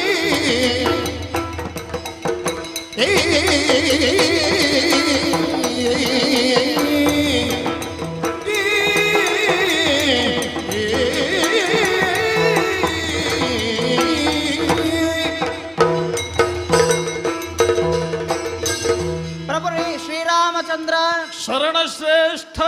ಕಾಣಿಸುತ್ತಿರುವಂತಹ ಈ ದಳ್ಳೂರಿ ಆ, ನಮ್ಮ ಕಪಿ ಗಡನವನ್ನೇ ನಿಸ್ತೇಜಸರವನ್ನಾಗಿ ಮಾಡಿಸ್ತಾ ಇದೆ. ಗಾರುಗೆಡಿಸಿದೆ.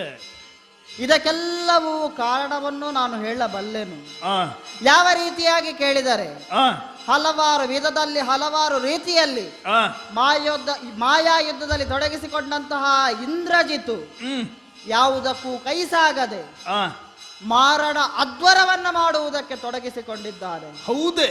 ಈ ಮಾರಣಾಧ್ವರ ಮಾಡುವುದರಲ್ಲಿಯೂ ಕಾರಣವಿದೆ. ಆ, ಈ ಮಾರಣಾಧ್ವರ ಮಾಡುವುದಕ್ಕಿಂತ ಮೊದಲಾಗಿ ಅವನಿಗೆ ಪಡೆದಂತಹ ವರ ಏನು? ಯಾವ ರೀತಿಯಾಗಿ ಕೇಳಿದರೆ ಏನು? ಪ್ರತಿಯೊಬ್ಬರು ಆ. ವರಬಲಾನ್ವಿತರಾಗಿ ಇಂದ್ರನನ್ನ ಆ, ವಧಿಸುವುದು ಅಥವಾ ಇಂದ್ರನನ್ನು ಪರಾಜಿತನಾಗಿ ಮಾಡಿಸುವುದಕ್ಕೆ ಸಾಧ್ಯವಾಗಿರ್ತದೆ. ಆ, ಆದ್ರೆ ರಾವಣನ ಮಗನಾಗಿರುವಂತಹ ಈತ ಆ, ಯಾವ ವರವನ್ನು ಪಡೆಯದೆ ಆ, ಇಂದ್ರನನ್ನ ಕಟ್ಟಿ ಆ, ತರುವಂತಹ ಕಾಲದಲ್ಲಿಯೇ ಬ್ರಹ್ಮದೇವರು ಕೊಟ್ಟಂತಹ ವರ ಇಂದ್ರನ ದಾಸ್ಯ ವಿಮೋಚನೆಗೆ ನಿನಗೇನಾದ್ರೂ ವರವನ್ನು ಕೊಡ್ತೇನೆ ಎನ್ನುವಂತಹ ಕೇಳುವಂತಹ ಸಂದರ್ಭದಲ್ಲಿ ವೀರವೇಷದ ಮಾತುಗಳನ್ನಾಡಿ ನನಗಿದೆಲ್ಲ ಅಗತ್ಯ ಇಲ್ಲ ಎನ್ನುವುದಾಗಿ ತಿರಸ್ಕರಿಸಿದನಂತೆ ಬ್ರಹ್ಮನ ವರವನ್ನಾದರೂ ಕೂಡ. ಆದರೆ ಆ, ಬ್ರಹ್ಮ ವರವನ್ನ ಕೊಟ್ಟಿದ್ದಾನೆ. ಯಾವ ರೀತಿಯಾಗಿ ಕೇಳಿದರೆ ಹೇಗೆ? ಮಾರಣಾಧ್ವರದಲ್ಲಿ ತೊಡಗಿಕೊಂಡು ಆ, ಆ ಯಜ್ಞದಲ್ಲಿ ಪೂರ್ಣಾಹುತಿಯನ್ನ ಕಂಡರೆ ಆ, ಯಜ್ಞದಿಂದ ಆವಿರ್ಭವಿಸಲ್ಪಡುವಂತಹ ಆ. ರಥ ಅಸ್ತ್ರ ಶಸ್ತ್ರಗಳಿಂದಾಗಿ ಆ. ಅವ ಮೇಲ್ಮರೆತು ನಿಲ್ಲುವುದಕ್ಕೆ ಸಾಧ್ಯವಾಗ್ತದೆ. ಒಂದು ವೇಳೆ ಹಾಗೆ ನಿಂತರೆ ಅವ ಯುದ್ಧದಲ್ಲಿ ಅಜೇಯನಾಗುವುದಕ್ಕೆ ಸಾಧ್ಯವಾಗಿರ್ತದೆ. ಆ, ಹಾ, ಹಾ. ಯಾಕೆ ಕೇಳಿದರೆ ಅವನು ಹುಟ್ಟುವಂತಹ ಕಾಲದಲ್ಲಿ ಅವನಪ್ಪ ಆ, ಬೇಕಾದ ಗ್ರಹರನ್ನು ಬೇಕಾದ ಸ್ಥಾನದಲ್ಲಿ ನಿಲ್ಲಿಸಿ ಆ, ಆ ಜಾತಕವನ್ನ ಅವನ ಜನ್ಮವನ್ನೇ ಆ, ಸಿದ್ಧಪಡಿಸುವುದಕ್ಕೆ ಅವನ ತಂದೆಯಿಂದ ಸಾಧ್ಯವಾಗಿದೆ. ಆ. ಹಾಗಿರುವಾಗ ಆ, ಅವನು ಯುದ್ಧದಲ್ಲಿ ವಿಜಯನಾಗಬಾರದು, ಅಜಯತ್ವವನ್ನ ಪಡೆಯಬಾರದು ಅಂತ ಹೇಳಿದ್ರೆ ವಿಭೀಷಣ, ಈಗ ನಮ್ಮ ಲೋಕದಲ್ಲಿ ಆ ಧರ್ಮ ಅಧರ್ಮ, ಜ್ಞಾನ ಅಜ್ಞಾನ ಇಂಥದ್ದೆಲ್ಲವೂ ಕೂಡ ಇರುವಂತದ್ದೇ. ಈಗ ಸಮಸ್ಯೆ ಅಂತ ಹೇಳಿ ಉಂಟು ಅಂತ ಹೇಳಿ ಆದ್ರೆ ಅದಕ್ಕೆ ಒಂದು ಪರಿಹಾರ ಅಂತ ಹೇಳಿ ಇಲ್ವೋ? ಈಗ ನೀನು ಹೇಳುವಂತಹ ಸಂದರ್ಭದಲ್ಲಿ ಬ್ರಹ್ಮನಿಂದ ದತ್ತವಾದಂತಹ ಈ ಯಜ್ಞದ ಪೂರ್ಣಾಹುತಿ ಆದ್ರೆ ಅವನಿಗೆ ದೊರಕಬಹುದಾದಂತಹ ವಿಶಿಷ್ಟವಾದಂತಹ ಅಸ್ತ್ರಶಸ್ತ್ರಗಳ ಬಲದಿಂದಲಾಗಿ ಮತ್ತೆ ಅವನನ್ನು ಎದುರಿಸುವವರು ಯಾರು ಕೂಡ ಪ್ರಪಂಚದಲ್ಲಿ ಇಲ್ಲ ಎನ್ನುವುದಾಗಿ. ಹಾಗಂತೇಳಿ ನಮಗೆ ಸಮಸ್ಯೆ ಬರುವಂತಹ ಸಂದರ್ಭದಲ್ಲಿ ಈ ಸಮಸ್ಯೆಗೆ ಬೇಕಾದಂತಹ ಸುಲಭೋಪಾಯಗಳನ್ನು ಸೂಚಿಸಿದಂತಹ ನೀನು, ಈಗ ನನಗೆ ಅನುಮಾನ ಬರುವುದು ಈ ಪ್ರಕರಣವನ್ನು ನೀನು ವಿಶೇಷಣ ರೀತಿಯಲ್ಲಿ ಹೇಳುವಾಗ ಈಗ ಇದಕ್ಕೆ ಒಂದು ಪರಿಹಾರ ಇಲ್ಲದ ಸಮಸ್ಯೆ. ಪರಿಹಾರ ಉಂಟು. ಹೇಗೆ? ಒಬ್ಬ ಮನುಷ್ಯನಿಗೆ ಬೇಕಾದದ್ದು ಯಾವುದು? ಯಾವುದು? ನಿದ್ರೆ, ಆಹಾರ ಆದಿಗಳು. ಸರಿ ಸರಿ, ಇದೆಲ್ಲವನ್ನ ಬಿಡಬೇಕು. ನಿದ್ರೆ, ಆಹಾರ, ಕಾಮಿನಿ ಸಂಘವನ್ನು ಬಿಟ್ಟವನು ಮಾತ್ರ ಗೆಲ್ಲುವುದಕ್ಕೆ ಸಾಧ್ಯ. ಸಾಮಾನ್ಯವಾಗಿ ನಾವು ಯೋಚನೆ ಮಾಡುವಂಥದ್ದು ನಿದ್ರಾಹಾರ ಭಯಮಯಿತುನಂಚ ಸಾಮಾನ್ಯಮೇತತ್ ಪಶುಭಿನ್ನರಾಣಂ. ಇದು ಸಾಮಾನ್ಯವಾದದ್ದನ್ನೇ ಬಿಟ್ಟವನಾಗಿರ್ಬೇಕಲ್ವ? ಆದರೆ ಇಲ್ಲಿಯೂ ಒಂದು ಸಮಸ್ಯೆ ಉಂಟು. ಏನು ವಿಭೀಷಣ? ಇದು ಒಂದು ದಿನವಲ್ಲ, 2 ದಿನವಲ್ಲ, ಸತತವಾಗಿ 12 ವರ್ಷ ಬಿಟ್ಟವರಿಗೆ ಮಾತ್ರ ಇಂತಹ ಒಂದು 12 ವರ್ಷ ಪರ್ಯಂತರವಾಗಿ ನಿದ್ರಾ ಆಹಾರ ಕಾಮಿನಿ ಸಂಘವನ್ನು ಬಿಟ್ಟವನು ಮಾತ್ರ ಈ ಸಮಸ್ಯಾ ಶರಧಿಯನ್ನು ಮೆಟ್ಟಿ ನಿಂತು ಗೆಲ್ಲುವುದಕ್ಕೆ ಸಾಧ್ಯ. ಇಲ್ಲ ಇಲ್ಲ ಇಲ್ಲ, ಮುಂದಿನ ವಾಕ್ಯವನ್ನು ಉತ್ತರಿಸುವುದಕ್ಕೆ ಮಾತೆ ಹೊರಡುತ್ತಿಲ್ಲ. ಈಗ ಏನು ಮಾಡುವುದು ಎನ್ನುವುದಾಗಿ ಮುಖವನ್ನು ಕೆಳಗೆ ಮಾಡಿ ಭೂಮಿಯನ್ನು ನೋಡ್ಬೇಕಷ್ಟೇ.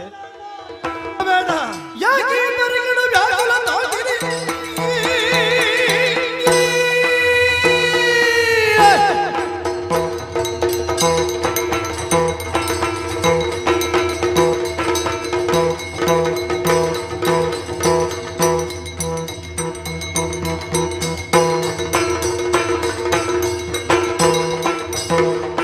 ಯಾಕೆ ಮರಿಗಳು ವ್ಯಾಕುಲ ತಾಗಿರಿ? ಆ ಕೂಡಲ ಬದಿಗೆ ಕಾಕುಸ್ತಾನಿ ಬದಾಗರ್ ಪುರವಿ ವ್ಯಾಕುಲವ ಮನಗೆ. ಅಣ್ಣ ಪಾದಿ ಗುಮಗಳಿಗೆ ಮತ್ತೆ ಪ್ರಣಾಮ ಮಾಡಿದ್ದೇನೆ. ಲಕ್ಷ್ಮಣ, ವ್ಯಾಕುಲಿತನಾಗಿ ಶಿರ ತಗ್ಗಿಸುವ ದಯನೀಯ ಅವಸ್ಥೆ ಕಾಕುಸ್ಥ ವಂಶದವರಿಗೆ ಯಾವ ಕಾಲಕ್ಕೂ ಬರುವುದಕ್ಕಿಲ್ಲ. ಯಾಕಣ್ಣ ವ್ಯಾಕುಲ? ಇಂದ್ರಾರಿ ಎಂಬಂತಹ ಒಬ್ಬ ಅಸಾಮಾನ್ಯ ತೇಜಸ್ಸನ್ನು ಹೊಂದಿದಂತಹ ವಿಕ್ರಮಿಯ ಶೌರ್ಯಾತಿಶಯತೆಯ ಕುರಿತಾದಂತಹ ಪುಂಖಾನುಪುಂಖವಾದ ವಾಕ್ಸರಣಿ ನಿನ್ನನ್ನು ಅಧೀರತೆಯನ್ನು ತುಂಬುತ್ತದೆ ಅಂತ ನಾನು ನಂಬುವುದಿಲ್ಲ. ಉತ್ತರ ಹೇಳುವುದಕ್ಕೆ ಯೋಗ್ಯತೆ ಇದ್ದವರು ಎದ್ದು ನಿಲ್ಲಬೇಕು ಎಂಬ ಕರ್ತವ್ಯ ಪ್ರಚೋದನೆಗಾಗಿ ಮೌನವನ್ನ ಅಂತುಕೊಂಡಿದ್ದೀನಿ ನೀನು ಅಂತ ನಾನು ತಿಳಿಯುತ್ತೇನೆ. ಅದಲ್ಲದಿದ್ದರೆ ಯೋಚಿಸು, ದೇವಾಸುರ ಸಂಗ್ರಾಮ ಸಮಯದಲ್ಲಿ ಪುರಂಜಯ ನಾಮಕನಾದಂತಹ ನಮ್ಮ ವಂಶದ ಪೂರ್ವಜ ಇಕ್ಷ್ವಾಕುವಿನ ಮೊಮ್ಮಗ ಶಶಾದ ಸುತ ಕಕುಸ್ಥ ನಾಮಕನಾದವನು, ಅವನಿಗೆ ಪುರಂಜಯ ಅಂತ ಪೂರ್ವದಲ್ಲಿದ್ದ ಹೆಸರು, ಕಕುಸ್ಥ ಅಂತ ಹೆಸರು ಬಂದದ್ದು ಹೇಗೆ ಅಂತ ನನಗೆ ಗುರುಪಾಠ ಆದದ್ದನ್ನು ಈಗ ನೆನಪಿಸಿಕೊಳ್ತೇನೆ. ದೇವಾಸುರ ಸಂಗ್ರಾಮದ ವೇಳೆಯಲ್ಲಿ ದೇವ ಸಹಾಯಕ್ಕಾಗಿ ಅಸುರಮರ್ದನಕನಾಗಿ ನೀವು ಒದಗಬೇಕು ಅಂತ ಪುರಂಜಯನಲ್ಲಿ ಕೇಳಿದರೆ ನನಗೆ ವಾಹನವಾಗಿ ಇಂದ್ರನೇ ಒದಗಿದ ಕಾಲದಲ್ಲಿ ನಾನು ಒದಗಿಯೇನು ಅಂತ ಆಡಿದ. ವೃಷಭ ರೂಪಿಯಾಗಿದ್ದು ವೃಷಭ ಕಕುವನ್ನು ಏರಿಕೊಂಡಂತಹ ಪುರಂಜಯ ಗೆದ್ದು ಅಸುರರನ್ನು ಮರ್ದಿಸಿ ಕಕುಸ್ಥ ಅಂತ ಆದದ್ದು ಹೌದಾದರೆ ಆ ಕಕುಸ್ಥ ವಂಶದಲ್ಲಿ ಕಾಕುಸ್ಥರಿಗೆಲ್ಲ ಅಧಿಪತಿಯಾಗುವ ಯೋಗ್ಯತೆ ಹೊಂದಿದ ನೀನು ಒಬ್ಬ ಇಂದ್ರನನ್ನು ಸಾಂದರ್ಭಿಕವಾಗಿ ಕೆಡಹಾಕಿ ಬ್ರಹ್ಮನಿಂದ ವರಬಲ ಪಡೆದು ಪ್ರಮತ್ತನಾದ ಇಂದ್ರಾರಿಗೆ ಅಳುಕಬೇಕೆ? ನೀನು ಅಪ್ಪಣೆ ಕೊಟ್ಟೆ ಅಂತಾದ್ರೆ ಅವನ ತಿರುನಾಮ ಈ ವಂಶದಲ್ಲಿ ಸುಲಭ ಸಾಧ್ಯ ಅಣ್ಣ. ಉತ್ಸಾಹಕ್ಕೆ ತಣ್ಣೀರು ಎರಚುತ್ತೇನೆ ಎನ್ನುವುದಾಗಿ ನೀನು ಭಾವಿಸಬೇಡ. ಮತ್ತೆ ನನ್ನ ಮುಖವನ್ನು ನೋಡಿ ಬಂದದ್ದು ಮಾತ್ರ ಅಲ್ಲ, ನೀನು ವಿಭೀಷಣ ಆಡಿದಂತಹ ಮಾತುಗಳನ್ನು ಕೇಳಿ ಬಂದದ್ದು ಅಲ್ವೋ? ಕೇಳಿದ ಮೇಲೆ ಯಾಕೆ ಕೊಲ್ಲಬೇಕು ಅಂತ ನಿರ್ಣಯಿಸಿದ್ದು? ಸಂದೇಹಗಳೇನೋ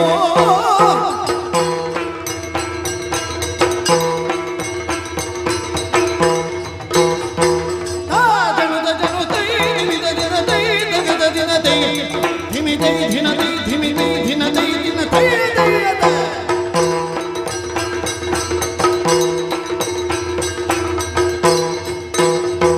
ಕೊಂದು ಕೊಡುವೆದ ಜಗತ್ತರ ನಡುವಿನ ಸಂದೇಹಗಳೇನು?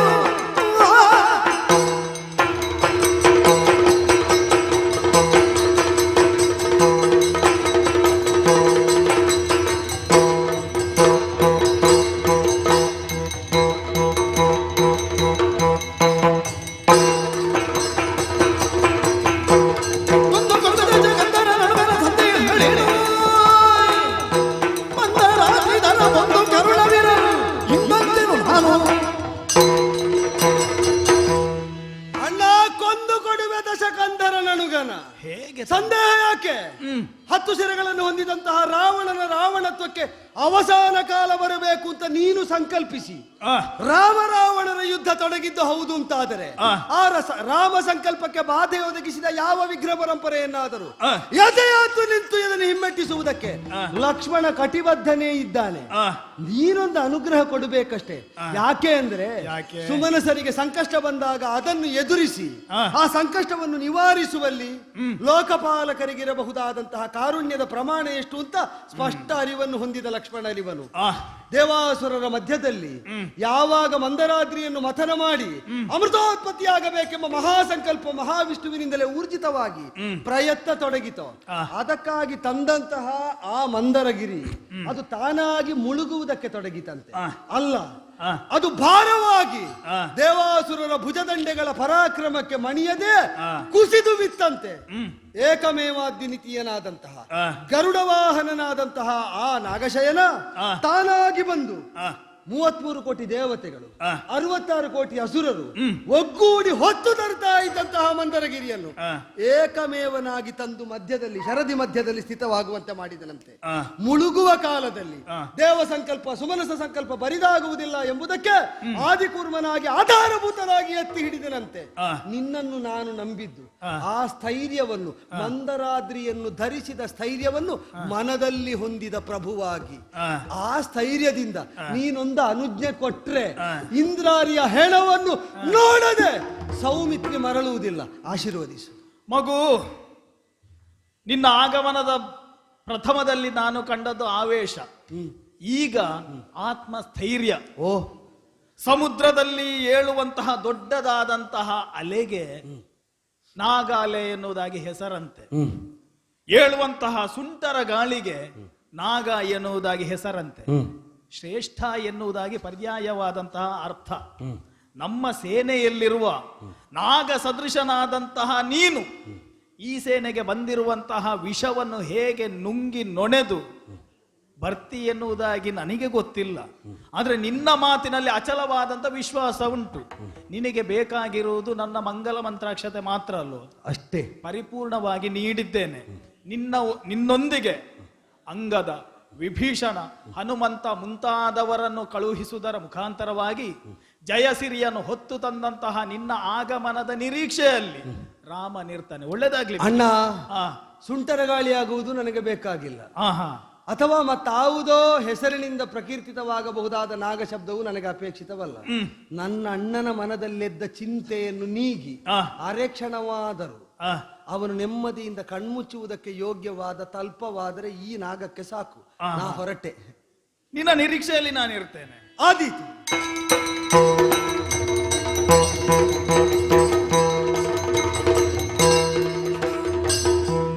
ಬಾಳೆಯನ್ನು ಕೂಡಿಕೊಂಡೇ ಬಂದದ್ದಾಯಿತು. ವಿಭೀಷಣನೇ ಮಾರ್ಗ ತೋರಿ ಬಂದು ನಿಂತನಲ್ಲ. ಮೂಲಲು ಕುಂಭಿಳೆಯ ರಕ್ಷಾವಲಯವನ್ನು ಭೇದಿಸಿ ಭೂತ ಪ್ರೇತ ಪಿಶಾಚಾದಿಗಳ ರಕ್ಷಾವಲಯವನ್ನು ಮರ್ದಿಸ್ತಾ ಬಂದು ನಿಂತ ಕಾಲದಲ್ಲಿ ಆಚಾರ್ಯ ಶುಕ್ರರ ಆಚಾರ್ಯತ್ವದಲ್ಲೇ ವಿರಾಜಿತವಾದ ಮೂಲಲಿಕಿಂಬೆಳೆಯ ಮಾರಣಾಧ್ವರದ ಹೋಮಜ್ವಾಲೆ ಪ್ರಜ್ವಲಿಸ್ತಾ ಇರುವಾಗ ಇಲ್ಲಿ ಸಹಾಯಿಗಳಾದವರನ್ನು, ಹೋಮಕುಂಡವನ್ನು, ಅದಕ್ಕಾಗಿ ಸಂಗ್ರಹಿತವಾದಂತಹ ಸುದ್ರವ್ಯಗಳನ್ನು, ಕುದ್ರವ್ಯಗಳನ್ನು ಹನುಮಾದಿಗಳು ಚಾಲಾಹಾನಿ ಮಾಡಿದರೂ ಕೂಡ ಸಂಕಲ್ಪ ಸ್ಥಿತನಾದ ಬದ್ಧತೆಯಿಂದ ಅಚಲನಾಗಿ ಕುಳಿತಂತಹ ಇವನು ಹೇಳುವುದಿಲ್ಲ ಅಂತ ಹಠ ತೊಟ್ರೆ ಹೇಳಿಸಬೇಕಲ್ಲ.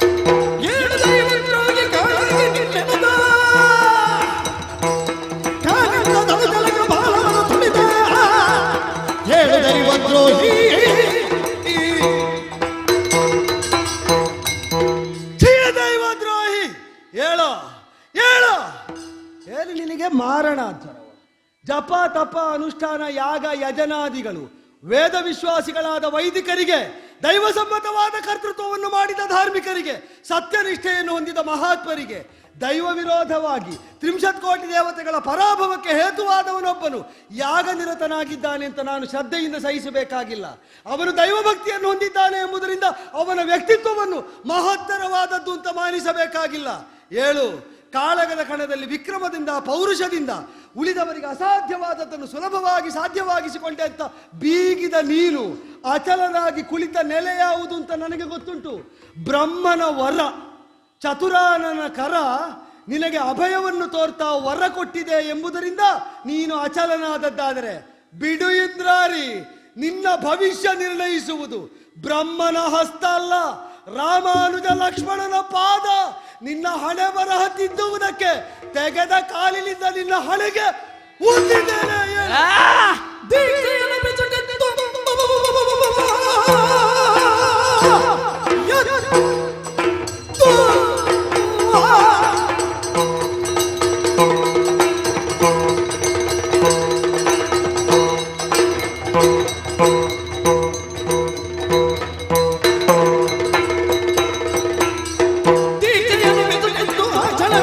Yeah!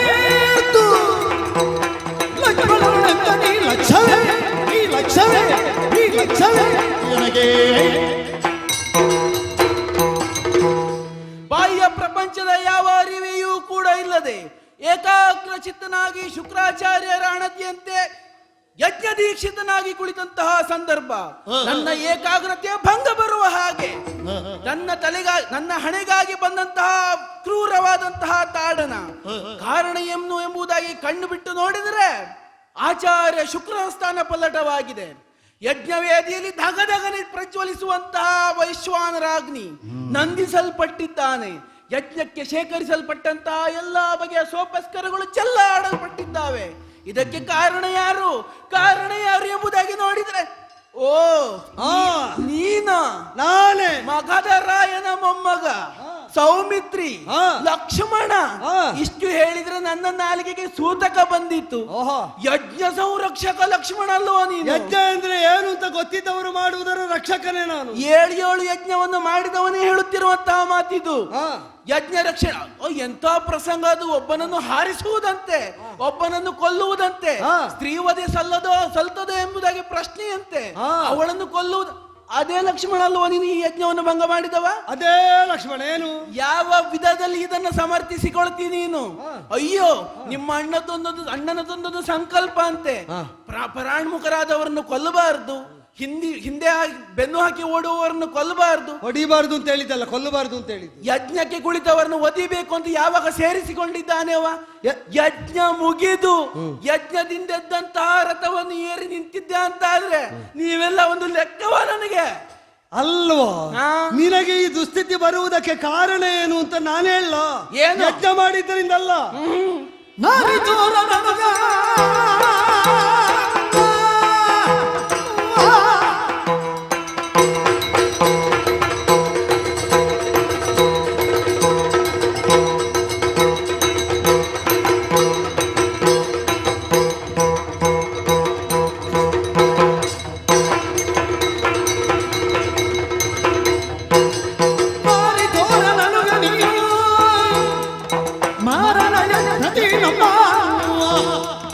ಕಾರು ಜಡಿಸ ಬಗೆದ ಎಲ್ಲ ಚೋರ ರಾಕ್ಷಸ, ಕಾರು ಜಡಿಸ ಬಗೆದ ಎಲ್ಲ ಚೋರ ರಾಕ್ಷಸ. ಇದು ಕಳ್ಳ ಯಜ್ಞ, ಇದು ಕಳ್ಳನ ಯಜ್ಞ. ಆದ್ದರಿಂದಲೇ ಇದು ಭಂಗಿತವಾಗಬೇಕಾದ ಯಜ್ಞ. ನಿನಗೆ ಈ ಯಜ್ಞ ಮಾಡುವುದಕ್ಕೆ ವಿಧಿ ಉಪದೇಶಿಸಿದ್ದು ವಿಧಾತ ಹೌದಾ? ಅದನ್ನು ಅರಿಯದೇ ಬಂದದ್ದಲ್ಲ. ಈ ಯಜ್ಞದ ಸಂಕಲ್ಪದ ಹಿಂದೆಯೇ ಅದರ ಭಂಗದ ಸಂಕಲ್ಪ ಉಂಟು ಅಂತ ನಿನಗೆ ಅರ್ಥ ಆದರೆ ನಿನ್ನ ಸಾವು ನಿನ್ನ ತೆಕ್ಕೆಯ ಹತ್ತಿರದಲ್ಲಿ ಉಂಟು ಅಂತ ನಿನಗೆ ಅರ್ಥ ಆಗಬೇಕು. ಯಾಕೆ ಹೇಳ್ತೇನೆ?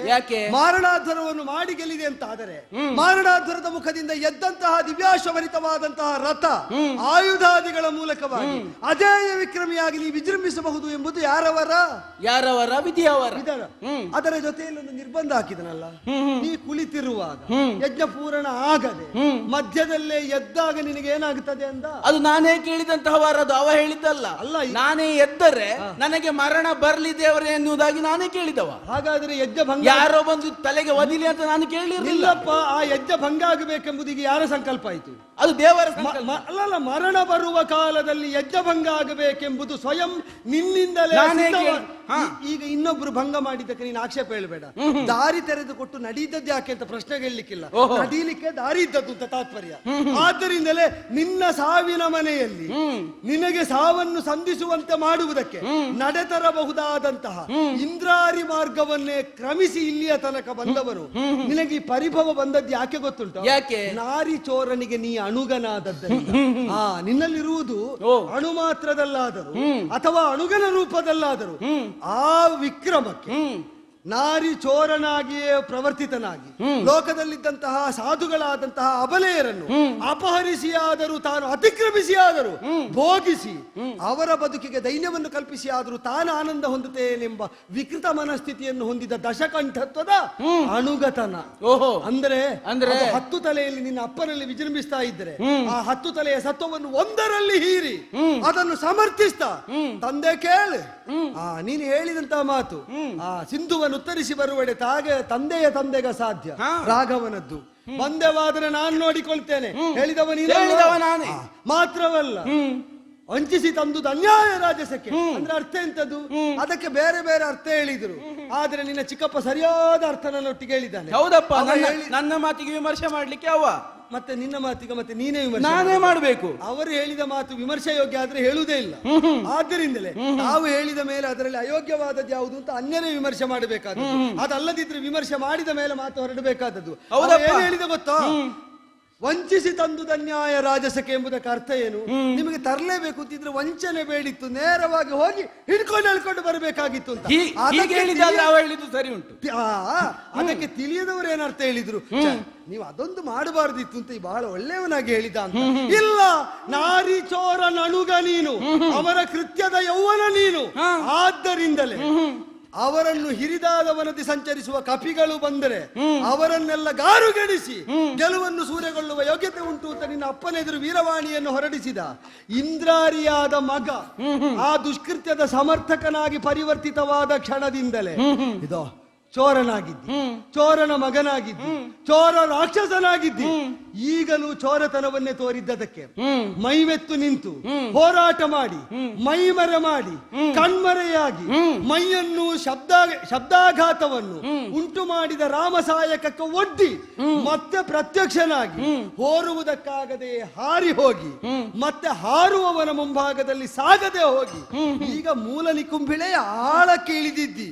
ನೀನು ಯಾವ ಆಳದಲ್ಲಿದ್ರು ಎತ್ತಿ ಕಡಿಯುವುದಕ್ಕಾಗಿ ಹೊರಟು ನಿಂತಾಗ ಕೈಗೇನು ಬರ್ತದೆ ನೋಡು. ಅಪ್ಪನ ಕುರಿತಾಗಿ ಮಾತಾಡಿದ ನನ್ನನ್ನ ವಿಮರ್ಶೆ ಮಾಡ್ಲಿಕ್ಕೆ ಯಾರು ಕೇಳಿದ್ರೆ ಅಪ್ಪನನ್ನ ಸೆರೆಮನೆಗಿಟ್ಟಾದ್ರೂ ಅಣ್ಣನನ್ನ ರಾಜಸ್ಥಾನಕ್ಕೆ ಪ್ರತಿಷ್ಠೆ ಮಾಡ್ತೇನೆ ಎಂದಾಗಿ ಹೊರಟವ ನೀನಲ್ವೋ? ಅದು ಹೇಳಿದ್ದು ಮಾತ್ರ ಮಾಡಿದನ ಅಲ್ಲ, ನಾನು ಹಾಗೆ ಅಪ್ಪನ ಮಾತನ್ನು ಬಿಟ್ಟು ಕೊಡದ ಮಗನಾಡಿ ಆಡಿದಂತಹ ಮಾತದು. ಅವನ ಮಾತನ್ನು ಸಾಧಿಸುವರೆ ಅವನದ್ದಾದಂತಹ ಧ್ಯೇಯವನ್ನು ಮುನ್ನಡೆಸುವಲ್ಲಿ ಕೊನೆ ಉಸಿರುವರೆಗೂ ಪ್ರಯತ್ನಿಸುವ. ಏನಂದೆ ನೀನು? ಮನಸ್ಸಿನಲ್ಲಿ ಸಂಕಲ್ಪ ಮಾತ್ರ ಬರುವುದು, ವಿಕಲ್ಪ ಬರ್ತದ? ಅಲ್ಲಲ್ಲ, ನನ್ನದು ಸಂಕಲ್ಪ ವಿಕಲ್ಪ ಮನಸ್ಸಿನ ನಿನ್ನದಲ್ಲ, ಮನಸ್ಸಿನಲ್ಲಿ ಅಲ್ಲ, ಮನಸ್ಸಿಗೆ ನನ್ನದು ಸಂಕಲ್ಪ ವಿಕಲ್ಪಾತ್ಮಕವಾದದ್ದು ಮನಸ್ಸು. ಅದರಲ್ಲಿ ಸರಿ ಮತ್ತು ತಪ್ಪು ಎರಡೂ ಹುಟ್ಟುತ್ತದೆ. ತಪ್ಪನ್ನು ಗಮನಿಸಿ ಸರಿಯನ್ನು ಒಪ್ಪಿ ಅನುಸರಿಸುವವನು ನಿಜವಾದ ಸತ್ಸಂಕಲ್ಪವನ್ನು ಹೊಂದಿದವ. ಎರಡೂ ಹುಟ್ಟಿದ್ದನ್ನು ವಂಚನೆ ಇಲ್ಲದೆ ಹೇಳಿದೆ. ಯಾವುದು ತಪ್ಪು ಅಂತ ತೋರಿಕೊಟ್ಟ ವಿವೇಕ ರೂಪಿಯಾದ ರಾಮನನ್ನು ಅನುಸರಿಸಿ ವಿವೇಕಾನುಸರಣೆ ಮಾಡಿದ್ದರಿಂದ ಇಲ್ಲಿಯ ತನಕ ಅಜೇಯನಾಗಿ ನಿನ್ನ ಎದುರು ನಿಂತಿದ್ದೇನೆ. ಏನು ನೀನು ಸೋತವನಲ್ವಾ? ನಾನು ಈಗ ಮೂಲ ನಿಕ್ಕುಂಬೆಳೆಗೆ ಇಳಿದದ್ದು ಹೌದು. ಈಗ ನಿನ್ನನ್ನು ನಾಗಪಾಶದಿಂದ ಕಟ್ಟಿ ಮರಣಶೈಲಿ ಮಲಗಿಸಿದವ ಹೌದು ಅಲ್ವಾ? ನಾನು ಈಗ ಇನ್ನೊಂದು ಕಾಲದಲ್ಲಿ ಎದ್ದು ನಿಂತದ್ದು ಯಾವುದು? ಅಲ್ಲಿ ಎದ್ದು ನಿಂತದ್ದು ನಿನ್ನ ಹಣೆ ಬರ. ನನ್ನನ್ನು ಎಬ್ಬಿಸುವ ಶಕ್ತಿಯಲ್ಲಿ ನಿನಗೆ ಹೊಡಿಲಿಕ್ಕಾಯ್ತು. ಎದ್ದು ನಿಂತದ್ದು ಅದು ನಿನ್ನದಾದಂತಹ ಶಕ್ತಿ ಸಾಮರ್ಥ್ಯದಿಂದಲ್ಲ, ಮೇಲಿನಿಂದ ಯಾವನ ಹಾರಿ ಮತ್ತೆ ನಿನಗೆ ಕೊಟ್ಟ ವರ ನಿನ್ನದ ನೋಡು. ಈಗ ನಿನಗೆ ಸಿಕ್ಕಿದ ವರ, ನಿನ್ನಲ್ಲಿದ್ದ ಬಲ, ಮಾರಣಾದ್ವರದಿಂದ ಬರುವ ರಥ, ಅದರಲ್ಲಿ ಬರುವ ಸಹಾಯಕ, ಅದರಲ್ಲಿದ್ದ ಧನುಸು, ಇದೆಲ್ಲ ನಿನ್ನದ ಪ್ರಶ್ನೆ ಅಲ್ಲ. ಮತ್ತೆ ಈಗ ನಾನು ಕೇಳುತ್ತಿರುವಂತಹ ಪ್ರಶ್ನೆ, ಯಾಗ ರಕ್ಷಕ ಎನ್ನುವಂತಹ ಹೆಸರು ಹೊತ್ತುಕೊಂಡು ಊರು ತಿರುಗುವಂತಹ ನೀವು, ನಾವು ಯಾಗ ಮಾತ್ರ ರಕ್ಷಿಸುವುದು ಅಂತ. ಶೇನಾದಿ ಯಾಗಗಳು ವೈದಿಕವಾದರೂ ಕೂಡ ಅದು ಭಂಗಯೋಗ್ಯವಾದದ್ದು. ಯಾಕೆ ಅಂದ್ರೆ ಇದು ವೈದಿಕ, ಇದು ಅವೈದಿಕ ಅಂತ ವಿಂಗಡಿಸುವುದು ಹೇಗೆ? ವೈದಿಕರು ನಿನ್ನಪ್ಪ ಮಾಡಿದಂತಹ ಯಾಗ ಯಾವುದೋ ಒಂದನ್ನು ಅಪೇಕ್ಷಿಸಿ ಮಾಡಿದ ಯಾಗ ಹೌದಾ? ಸಿಕ್ಕಿತ? ಈಗ ನಾನು ಮಾಡುತ್ತಿರುವಂತಹ ಈ ಯಾಗ ಅವೈದಿಕ ಅಂತ ಹೇಳುದು ಹೇಗೆ? ನಿನ್ನ ಆ ಶುಕ್ರಾಚಾರ್ಯರನ್ನು ಓಡಿಸಿ ಆಯ್ತು, ಇಲ್ಲದಿದ್ರೆ ಅವರನ್ನು ಕರೆದು ಕೇಳಬೇಕು. ವೇದ ಪ್ರತಿಪಾದ್ಯತ್ವೇ ಸತಿ ಅಲ್ಲ, ಅವ ಉತ್ತರ ಹೇಳಬಾರ್ದು. ಯಾಗಾದಿರೇವ ಧರ್ಮ ಎಂಬ ವೇದ ಶಾಸನಕ್ಕೆ ಸ್ವರೂಪ ಲಕ್ಷಣ ವಿಹಿತವಾಗುಂಟು. ವೇದ ಪ್ರತಿಪಾದ್ಯವಾಗಿರ್ಬೇಕು. ಇದು ಅಥರ್ವಣ ವೇದೋಕ್ತವಾಗಿ ಅಂತ ಗುರುಗಳು ಹೇಳಿದ್ದಾರೆ. ಮುಗಿಲಿಲ್ಲ. ಅಲ್ಲ, ಒಂದನೇದಕ್ಕೆ ಉತ್ತರ ಆಯ್ತು. ಅಲ್ಲ, ವೇದ ಪ್ರತಿಪಾದ್ಯವಾದದ್ದು ಮಾತ್ರ, ವಿಹಿತವಾದದ್ದಲ್ಲ. ಅವಿಹಿತವಾದದ್ದು ವೇದದಲ್ಲಿ ಉಂಟು, ಗೊತ್ತುಂಟಾ? ಅಲ್ಲ, ಅದಿರ್ಲಿ. ಆದ್ರಿಂದ ಸರಿಯಾಗಬೇಕು ಅಂತಿಲ್ಲ ಅಂತ. ಶೇನಾದಿ ಯಾಗಗಳು, ಶೇನ ಪಕ್ಷಿಯೊಂದು ತನಗೆ ಬೇಕಾದದನ್ನು ಹೇಗೆ ಕಿತ್ತು ತಂದು ತನಗೆ ಬೇಕಾದಲ್ಲಿ ಹಾಕಿ ಕೊಡಹಿ ತಿನ್ನುತ್ತದೋ ಹಾಗೆಯೇ ಶತ್ರುವನ್ನು ಕೂಡ ಬೇಕಾದಲ್ಲಿಂದ ಕಿತ್ತು ತಂದು ಮಾಡ್ತದೆ. ಆದರೆ ಶೇನಯಾಗ ವೈದಿಕವಾದದ್ದು, ಆದ್ರೆ ಅಧರ್ಮ. ಯಾಕೆ ಗೊತ್ತುಂಟು? ಯಾಕೆ? ಅದು ಪ್ರಯೋಜನ ವತ್ತು ಆಗಿರ್ಬೇಕು. ಪ್ರಯೋಜನ ವತ್ತು ಅಂದ್ರೆ ಏನು? ಯಾಗ ಮಾಡಿದ್ದರಿಂದ ಅಪೂರ್ವೋತ್ಪತ್ತಿಯಾಗಿ ಪರಿಣಾಮದಲ್ಲಿ ನಮಗೆ ಫಲ ಕೊಡಬೇಕು. ಪ್ರತ್ಯಕ್ಷವಾಗಿ ಅಲ್ಲೇ ಫಲ ಕೊಟ್ಟಿತು ಅಂತ ಆದ್ರೆ, ಅಲ್ಲೇ ಫಲ ಸಿದ್ಧಿ ಆಯ್ತು ಅಂತ ಆದ್ರೆ ಅದು ಪ್ರಯೋಜನ ಒತ್ತಲ್ಲ, ಪ್ರಯೋಜನವೇ ಆಗ್ತದೆ. ಈಗ ನಿನ್ನಪ್ಪ ಮಾಡಿದ ಯಾಗದಲ್ಲಿ ಪ್ರಯೋಜನ ಒತ್ತು ಹೇಗೆ? ಯಾಕೆಂದ್ರೆ ಮಕ್ಕಳು ಪುರುಷ ಆಗಲೆದ್ದು ಬರ್ಲಿಲ್ಲ. ಮಕ್ಕಳು ಹುಟ್ಟಿದ್ರು, ಹೌದು. ಇಲ್ಲ, ಫಲ ಬೇಕಾದದ್ದು ಅವನಿಗೆ ಪುತ್ರರು ಉದಿಸಲಿಲ್ಲ. ಯಜ್ಞಕುಂಡದಿಂದ ಮಕ್ಕಳೆದ್ದು ಬರಲಿಲ್ಲ. ಅಲ್ಲ, ಮಕ್ಕಳೆದ್ದು ಬರುವುದು ಬೇಡ. ಅದನ್ನೇ ಹೇಳಿದ್ದು ಪ್ರಯೋಜನ ಒತ್ತು ಅಂದ್ರೆ ಅದೇ. ಅಲ್ಲಿ ಹುಟ್ಟಿದ್ದು ದೇವ ನಿರ್ಮಿತ ಪಾಯಸ, ಅದು ಪುಣ್ಯದ ಮೂರ್ತ ರೂಪ. ಅದು ಹೋಗಿ ತಿಂದ ಮೇಲೆ ಗರ್ಭಧಾರಣೆ ಮಾಡಿ ನಮ್ಮಮ್ಮಂದಿರ ಗರ್ಭದಲ್ಲಿ ನಾವು 4 ಮಂದಿ ಹುಟ್ಟಿದ್ದು ಪರಿಣಾಮದಲ್ಲಿ ಆದಂತಹ ಪುಣ್ಯೋದಯ ಅಂತ ಅದಕ್ಕೆ ಕರೆಯುವುದು. ನಿನಗೆ ಹಾಗಲ್ಲ. ನಿನ್ನ ಉದ್ದೇಶ ಏನುಂಟು? ನಿನಗೆ ಬೇಕಾದದ್ದು ದಿವ್ಯ ವರೂಥ, ದಿವ್ಯ ಸಾಯಕ, ದಿವ್ಯ ಧನುಸು. ಅದು ಇಲ್ಲೇ ಹುಟ್ಟಿದರೆ, ಇಲ್ಲೇ ಇದರ ಮುಖದಿಂದಲೇ ಹುಟ್ಟಿದರೆ ಅದು ಪ್ರಯೋಜನ ಒತ್ತಾಗುವುದಿಲ್ಲ, ಪ್ರಯೋಜನವೇ ಆಗುತ್ತದೆ. ಆದ್ದರಿಂದಲೇ ಮಾತ್ರ ಅಲ್ಲ, ಬಲವದ ಇಷ್ಟಾನುಬಂಧಿ ಆಗಬೇಕು, ಬಲವದ ಅನನುಬಂಧಿ ಆಗಬೇಕು. ಒಂದು ಯಾಗ ಆಗಬೇಕು ಅಂತ ಬಲವತ್ ಇಷ್ಟಾನುಬಂಧಿ ಅಂದ್ರೆ ಸುಖ ಹೇತುಕವಾಗಬೇಕು ಯಾಗದ ಫಲ, ಅನಿಷ್ಟ ಹೇತುಕವಾಗಕೂಡದು. ಬಲವಾದ ಅನಿಷ್ಟಾನುಬಂಧಿ ಆಗಬೇಕು. ಇದು ಅನಿಷ್ಟ ಹೇಗಾಗ್ತದೆ ಗೊತ್ತುಂಟೋ? ಸೇನಾದಿ ಯಾಗಗಳ ಹಾಗೆ ಆ ಕಾಲದಲ್ಲಿ ಶತ್ರು ನಿಪಾತವನ್ನು ಮಾಡಿದ್ರು, ಅಲ್ಲಿ ಆದ ಕೃತ್ಯದ ಪರಿಣಾಮವಾಗಿ ಭವಿಷ್ಯದಲ್ಲಿ ನರಕ ಎಂಬ ಫಲ ವೈದಿಕವಾಗಿ ಅದಕ್ಕೆ ಇದ್ದದ್ದರಿಂದ ನರಕಜನಕವಾದಂತಹ ಸೇನಯಾಗಗಳು ಅಧರ್ಮ ಅಂತ ವೈದಿಕರ ನಿರ್ಣಯ. ಸರಿ, ಇದನ್ನು ಯಾಕೆ ಹೇಳ್ತೇನೆ ಅಂದ್ರೆ, ಯಾಕೆ? ಮಾರಣಾಧ್ವರದಿಂದ ನೀನು ಮಾಡುವಂತಹ ನಾರಿ ಚೋರತ್ವದ ಸಮರ್ಥನೆ ಎಂಬುದು ಆತ್ಯಂತಿಕವಾಗಿ ನಿನಗೆ ನರಕಜನಕವಾದದ್ದರಿಂದ ನೀ ಮಾಡಿದ ಮಾರಣಾಧ್ವರ ಅಧ್ವರವೆಂಬಂತಹ ಪ್ರಮಾಣವೇ ಇಲ್ಲ. ಬೇಡ, ನೀನ್ ಇಷ್ಟ ಆಕ್ಷೇಪ ಮಾಡ್ತೀಯ. ನಿನ್ನ ಅಪ್ಪ ಮಾಡಿದ್ದನ್ನು ನಾನು ಮಾಡುವಾಗ ನಿನಗೇನು ತೊಡಕ ಬರುವುದಿಲ್ಲ. ಅಲ್ಲಲ್ಲ, ನಿನ್ನ ಅಪ್ಪ ಮಾಡಿದ್ದನ್ನು ನಾನು ಮಾಡುವಾಗ ನಿನಗೆ ತೊಡಕೇನು ಬರುವುದು? ತೊಡಕಲ್ಲಪ್ಪ. ನೀನು ಬಹುಸುವರ್ಣಕ ಮಾಡಿದ್ದಿ, ರಾಜಸೂಯ ಮಾಡಿದ್ದಿ, ಅಶ್ವಮೇಧ ಮಾಡಿದ್ದಿ, 5 ಯಾಗ ಮಾಡುವಾಗ ಮಹೇಶ್ವರಾದಿ ಯಾಗಗಳಲ್ಲಿ ತೊಡಗಿದವನನ್ನು ಯಜ್ಞಕುಂಡದ ಎದುರಿನಿಂದ ಎಬ್ಬಿಸಿಕೊಂಡು ಹೋಗ್ಲಿಲ್ವೋ? ನೀನ್ ಯಾಕೆ ಯಾಗ ಬಿಟ್ಟು ಹೋದ್ರಿ? ಈಗ ತೊಡಕಾಯ್ತಂತ ಯಾರು ಹೇಳಿದ್ದೀನಿ? ಈಗ ಅರ್ಧದಲ್ಲಿ ಬಿಟ್ಟು ಹೋದ್ ಯಾಕೆ? ನಾನು ಹೇಳುತ್ತಿರುವುದೇನು? ಈಗ ನಾವು ಮಾಡುತ್ತಿರುವಂತಹ ಕೆಲಸ, ಮಾರೀಚರನ್ನು ಬಿಟ್ಟಿದ್ದೇವೆ, ಸುಭಾವವನ್ನು ಬಿಟ್ಟಿದ್ದೇವೆ, ಯಜ್ಞ ಭಂಜನ ಸಾಯ್ಲಿಕ್ಕೆ ಅಲ್ಲಲ್ಲ, ಯಜ್ಞ ಭಂಜನದ ಕೆಲಸ ಮಾಡ್ಲಿಕ್ಕೆ ಬಿಟ್ಟವರು. ನನಗೆ ಅಡುಗಲಿಕ್ಕೆ ಏನಿಲ್ಲ, ನಾನು ಬಯಲಲ್ಲಿ ನಿಂತವ. ಯಜ್ಞ ಭಂಜನದ ಕೆಲಸಕ್ಕಾಗಿಯೇ ಬಿಟ್ಟವರಿದ್ದೆವು. ನಮ್ಮ ಸಂಕಲ್ಪ ಏನು? ಋಷಿಮುನಿಗಳು ಮಾಡುವಂತಹ ಯಾಗದಿಂದ ದೇವತೆಗಳು ಪುಷ್ಟರಾಗ್ತಾರೆ, ತನ್ಮೂಲಕ ನಮಗೆ ವಿರೋಧ ಬರ್ತದೆ. ಆದ ಕಾರಣ ಅವರಿಗೆ ಉಪಯೋಗವಾಗಬಾರದು ಎನ್ನುವುದಕ್ಕಾಗಿ ನಾವು ಯಜ್ಞಭಂಗ ಮಾಡುವುದು. ಈಗ ನನಗೆ ಉಪಯೋಗ ಆಗಬಾರದು ಅನ್ನೋದಕ್ಕಾಗಿ ನೀನು ಯಜ್ಞಭಂಗ ಮಾಡಿದ್ದು. ನಮ್ಮಿಬ್ಬರ ನಡುವೆ ವ್ಯತ್ಯಾಸ ಎಂತ ಉಂಟು? ಆಗುವುದಿಲ್ಲ. ದೇವತೆಗಳನ್ನು ಒಪ್ಪಿ ಮಾಡುವ ಸರ್ವಕರ್ಮಗಳು ಯಜ್ಞವಾಗುತ್ತದೆ, ದೇವತೆಗಳನ್ನು ವಿರೋಧಿಸಿ ಮಾಡುವ ಸರ್ವಕರ್ಮಗಳು ಅಯಜ್ಞವಾಗ್ತದೆ. ಹೌದಪ್ಪ, ಸರಳ ಸಿದ್ಧಾಂತ. ನೀನು ದೇವತೆಯನ್ನು ವಿರೋಧಿಸಿದಲ್ಲಿಗೆ ನೀ ಮಾಡಿದ್ದು ಯಜ್ಞ ಅಲ್ಲ ಅಂತ ಆಗ್ತದೆ ಅಂತ. ತಡಿ, ಇದಕ್ಕೆ ಉತ್ತರ ಕೊಡುವ. ಈಗ ನೋಡು, ನಾನು ದೇವತೆಗಳಲ್ಲಿ ಬ್ರಹ್ಮನಲ್ಲಿ ವರವನ್ನು ಕೇಳುವಾಗ ಕೇಳಿದಂತದ್ದು ಇದೇ ವರ. ನಾನು ಯಜ್ಞವನ್ನು ಪೂರ್ಣಾವತಿಯನ್ನು ಮಾಡಿದಾಗ ಈ ಯಜ್ಞಕುಂಡದಿಂದಲೇ ರಥ ಎದ್ದು ಬರಬೇಕೆನ್ನುವುದಾಗಿ ಅವ ಹೇಳಿಲ್ಲ. ಅದು ಅಧರ್ಮಯುಕ್ತವಾದಂತಹ ಇದು ಯಾಗ ಮಗು, ಅದು ಮಾಡಬೇಡ, ಇದು ಬೇರೆ ರೀತಿಯಲ್ಲಿ ಹೀಗೊಂದುಂಟು, ಸೇನೆಯಾಗದಂತೆ ಇದು ಅಧರ್ಮ, ಇದು ಧರ್ಮ. ಅದು ಹಿರಣ್ಯಕಶಿಪಿಗೆ ವರ ಕೊಡುವಾಗ ಅಧರ್ಮ ಅಂತ ಕೊಟ್ಟದ್ದ ಯಾವುದು? ಹಿರಣ್ಯಕಶಿಪಿಗೆ ಬ್ರಹ್ಮ ವರ ಕೊಡುವಾಗ ಅಧರ್ಮ ಅಂತ ಕೊಟ್ಟದ್ದ ಅಲ್ಲ.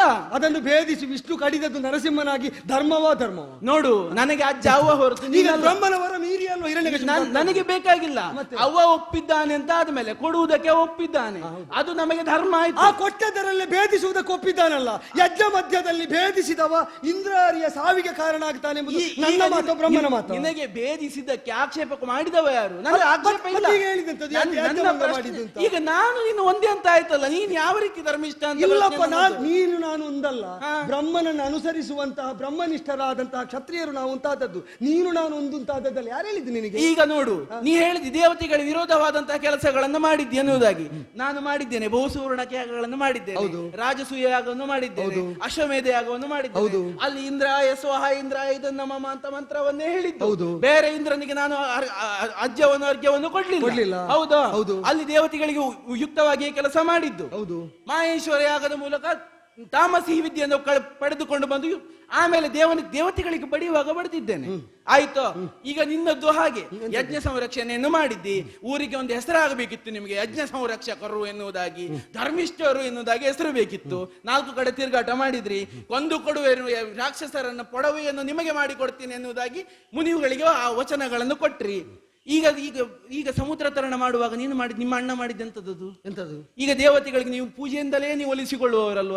ಅಲ್ಲಿ ಮಲಗಿದ್ರಂತಲ್ಲ ಪ್ರಾಯೋಪವೇಶ ಮಾಡುವಾಗ, ಮತ್ತೆ ಆಯುಧವನ್ನು ಝಳಪಿಸಿ ದೇವತೆಗಳಿಗೆ ಯುಕ್ತವಾದದ್ದು ಮಾಡಿದ್ದು ಅಯುಕ್ತವಾದದ್ದನ್ನು ಮಾಡಿದ್ದು. ಮಂತ್ರಕವಶ್ಯರಾಗಿ ಅವರು ಪ್ರಕಟರಾಗದಂತವರನ್ನು ನಿರ್ಬಂಧಿಸಿದ ರಾಕ್ಷಸರು ಯಾರು? ಏನು? ಮಂತ್ರಕ್ಕೆ ವಶರಾಗಬೇಕಾದವರನ್ನು ಬಲದಿಂದ ಬಗ್ಗಿಸಿದ ರಾಕ್ಷಸರು ಯಾರು? ಅಲ್ಲ ಬಗ್ಗಿಸಿದ್ದಲ್ಲ ಅದು ಕೇಳ್ತೇನೆ, ಹೇಳ್ತೇನೆ, ನೀನು ಅವಸರಿಸಬೇಡ. ಯಾವ ರಾಕ್ಷಸ ಒಂದು ಬಗ್ಗಿಸಿದಂತೆ ಅಲ್ಲ, ಈಗ ದೇವತೆಗಳನ್ನು ಬಗ್ಗು ಬಡಿದ ರಾಕ್ಷಸರು ಯಾರು ಅಂತ ಕೇಳಿದ್ದು. ಅಲ್ಲ ದೇವತೆಗಳು ಮಂತ್ರಕ್ಕೆ ವಶರಾಗಬೇಕಾದವರನ್ನು ಬಲದಿಂದ ಬಡಿದವರು ಯಾರು? ಅಲ್ಲ ನಾನು ಬಡಿದಿದ್ದು ಅಂತ ಮೊದಲು ಹೇಳಿ ಆಗಿದೆ. ಅಲ್ಲ, ನೀನು ಬಡಿದ ಹೌದಾ? ನಮ್ಮಪ್ಪ ನೀನು ಬಡಿದದ್ದು ನಮ್ಮಪ್ಪ ಹೌದಾ? ಯಜಮಾನ ಈಗ ರಾಕ್ಷಸರು ಯಾರ ವಶದಲ್ಲಿದ್ದಾರೆ ಅಂತ ನೀನು ಹೇಳುದು? ರಾಕ್ಷಸರು ದೇವತೆಗಳನ್ನು ಹೇಗೆ ವಶದಲ್ಲಿರಿಸಿಕೊಂಡಿದ್ದಾರೆ ಅಂತ ನೀನು ಹೇಳುದು? ಅಲ್ಲ ದೇವತೆಗಳು ಈಗ ಚತುರ್ದಶ ಈಗ ದೇವತೆಗಳು ಸ್ವೇಚ್ಛೆಯಿಂದ ಪ್ರವೃತ್ತರಾಗ್ತಾರೋ ರಾಕ್ಷಸ ಇಚ್ಛೆಯಿಂದ ಪ್ರವೃತ್ತರಾಗ್ತಾರೋ? ಅಲ್ಲ ಹಾಗೆ ಆಗೋದಿದ್ರೆ ನೀವು ಯಜ್ಞ ಮಾಡ್ಲಿಕ್ಕೆ ಇರಲಿಲ್ಲ. ನಿನ್ನಪ್ಪನಿಗೆ ಪಾಯಸ ಸಿಗಲಿ, ಅದು ಶಬ್ದ ಪ್ರಮಾಣ, ವೇದದ ವಿಷಯ ಬೇರೆ. ಈಗ ದೇವತೆಗಳು ನಿಮ್ಮ ಅಂಕೆಯನ್ನು ಮೀರಿವ, ನೀನು ಹೇಳು, ಇಂದ್ರಾರಿಯಾದ ನೀನು ಹೇಳು, ದೇವತೆಗಳು ಇಂದ್ರಾರಿ ಅಂಕೆಯಲ್ಲಿದ್ದಾರೋ ಅಥವಾ ಇಂದ್ರನ ಅಂಕೆಯಲ್ಲಿದ್ದಾರೋ? ಅಂಕಿಯಲ್ಲಿರುವುದು ಪ್ರಶ್ನೆಗೆ ಯಾವಾಗ ಬರ್ತದೆ ಗೊತ್ತುಂಟು? ಪ್ರತಿಯೊಂದು ವಿಷಯಕ್ಕೆ ಪ್ರಶ್ನೆಗೆ ನೋಡಿ, ರಾವಣೇಶ್ವರ ಪ್ರಭುಗಳಿಗೆ ಹೀಗೊಂದು ಒಬ್ಬ ಏನೋ ಮಾಡ್ತಿದ್ದಾನೆ, ಹೀಗೆ ಮಾಡಬಹುದು ಅಂತ ಕೇಳಿ ಅವರು ಮುಂದುವರೆದ್ರೆ ಅದಕ್ಕೆ ನಿಮಗೆ ನೀನು ಹೇಳಿದ್ದು ಸರಿ ಆಗ್ತದೆ. ಈಗ ನಿನ್ನಪ್ಪ ಅಲ್ಲಿ ಯಜ್ಞವನ್ನು ಮಾಡಿದ, ಯಾವುದದು ಪುತ್ರಕಾಮಿಷ್ಟಿ ಅಲ್ವೋ, ಅಲ್ಲಿ ಯಜ್ಞ ಪುರುಷ ಬಂದು ಕೊಳ್ಳಿದ ಕಾಮಧೇನುವಿನ ಪಾಲ್ಗರೆದು ಪೈದ ಅದೇನು ಉಂಟಲ್ಲ, ಅದು ಹಾಗೆ ಮಾಡುವಾಗ ನನ್ನಪ್ಪ ನಾಣತಿಯನ್ನು ಪಡ್ಕೊಂಡು ಹೋಗಿದ್ದಂತ. ಮಂತ್ರಾಧೀನರಾದ ದೇವತೆಗಳಿಗೆ ಹಾಗೆ ಒಲಿಬಾರದು. ಈಗ ಹೇಳ್ತೇನೆ ಅಲ್ಲಿ ಅವ ಪ್ರಕಟನಾದದ್ದು ಯಾಕೆ ಗೊತ್ತುಂಟು? ಯಾಕೆ? ದಶರಥ ಯಾಗ ಮಾಡುವಾಗ ಪ್ರಕಟನಾಗಬಾರದು ಅಂತ ನೀವು ಶಾಸನ ಮಾಡಿದ್ದೀರಾ? ನಿಮಗೆ ಯಾಗ ಮಾಡಿದ್ದೇ ಗೊತ್ತಿಲ್ಲ. ಅಲ್ಲ ಅದನ್ನ ಹೇಳಿದ್ದು. ಅಧೀನರಾಗುವುದಂದ್ರೆ ಹೇಗೆ ಗೊತ್ತೋ? ನೀವು ನಿರೋಧಿಸಿದ ಕರ್ಮವನ್ನು ಮಾಡಲಾಗದು. ನೀವು ವಿಧಿಯನ್ನು ನಿಷೇಧವನ್ನು ಹೇರದ ಕಾರ್ಯದಲ್ಲಿ ಅದು ಎಲ್ಲರೂ ಹಾಗೆ. ಈಗ ನಿಮ್ಮಲ್ಲಿ ಅಧೀನವಾಗಿರುವ ಸೇವಕರಿಗೆ ಮನೆಯಲ್ಲಿ ಹೇಗಿರಬೇಕು ಅಂತ ಎಲ್ಲ ರಾಜ ಹೇಳಿದಾಗ ಬದುಕುದಲ್ಲ, ಬೇಕಾಗಿಲ್ಲ. ರಾಜ ಹೇಳಿದ ವಿಧಿ ನಿಷೇಧ ಒಪ್ಪಿ ಅದರಲ್ಲಿ ಪ್ರದತ್ತವಾದ ಸ್ವಾತಂತ್ರ್ಯದಂತೆ ಬದುಕಿದ್ರು ಅವ ರಾವಣನ ಸೇವಕನೇ ಹೇಗಾಗುತ್ತಾನೋ, ನೀವು ವಿಧಿಸಿದ ನಿಷೇಧಕ್ಕೆ ಬದ್ಧರಾಗಿ ನೀವು ಮಾಡಿದ ವಿಧಿಯನ್ನು ಅನುಸರಿಸುವವರಾಗಿ ನೀವು ವಿಧಿಯನ್ನು ನಿಷೇಧವನ್ನು ಹೇಳದಲ್ಲಿ ಸ್ವತಂತ್ರವಾಗಿ ವರ್ತಿಸುವ ದೇವತೆಗಳ ಸ್ವಭಾವ. ಆ ಕಾರಣದಿಂದ ತಮ್ಮ ವಿರೋಧಕ್ಕೆ ಪೂರಕರಾಗಬಾರದೆಂಬ ನಿಮ್ಮ ಶಾಸನಕ್ಕಾಗಿ ವರುಣ ಅವ ಹೇಳಿದನಲ್ಲ, ಆಪದ್ಧರ್ಮವಾಗಿ ನಮಗೆ ಅಗಾಧತೆಯನ್ನಾದರೂ ಮೀರುವುದಕ್ಕೆ ಬೇಕಾದಂತಹ ಮಾರ್ಗ ಬೇಕು ಅಂತ ನಮ್ಮ ಅಣ್ಣ ಬಯಸಿದ ಕಾಲದಲ್ಲಿ ಪ್ರಕಟನಾಗಿ ಅದಕ್ಕೆ ಅನುವು ಮಾಡಿಕೊಟ್ಟ. ಮಾತ್ರ ಅಲ್ಲ, ಅವ ಶಂಕೆ ಪಟ್ಟದ್ದು ಯಾಕೆ? ಮಂತ್ರಾಧೀನರಾಗಬೇಕಾದವರು ರಾಕ್ಷಸ ಭಯದಿಂದಲೇ ಅಧೀನರಾಗದೇ ಇದ್ದರೆ ಆ ಕಾರಣಕ್ಕೆ ರಾಕ್ಷಸನನ್ನು ಮೀರುವುದಕ್ಕೆ ಹೊರಟ ರಾಮನ ಬಲಕ್ಕೆ ಆ ದೇವನಾದರೂ ಪ್ರಕಟನಾಗಬೇಕು ಅಂತ ಕುಶದಲ್ಪದಲ್ಲಿ ಮಲಗಿದವರು, ದರ್ಭೆಯನ್ನು ಸರಳವಾಗಿ ಮಲಗಿದವನು ಎದ್ದು ತಾನಾಗಿ ಧನುಷ್ಪಾಣಿಯಾಗಿ ಆಯುಧವನ್ನು ಹೂಡಿದ್ದು. ಹಾಗೆ ಹೂಡಿದ ಕಾಲದಲ್ಲಿ ರಾವಣನನ್ನು ಮೀರುವ ಬಲ ರಾಮನ ತೋಳುಗಳಲ್ಲುಂಟು ಅಂತ ಸ್ಫಟವಾಗಿ ವರುಣ ಪ್ರಕಟನಾದದ್ದು. ಇಷ್ಟು ಸಾಕು ನನಗೆ. ನೀನು ಎಷ್ಟು ಉದ್ದ ಕತೆ ಹೇಳಿದ್ರು ನಿನ್ನ ಬಲ ಪ್ರಯೋಗದ ಮೂಲಕವಾಗಿ ವರುಣನನ್ನು ಬಗ್ಗಿಸಿದ ಒಪ್ಪಿಕೊಂಡೆ ಅಲ್ಲ. ಯಾವಾಗಲೂ ಉಂಟು ಪ್ರಶ್ನೆ ಇಷ್ಟೇ ಇರುವುದು, ಉತ್ತರವೇ ಇಷ್ಟೇ ಇರುವುದು. ಒಂದು ಇನ್ನೊಂದು, ಈಗ ನೀನು ಕೇಳಿದ ಧರ್ಮಾಧರ್ಮ ವಿವೇಚನೆ ಸರಳವಾಗಿ ನಿನ್ನದೇ ಶೈಲಿಯಲ್ಲಿ ನಾನು ಹೇಳಿ, ರಾಕ್ಷಸ ಪ್ರವೃತ್ತಿ ಹೇಗುಂಟು ಅಂದ್ರೆ ನಿನ್ನ ಅಪ್ಪ ಮತ್ತು ಅಮ್ಮನ ದಾಂಪತ್ಯದ ಹಾಗುಂಟು. ನಿನ್ನ ಅಮ್ಮನನ್ನು ಪತಿವ್ರತೆ ಅಂತ ಲೋಕ ಕೊಂಡಾಡ್ತದೆ. ರಾಮಪಾದ ಮೂಲದಲ್ಲಿ ಸೇವಕನಾಗಿ ಸೇರಿದ ನಿನ್ನ ಚಿಕ್ಕಪ್ಪನು ಹೇಳಿದಳು, ಪರಮ ಪತಿವ್ರತೆ ಮಂಡೋದರಿ ಅಂತ. ಪಾತಿವ್ರತ್ಯವನ್ನು ಧರ್ಮವಾಗಿಸಿಕೊಂಡವಳು. ಅವಳ ಗಂಡನ ಕರ್ಮ ಎಂತದು? ಪರದಾರಾಪಹಾರ ಮಾಡಿ ಯಾರ್ಯಾರ ಗಂಡಂದಿರಿಗೆ ಹೆಂಡತಿ ಇಲ್ಲ ಅಂತ ಮಾಡುವುದು. ನಿಮ್ಮ ಕರ್ಮ ಮತ್ತು ಧರ್ಮಕ್ಕಿದ್ದ ಸಂಬಂಧ ಅದು. ಆದ್ದರಿಂದಲೇ ನಿಮ್ಮ ಯಜ್ಞ ಆದರೂ ಭಂಗಗೊಳ್ಳುವುದು. ಇದಕ್ಕೆ ಸರಳ ಉತ್ತರ. ಇದನ್ನು ಹೇಳುವವ ಯಾರು? ಪರಶುರಾಮರ ಹೆಣ್ಣಿನತ್ತ ಕಣ್ಣೆತ್ತಿ ನೋಡದವರು. ಪರಶುರಾಮರ ಹೆದರಿಕೆಗೆ ವರ್ಷಕ್ಕೊಂದರಂತೆ ಮದುವೆಯಾಗಿ ಕೊನೆಗೆ ಹೆಂಡತಿಯ ಕಾಲ ಕೆಳಗೆ ಬಿದ್ದು ಅಯ್ಯೋ ನನ್ನ ರಾಮನನ್ನು ಕಾಡಿಗೆ ಕಳಿಸಬೇಡ ಅಂತ ಅತ್ತಂತಹ ಎಂಬೇಡಿಯ ಮಗ ಅಲ್ವೋ, ನಿನ್ನನ್ನು ಸೋಲಿಸಿ ನಿನಗೆ ಋಷಿಗಳಿಗೆ ನಮಸ್ಕಾರ ಮಾಡಿದ್ರೆ ಹೆಂಬೇಡಿ ಅಂತ ಕಾಣ್ತದೆ. ಋಷಿ ಸಂಕಲ್ಪಕ್ಕೆ ವಿರೋಧ. ಈಗ ನಿನ್ನ ಅಮ್ಮ ಯಾವಾಗ ಋಷಿ ಆದದ್ದು? ಯಾರು? ಕೈಕೇಯಿ ಅಲ್ವಾ? ಋಷಿ ಸಂಕಲ್ಪ ಅಂದ್ರೆ ಪರಶುರಾಮರ ಕುರಿತು ನಾನು ಹೇಳ್ತಾ ನಾನು ಪರಶುರಾಮರ ಕುರಿತು ಹೇಳ್ತಾ ಇದ್ದೇನೆ. ಈಗ ವಿವಾಹಿತರಾದವರನ್ನು ಕೊಲ್ಲುವುದಿಲ್ಲ ಅಂತ ನಿಯಮ ಮಾಡಿದ್ಯಾರು? ಪರಶುರಾಮರೇ. ಹಾಗಾದ್ರೆ ಬದುಕಬಹುದು ಅಂತಲ್ಲೋ ತಾತ್ಪರ್ಯ? ಋಷಿಗಳು ಕೊಟ್ಟ ಆಸ್ಪದದಲ್ಲೆಲ್ಲೋ ಮದುವೆ ಆದದ್ದು. ರಾಜರಿಗೆ ಇಷ್ಟೇ ಪತ್ನಿಯರು ಅಂತ ನಿಗಮನೆಯಲ್ಲಿ ಅದು ಧರ್ಮಶಾಸ್ತ್ರದಲ್ಲಿ ಉಂಟಾ? ಇಲ್ಲಪ್ಪ. ರಾಜಾನಹ ಬಹುವಲ್ಲಭ, ಹೌದಲ್ಲ? ಅದು ಹೌದು ಅಂತ ಆದ್ರೆ ಆ ಸ್ವಾತಂತ್ರ್ಯದಲ್ಲಿ ಧರ್ಮಾಸ್ಪದತೆಯಲ್ಲಿ ತಾನು ಬೇಕಾದಷ್ಟು ಮದುವೆ ಆದರೆ ಇದರಲ್ಲಿ ಅನ್ಯಾಯ ಎಂತದ್ದು, ಅನಾಚಾರ ಎಂತದುಂಟು? ನಾನೊಂದು ಹೇಳಿ, ನನ್ನಪ್ಪ ದಶರಥ ಆದ್ರು ಹೊಂದಿದಷ್ಟನ್ನು ಮದುವೆ ಆಗಿದ್ದಾನೆ, ನಿನ್ನಪ್ಪ ರಾವಣ ಆದ್ರು ಒಂದನ್ನು ಮದುವೆ ಆಗದೆ ಎಲ್ಲವನ್ನು ಹೊತ್ತು ತಂದಿದ್ದಾನೆ. ಅಲ್ಲ, ಅದು ನಿನ್ನಪ್ಪನಿಗೂ ನನ್ನಪ್ಪನಿಗೂ ವ್ಯತ್ಯಾಸ. ಹುಲಿಗೆ ಹುಲಿಯ ಗುಣ, ಹುಲ್ಲೆಗೆ ಹುಲ್ಲೇ ಗುಣ. ಈಗ ನೀವು ಹುಲ್ ತಿಂತೀರಂತ ನಾವು ಹುಲ್ ತಿನ್ಲಿಕ್ಕೆ ಆಗುದಿಲ್ಲ. ನಿನ್ನನ್ನು ಹುಲ್ಲಲ್ಲ ಏನನ್ನು ತಿನ್ಲಿಕ್ಕೆ ಬಿಡುವುದಿಲ್ಲ ಅಂತಲೇ ಹೊಡಿಲಿಕ್ಕೆ ಬಂದದ್ದು. ಹೇಳುವವ ಯಾರು ನೀನು? ನಾನು ಹೇಳಿದ್ದು. ಈಗ ಯಾಗ ಮುಗೀತು, ಈಗ ಯಾಗ ವಿಫಲಗೊಂಡಿತ್ತು ಅಂತ ಆದ ಕೂಡ್ಲೆ ಈಗ ನಿನ್ನನ್ನು ಎದುರಿಸ್ಲಿಕ್ಕೆ ಏನೂ ಆಗುದಿಲ್ಲ ಅಂತ ತಿಳಿದೀಯ? ಯಾಗದಲ್ಲಿ ಕೈ ಕೈಯಲ್ಲಿರುವುದು ಮುರಿದು- ಏನಾಯ್ತು? ಎಂತದು?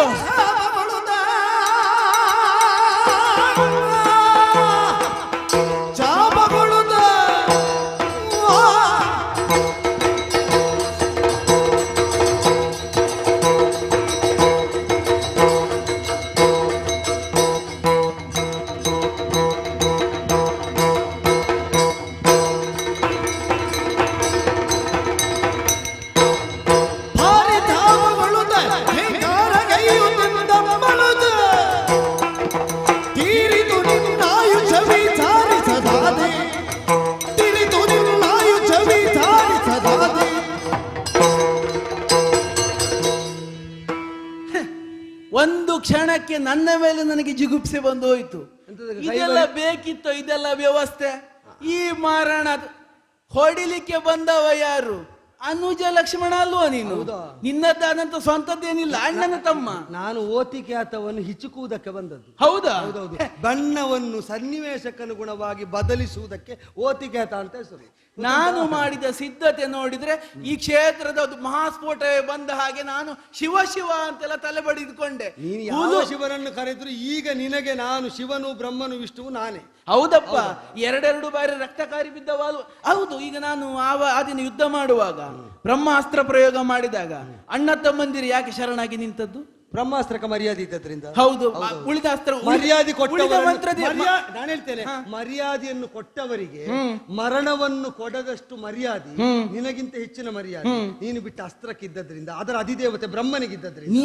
ನೀವು ಬೇಕಾದದ್ದನ್ನು ಅಲ್ಲ ಬೇಡದನ್ನು ಬೇಕಾದಾಗ ಈಗ ನೋಡು, ಮಂತ್ರಾಸ್ತ್ರ ಬ್ರಹ್ಮಾಸ್ತ್ರಕ್ಕೆ ಪ್ರಯೋಗವಾಗಿ ಇನ್ನೊಂದು ಬ್ರಹ್ಮಾಸ್ತ್ರ ಬಿಡಬಹುದು. ಇಬ್ಬರು ಉಪಸಂಹಾರ ಮಾಡಿದಲ್ಲಿ ಯಾಕಪ್ಪ ನಿನ್ನಲ್ಲಿ ಬ್ರಹ್ಮಾಸ್ತ್ರ ವ್ಯರ್ಥ ಮಾಡುದು ಯಾಕೆ? ಈಗ ಬ್ರಹ್ಮಾಸ್ತ್ರ ವ್ಯರ್ಥ ಆಯ್ತಾ?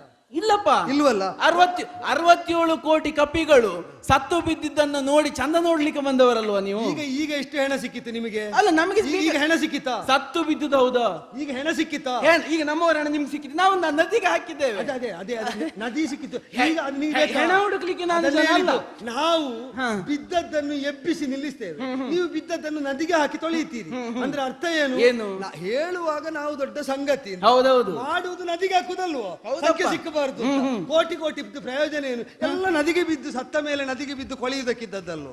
ಹೌದಪ್ಪ. ಒಂದು ಮಂಗವನ್ನು ಕೊಲ್ಲುವುದಕ್ಕಾಗಲಿ ನಿಮಗೆ ಬಯಸಿದ್ರು ಕೋಟಿ ಕೋಟಿ ದಾನವರುಗಳನ್ನು ರಕ್ಷಿಸುವುದಕ್ಕಾಗುದಿಲ್ಲ. ನೀವು ದೊಡ್ಡದು ಹೇಳಿದ್ರು, ನಿಮ್ಮದಲ್ಲಿ ಎಂತದುಂಟು ದೊಡ್ಡದು? ಅಲ್ಲ, ಬೇಕಾಗಿಲ್ಲ. ಒಬ್ಬ ಬದುಕಿದ್ರೆ ಸಾಕು. ಕಾಲನ ಜಠರಕ್ಕೆ ಕೈ ಹಾಕಿ ಸತ್ತವರನ್ನೆಲ್ಲ ಎಬ್ಬಿಸಿ ತರುವಂತ ಸಾಮರ್ಥ್ಯ ಉಂಟು ಈ ಇಂದ್ರಜಿತ್ತುವಿಗೆ. ಅಲ್ಲ, ನೀನು ಅದು ಎದ್ದು ಬಂದ ಮೇಲೆ ಏನು ಹೇಳಿದ್ಯಂತೆ? ರಾಕ್ಷಸ ಕುಲವನ್ನೇ ಸಂಹಾರ ಮಾಡಿ ಬಿಡ್ತೆ ಎಂತದೆಲ್ಲ ಹೇಳಿದಂತೆ. ಯಾಕೆ ಮಾಡ್ಲಿಲ್ಲ? ಮಾಡಬಾರ್ದು ಅಂತ ಅಣ್ಣ ತಡೆದ್ರಿಂದ. ಅಣ್ಣ ತಡೆದ ಅದೇ ಹಾಗೆ ಏಕಸ್ಯ ಹೇತೋ ರಕ್ಷಾಂಸಿ ಪೃಥಿವ್ಯಾಂ ಹಂತು ಮರ್ಸಸಿ. ಹೌದಪ್ಪ, ಒಬ್ಬನಿಗಾಗಿ ಇಡೀ ಕುಲವನ್ನು ನಾಶ ಮಾಡಕೂಡದು ಎಂಬುದನ್ನು ಹೇಳ್ತಾ ಅಯುಧ್ಯಮಾನಂ ಪ್ರಚ್ಛನ್ನಂ ಪ್ರಾಂಜಲಿಂ ಶರಣಾಗತಂ. ಹೌದಪ್ಪ ಅಲ್ವಾ? ಹಲಾಯಂತಂ ಪರಮತ್ತಂವ ನತ್ವಂ ಹಂತು ಮಿಹಾರ್ಹಸಿ. ನೀನು ನಿಜವಾಗಿ ಯಾರಾದ್ರೂ ಲೇಖಕರಿದ್ರೆ ನಿಮ್ಮ ವಂಶಕ್ಕೆ ದಾರಿದೀಪವಾಗಬಲ್ಲ ಈ ಮಾತನ್ನು ಬರೆದಿಡಬೇಕು. ಅಯುಧ್ಯಮಾನನನ್ನು ಕೊಲ್ಲಬಾರದು, ಪ್ರಚ್ಛನ್ನನನ್ನು ಕೊಲ್ಲಬಾರದು, ಹೌದಪ್ಪ, ಕೈ ಮುಗಿದವನನ್ನು ಕೊಲ್ಲಬಾರದು, ಶರಣಾಗತನಾದವನನ್ನು ಕೊಲ್ಲಬಾರದು, ಪ್ರಮತ್ತನನ್ನು ಪಲಾಯನ ಪಂಡಿತನನ್ನು ಕೊಲ್ಲಬಾರದು. ಹೀಗನ್ನು ಹೇಳಿದ ಮೇಲೆ ಏಕಾಕಿಯಾಗಿ ಅವನನ್ನು ಎದುರಿಸುವುದಕ್ಕೆ ಏನು ಬೇಕು ಅಂತ ಹೇಳಿದ್ರಿಂದ ಇಲ್ಲಿಯ ತನಕ ಅಣ್ಣ ಬಿಟ್ಟ ಬಾಣದಂತೆ ಬಂದು ನಿಂತಿದ್ದೇನೆ. ಪರಾಣ್ಮುಖನಾದವನನ್ನು ಕೊಲ್ಲಬಹುದು. ಪರಾಮುಖನಾದವನನ್ನು ಕೊಲ್ಲಿಲ್ಲ, ಸಮ್ಮುಖನಾಗಿರುವಾಗ ಕೊಂದದ್ದು. ಹೌದಾ? ಈಗ ನೀವು ಮಾಡಿದಕ್ಕೆಲ್ಲ ಸಮರ್ಥನೆ ಉಂಟು. ಅಲ್ಲ, ಸಮರ್ಥನೆ ನೀನು ಮತ್ತೆ ಕೇಳಿದ. ಯಾವುದೋ ಒಬ್ಬ ಬಡ ಬ್ರಾಹ್ಮಣನ ಮಗನನ್ನು ವಿಕ್ರಯಕ್ಕೆ ತೆಗೆದುಕೊಂಡು ಬಂದು ಯೂಪಸ್ತಂಭಕ್ಕೆ ಕಟ್ಟಿ ಯಜ್ಞ ಮಾಡಿದವ ನಮ್ಮ ಯಜ್ಞ ತಪ್ಪು ಅಂತ ಹೇಳುವುದು ಸರಿಯೇ? ನೀನು ದೊಡ್ಡ ಜನ ಆಗುದು ಬೇಡ. ನಾನೊಂದು ಹೇಳಿ, ಒಳ್ಳೆಯವರು ಕಟ್ಟಿದ್ರೆ ಅವರು ಸಾಯುವುದಿಲ್ಲ ಅಂತ. ಒಳ್ಳೆಯವರು ಕಟ್ಟಿದ್ರೆ ಸಾಯುವುದಿಲ್ಲ. ಈ ಕಟ್ಟಿದ ಮಗು ಸತ್ತನ? ಅಲ್ಲ, ಈಗ ನನ್ನದು ಸತ್ತನ ಯಜ್ಞ ಕೇಳುವುದು. ಸತ್ಸಂಕಲ್ಪಕ್ಕೆ ಸಾವಿಲ್ಲ ಅಂತ ಹೇಳುವುದು ಅದೇ ಕಾರಣಕ್ಕೆ. ಈಗ ಸತ್ಸಂಕಲ್ಪಕ್ಕೆ ಸಾವಿಲ್ಲ, ಹೌದು. ಆದ್ರಿಂದ ಸಾಯಲಿಲ್ಲ. ಕಟ್ಟುವಾಗ ಸಂಕಲ್ಪ ಏನು? ಯಾವುದಕ್ಕೆ ಕಟ್ಟುವಾಗ ಸಂಕಲ್ಪ ಏನು? ವರುಣಾರ್ಪಣ ಅಂತ. ಯೂಪ ಅಲ್ಲ, ವರುಣಾರ್ಪಣ ಅಂತ ಸಂಕಲ್ಪ ಅದು ಅರ್ಪಣ ಅಂದ್ರೆ ವರ್ಣ ಬಂದು ಅವನ ಮೇಲೆ ಕೈ ಮೇಲೆ ಇಡುವುದು ಅಥವಾ ಕಡಿಯುವುದು? ಅಲ್ಲ, ಈಗ ಕಡಿದಾದ್ರೂ ಕೊಡಬೇಕಿತ್ತು ವರುಣ ಬಾರದಿದ್ರೆ. ಹೌದೌದು. ಕಡಿಯಬಾರದು ಅಂತ ಸತ್ಸಂಕಲ್ಪದ ಬೆಂಬಲಿಗರಾದ ದೇವತೆಗಳು ಕಡಿಯುವ ಮೊದಲು ಮೈದೋರಿದ್ದರಿಂದ ಅವ ಕಡಿಯಲ್ಪಡದೆ ಇವ ಫಲಾನುಭವಿಯಾದ. ಹೌದಪ್ಪ, ಹಾಗೆ ಕೊಡು. ನಿಮಗೆ ಕುರಿ ಕೋಣಗಳನ್ನು ಕಡಿದ್ರೂ ಫಲ ಸಿಕ್ಕುವುದಿಲ್ಲ, ನಾವೆಲ್ಲ ಕಡಿಯದಿದ್ರು ಫಲ ಸಿಗುತ್ತದೆ. ಇಷ್ಟೇ ವ್ಯತ್ಯಾಸ ಇರುವುದು. ಅಷ್ಟು ಧೈರ್ಯ ಇದ್ದವ ಸ್ವಂತ ಮಗನನ್ನ ಕಟ್ತಿದ್ದ, ಬೇರೆ ಮಗನನ್ನ ವಿಕ್ರಯಕ್ಕೆ ತಂದು ಕಟ್ತಿರ್ಲಿಲ್ಲ. ನೀವು ಮಾಡಿದ್ದೆಲ್ಲ ಧರ್ಮ. ಮಾರುವವರಿದ್ದರೆ ಮನುಷ್ಯರನ್ನೇ ಮಾರುವ ಪ್ರವೃತ್ತಿ ಉಂಟು. ಕಾಶಿಯ ಮೊದಲಾದ ದೇಶಗಳಲ್ಲಿ ಅನಾದಿ ಕಾಲದಿಂದ ಇದ್ದಂತಹ ಪ್ರವೃತ್ತಿ. ಮಾನುಷ ವಿಕ್ರಯವೇ ವಿಹಿತವಾದಾಗ ಲೋಕದಲ್ಲಿ ಕಾಲಾನುಕಾಲಕ್ಕೆ ಆಚಾರ ಅನಾಚಾರಗಳಿಗೆ ವಿಧಿ ನಿಷೇಧ ಪರಿವರ್ತನೀಯವಾಗಿ ಬರ್ತಾ ಇದೆ. ಅಲ್ಲ, ಅದರಲ್ಲಿ ಸತ್ಸಂಕಲ್ಪ ಎಲ್ಲಿ ಬಂದದ್ದು ಅನ್ನೋ ಪ್ರಶ್ನೆ. ದೇವ ಪ್ರೀತಿಯನ್ನು ಸಾಧಿಸುವುದು ಸಂಕಲ್ಪ, ಆದ್ದರಿಂದ ಅದು ಸತ್ಸಂಕಲ್ಪ. ಅಸುರ ಪ್ರೀತಿಯನ್ನು ಅಸುರ ಕರ್ಮವನ್ನು ಮಾಡುವುದು ದುಷ್ಟ ಸಂಕಲ್ಪ, ಆದ್ದರಿಂದ ಅದು ಭಂಗಯೋಗ್ಯವಾದದ್ದು. ಇಲ್ಲಿ ನನ್ನದ್ದು ಹಾಗೆ ವಿಧಿಯನ್ನು ಒಪ್ಪಿಸಬೇಕಾದಂತಹ ಸಂಕಲ್ಪ ನಾನು ಮಾಡಿದವನಿದ್ದೆ.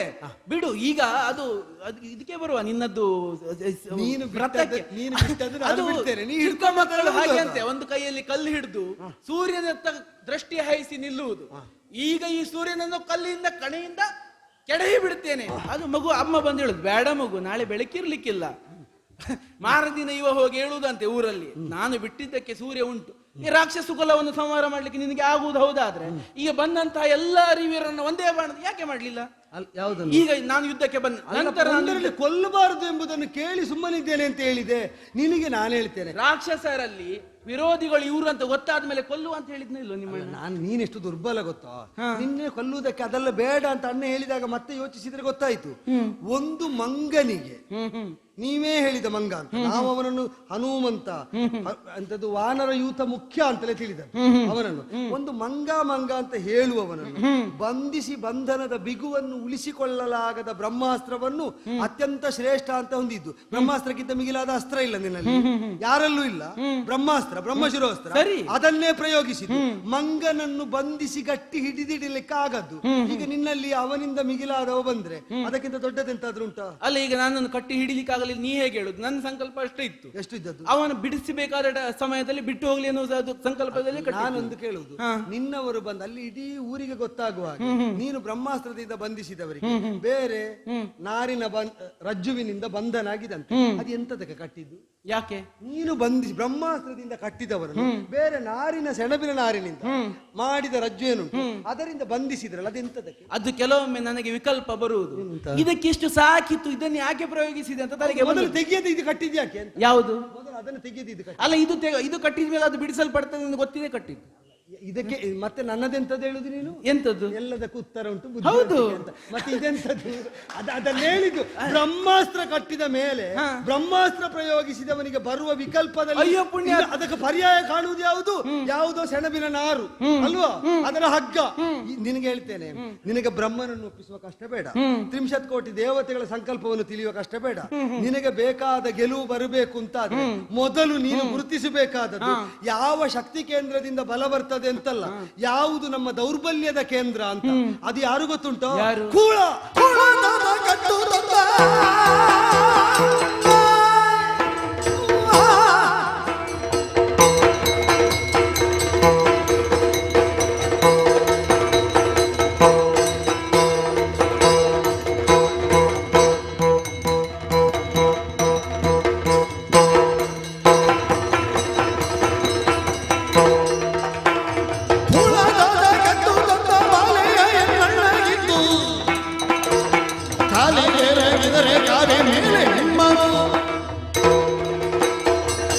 ಪರದಾರಿ ಸೋದರನೆನಿಸಿದಂತಹ ಸ್ವಕ್ಷೇತ್ರ ರಮಣನಾಗಿ ಮಾತ್ರ ಉಳಿಯಬಹುದಾದ ನಮ್ಮಣ್ಣನಿಗೆ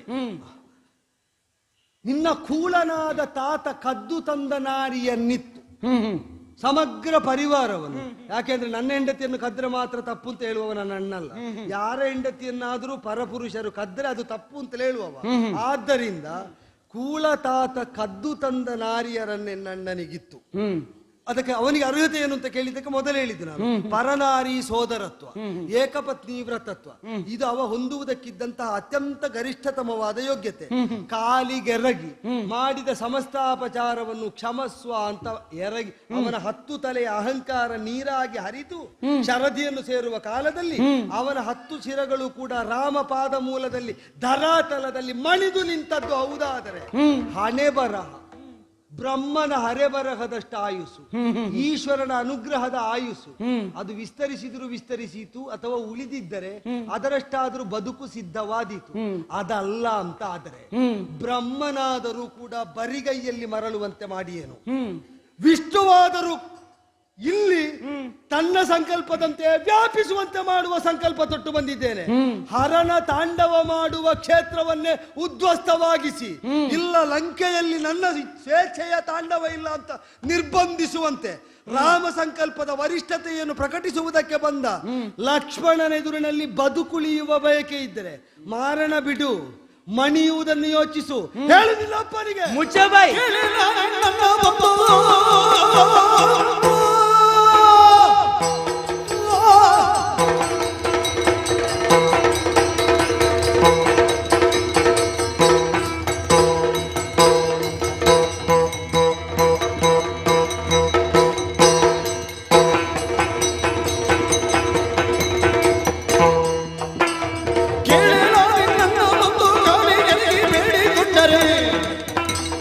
ಬಾಲೆಯನ್ನು ಬಿಟ್ಟು ಕೊಡುವ ಕಾಲ ಉಂಟೇನು?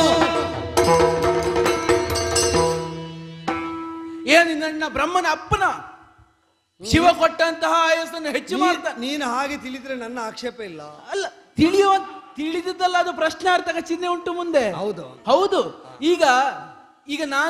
ಈಗ ನಮ್ಮಪ್ಪನಾದಂತಹ ರಾವಣೇಶ್ವರ ಪ್ರಭುಗಳು ಬಂದು ನೀನೀಗ ಬಲದಿಂದ ಎಲ್ಲರಿಗೂ ಅಪ್ಪನಾಗಲಿಕ್ಕೆ ಹೊರಟ ನಿನ್ನ ಅಪ್ಪನನ್ನು ಒಪ್ಪಿದವಲ್ವಾ? ಆದ್ರಿಂದಲೇ ಹೇಳಿದ್ದು ಬಲದಿಂದ ನಿನ್ನ ಅಪ್ಪನಿಗೂ ಅಪ್ಪನಾಗಬಲ್ಲವನ್ನು ಬ್ರಹ್ಮನ ಅಪ್ಪ ಅಂತ ಒಪ್ಪಿದ್ರು ತೊಂದರೆ ಇಲ್ಲ ಅಂತ. ಅಲ್ಲ, ನನ್ನಪ್ಪ ಬಂದು ನಿನ್ನಣ್ಣನಲ್ಲಿ ಮಣಿದು ಒಂದು ವೇಳೆ ಕೇಳಿಕೊಂಡ ಅಂತ ಆದ್ರೆ ನಾವು ಮಾಡಿದಂತಹ, ನೀವು ಹೇಳುವಂತಹ ಧರ್ಮ ನಮ್ಮದು ಧರ್ಮ, ಅದು ಹುಲಿಯ ಧರ್ಮ, ಆಗಲೇ ಹೇಳಿದ್ದೇನೆ. ನಮ್ಮದಾದಂತಹ ಎಲ್ಲ ಧರ್ಮಗಳು ತೊಳೆದು ಹೋಗ್ಲಿಕ್ಕೆ ನಿಮ್ಮ ಅಣ್ಣೇನು ಪಾವನ ಗಂಗೆಯ ಮಾಡಿದಂತ ಎಲ್ಲ ಪಾಪಗಳು ನಾಶ ಆಗಿ ಹೋಗ್ತದೆ. 50 ಲಕ್ಷ ವರ್ಷಗಳು ಶಿವನಿಂದ ದತ್ತವಾದದ್ದು ಅದಕ್ಕಿಂತ ಹೆಚ್ಚಾಗ್ತದೆ. ಅದು ಹೇಗೆ ಸಾಧ್ಯವಾದು? ಬೇಡ. ಒಂದು ವೇಳೆ ನಿಮ್ಮ ಅಣ್ಣನೇ ಬಂದು ನಾನಿಷ್ಟರವರೆಗೆ ಮಾಡಿದ್ದು ತಪ್ಪಾಯಿತು, ನಿನ್ನ ತಂಗಿಯಾದಂತಹ ಶೂರ್ಪನಾಕಾ ದೇವಿಯವರ ಕರ್ಣನಾಸಾಚ್ಛೇದನ ಮಾಡಿದ್ದು ನನ್ನದು ತಪ್ಪಾಯಿತು, ಕ್ಷಮಿಸಬೇಕು, ದೇಹಿ ತ್ರಾಹಿ ಎಂಬುದಾಗಿ ಬೇಡಿದರು. ಗುರುವಿಗೆ ಶರಣು ಬಂದವ ಸರ್ವ ಪಾಪದಿಂದ ವಿಮುಕ್ತನಾಗ್ತಾನೆ ಅಂದ್ರೆ ಗುರುವಿಗೆ ಶರಣು ಬಂದಲ್ಲಿಗೆ ಒಂದು ನಮಸ್ಕಾರ ಮಾಡಿದಲ್ಲಿಗೆ ಪಾಪ ಎಲ್ಲ ಹೋಯ್ತು ಅಂತ ಅರ್ಥವ? ಗುರುವಿಗೆ ಶರಣು ಬರುವುದು ಅಂದ್ರೆ ಏನು ತಾತ್ಪರ್ಯ ಗೊತ್ತುಂಟು? ಆ ಬಳಿಕ ಗುರು ಹೇಳಿದಂತೆಯೇ ಪ್ರತಿ ಹೆಜ್ಜೆಯನ್ನಿಡುವುದು ಅಂತ. ನಿನ್ನ ಅಪ್ಪ ಮಾಡಿದ ಹಲವು ಜನ್ಮಗಳನ್ನು ಒಟ್ಟು ಸೇರಿಸಿ ಒಂದೇ ಜನ್ಮದಲ್ಲಿ ಮಾಡಿದ ಸಕಲ ದುಷ್ಕೃತ್ಯಕ್ಕೂ ಪ್ರಾಯಶ್ಚಿತ್ತ ಏನು, ಪ್ರತಿವಿಧಿ ಏನು, ಅದನ್ನು ಧರ್ಮೋಚಿತವಾಗಿ ಧರ್ಮದ ಮರ್ಮಜ್ಞನಾದ ರಾಮ ಹೇಳಿದಂತೆ ಉಸಿರಾಡಿ ಬದುಕಿ ಸೇವಕನಂತೆ ಬದುಕುವ ಬದ್ಧತೆ ತೋರಿದ್ರೆ ನಿನ್ನ ಅಪ್ಪನು ಅವನ ಸಂಸಾರವು ಉಳಿದೀತು ಅಂದದ್ದು. ನಿಮ್ಮ ಹಿರಿಯ ವಂಶಜರಾದಂತಹ ಮಾಂಧಾತ, ಪತಿತನಾದಂತಹ ಮಾಂಧಾತ ಹರಿಶ್ಚಂದ್ರ, ನಿಮ್ಮಪ್ಪ ಮಾಡಿದ ಅಧರ್ಮ, ನಿನ್ನಣ್ಣ ಮಾಡಿದ ಅಧರ್ಮ, ಇಲ್ಲಿಯವರೆಗಾಗಿ ನೀ ಮಾಡಿದಂತಹ ಎಲ್ಲ ಅಧರ್ಮ ಎಲ್ಲವನ್ನು ಒಟ್ಟಿಗೆ ತೊಳೆದಂತೆ ಬಾಯುದಕ್ಕೆ. ಅಲ್ಲ, ಅದು ಅಧರ್ಮವೇ ಇಲ್ಲ, ಅದರಿಂದ ಯುದ್ಧಕ್ಕೆ ಬರ್ತೇನೆ. ಅದು ಅಧರ್ಮ ಆದ್ರೆ ನಾನು ಯುದ್ಧಕ್ಕೆ ಇಲ್ಲಿಯ ತನಕ ಬರ್ಲಿಕ್ಕೆ ಇರ್ತಿರ್ಲಿಲ್ಲ. ಅದರಲ್ಲೆಲ್ಲ ಇದ್ದದ್ದು ಧರ್ಮ, ಆದ್ದರಿಂದ ಆ ಧರ್ಮದ ಬಲುಹಿನಿಂದ ಇಲ್ಲಿ ಯುದ್ಧ ಬೇಕಾದಿತ್ತು ಅಂತ ಕಾಣುವುದಿಲ್ಲ ತುಂಬಾ. ಈಗ ನಿನ್ನದು ಯುದ್ಧ ಹೊರಡುದ ಹಿಂದೆ ಅಲ್ಲ, ಯುದ್ಧ ಕೈ ಸಾಗದೇ ಅಲ್ಲ ನೀನು ಇಲ್ಲಿಗೆ ಮಾರಣಾಧ್ವರ ಮಾಡಲಿದ್ದಕ್ಕೆ. ಯಾರು ಹೇಳಿದ್ದು? ನನ್ನದಾದಂತಹ ಸುಳ್ಳು ಹೇಳಲಿಕ್ಕೆ ಅದಕ್ಕೆ ಹೇಳಿದ್ದು ನನ್ನ ತೋರಿಸ ಬಂದ ಕುನ್ನಿ ಅನ್ನೋದಾಗಿ. ಅಲ್ಲ, ನೀನು ಏನು ಬೇಕಾದ್ರೆ ಹೇಳು. ಅಲ್ಲ ನೋಡು, ನಾನು ಅಗ್ನಿಗೆ ಪೂಜೆ ಮಾಡಿ ಬಂದಂತಹ ರಥ ಅಂಗದದಿಂದ ಚಿನ್ನವಾಗಿದೆ, ಹಾಗಾಗಿ ಇನ್ನೊಂದು ರಥ ಬೇಕು, ಅಕ್ಷಯವಾದಂತಹ ತುಣಿರಬೇಕು ಎಂಬ ಕೈ ಸೋತು ಬಂದದ್ದು ಎರಡೆರಡು ಸಲ ಸೋತ ಬಂದು ನೀನು ಸೋತೆ ಅಂತ ನನಗೆ ಹೇಳುದು. ಈಗ ಚೂರ್ಣಾದ್ಯ ಯಾವುದು ಯಾವುದು ಚೂರ್ಣಾದ್ಯ ಯಾವುದು ಮೊದಲು ರಥ ಹೋಗಿದೆ, ಅದೆಲ್ಲಿಂದ ಬಂದದ್ದು? ಅಗ್ನಿಯಿಂದಲೇ ಬಂದದ್ದು. ಅಂದ್ರೆ ಅಗ್ನಿಯಿಂದ ಬಂದದ್ದು ಚೂರ್ಣ ಆಗಿದೆ. ಹೌದು. ಅದನ್ನು ಅಗ್ನಿಯಿಂದ ಬಂದದ್ದನ್ನು ರಕ್ಷಿಸಿಕೊಳ್ಳುವ ಸಾಮರ್ಥ್ಯ ಅದನ್ನು ಏರಿದವನಿಗೆ ಇರಬೇಕಿತ್ತ ಬೇಡ? ಹೌದು. ಬಂದದ್ದನ್ನೇ ಚೂರ್ಣ ಆಗುವಾಗ ನೋಡ್ತಾ ನಿಂತವ ಇನ್ನು ಪಡೆಯುವುದೇ ಬೇಡ ಅಂತ ಬಂದದ್ದು. ಹೌದಪ್ಪ, ಅಗ್ನಿಯಿಂದ ಬಂದಂತ ಸಾಧನ ಚೂರ್ಣ ಆಗಿ ಹೋಗಿದೆ. ಈಗ ಇದರಿಂದ ಬಂದದ್ದು ಚೂರ್ಣ ಮಾಡ್ತೀನಿ ಅನ್ನುವಂತ ಧೈರ್ಯ ನಿಮ್ಗೆ ಯಾಕೆ ಅಗ್ನಿ ಬರ್ಲಿಲ್ಲ? ಕೊಟ್ಟು ಅಗ್ನಿಯ ಮರ್ಯಾದೆ ಕಳೆಯುವುದು ಯಾಕೋ? ಹಾ. ಅವ ಕೊಟ್ಟದ್ದು ವ್ಯರ್ಥ ಆಗ್ತದೆ ಅಂತ ಬೇಡ, ಅಲ್ಲ. ಕೊಡುವುದಕ್ಕಾಗದಂತ ತಲೆಗಡಿಯುವ ಅಂತ ಬಂದದ್ದು. ಅಗ್ನಿಯ ಮರ್ಯಾದೆ ಕಳಿಲಿಕ್ಕೆ ಆಗ್ತದೆ. ಈಗ ಬ್ರಹ್ಮನ ಮರ್ಯಾದೆ ಹೋದ್ರೇನು ನೀವು ಚೂರ್ಣ ಮಾಡಬಹುದಿತ್ತಲ್ಲ. ಯಾವುದನ್ನು? ಕಾದು ಈ ಯಜ್ಞ ಆಗುವವರೆಗೆ ಕಾದು ಚೂರ್ಣ ಮಾಡಬಹುದಿತ್ತಲ್ಲ. ಅಲ್ಲ, ಕಾಯಿದ್ ಯಾಕೆ? ನೀನ್ ನನ್ನ ಕುಟುಂಬದವನ, ಅಲ್ಲ. ನೀನು ಹೇಳಿದಾಗ ಕಾಯುವ. ನೀನು ಅತ್ತಿಗೆ ಅಣ್ಣನಿಗೆ ಒಪ್ಪಿಸಿ ನಿನ್ನ ಅಪ್ಪನ ತಲೆ ಮಣಿಯುವಾಗ ಮಾಡ್ತೀಯ? ಮಾಡ್ತೀಯ? ಅದನ್ನ ಹೇಳಿದ್ನಲ್ಲ, ನಿಮ್ಮಣ್ಣನೇ ಬಂದು ಕ್ಷಮೆ ಕೇಳಿ ನನ್ನ ಹೆಂಡತಿಯಾದಂತ ಸೀತೆ ಇಲ್ಲೇ ಇರ್ಲಿ, ನಿನಗೇ ಇರ್ಲಿ, ಅಥವಾ ನನಗೆ ಕೊಡು ಅಂತ ಬೇಡಿಕೊಂಡ್ರು, ಕೊಡ್ಲಿಕ್ಕೆ ಆಗ್ಲಿಕ್ಕಿಲ್ಲ. ನಿನಗೊಂದು ಅವಕಾಶ ತಪ್ಪಿತಲ್ಲ. ಯಾವುದು? ನಿನಗೊಂದು ಅವಕಾಶ ತಪ್ಪಿತಲ್ಲ. ಆ? ನಿನ್ನ ಅಪ್ಪನ ತಲೆ ನನ್ನ ಅಣ್ಣ ಕಡಿಯುವುದನ್ನು ನೋಡುವ ಅವಕಾಶ ತಪ್ಪಿತಲ್ಲ ನನಗ. ಹೌದೌದು. ಯಾಕೆಂದ್ರೆ ನಿನ್ನ ತಲೆ ಅದರ ಮೊದಲು ನಾನು ಕಡಿತೇನಲ್ಲ. ಅಲ್ಲ, ಇನ್ನೊಂದು, ಈಗ ನಿನ್ನ ಅಣ್ಣ ನಿನ್ನ ತಲೆಯನ್ನು ನೋಡುವ ಭಾಗ್ಯವು ತಪ್ಪಿ ಹೋಯ್ತಲ್ಲ. ನೋಡುವನ ಹಾ, ನೋಡುವ. ಭಾಗ್ಯವಂತರಾದ ಬಾ ಇದಕ್ಕೆ.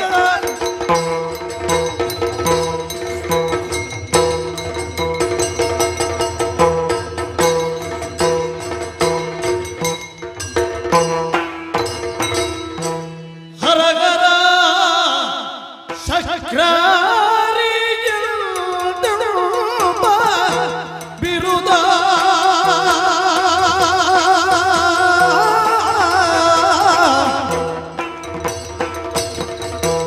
ಹರಹರ ಶಕ್ರಾರಿ ಎಂದೆಂಬ ಬಿರುದ ಇವನಿಗೆ ಮೆರೆಸಿದೆನು ಮೂರ್ಧಗದಿ ಸುರನರೋ ನಗರ ನಳುಕಿಸಿದ ಭಟತಾನು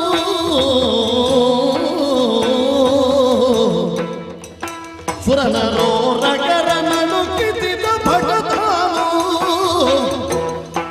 ತಲನೊರಗಿಸಿದ ಮೂರ್ಛೆಯೊಳಗಿವನು ಹರ ಹರ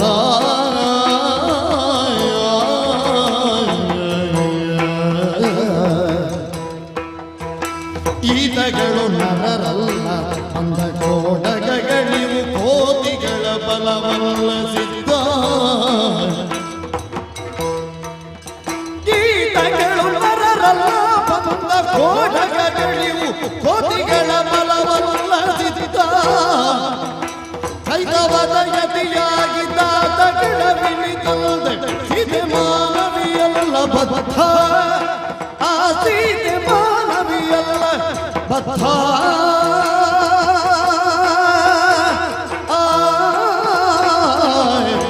ಹರ ಹರ ಹರ ಹರ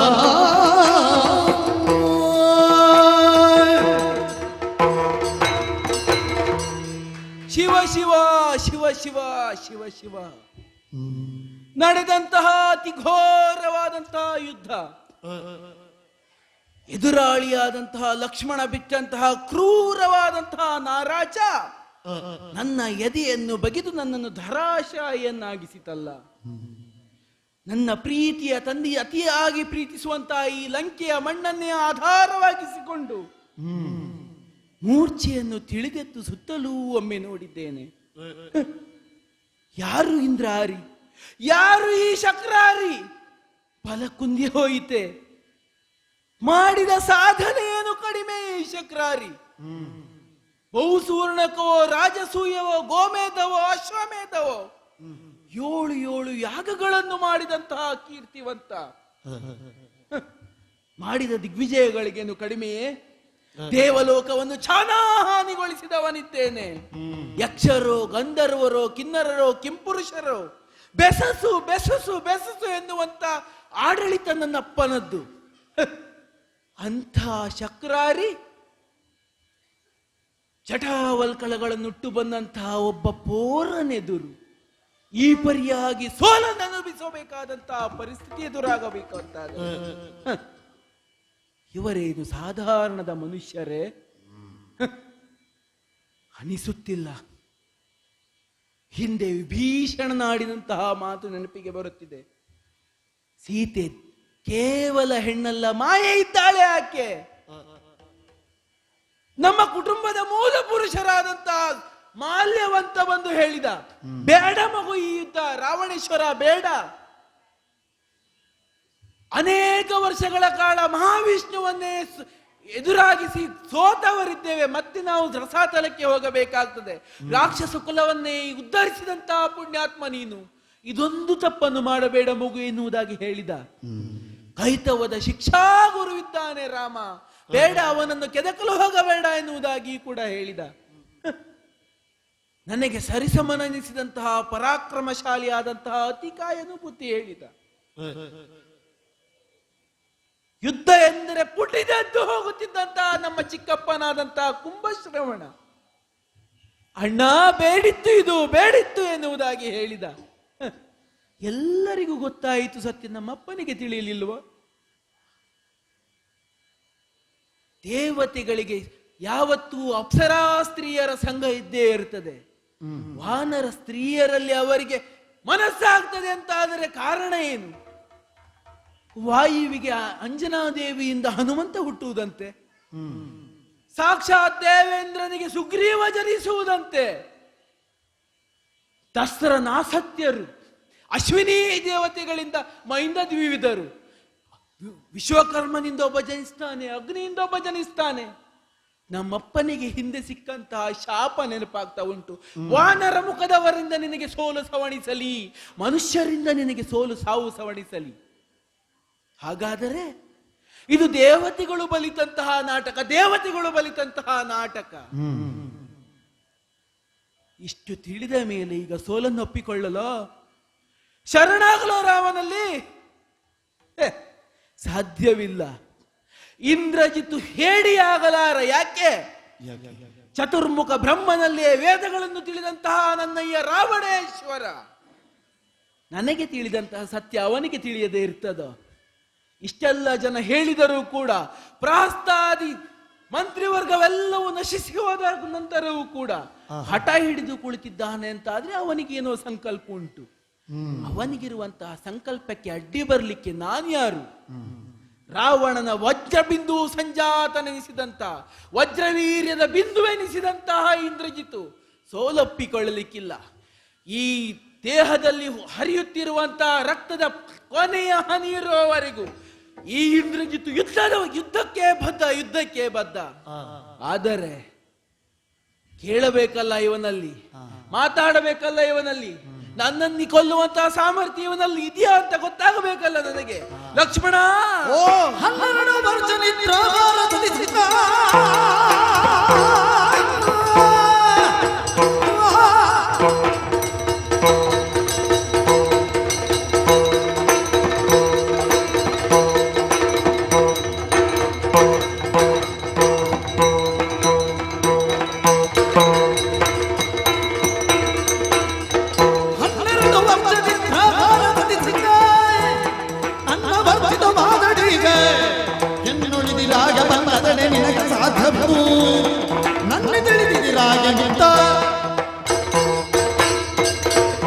ನಡೆದಂತಹ ಯುದ್ಧದಲ್ಲಿ ನನ್ನನ್ನು ಮೂರ್ಛಿತನಾಗಿಸುವಲ್ಲಿ ಸಫಲನಾದೆ ಎಂಬ ಕಾರಣಕ್ಕಾಗಿ ಅತಿಯಾಗಿ ಸಂತೋಷಿಸುವುದು ಬೇಡ. ನನ್ನದಾದಂತಹ ಈ ಮಾರಣಾಧರ ಸಂಕಲ್ಪ ನಶಿಸಿ ಹೋಯಿತು. ಹೋಗಲಿ ಬಿಡು. ಅಜ ಹರ ರುದ್ರಾದಿಗಳು ಒಂದಾಗಿ ಬಂದರೂ ಕೂಡ ಇಂದ್ರಜಿತುವನ್ನು ಕೊಲ್ಲುವುದು ಅಷ್ಟು ಸುಲಭವಲ್ಲ. ಯಾಕೆ? 12 ವರ್ಷಗಳ ಕಾಲ ಸತಿ ವಿವರ್ಜಿತನಾಗಿ, ನಿದ್ರಾವರ್ಜಿತನಾಗಿ, ಆಹಾರದಿಂದ ವರ್ಜಿತನಾಗಿದ್ದಂತಹ ಒಬ್ಬ ಮಹಾಪುರುಷನಿಗೆ ಮಾತ್ರ ಈ ಇಂದ್ರಾರ್ಯನನ್ನು ಕೊಲ್ಲುವಂತಹ ಬಲ. ಆ ಬಲ ಉಂಟೋ? ಇಲ್ಲದಿದ್ದರೆ ನಿನ್ನದಾದಂತಹ ಈ ಕಪಿ ಬಳಗವನ್ನು ಪಡೆದುಕೊಂಡು ನಿನ್ನ ಅಣ್ಣನನ್ನು ಕರೆದುಕೊಂಡು ನೀ ಕಟ್ಟಿದ ಸೇತುವನ್ನೇ ಹಿಡಿದು ಹಿಂದಕ್ಕೆ ಹೋಗಿ.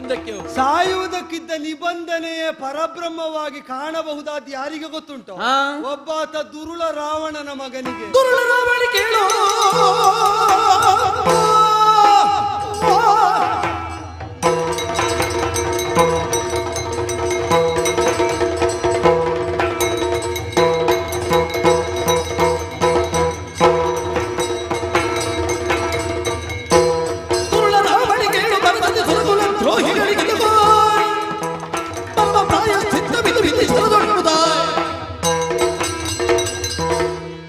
ನೀವೆಲ್ಲ ವಿಧಿಯಿಂದ ಕೊಟ್ಟ ವರದ ವರದಿಂದ ಪ್ರಮತ್ತರಾದವರು. ಎಷ್ಟು ಬಾರಿ ಇತಿಹಾಸದಲ್ಲಿ ಆವರ್ತಿಸಿ ವಿಧಿಯಿಂದ ವರ ಪಡೆದಲ್ಲಿಗೆ ಅವನ ಅಜೇಯನಾಗುವುದಿಲ್ಲ, ಅಮರನಾಗುವುದಿಲ್ಲ ಅಂತ ನಿರೂಪಿತವಾದರು. ನಿಮ್ಮ ಪಂಗಡಕ್ಕೆ ಅದರಿಂದ ವಿವೇಕೋದಯ ಆಗುವುದಿಲ್ಲ. ಅವರು ಸಾವನ್ನು ಆಯ್ಕೆ ಮಾಡಿ ಕೇಳ್ತಾರೆ ಎಂಬ ಅರಿವು ಇನ್ನೂ ಮೂಡುವುದಿಲ್ಲ. ಹೇಗೂ ಬರಬಹುದಾದ ಸಾವನ್ನು ಹೀಗೇ ಬರಲಿ ಅಂತ ನಿರ್ದೇಶಿಸುವುದು ನಿಮ್ಮ ವರಗಳ ಪ್ರಾಪ್ತಿ ಇಷ್ಟೇ ಅಲ್ವಾ? ದೂರುಳ ರಾವಣಿ, ನಿನ್ನ ಅಪ್ಪನಾದ್ರೂ ಮಾಡಿದ್ದದೆ, ಮಗನಾಗಿ ನೀನು ಮಾಡುವುದದೆ. ಬಹುಶಃ ನಿನ್ನ ಸಂತಾನ ಪರಂಪರೆ ಬೆಳೆದ್ರೆ ಇನ್ನು ಮುಂದಿನ ತಲೆಮಾರಿನಲ್ಲೂ ಮುಂದಿನ ಯುಗದಲ್ಲೂ ಮಾಡುವುದು ಇದನ್ನೇ. ನಿಮ್ಮನ್ನು ನಿರ್ಣಯಿಸುವ ವಿಧಿ ಯಾವುದು ಗೊತ್ತುಂಟ? ವಿಧಾತನ ವರ ಅಲ್ಲ. ನೀನು ಹೇಳಿದಂತಹ ಇದು ಸಿದ್ಧ ಆಗುವುದು ದೊಡ್ಡ ವಿಷಯವೂ ಅಲ್ಲ. 12 ವರ್ಷ ನಿದ್ರಾಹಾರ ವಿವರ್ಜಿತನಾಗಿರ್ಬೇಕು, ಭೋಗ ವಿವರ್ಜಿತನಾಗಿರ್ಬೇಕು. ತಪಸ್ಸು ಮಾಡುವಾಗ ನೀನು ಯಾವುದಾದ್ರೂ ವಿಶೇಷ ಸಿದ್ಧಿ ಇದ್ದು ಮಾಡಿದ್ದ ಅದನ್ನು? ನಾನು ತಪಸ್ಸು ಮಾಡಿದ ನೀನು ಅಂತಂದ್ರೆ ನಿನಗೆ ಹೇಳಿದ್ದಲ್ಲ, ನಿನ್ನ ವರ್ಗದವರು ಅಂತ ಹೇಳಿ ನಿನ್ನ ಅಪ್ಪ 10,000 ವರ್ಷ ಮಾಡಿದ್ದಾನೆ. ಈಗ ಅವ ಮಾಡುವಾಗ ನಿದ್ರೆ ಆಹಾರ, ಪಂಚಾಗ್ನಿ ಮಧ್ಯದಲ್ಲಿ ಶಿರದಗಳಗ ಮಾಡುವಾಗ ರಾಕ್ಷಸ ವರ್ಗದವರಿಗೆ ನಿದ್ರೆ ಆಹಾರ ಮೈಥುನ ಇಲ್ವಲ್ಲ? ಹೌದು. ಋಷಿ ಮುನಿಗಳಾದವರು ತಾಪಸಿಗಳಾದವರು ನಿದ್ರೆ ಆಹಾರ ಮೈಥುನ ಇಲ್ವಲ್ಲ? ಹಾಗಾದ್ರೆ ಏನು ಅವರನ್ನು ಆ ಕಾಲದಲ್ಲಿ ಬದುಕಿಸುವುದು ಯಾವುದು? ಧರ್ಮ. ಅವರು ಆಚರಿಸಿದ್ದು ಧರ್ಮವಾದರೆ ವರವಿಲ್ಲದೆ ಬದುಕಬಲ್ಲರು. ಸತ್ಯ. ಅದೆರಡರ ನೆಲೆಯಲ್ಲಿ ನಿಂತವನಿಗೆ ರಾಮ ಅಂತ ಹೆಸರು. ಆದ್ದರಿಂದಲೇ ಯಾವ ವರವೂ ಅವನ ಮುಂದೆ ನಡೆಯದು. ಅವನ ಸಾಯಕ ಎಂತಹ ವರಬಲ ಪ್ರಮತ್ತರ ಮುಂಭಾಗವೂ ನಡೆಯದೇ ಇರದು. ನಿನಗೆ ಒಂದು ಭ್ರಮೆ ಉಂಟು, ಅದನ್ನೊಮ್ಮೆ ನೀಗಬೇಕು. ನಿನ್ನನ್ನು ಕೊಲ್ಲುವುದು ಯಾವುದು ಅಂತ ಈಗ ಯೋಗ್ಯತೆ ಇದ್ರೆ ನಿನ್ನ ಎದುರು ನಿಂತ ನನ್ನ ಬಾಣ ಅಂತ. ನನ್ನ ಬಾಣ ಅಲ್ಲ, ನಿನ್ನನ್ನು ಕೊಲ್ಲ. ಅಲ್ಲ, ಅದಾಗುದಿಲ್ಲ ಅಂತೇಳಿ ನನ್ನಲ್ಲಿ ಇರುವುದು ಅಲ್ಲ. ಅದಾಗುದಿಲ್ಲ ಅಂತ ಮೊದಲು ಗೊತ್ತಿದ್ದೇ ಬಂದದ್ದು ಹೇಳಿದ್ದು. ನಿನ್ನನ್ನು ಕೊಲ್ಲುವ ಬಾಣ ರಾಮ ಬಿಟ್ಟಾಗಿದೆ, ತಾಗಲಿಕ್ಕೆ ಮಾತ್ರ ತಡ ಆಗಿದೆ. ಹೌದೌದು, ನೀನಿಷ್ಟು ಮಾತಾಡಿದ್ರಿಂದ ಅದಕ್ಕೆ ಸ್ವಲ್ಪ ತಡ ಆಗಿದೆ. ರಾಮ ಬಿಟ್ಟ ಬಾಣ ಯಾವುದು ಗೊತ್ತುಂಟು? ಈ ಲಕ್ಷ್ಮಣ. ಇದು ರಾಮ ಪ್ರಯುಕ್ತವಾದ ಸಾಯಕದ ಹೆಸರು ಲಕ್ಷ್ಮಣ ಅಂತ.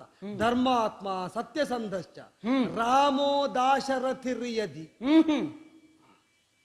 ರಾಮ ಧರ್ಮಾತ್ಮನು ಸತ್ಯಸಂಧನು ಹೌದು ಅಂತಾದರೆ ಈ ಶರ ರಾವಣಿಯನ್ನು ಕೊಲ್ಲಬೇಕು.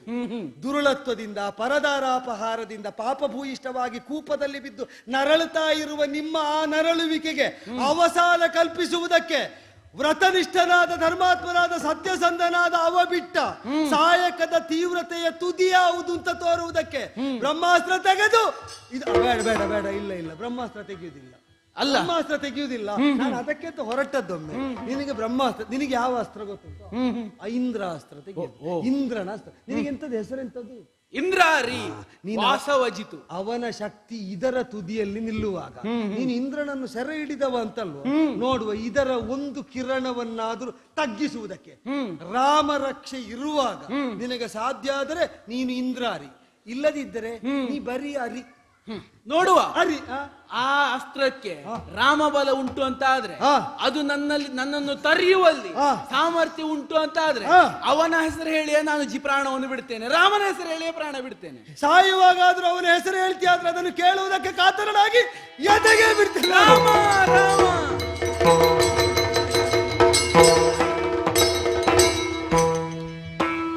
ಕಿತ್ತುಗಾಯದ ಕಣಿಯ ನಿತ್ತರವ ತೊಳೆದು ಮತ್ತೆ ಕವಳು ಸದಿಯ ಮಂತ್ರಿಸುತ್ತ ಹಚ್ಚಿ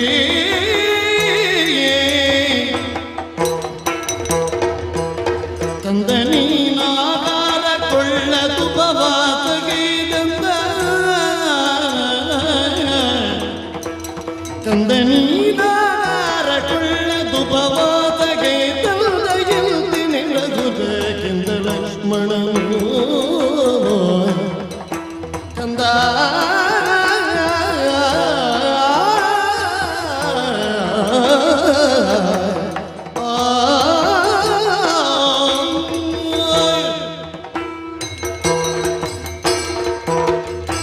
ತಮ್ಮ ಲಕ್ಷ್ಮಣ.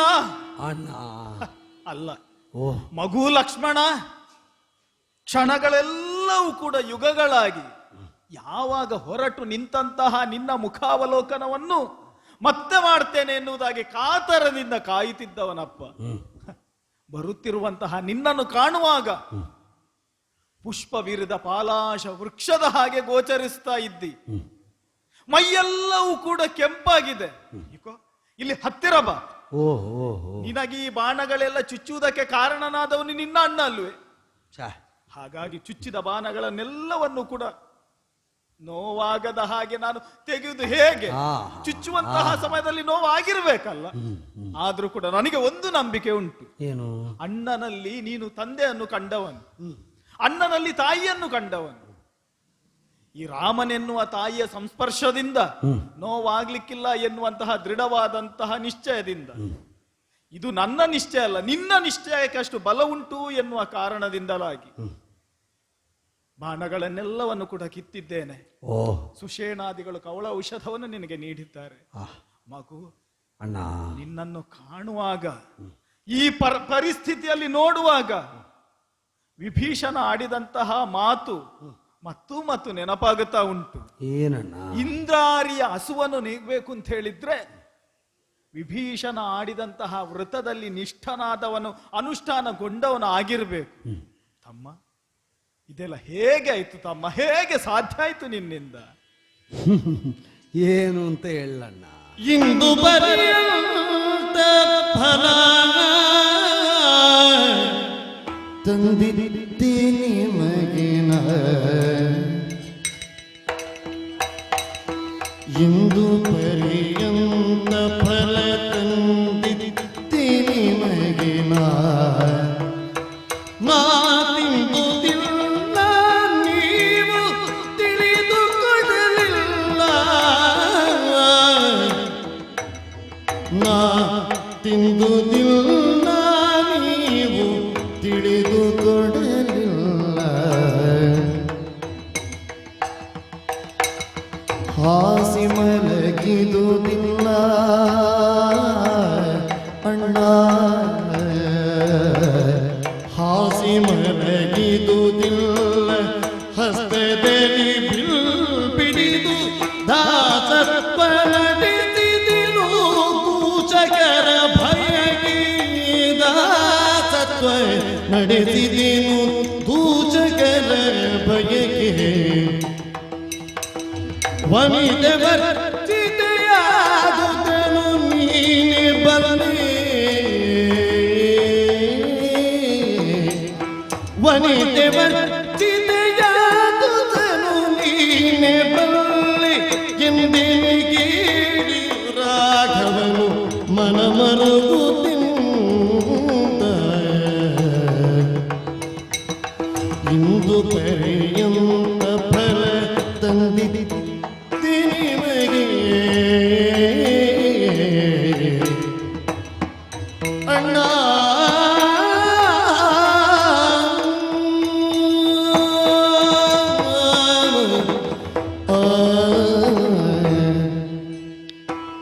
ಅಣ್ಣ, ಮಗು, ಬಾಯಾರಿದವರಿಗೆಲ್ಲ ಬಾಯಾರಿದ ವೇಳೆಯಲ್ಲಿ ಕುಡಿಯುವುದಕ್ಕೆ ಸಿಗುವುದು ಅಮೃತವೇ ಅಂತ ಆದರೆ ಯಾರು ಬಾಯಾರಿಕೆಯನ್ನು ಬಯಸುವುದಿಲ್ಲ ಅಣ್ಣ. ಹೌದು. ಕಣೆಗಳ ಗಾಯದಿಂದಲೇ ರುಧಿರರಂಜಿತವಾದ ಮೈಯನ್ನು ಸವರುವುದಕ್ಕೆ ರಾಮಕರಾಗ್ರಗಳೇ ಬರ್ತದೆ ಅಂತಾದರೆ ಇಂಥ 100 ಬಾಣಕ್ಕೆ ಮೈಯೊಡ್ಡುವ ಉತ್ಸಾಹ ಯಾರು ತೋರುವುದಿಲ್ಲ ಅಣ್ಣ. ಅದು ಮುಟ್ಟಿದಾಗ ಬಂದ ಪುಳಕದ ಮುಂಭಾಗದಲ್ಲಿ ಕೊಟ್ಟ ನೋವೊಂದು ಲೆಕ್ಕವೋ ಅಣ್ಣ. ತಮ್ಮ, 12 ವರ್ಷ ನಿದ್ರಾಹಾರ ಮೈಥುನ ವರ್ಜಿತರಾದವರಿಗೆ ಮಾತ್ರ ಸಾಧ್ಯ ಎಂಬ ನಿಬಂಧನೆ ಹೇಗೆ ಸಾಧ್ಯ ಆಯಿತು ಅಂತ ನೀ ಕೇಳ್ತಿ. ಹೌದು ತಮ್ಮ. ಅರಿಯದೆ ನೀ ಕೇಳುವುದಲ್ಲ, ಎಲ್ಲರ ಅರಿವಿಗಾಗಿ ನೀ ಕೇಳುವುದು ನನಗೆ ಗೊತ್ತಾಗ್ತದೆ. ಯಾಕೆಂದ್ರೆ ವಿಶ್ವಾಮಿತ್ರರಿಂದಲೇ ನೀ ಕೇಳುವುದಕ್ಕೆ ತೊಡಗಿದ್ದಿ. ನಿನಗೆ ಗೊತ್ತಿಲ್ಲದೆ ನೀ ಕೇಳಿದ್ದ, ಅವರು ಹೇಳಿದ್ದು ಲೋಕಕ್ಕೆ ಗೊತ್ತಾಗ್ತದಲ್ಲ ಎಂಬುದಕ್ಕೆ ಕೇಳಿದ್ದಷ್ಟೇ. ನಾನು ತಿನ್ನಲಿಲ್ಲ ಅಂತ ನೀ ಹೇಳ್ತೀನಿ. ನಾ ತಿನ್ನುತ್ತಲೇ ಇದ್ದೇನಲ್ಲ ಅಣ್ಣ. ನೀ ಸುಮ್ಮನಿರುವಾಗಲೂ ನಾನು ತಿನ್ನುತ್ತಲೇ ಇದ್ದೇನೆ. ಏನನ್ನು ಅಂತ ಹೇಳಿಬೇಕಲ್ವ ತಮ್ಮ? ನನಗೆ ರಾಮಫಲ ಬೇಕು ಅಂದೆ. ತಥಾಸ್ತು ಅಂತ ನೀನು ಒಪ್ಪಿದ್ದು ಸಾಕೇತದಲ್ಲಿ. ಹತ್ತಿರ 14 ವರ್ಷ ಆಗುತ್ತಾ ಬಂತು. ನಾ ತಿನ್ನುತ್ತಲೇ ಇದ್ದೇನಲ್ಲ. ನಾನು ಹಸಿದಿದ್ದದ್ದು ಈಗ ನಾನು ಬೇರೆ ತಿನ್ನಬೇಕಾಗಿ ಬರುವುದು ನನಗೆ ಹಸಿವಾದ್ರಲ್ವ. ಹೌದು. ನೀವು ಹಸಿವು ಅಂತ ಹೇಳಿದಾಗ ಇಂದು ಪರ್ಯಂತ ಫಲಗಳನ್ನು ಕೊಟ್ಟು ನಾನು ತರ್ತಾ ಇದ್ದೆ. ಆ, ತಿಂದು ತೇಗಿದ ನಾನು ಆ, ಹಸಿಯದೇ ಇದ್ದದ್ದರಿಂದ ಆ, ನಾನು ಅದರಿಂದ ನಾನಾಗಿ ತೆಗೆದು ತಿನ್ನಲಿಲ್ಲ. ಆ. ತಿಳಿದು ಕೊಡಲಿಲ್ಲ. ನೀನು ತಿಳಿದು ಕೊಡ್ಲಿಲ್ಲ ಅಂತಂದ್ರೆ ಗೊತ್ತು ಮಾಡಿಕೊಂಡು ಕೊಡ್ಲಿಲ್ಲ ಅಂತ ಅಲ್ಲ, ಇವ ಯಾವಾಗಲೂ ಹೊಟ್ಟೆ ತುಂಬಿಸಿಕೊಂಡೇ ಇದ್ದಾನೆ ಅಂತ ತಿಳಿದು ಕೊಡಲಿಲ್ಲ. ಆದ್ರಿಂದ ಹೇಳಿದ್ದು, ಇವ ತುಂಬಿ ತೃಪ್ತಿಯಿಂದ ತೇಗುತ್ತಾ ಇರುವಾಗ ಕೊಡಬೇಕು ಅಂತ ಕಾಣಲಿಲ್ಲ. ಅದಲ್ಲದಿದ್ದರೆ ಇದನ್ನು ಹೇಗಣ್ಣ ಅರ್ಥ ಮಾಡಿಕೊಳ್ಳುವುದು? ಪ್ರಾಣೋತ್ಕ್ರಮಣ ಸ್ಥಿತಿಯಲ್ಲಿದ್ದಂತಹ ಪಕ್ಷಿರಾಜ ಜಟಾಯುವಿಗಾದರೂ ಅಂತ್ಯ ಸಂಸ್ಕಾರವನ್ನು ಔರ್ಧ್ವದೇಹಿಕ ಪ್ರಕ್ರಿಯೆಯನ್ನು ವಿಧಿಯುಕ್ತವಾಗಿ ಮಾಡಬಹುದಾದ ರಾಮನಿಗೆ, ಆ, ಲಕ್ಷ್ಮಣನಿಗೆ ಹಸಿವಾಗುತ್ತದೆ ಅಂತ ಗೊತ್ತಿಲ್ಲದಷ್ಟು ಮರವೇ ಬಾಧಿಸ್ತದ? ಇಲ್ಲಣ್ಣ, ಇದು ತೃಪ್ತವಾದ ಜೀವ. ತನ್ನ ಕಡು ಕಷ್ಟದ ಅವಧಿಯಲ್ಲೂ ತನ್ನ ಆಶ್ರಿತರಾದವರಿಗೆ ಬೇಕಾದದ್ದನ್ನೇ ಮೊಗೆದು ಕೊಡುವ ಔದಾರ್ಯದ ನಿಧಿ ನೀನು. ಅಂತಹ ನಿನ್ನನ್ನು ನೀ ಮಲಗಿರುವಾಗ ನಾ ಮಲಗಿಯನಣ್ಣ, ನೀ ಯೋಚಿಸು. ನೀನು ಹುಲ್ಲನ್ನೇ ಹಾಸಾಗಿಸಿಕೊಂಡು ಎಲೆಯನ್ನೇ ಮಿದುವಾಗುವುದಕ್ಕಾಗಿ ಇರಿಸಿಕೊಂಡು ಮಲಗಿದ ವೇಳೆಯಲ್ಲಾದರೂ ನಾ ಕಣ್ಮುಚ್ಚಿಯೇನೋ? ಕಣ್ಮುಚ್ಚಿದ್ರೆ ನನಗಲ್ವೋ ನಷ್ಟ? ನೀನು ಯೋಚಿಸು. ನಿರಾಲಂಬನಾಗಿ ನಿರುಮ್ಮಳನಾಗಿ ಯಾವ ವಿಕಾರಗಳಿಲ್ಲದ ರಾಮನ ಭವ್ಯ ಮೂರ್ತಿ ಶಯನ ಮಾಡಿದ ನೀನು ನಿನ್ನಲ್ಲಿ ಕೇಳುತ್ತೇನೆ, ಶೇಷತಲ್ಪಶಾಹಿಯಾದ ನಾರಾಯಣ ಮಲಗಿದ್ದಾನೆ ಎಂಬುದನ್ನು ನೋಡಿದವರು ಕಣ್ಣು ಮುಚ್ಚುತ್ತಾರೋ ಹೇಳು? ಮಲಗುತ್ತಾರೋ? ನಾರಾಯಣನೇ ಮಲಗಿದ್ದಾನೆ, ಆದ್ರಿಂದ ನಾವಿನ್ನು ಮಲಗಬಹುದು ಅಂತ ಮಲಗುತ್ತಾರೋ? ಮಲಗಿದ ನಾರಾಯಣನನ್ನು ನೋಡಿ ಕೈ ಮುಗಿದು ಎಷ್ಟು ಹೊತ್ತು ನೋಡ್ಲಿಕ್ಕೂ ಭಾಗ್ಯ ಸಿಗುತ್ತದೆ ಅಂತ ಕಾಯ್ತಾರೋ? ಶೇಷಪರ್ಯಂಕಶಾಹಿಯಾದ ನಾರಾಯಣನನ್ನು ನೋಡುವ ಭಜಕರ ಮನಸ್ಸು ಬೇರೆಯಲ್ಲ. ಹುಲ್ಲನ್ನೇ ತಲ್ಪವಾಗಿಸಿಕೊಂಡು ಮಲಗಿದ ರಾಮನನ್ನು ನೋಡುವ ನನ್ನ ಕಂಗಳು ಬೇರೆಯಲ್ಲ. ನನಗಲ್ವ ಕಣ್ಮುಚ್ಚಿದ್ರೆ ನಷ್ಟ. ಆದ್ದರಿಂದ ನನಗೆ ನಿದ್ರೆ ಬಾಧಿಸಲಿಲ್ಲ. ಕಂಗಳಿಗೆ ವಿಶ್ರಾಂತಿ ಕಂಡದ್ದರಿಂದ ಸಿದ್ಧಿಸ್ತದೆ ಅಂತಾದ್ರೆ ಯಾರೂ ಕಣ್ಮುಚ್ಚುವುದಿಲ್ಲ. ಮುಚ್ಚಿದ್ದರಿಂದ ಸಿಕ್ಕುವ ವಿಶ್ರಾಂತಿಗಾಗಿ ಲೋಕ ಮಲಗುವುದು. ಇದು ಕಂಡದ್ದರಿಂದ ತಣಿಯುವ ಕಣ್ಣಾದದ್ದರಿಂದ ನಾನು ಮಲಗಿದ್ದಿಲ್ಲ. ಮತ್ತೆ ಭೋಗ, ಹೆಂಡತಿಯನ್ನು ನಾ ಕರ್ಕೊಂಡು ಬರಲಿಲ್ಲ. ಇಲ್ಲ, ನಾ ಹೊರಡುವಾಗ ನನ್ನ ಹೆಂಡತಿಗೂ ಜೊತೆಗಿರಬೇಕು ಅಂತ ಕಾಣಲಿಲ್ಲ. ಅಣ್ಣ ತಮ್ಮ, ನೀ ಹೇಳಿದ್ದನ್ನು ಅನುಸರಿಸದಿದ್ರೆ ತಪ್ಪಾಗ್ತದೆ ನೋಡು. ನಾ ಬರ್ತೇನೆ ಅಂದಾಗ ಮೊದಲಿಗೆ ನೀ ಹೇಳಿದೆ ತಂದೆ ತಾಯಂದಿರ ಸೇವೆ ಮಾಡ್ತಾ ಇರು ತಮ್ಮ ಅಂದೆ. ನಾ ಬರ್ತೇನೆ ಅಣ್ಣ ಅಂದೆ. ಹೌದು. ಕೊನೆಗೆ ಬರ್ತೇನೆ ಅಂದ ನನ್ನ ಮಾತನ್ನು ನೀನು ಒಪ್ಪುವಾಗ ತಂದೆ ತಾಯಂದಿರ ಸೇವೆ ಮಾಡು ತಮ್ಮ ಅಂತ ಹೇಳಿದ ನಿನ್ನ ಮಾತನ್ನು ನಾನು ಆಗಲೂ ಒಪ್ಪಬೇಡು ಅಣ್ಣ. ಅದಕ್ಕಾಗಿ ಅವಳನ್ನು ಅಲ್ಲಿ ಉಳಿಸಿದಾಗ, ಇಲ್ಲ ನಾವು ಒಂದಾಗಿ ಸೇವಿಸ್ತಾ ಇದ್ದೇವೆ ಸೇವ್ಯರನ್ನು ಎಂಬ ಭಾವದಿಂದ ಸಂಕಲ್ಪದಿಂದ ನನ್ನ ಸತಿ ನನಗೆ ಒಂದಾಗಿ ಇರುವುದರಿಂದಲೇ ನಾನು ಭೋಗಿಸಲಿಲ್ಲ. ಸತಿ ಬೇರ್ಪಟ್ಟಿರುವುದರಿಂದ ಭೋಗಿಸದ ಲಕ್ಷ್ಮಣ ಅಲ್ಲ, ಮನದಿಂದ ಒಂದಾಗಿರುವ ಸತಿ ಒಂದೇ ಸಂಕಲ್ಪದಲ್ಲಿ ನಿರತಳಾದದ್ದರಿಂದ ಭೋಗ ಹೊಂದಲಿಲ್ಲ. ಆ ಕಾರಣದಿಂದ ಇದಕ್ಕೆ ವಿಶ್ವಾಮಿತ್ರರ ಅನುಗ್ರಹವೂ ಕಾರಣ, ನನಗೆ ಬೇಕಾದದ್ದನ್ನು ಬದುಕಿನ ಪ್ರಾಪ್ತಿಯಾಗಿ ಕೊಟ್ಟದ್ದು ಕಾರಣ. ಇದನ್ನೇ ಈಗ ದೊಡ್ಡದು ಮಾಡಿ ನೀ ಹೇಗೆ ಉಣ್ಣದೆ ಉಳಿದೆ, ನೀ ಯಾಕೆ ಮಲಗಲಿಲ್ಲ, ನೀ ಹೇಗೆ ಭೋಗ, ನೀನು ಏನು ಕೇಳುವುದು? ನಾನೊಂದೇ ಹೇಳೋ, ನನ್ನ ಅನ್ನ ಹಸು ಪ್ರಾಣ ನಿದ್ರೆ ಭೋಗ ಆಹಾರ ಎಲ್ಲವೂ ರಾಮ. ರಾಮ ಫಲದಿಂದ ನೀನು ಇಂದ್ರಾರಿಯನ್ನು ಗೆದ್ದೆ, ಸತ್ಯ. ನಾನು ಸೋತಲ್ವ ತಮ್ಮ? ಕರುಣಾಗಿ ನಡೆಸಿ ಕಷ್ಟಗೊಳಿಸಿತು ನಿನಗೆ ತಮ್ಮ.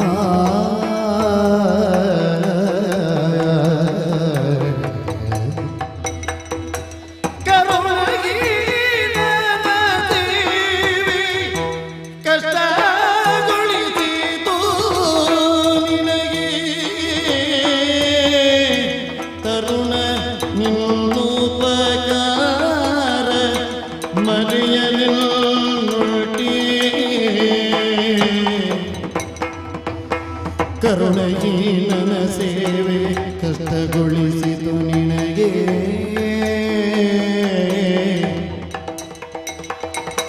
ತರುಣ ಅನುಜ ಲಕ್ಷ್ಮಣ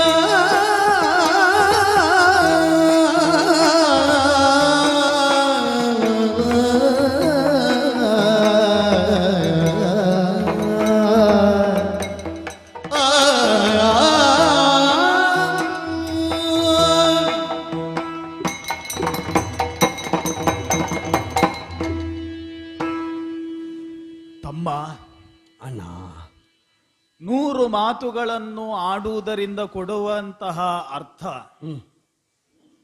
ಒಂದು ಮೌನ ಕೊಡುತ್ತದಂತೆ. ಹಾ, ನಿನ್ನ ಮಾತುಗಳನ್ನು ಕೇಳುತ್ತಾ ಕೇಳುತ್ತಾ ನಾನು ಮೌನಕ್ಕೆ ಶರಣು ಹೋದದ್ದು. ಓಹ್, ಆ ಮೌನದಲ್ಲಿ ನನ್ನನ್ನು ನಾನು ಒಂದು ಸಾರಿ ಅವಲೋಕನ ಮಾಡಿಕೊಂಡದ್ದು. ಓಹ್, ಹ. ರಾಮನ ತಮ್ಮನಾಗಿ ಆ, ಒಂದು ಎಷ್ಟು ಒಳ್ಳೆಯ ಅನುಜ ಲಕ್ಷ್ಮಣನಾಗಿ ಎಷ್ಟು ಒಳ್ಳೆಯ ನಿರ್ವಹಣೆ ತಮ್ಮ ನಿನ್ನದು. ಪಿತೃವಾಕ್ಯ ಪರಿಪಾಲನೆ ರಾಮ ಮಾಡಿದ. ನಮಗೆ ತಿಳಿಯದಂತಹ ಕೆಲವೊಂದು ಭಾವಗಳು ನಮ್ಮ ಒಳಗೆ ಹೊಕ್ಕುತ್ತದೋ ಎನ್ನುವಂತಹ ಸಂಶಯ ನನ್ನನ್ನು ಕಾಡುವುದು ತಮ್ಮ. ಯಾಕಣ್ಣ?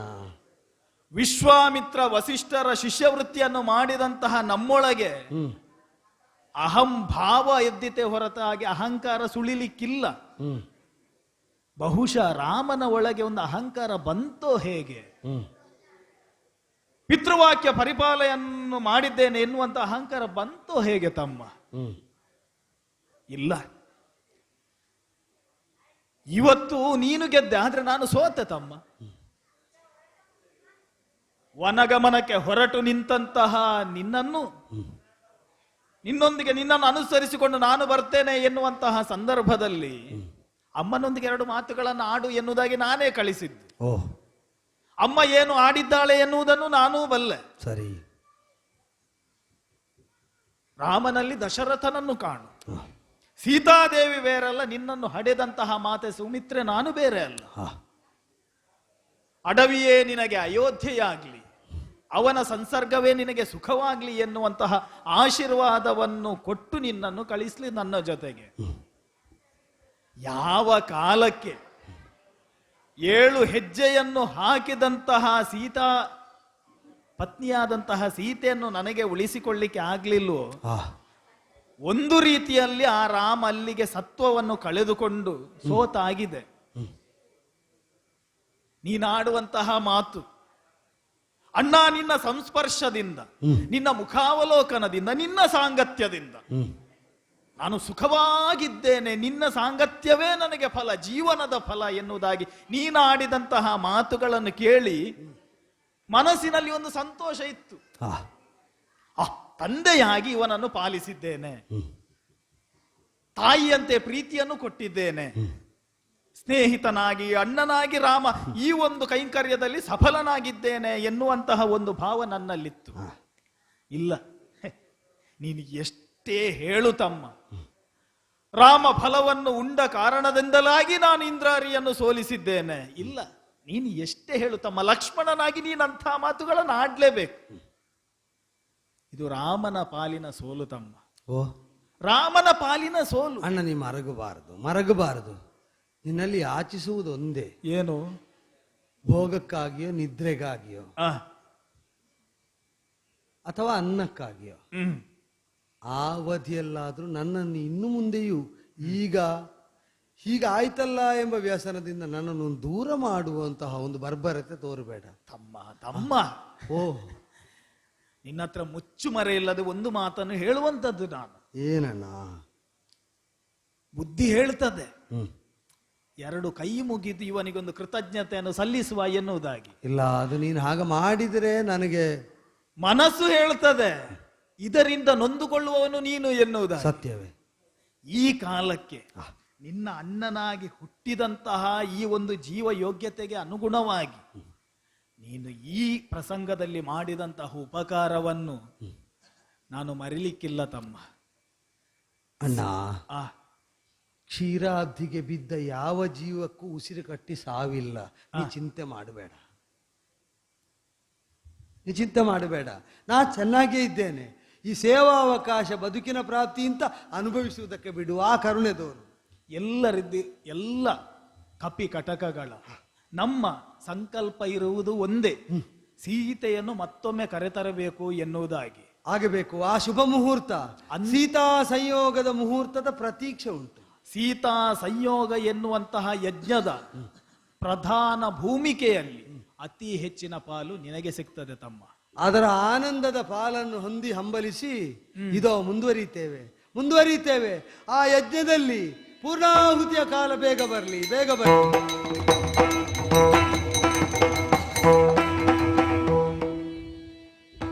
ಅಣ್ಣನಾಡಿದ ಮಾತನಾಲಿಸಿ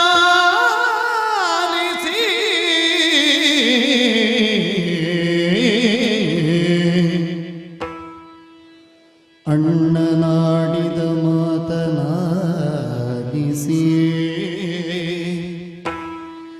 ಕಣ್ಣ ನೀರಲಿ ದೇಹ ತೋರಿಸಿ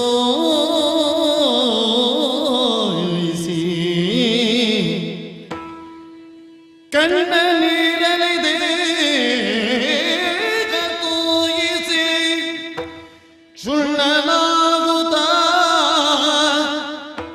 ದೈವಿ ಕಾರ್ಯವೆನಿಲ್ಲೋ ಕೇಳೆನುದ ಸುಳ್ಳನಾಗುತ್ತ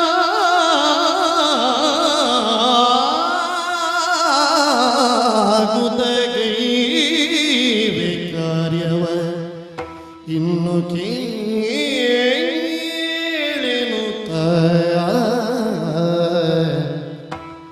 ಅಣ್ಣನ ಆಡಿದ ಮಾತನಾಲಿಸಿ ಕಣ್ಣ ನೀರಲಿ ದೇಹ ತೋಯಿಸಿ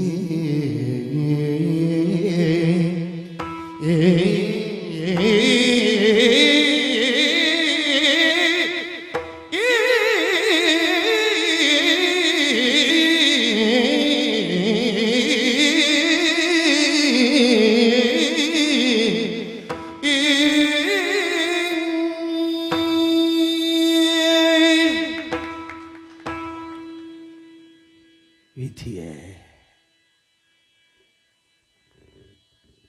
ಸಾಕೇತದ ಮಂತ್ರಣಾಗಾರದಿಂದ ಹೊರಬರಬೇಕೆಂಬ ಪ್ರಜ್ಞೆ ಎಲ್ಲರಿಗಿದ್ದರೂ ಎಲ್ಲರೂ ಚಿತ್ರಾರ್ಪಿತ ಪ್ರತಿಮೆಗಳಂತೆ ಸ್ತಬ್ಧರಾಗಿ ಹೋದರು. ಎದ್ದು ಗಾಂಭೀರ್ಯದ ನಡುಗೆಯಿಂದ ಮರಳಿದವನು ಅಣ್ಣ ರಾಮಚಂದ್ರನೊಬ್ಬ.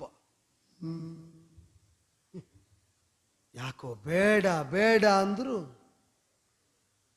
ಇಂದ್ರಾರಿಯೇ ಮೊದಲಾದ ರಾಕ್ಷಸ ವೀರರನ್ನು ಕೊಂದು ಕೆಡಹಿ ಸೀತಾ ಸಂಪ್ರಾಪ್ತಿಯ ಕಾಲ, ಸೀತಾರಾಮ ಸಂಯೋಗದ ಕಾಲ ಮನದಲ್ಲಿ ಹಾದು ಹೋಗ್ತಾ ಉಂಟು.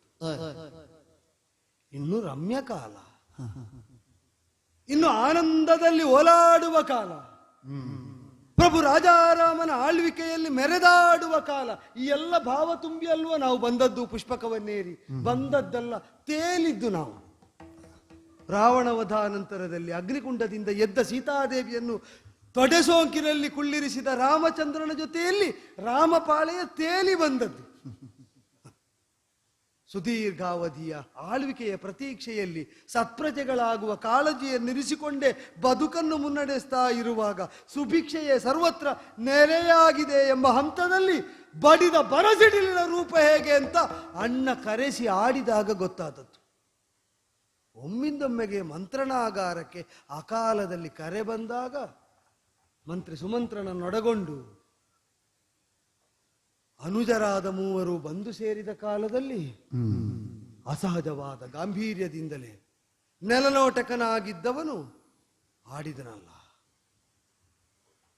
ಭದ್ರನೇ ಮೊದಲಾದ ಆಪ್ತರಿಂದ ಕೇಳಿದಂತಹ ಅಪಚಾರದ ಮಾತುಗಳು, ಅಂದರೆ ರಾಜನಿಂದ ಆಗಿರಬಹುದಾದ ಅಪಚಾರದ ಕುರಿತಾದ ನುಡಿಗಳು ಮನಸ್ಸನ್ನು ಕೊರೆಯುತ್ತಾ ಉಂಟು. ಇಲ್ಲ, ಅವಿಚಾರಿತವಾಗಿ ರಾವಣನಿಗೆ ವಿವಶಳಾಗಿ ಉಳಿಯಬೇಕಾಗಿ ಬಂದ ಸೀತಾದೇವಿಯನ್ನು ಹಾಗೆಯೇ ತನಗಾಗಿ ಸ್ವೀಕರಿಸಿದ ರಾಮನ ಕೃತ್ಯ ಒಂದನ್ನುಳಿದು ಮತ್ತೆಲ್ಲ ಸ್ತುತ್ಯರ್ಹವಾಗುಂಟು. ಅದೊಂದು ಮಾತ್ರ ಸರ್ವಜನಪ್ರಿಯವಾದ ವರ್ತಮಾನವಾಗಿ ಸಾಕೇತದಲ್ಲಿಲ್ಲ. ಯಾರು ಹೇಳಿದ್ರು ಅಂತ ಕೇಳಿದರೆ ಆಕ್ರೋಶಿತನಾಗಿ ಬುಗಿ ಬುಗಿರಂದು ಹೇಳಿದವರ ಧ್ವನಿ ಅಡಗಿಸ್ತೇನೆ ಅಂತ ಹೊರಟ್ರೆ ಇಲ್ಲ. ಮಡಿ ಮಾಡುವುದನ್ನು ಕಾಯಕವಾಗಿಸಿಕೊಂಡ ಅಗಸನಿಂದ ತೊಡಗಿ ಅರಸನಿಗೆ ಆಪ್ತರೆನಿಸಿದವರು ಕೂಡ ನಗರದ ಅಂಗಳದಂತಿರುವಂತಹ ಬೀದಿ ಬೀದಿಗಳ ಸಂಧಿಸ್ಥಾನದಲ್ಲಿ ಇಲ್ಲ, ವಾಣಿಜ್ಯ ಕೇಂದ್ರಗಳಲ್ಲಿ, ಮರಗಳ ನೆರಳಿನಲ್ಲಿ, ವಿಶ್ರಾಂತಿ ಧಾಮಗಳಲ್ಲಿ ಪರಸ್ಪರ ಆಡುವ ಮಾತಿನಲ್ಲಿ ಅಭಿವ್ಯಕ್ತವಾದಂತಹ ಪ್ರಜಾಮತವಿದು. ಪೌರಾಪವಾದಸ್ತು ಸುಮಹಾನ್. ಪುರಜನರಿಗೆ ಪ್ರಭುವಾಗುತ್ತೇನೆ ಅಂತ ಸಂಕಲ್ಪ ತೊಟ್ಟು ಸಿಂಹಾಸನ ಏರಿದರೆ ಸಾಲದು ತಮ್ಮ, ಪೌರಾಪವಾದವೆಂಬುದು ಮಹತ್ತರವಾದದ್ದು. ಆದ್ದರಿಂದ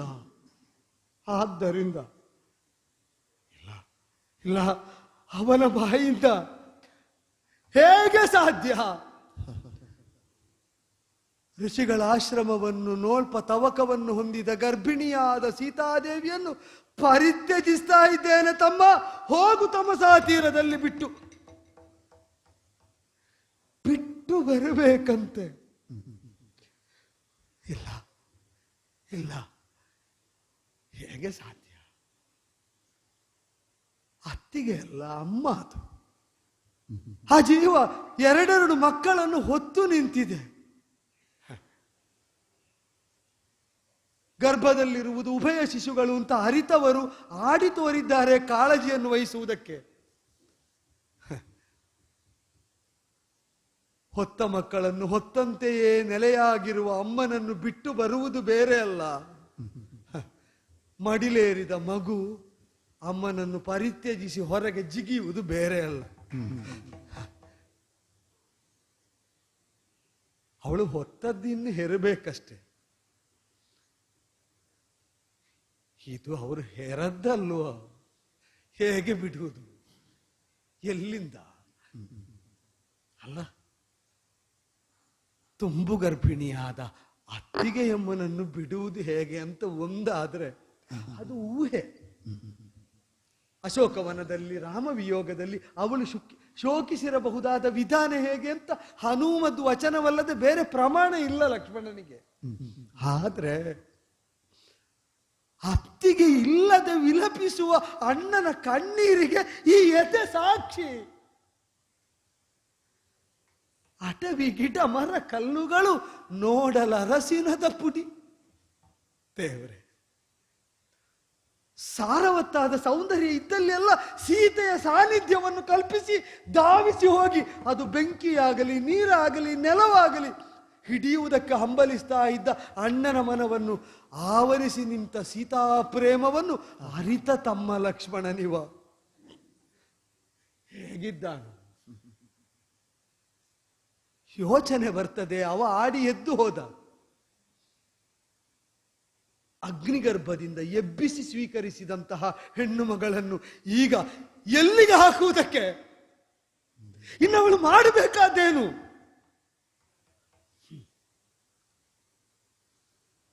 ಆಗ ಮೌನವಾಂತವನು ಮನುಕುಲಾಧೀಶರಿಗಳಿಗೆ, ಮಾನವಾಧಿಪತಿಗಳಿಗೆ ಅಪವಾದ, ಜನತೆಗೆ ಅಪವಾದ ಗಣ್ಯವಾದದ್ದು ಅಂತ ಆಡ್ತಾ ಅರೆ ಕ್ಷಣ ಮೌನವಾಂತ. ಅಣ್ಣನ ಮೌನ ಅರ್ಥ ಆಗುವುದಕ್ಕೆ ತೊಡಗಿಯೇ ಕಷ್ಟ ಆಗಿ ಹೋಯ್ತಲ್ಲ. ಈಗ ಅವ ಏನಾದ್ರೂ ಹೇಳಿದ್ರೆ ಅದನ್ನೇ ನಂಬಬಹುದಿತ್ತು. ಆ ಮೌನದಲ್ಲಿ ಒಂದು ಅರ್ಥ ಉಂಟು, ಉಳಿದವರಿಗೆ ಆಗುವುದಿಲ್ಲ, ಲಕ್ಷ್ಮಣನಿಗೆ ಆಗುತ್ತದೆ.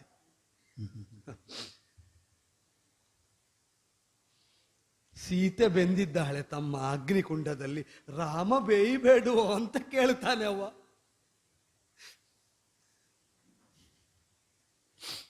ಬಹುಶಃ ಅದಕ್ಕೆ ಸೀತೆಗೂ ಕುಂಡ ನಿರ್ಮಿಸುವುದಕ್ಕೆ ಲಕ್ಷ್ಮಣನೇ ಅಗ್ನಿಯದ್ದು, ರಾಮನಿಗೂ ಕುಂಡ ನಿರ್ಮಿಸುವುದಕ್ಕೆ ಲಕ್ಷ್ಮಣನೇ. ನನ್ನ ಹಣೆ ಬರಹವೇ. ಬೇಯಲಿಕ್ಕೆ ಅವರು, ನೋಡ್ಲಿಕ್ಕೆ ನಾನು. ಹೇಗೆ ಹೇಳುವುದು? ನಡೆಯದೆ ನಿರ್ವಾಹ ಇಲ್ಲ, ಹೇಳದೆ ಗತ್ಯಂತರ ಇಲ್ಲ. ಹುಡುಕಿ ಬಂದರೆ ಉಪವನದಲ್ಲಿದ್ದಾಳೆ ಉದ್ಯಾನ ವಿಹಾರಿಣಿಯಾಗಿ. ಯಾರಾದ್ರೂ ಯಾಕೆ ಆತಂಕ ಬರ್ತಾರೆ? ರಾಮರಕ್ಷಾ ಕಕ್ಷೆಯಲ್ಲಿದ್ದವರಿಗೆ ಬದುಕಿನ ಆತಂಕದ ಕುರಿತಾಗಿ ಎಲ್ಲಿ ಅಳುಕುಳಿಯುತ್ತದೆ? ರಾಮನಿದ್ದಾನೆ, ರಾಮ ನೋಡ್ತಾನೆ.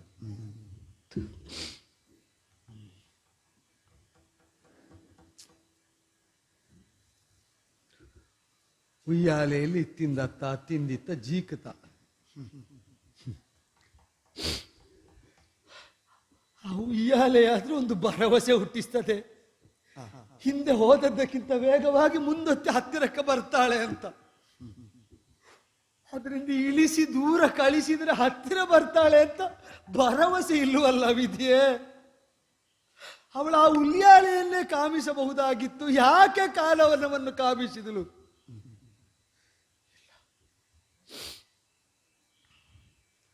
ಪರ್ಯಾಯವಾಗಿ ಎಲ್ಲರೂ ಅನುಭವಿಸುವುದಕ್ಕಿದ್ದ ಶಿಕ್ಷೆ ಇದು. ಕುಟುಂಬದ ಹಿರಿಯನಿಗೆ ಶಿಕ್ಷೆ ಆಯಿತು ಅಂತಾದರೆ ಅಘೋಷಿತವಾಗಿ ಸರ್ವ ಸದಸ್ಯರಿಗೂ ಅದು ಶಿಕ್ಷೆಯೇ.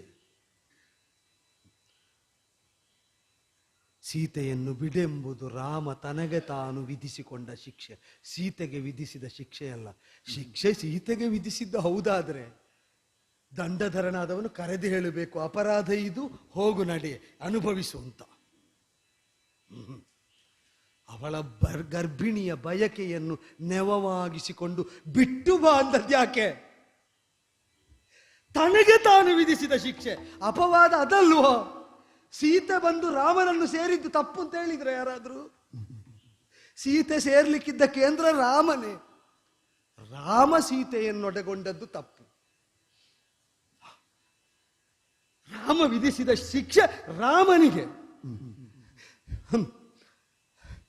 ತಪ್ಪು ಮಾಡದೆ ಅವನೆಷ್ಟು ಅನುಭವಿಸ್ತಾನೆ ಹೇಗೆ ಹೇಳುವುದು ಅಂತ ಕಾಣುವಾಗ ಅವ ತನಗೇ ವಿಧಿಸಿಕೊಂಡ ಶಿಕ್ಷೆ ಎಷ್ಟು ದುರ್ಭರವಾದದ್ದಲ್ವಲ್ಲ ನನ್ನದು ಅಂತ ಕಾಣುವುದು. ನನ್ನ ಅತ್ತಿಗೆ ಎಂತಾದ್ರು ಅವಳು ಕೇಳಿದಂತೆ ಋಷಿಗಳ ಆಶ್ರಮದ ಸನಿಹದಲ್ಲಿ ಬಿಟ್ಟು ಬರುವುದು, ಅವಳಿಗೆ ಬೇಕಾದದ್ದನ್ನೇ ಪರ್ಯಾಯವಾಗಿ ಆದರೂ ಕೊಡುವುದು. ಆದರೆ ತನಗೆ ಬೇಕಾದದ್ದನ್ನೇ ರಾಮ ಬಿಟ್ಟು ಕೊಡ್ತಾ ಇದ್ದಾನೆ. ಆ ವೇದನೆಯ ಮುಂಭಾಗದಲ್ಲಿ ಅತ್ತಿಗೆ ಎದ್ದು ಅಲ್ಲ, ನನ್ನದ್ದು ಅಲ್ಲ.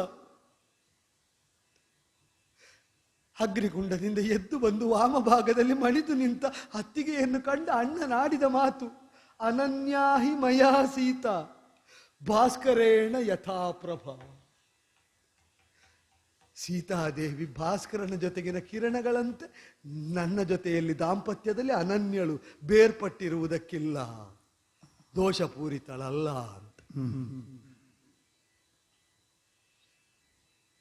ಕಷ್ಟ. ಲೋಕ ಬೆಳಗಲಿ ಅಂತ ಕಿರಣವನ್ನು ತನ್ನೊಡಲಿನಿಂದ ಬೇರ್ಪಟ್ಟು ಲೋಕದೆಡೆಗೆ ಕಳಿಸಿಕೊಟ್ರೆ ಆ ಕಿರಣಕ್ಕೆ ಲೋಕವನ್ನು ತಾಕಿ ಬೆಳಗಿದ ಸಾರ್ಥಕತೆಯಾದ್ರೂ ಇರ್ತದೆ. ಕಿರಣಗಳಿಲ್ಲದ ಸೂರ್ಯಮಂಡಲವನ್ನು ಕಾಣುವುದು ಹೇಗೆ ಅಂತ ಇಲ್ಲ ಇಲ್ಲ ಇಲ್ಲ ಅದನ್ನು ಯೋಚಿಸಿದಷ್ಟು ತಲೆ ಹಾಳಾಗುತ್ತದೆ. ಎದುರು ಹೋಗಿ ನಿಲ್ಲದೆ ನಿರ್ವಾಹ ಇಲ್ಲ. ನಡುಕ ತೋರುವುದಕ್ಕೆ ರಾಮಶಾಸನದ ತಡೆ ಉಂಟು, ತೆರೆ ಉಂಟು. ಅಮ್ಮ ಅಮ್ಮ ಅಮ್ಮ ವಂದಿಸಿಕೊಂಡೆ. ಒಳ್ಳೇದಾಗ್ಲಪ್ಪ, ವಂದಿಸಿಕೊಂಡೆ. ಆಗಲಿ. ನಾ ಬಂದದ್ದು ತೊಂದರೆ ಆಯ್ತಾ? ಚೇ ನೀನು ಬರಬೇಕು ಅಂತಲೇ ಅಪೇಕ್ಷಿಸುವವಳು ನಾನು.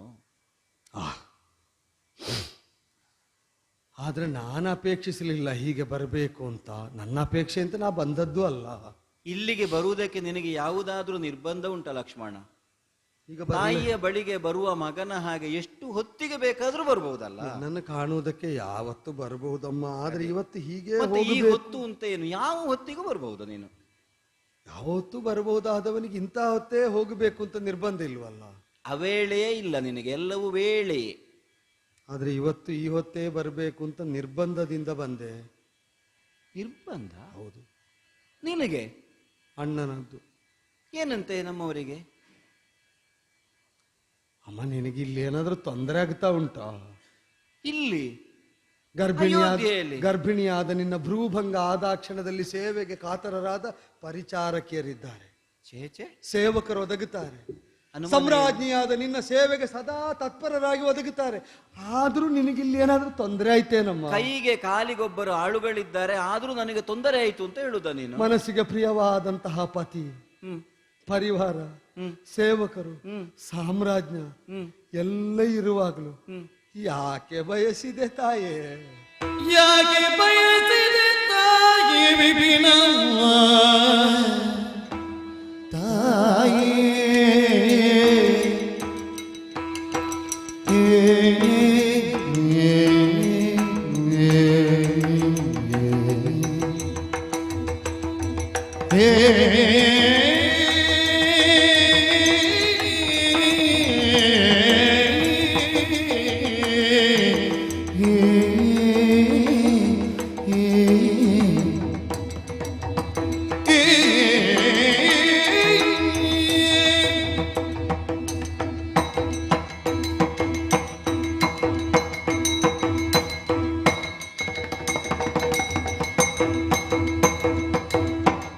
ಯಾಕೆ ಬಯಸಿದೆ ತಾಯಿ ವಿಪಿನವ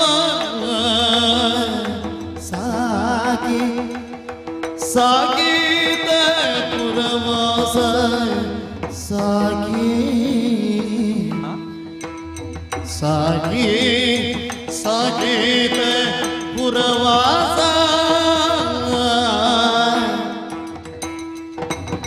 ನೀಡುಗಿ ಬಾರೆಂದು ನೋಡಿದ ಕಾಕುತ್ತನು ನೀ ಕೆಳುಗಿ ಬಾರೆಂದು ನೋಡಿದ ಕಾಕುತ್ತನು ತಾಯೇ ತಾಯೇ ಯಾಕೆ ಬಯಸಿದೆ ತಾಯಿ ವಿಪಿನವ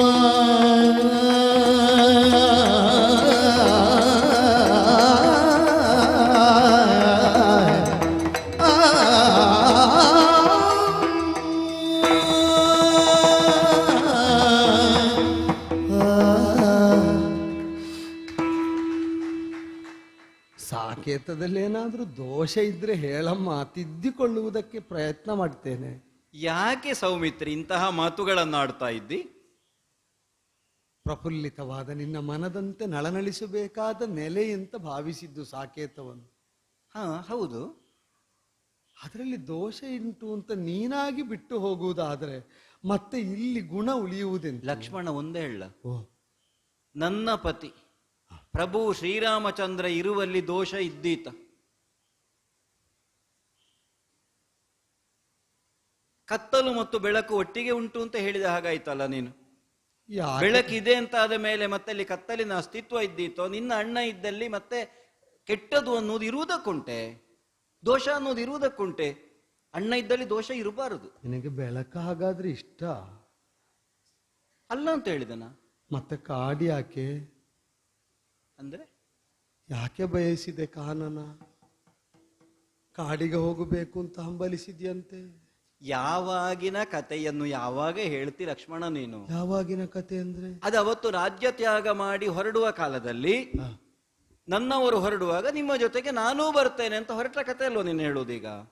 ಇಲ್ಲ ಇಲ್ಲ, ನೀನು ಹಾಗೆ ಹೇಳಿದ್ದಲ್ವಂತೆ. ನನಗೆ ಆಶ್ರಮದ ಸಮೀಪದಲ್ಲಿ ಹೋಗಿ ಋಷಿಮುನಿಗಳ ಸಾಂಗತ್ಯದಲ್ಲಿ ಇರಬೇಕಾಗಿದೆ ಅಂತ ಹೇಳಿದ್ಯಂತೆ. ನಿನ್ನಲ್ಲಿ ಒಂದು ಕೇಳ, ಓ, ಅತ್ತಿಗೆಯಲ್ಲಿ ಮಾತಾಡುವಾಗ ಕಣ್ಣೀರು ಹಾಕಿಕೊಂಡೇ ಮಾತಾಡಬೇಕು ಅಂತ ಯಾರಾದ್ರೂ ಹೇಳಿಕೊಟ್ಟಿದ್ದಾರೆ? ಕಣ್ಣೀರು ಬಂತು, ಕ್ಷಮಿಸು ಕ್ಷಮಿಸು. ಅದಲ್ಲ, ನಿನಗೊಂದು ಸರಸದಲ್ಲಿ ಒಂದು ಲಹರಿಯಲ್ಲಿ ಮಾತನಾಡುವುದಕ್ಕೇ ಗೊತ್ತಿಲ್ವ ನನ್ನಲ್ಲಿ?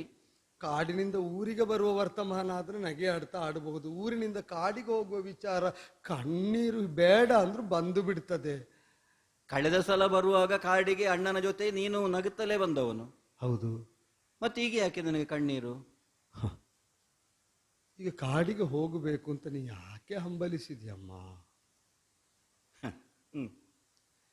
ಋಷಿಮುನಿಗಳೇ ಊರಿಗೆ ಬರುವಾಗ ಸರಿ, ಸರ್ವಸಂಗ ಪರಿತ್ಯಾಗಿಗಳಾದವರು ಊರು ಬಿಟ್ಟು ಬಿಟ್ಟು ಕಾನನ ಮಧ್ಯದಲ್ಲೇ ನೆಲೆಯಾಗಿ ತಾಪಸಿಗಳಾಗಿಯೇ ಆಗಿ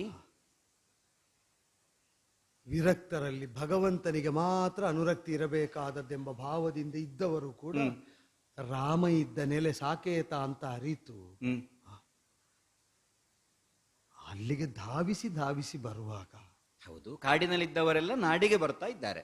ನಾಡಿನೊಡತಿಯಾದ ನೀ ಕಾಡನ್ನು ಹಂಬಲಿಸಿದ್ದು ಯಾಕೆ ನೋಡು. ಅದಕ್ಕೆ ಬೇಸರ ಆದದ್ದು. ಅವ ಬೇರೆಲ್ಲೋ ಇರುವುದು, ಬೇರೇನನ್ನೋ ಮಾಡುವುದು. ಹೋಗು, ಸೀತೆಯನ್ನು ಕಾಡಿಗೆ ಕರೆದೊಯ್ಯಿ ಅಂತ ನನ್ನನ್ನು ನೂಕಿದ ಹಾಗೆ ಕಳಿಸಿದ್ದಾನೆ. ನಾನು ಏನು ಮಾಡಬೇಕಣ್ಣ? ಲಕ್ಷ್ಮಣ ನನ್ನನ್ನು ತಳ್ಳಿ ಬಿಟ್ಟಿದ್ದಾನೆ ಈ ಕಾರ್ಯಕ್ಕೆ. ಸಾಕೇತದಿಂದ ಕಾಡಿಗೊಯ್ಯಬೇಕಂತೆ, ಆಶ್ರಮವಾಸಿಗಳ ಜೊತೆಯಲ್ಲಿ ನೀ ಇರುವುದಕ್ಕೆ ಅನುವು ಮಾಡಿಕೊಡ್ಬೇಕಂತೆ. ಏನು ಆಡುತ್ತಿ ಅಂತ ನನಗೆ ಪ್ರಾರಂಭಕ್ಕೆ ಗೊತ್ತೇ ಆಗ್ಲಿಲ್ಲ ನಿಜವಾಗಿ. ನೀನು ಯಾವಾಗ ಹೇಳಿದ್ದಿದನ್ನು ಅಣ್ಣನಲ್ಲಿ? ನಾನು ಹೇಳಿ ಹೆಚ್ಚು ದಿನವೇ ಆಗ್ಲಿಲ್ಲ, ಇಷ್ಟು ಬೇಗ ನಿನಗೆ ಗೊತ್ತಾಗಿ ಕಳುಹಿಸುವ ವ್ಯವಸ್ಥೆ ಮಾಡಿ ಆಯ್ತಾ? ಅಲ್ಲ, ಅದು ತ್ವರೆಯಿಂದ ಆಗಬೇಕಾದ ಕಾರ್ಯ ಅಂತ ನನ್ನನ್ನು ಅದಕ್ಕೆ ತಳ್ಳಿ ಬಿಟ್ಟನಮ್ಮ. ನಿನ್ನೆ ರಾತ್ರಿ ಆಡಿದ್ದು ಇವತ್ತು ಬೆಳಿಗ್ಗೆ ನಿನ್ನನ್ನು ಕರೆದು ನನ್ನವರಿಗೆ ಹೇಳಿ ಆಯ್ತಲ್ವಾ? ಆಗಬೇಕಾದದ್ದನ್ನು ಆಗಗೊಡುವಲ್ಲಿ ತಡ ಮಾಡುವವನಲ್ಲ ರಾಮ, ಅದು ನಿನಗೂ ತಿಳಿದದ್ದೇ. ಲಕ್ಷ್ಮಣ, ಓ, ಭೂಕಂಪವೇ ಆಗಿ ಹೋಯಿತು, ಅಥವಾ ಏನೋ ಇನ್ನು ಮುಂದೆ ಸಾಕೇತದಲ್ಲಿ ಉಲ್ಲೋಲ ಕಲ್ಲೋಲವೇ ಆಗಿಬಿಡ್ತದೆ ಅನ್ನೋ ಭಾವದಿಂದ ಮಾತನಾಡ್ತಾ ಇದ್ದಿ. ನಿನ್ನಲ್ಲಿ ಒಂದೇ ಹೇಳ, ಏನಾಗ್ಲಿಲ್ವೋ? ಈಗ ಸಾಕೇತವನ್ನು ಬಿಟ್ಟು ಕಾಡಿಗೆ ಶಾಶ್ವತವಾಗಿ ಹೋಗಿ ನಾನು ಇರ್ತೇನೆ ಅಂತ ನನ್ನವರಲ್ಲಿ ಹೇಳಿದ್ದು ಅಂತ ಹೇಳಿದರ? ನನಗೆ ಕಾಡಿಗೆ ಕರೆದೊಯ್ಯಬೇಕು ಅಂದ. ಮತ್ತೆ ಎಂತ ಅಪೇಕ್ಷೆಯನ್ನು ವ್ಯಕ್ತಪಡಿಸಿದ್ದೆ ಗೊತ್ತೇ ನಾನು ನನ್ನವರಲ್ಲಿ?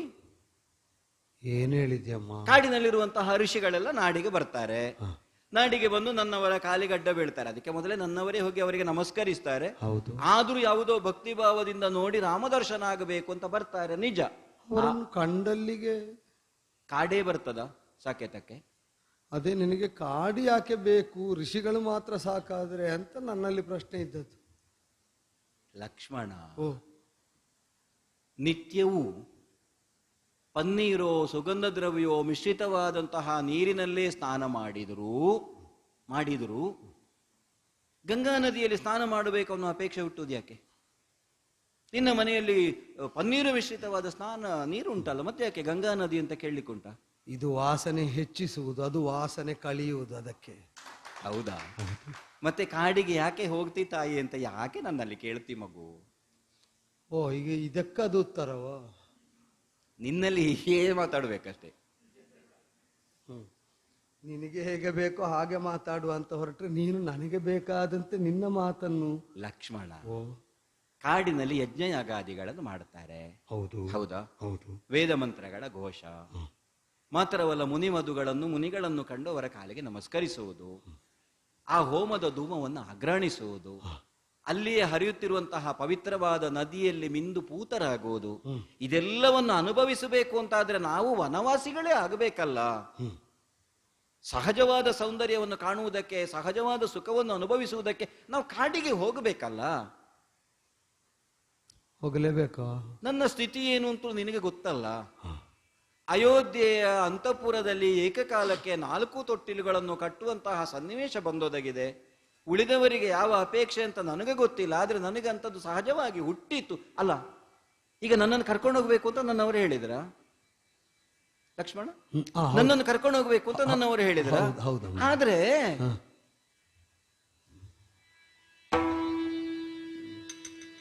ಮಣಿಮಯದ ರಥ ನಿಂತಿದೆ ನಿನ್ನ ಮನೆಯ ಬಾಗಿಲಿನಲ್ಲಿ,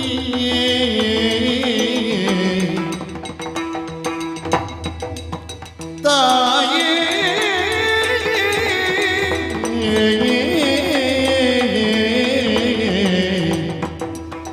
ಮಣಿಮಯದ ರಥ ನಿಂತಿದೆ ನಿನ್ನ ಮನೆಯ ಬಾಗಿಲಿನಲ್ಲಿ.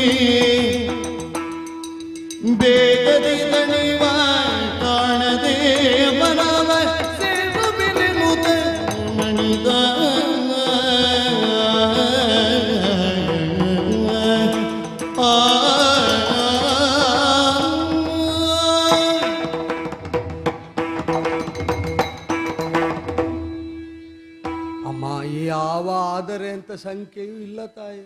ಹ್ಮ್ ಅದು ಅಲ್ಲಿ ನೋಡು, ಹ್ಮ್ ಮಣಿಮಯ ಭರೂತ ಸಿದ್ಧಾಗಿ ಬಂದಿದೆ. ಹಾ, ಹೊರಗೆ ನೋಡಿದ್ರೆ ಕಾಣುತ್ತದೆ. ಕಾಡಿನಲ್ಲಿ ಏನು ಸುಖ ಅನುಭವಿಸ್ತೀಯೋ, ಹ್ಮ್ ಕಾಡಿಗೆ ಸಾಗುವಲ್ಲಿ ದಣಿವಾಗಬಾರದು, ರಥ ಏರಿಸಿಕೊಂಡು ಕರ್ಕೊಂಡು ಹೋಗುವ ಅಂದ. ಹ್ಮ್ ಹ್ಮ್ ಹ್ಮ್ ಹೋಗಲೇಬೇಕು ಅಂತ ಕೇಳಿದ್ದ ಅದಕ್ಕೆ. ನೀವು ಹೋಗಬೇಕಂದ್ರೆ ಒಯ್ಯದೆ ನನಗೆ ನಿರ್ವಾಹ ಇಲ್ಲಮ್ಮ. ಗಂಗಾ ನದಿಯ ದಡದವರೆಗೆ ಕಳೆದ ಸಲ ನಾವು ಹೋಗುವಾಗಲೂ ಇತ್ತು. ರಥ ಅಲ್ವಾ? ಸುಮಂತ್ರನೇ ಸಾರಥಿಯಾಗಿ ನಮ್ಮನ್ನು ಕರೆದೊಯ್ದಿದ್ದ. ಆಮೇಲೆ ಗಂಗಾ ನದಿಯನ್ನು ಉತ್ತರಿಸಿದ ಮೇಲೆ ಮತ್ತೆ ನಾವು ನಡ್ಕೊಂಡೇ ಹೋದ್ವಿ.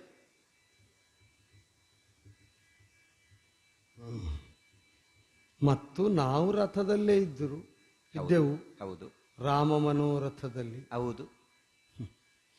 ಇದು ಹಾಗೆ ಅಮ್ಮ, ಹ್ಮ್ ಇದು ಹಾಗೆ. ಅಂದ್ರೆ ರಾಮ ಮನೋರಥದಲ್ಲಿ ಇಲ್ಲಿಂದ ಕಾಡಿಗೆ ಹೋಗುವುದಕ್ಕೆ ಮಣಿಮಯ ರಥ. ಅದು ಗೊತ್ತಾಯ್ತು. ಅವರು ಹೇಳದೇ ಇದ್ರೆ ನಾನು ಹೋಗುವುದಕ್ಕಿಲ್ಲ, ನೀನು ಕರೆದೊಯ್ಯುವುದಕ್ಕೂ ಇಲ್ಲ. ಹೌದು. ಆದ್ದರಿಂದ ಈಗ ಹೋಗಬೇಕಾದ್ರೆ ಸಿದ್ಧಳಾಗಮ್ಮ. ಹೋಗಬೇಕಾದ್ರೆ ಅಂತ ನೀನು ಹೇಳುವುದಕ್ಕೆ ಇಲ್ಲ. ಹೋಗಬೇಕು ಅನ್ನೋ ಅಪೇಕ್ಷೆಯನ್ನು ನನ್ನವರಲ್ಲಿ ನಾನು ವ್ಯಕ್ತಪಡಿಸಿದ್ದೆ. ಆಗ್ಲೇ ಹೋಗಲೇಬೇಕು ಅಂತ. ಆಯ್ತಮ್ಮ, ಆಯ್ತು. ಈಗ ಸಾರಥಿಯಾಗಿ ನೀನು ಹೌದು ಕರೆದೊಯ್ಯುವುದಕ್ಕೆ. ಹೌದು. ನೀವೇನಮ್ಮ ಅಲ್ಲಿ ನೋಡುವುದು? ಅದಲ್ಲ, ರಥ ಬರಿದಾಗಿ ಉಂಟಲ್ಲ. ಜಾಣನಿಲ್ಲಿ ಕಾಣನಲ್ಲ ಪ್ರಾಣಕಾಂತ ಬರುವನಲ್ಲ.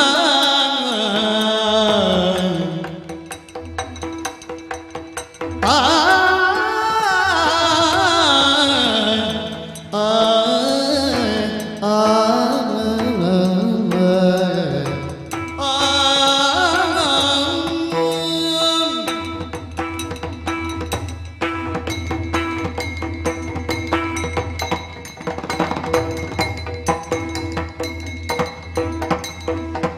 ಜಾಣನಿಲ್ಲಿ ಕಾಣನಲ್ಲ ಪ್ರಾಣಕಾಂತ ಬರುವನಲ್ಲ.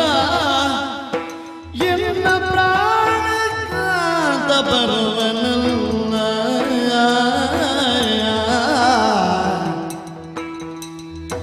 ಚೋಳಿ ಬಾಲ ನಿನದಿ ವನದಿ ಕಾಣನೆಂದು ಸೊಗಸ ಮಡದಿ. ಶೋಣಿ ಬಾಲನಿರದಿ ವನದಿ ಕಾಣನೆಂದು ಸೊಗಸ ಮಡದಿ. ಜಾಣನೆನ್ನು ಕಾಣನಲ್ಲ ಪ್ರಾಣಕಾಂತ ಬರುವನಲ್ಲ. ಶೋಣಿ ಬಾಲನಿರದೆ ವನದಿ ಕಾಣನೆಂದು ಸೊಗಸ ಮಡದಿ. ಜಾಣನೆಲ್ಲಿ ಕಾಣನಲ್ಲ ಪ್ರಾಣಕಾಂತ ಬರುವನಲ್ಲ.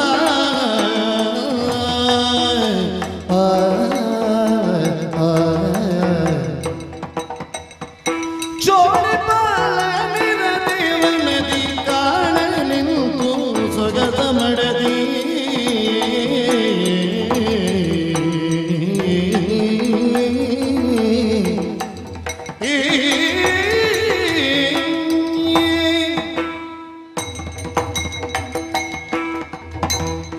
ಸೌಮಿತ್ರಿ, ಅತ್ತಿಗೆ, ಯಾಕೆ ಹೀಗಾಯಿತು ಅಂತ ನನಗೆ ಅರ್ಥ ಆಗುವುದಿಲ್ಲ. ನೀನೇ ಹೇಳಿದಂತೆ ಆಗ್ತಾ ಇರುವಾಗ ಯಾಕಾಯಿತು ಅಂತ ಕೇಳಿದ್ರೆ ನನ್ನಂತವರು ಏನು ಹೇಳಲಿಕ್ಕೆ? ಎಷ್ಟೋ ಸಲ ನನಗೆ ಅರಿವಾಗದೇ ಇರುವುದು ನಿನಗೆ ಅರಿವಾಗುತ್ತದೆ. ಕಾಡಿನ ಕಡೆಗೆ ಹೋಗಬೇಕು ಅಂತ ನಾನು ನನ್ನವರಲ್ಲಿ ಹೇಳಿದ್ದು, ಅಂದ್ರೆ ನಿನ್ನ ಅಣ್ಣನಲ್ಲಿ ಹೇಳಿದ್ದು. ನಾನು ಮತ್ತೊಮ್ಮೆ ಹಳೆಯದನ್ನೇ ನೆನಪಿಸಿಕೊಳ್ತೇನೆ. ಹಳೆಯದನ್ನೇ? ಹೌದ ನಮ್ಮ ಅಯೋಧ್ಯೆಯಿಂದ ನಿನ್ನ ಅಣ್ಣ ಹೊರಡುವ ಸನ್ನಿವೇಶ. ಕಾಡಿಗೆ ಹೋಗ್ತೇನೆ ಸೀತಾ ಅಂತ ಹೇಳುವಾಗ ನಾನು ಏನೇ ಹೇಳಿದ್ದೆ ಅಣ್ಣನಲ್ಲಿ? ಹೆಂಡತಿಯಾದವಳು ಗಂಡನನ್ನು ಬಿಟ್ಟಿರುವ ಕ್ರಮವೇ ಇಲ್ಲ, ನೆರಳಿನ ಹಾಗೆ ಹೋಗಬೇಕು, ಗಂಡನನ್ನು ಅನುಸರಿಸಿಕೊಂಡು ಹೋಗಬೇಕಾದ್ದೇ ಪತ್ನಿಯಾದವಳ ಧರ್ಮ. ರಘುವೀರ ನೀನೆನ್ನ ಅಗಲಿ ಹೋಗುವೆಯ. ಈಗ ಹೆಂಡತಿಯಾದವಳು ಗಂಡನಲ್ಲಿ ಹಾಗೆ ಹೇಳ್ತಾಳೆ ಅಂತ ಆದ್ರೆ, ಹೆಂಡತಿ ಹೊರಡುತ್ತೇನೆ ಅಂತ ಹೇಳುವಾಗ ಗಂಡನು ನಾನು ಒಟ್ಟಿಗೆ ಹೋಗಬೇಕಿತ್ತು ಅಂತ ಬರಬೇಡ.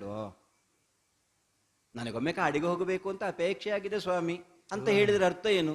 ನನ್ನನ್ನು ಕರ್ಕೊಂಡು ಅವರು ಹೋಗಬೇಕು ಅಂತ. ಇಲ್ಲ, ನನಗೆ ಗೊತ್ತಿಲ್ಲ. ಆ, ಗಂಡ ಹೋದಲ್ಲಿ ಹೆಂಡತಿ ಹೋಗಬೇಕು ಅಂತ ಶಾಸ್ತ್ರ ಉಂಟು, ಹೆಂಡತಿ ಹೋದಲ್ಲಿ ಗಂಡ ಬರಬೇಕು ಅಂತ. ಇಲ್ವಾ ಹಾಗೆ? ನನಗೆ ಗೊತ್ತಿಲ್ಲ. ಅದು ಎರಡು ಒಂದೇ ಅಲ್ವೋ? ಈಗ ಒಂದು ಕಾಲು ಹೋದಲ್ಲಿ ಮತ್ತೊಂದು ಕಾಲು ಹೋಗಬೇಕು ಅಂತ ಹೇಳಿದ್ರೆ ಮತ್ತೇನು? ಹೆಂಡತಿಯ ಅಪೇಕ್ಷೆಯನ್ನು ನೆರವೇರಿಸಬೇಕಾದ್ದು ಪತಿಯಾದವನ ಧರ್ಮ ಅಲ್ವೇ? ಹಾಗಾಗಿ ಅವರೂ ಜೊತೆಯಾಗಿ ಬರ್ತಾರೆ. ಕ್ಷೋಣಿಪತಿ ವಿಷಯ ಹೌದು, ರಾಜ್ಯಭಾರ ಕಾರ್ಯದ ಹೊಣೆ ಎಲ್ಲ ಉಂಟು, ಆದ್ರೆ ಸೀತಾಪತಿಯೂ ಹೌದಲ್ಲ, ಸೀತೆಯನ್ನು ಪಾಲಿಸಬೇಕಾದಂತಹ ಒಂದು ಹೊಣೆ ಉಂಟಲ್ಲ. ಹಾಗಿರುವಾಗ ಅವರು ರಥದಲ್ಲಿ ಬರ್ತಾರೆ, ಜೊತೆಯಾಗಿ ಕಾಡಿನ ಕಡೆಗೆ ಹೋಗುವುದು, ಎಲ್ಲ ಸೌಂದರ್ಯವನ್ನು ಮತ್ತೆ ಒಂದೇ ಹೇಳಲ್ಲ ಲಕ್ಷ್ಮಣ, ವಿವರೆಲ್ಲ ಹೇಳಲಿಕ್ಕೆ ನನಗವರು ಒಟ್ಟಿಗಿದ್ರೆ ಸಂತೋಷ ಆಗುವುದು. ಕಂಡೆಯ ಜನಕಜೆ ಕಡು ವಿಚಿತ್ರಗಳ, ಅಲ್ಲಿರುವ ಪ್ರಾಣಿಗಳು, ಅಲ್ಲಿರುವ ಮರಗಳು, ಅದನ್ನೆಲ್ಲ ಅವ್ರು ಹೇಳುವಾಗ ನನಗೆ ಕೇಳಬೇಕು ಅಂತ ಅನ್ನಿಸ್ತದೆ. ಇದು ಏನೂ ಇಲ್ಲದೆ ನಾನೊಬ್ಬಳೇ ಹೊರಡಬೇಕಾ ಈಗ? ನೀನು ಈ ವಿವರ ಎಲ್ಲ ರಾಮನಿಗೆ ಹೇಳಲಿಲ್ವ? ಹಾಗೆ ಹೇಳಲಿಲ್ಲ, ಅವರಿಗೆ ಗೊತ್ತಾದೀತು ಅಂತ ತಿಳ್ಕೊಂಡದ್ದು ನಾನು. ನೋಡಿ, ನನಗೊಮ್ಮೆ ಕಾಡಿಗೆ ಹೋಗಿ ಬರಬೇಕು. ಹೇಳಬೇಕಾದ್ದು ಹೇಳದೇ ಇದ್ರೆ, ವಿವರ ಹಾಗೆ ಉಳಿದು ಹೋದ್ರೆ ಏನೆಲ್ಲ ಆಗಿಬಿಡ್ತದೆ ನೋಡಮ್ಮ. ಅವ ಏನ್ ಹೇಳ್ತಾನೆ ಗೊತ್ತುಂಟು? ಏನ್ ಹೇಳಿದ? ಜಲಮದರಿ ರಾಜಪಾಲನ ದೈವ ಜನಪಾಲನ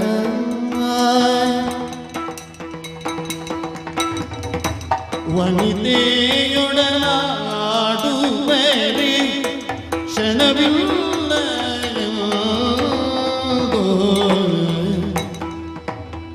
ಅನುದನ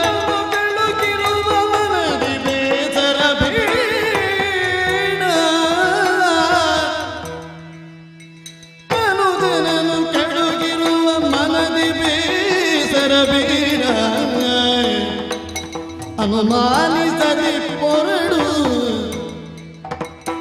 ಜನನಿ ನೀನಿಂದು, ಅನುಮಾನಿಸದೆ ಪೊರಡು ಜನನಿ ಇಂದು. ಜನಮದರಿ ರಾಜ್ಯಪಾಲನೆಗೆ ಇವ ಜನಪಾಲ ವನಿತೆಯೊಡನಾಡುವರಿ ಕ್ಷಣವಿಲ್ಲವಿಲ್ಲ ಜನನಿ.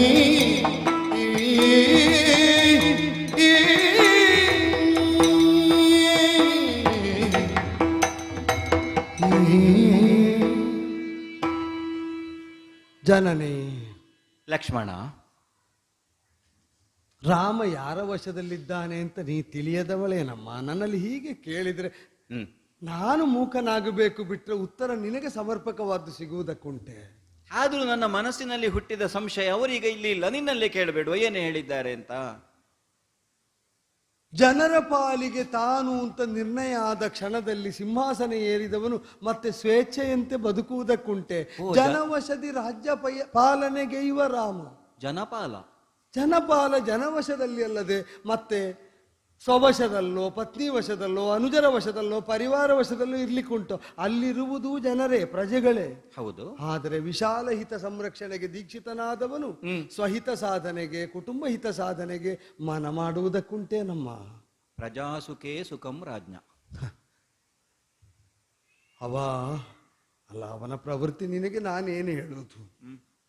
ಒಮ್ಮೆ ಹೇಳುವುದಕ್ಕೆ ಹೊರಟೆ ಅನಾಹುತ ಆಗಿ ಹೋಗಿದೆ. ಅದು ಹಾಗಲ್ಲ ಹೀಗೆ ಅಂತ ಹೇಳಿ ಏನಾಗಿದೆ ಅಂತ ಗೊತ್ತುಂಟು. ನಾನು ನಿನಗೆ ಗೊತ್ತಿದ್ದದ್ದೇ ಅಮ್ಮ. ತಾನು ಹೊಂದಬೇಕು ಅಂತ ಹೊರಟದ್ದನ್ನು ಸಾಧಿಸಬೇಕು ಅಂತ ಹಂಬಲಿಸಿದ್ದಕ್ಕಾಗಿ ಯಾವುದನ್ನಾದ್ರೂ ಬಿಡ್ತಾನಲ್ಲ.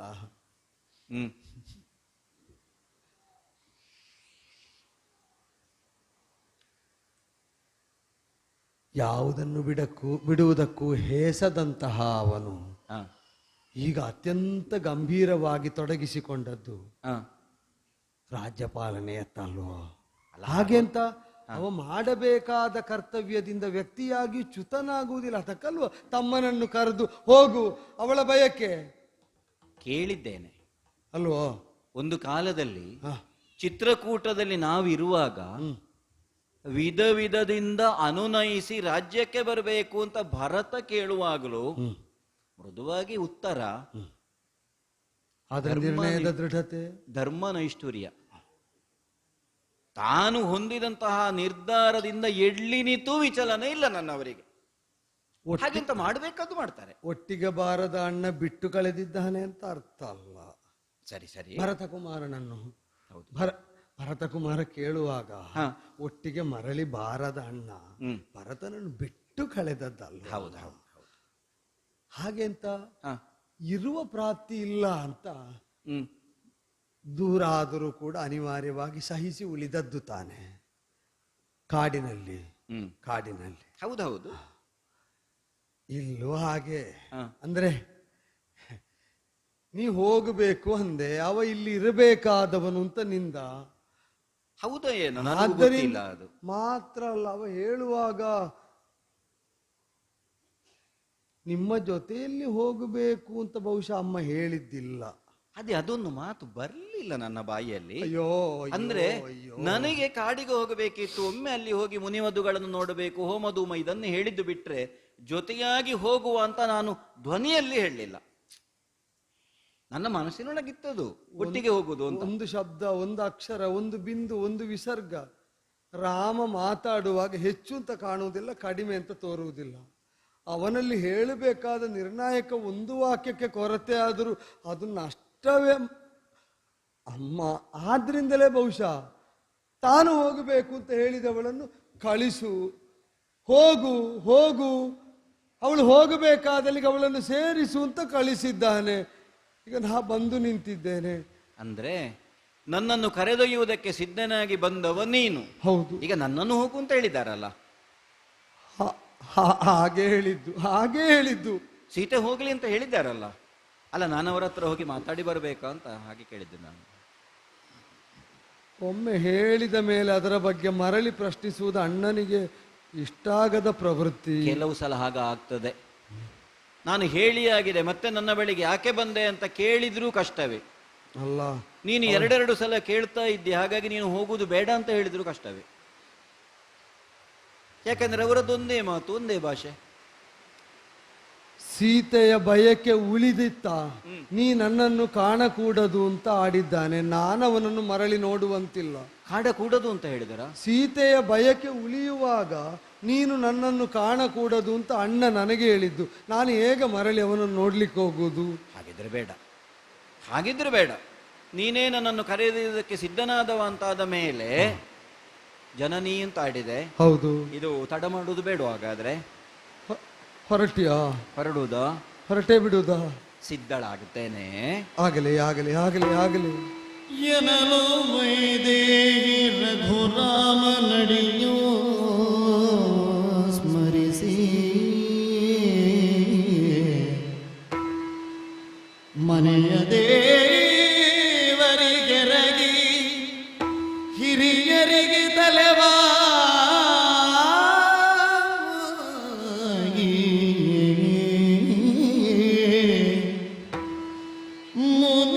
ಮುನಿವಧುಗಳಿಗೆ ಕಾಣಿಕೆಯ ಕೈಗೊಂಡು ಪರಿಜನರ ಸಂತೈಸಿ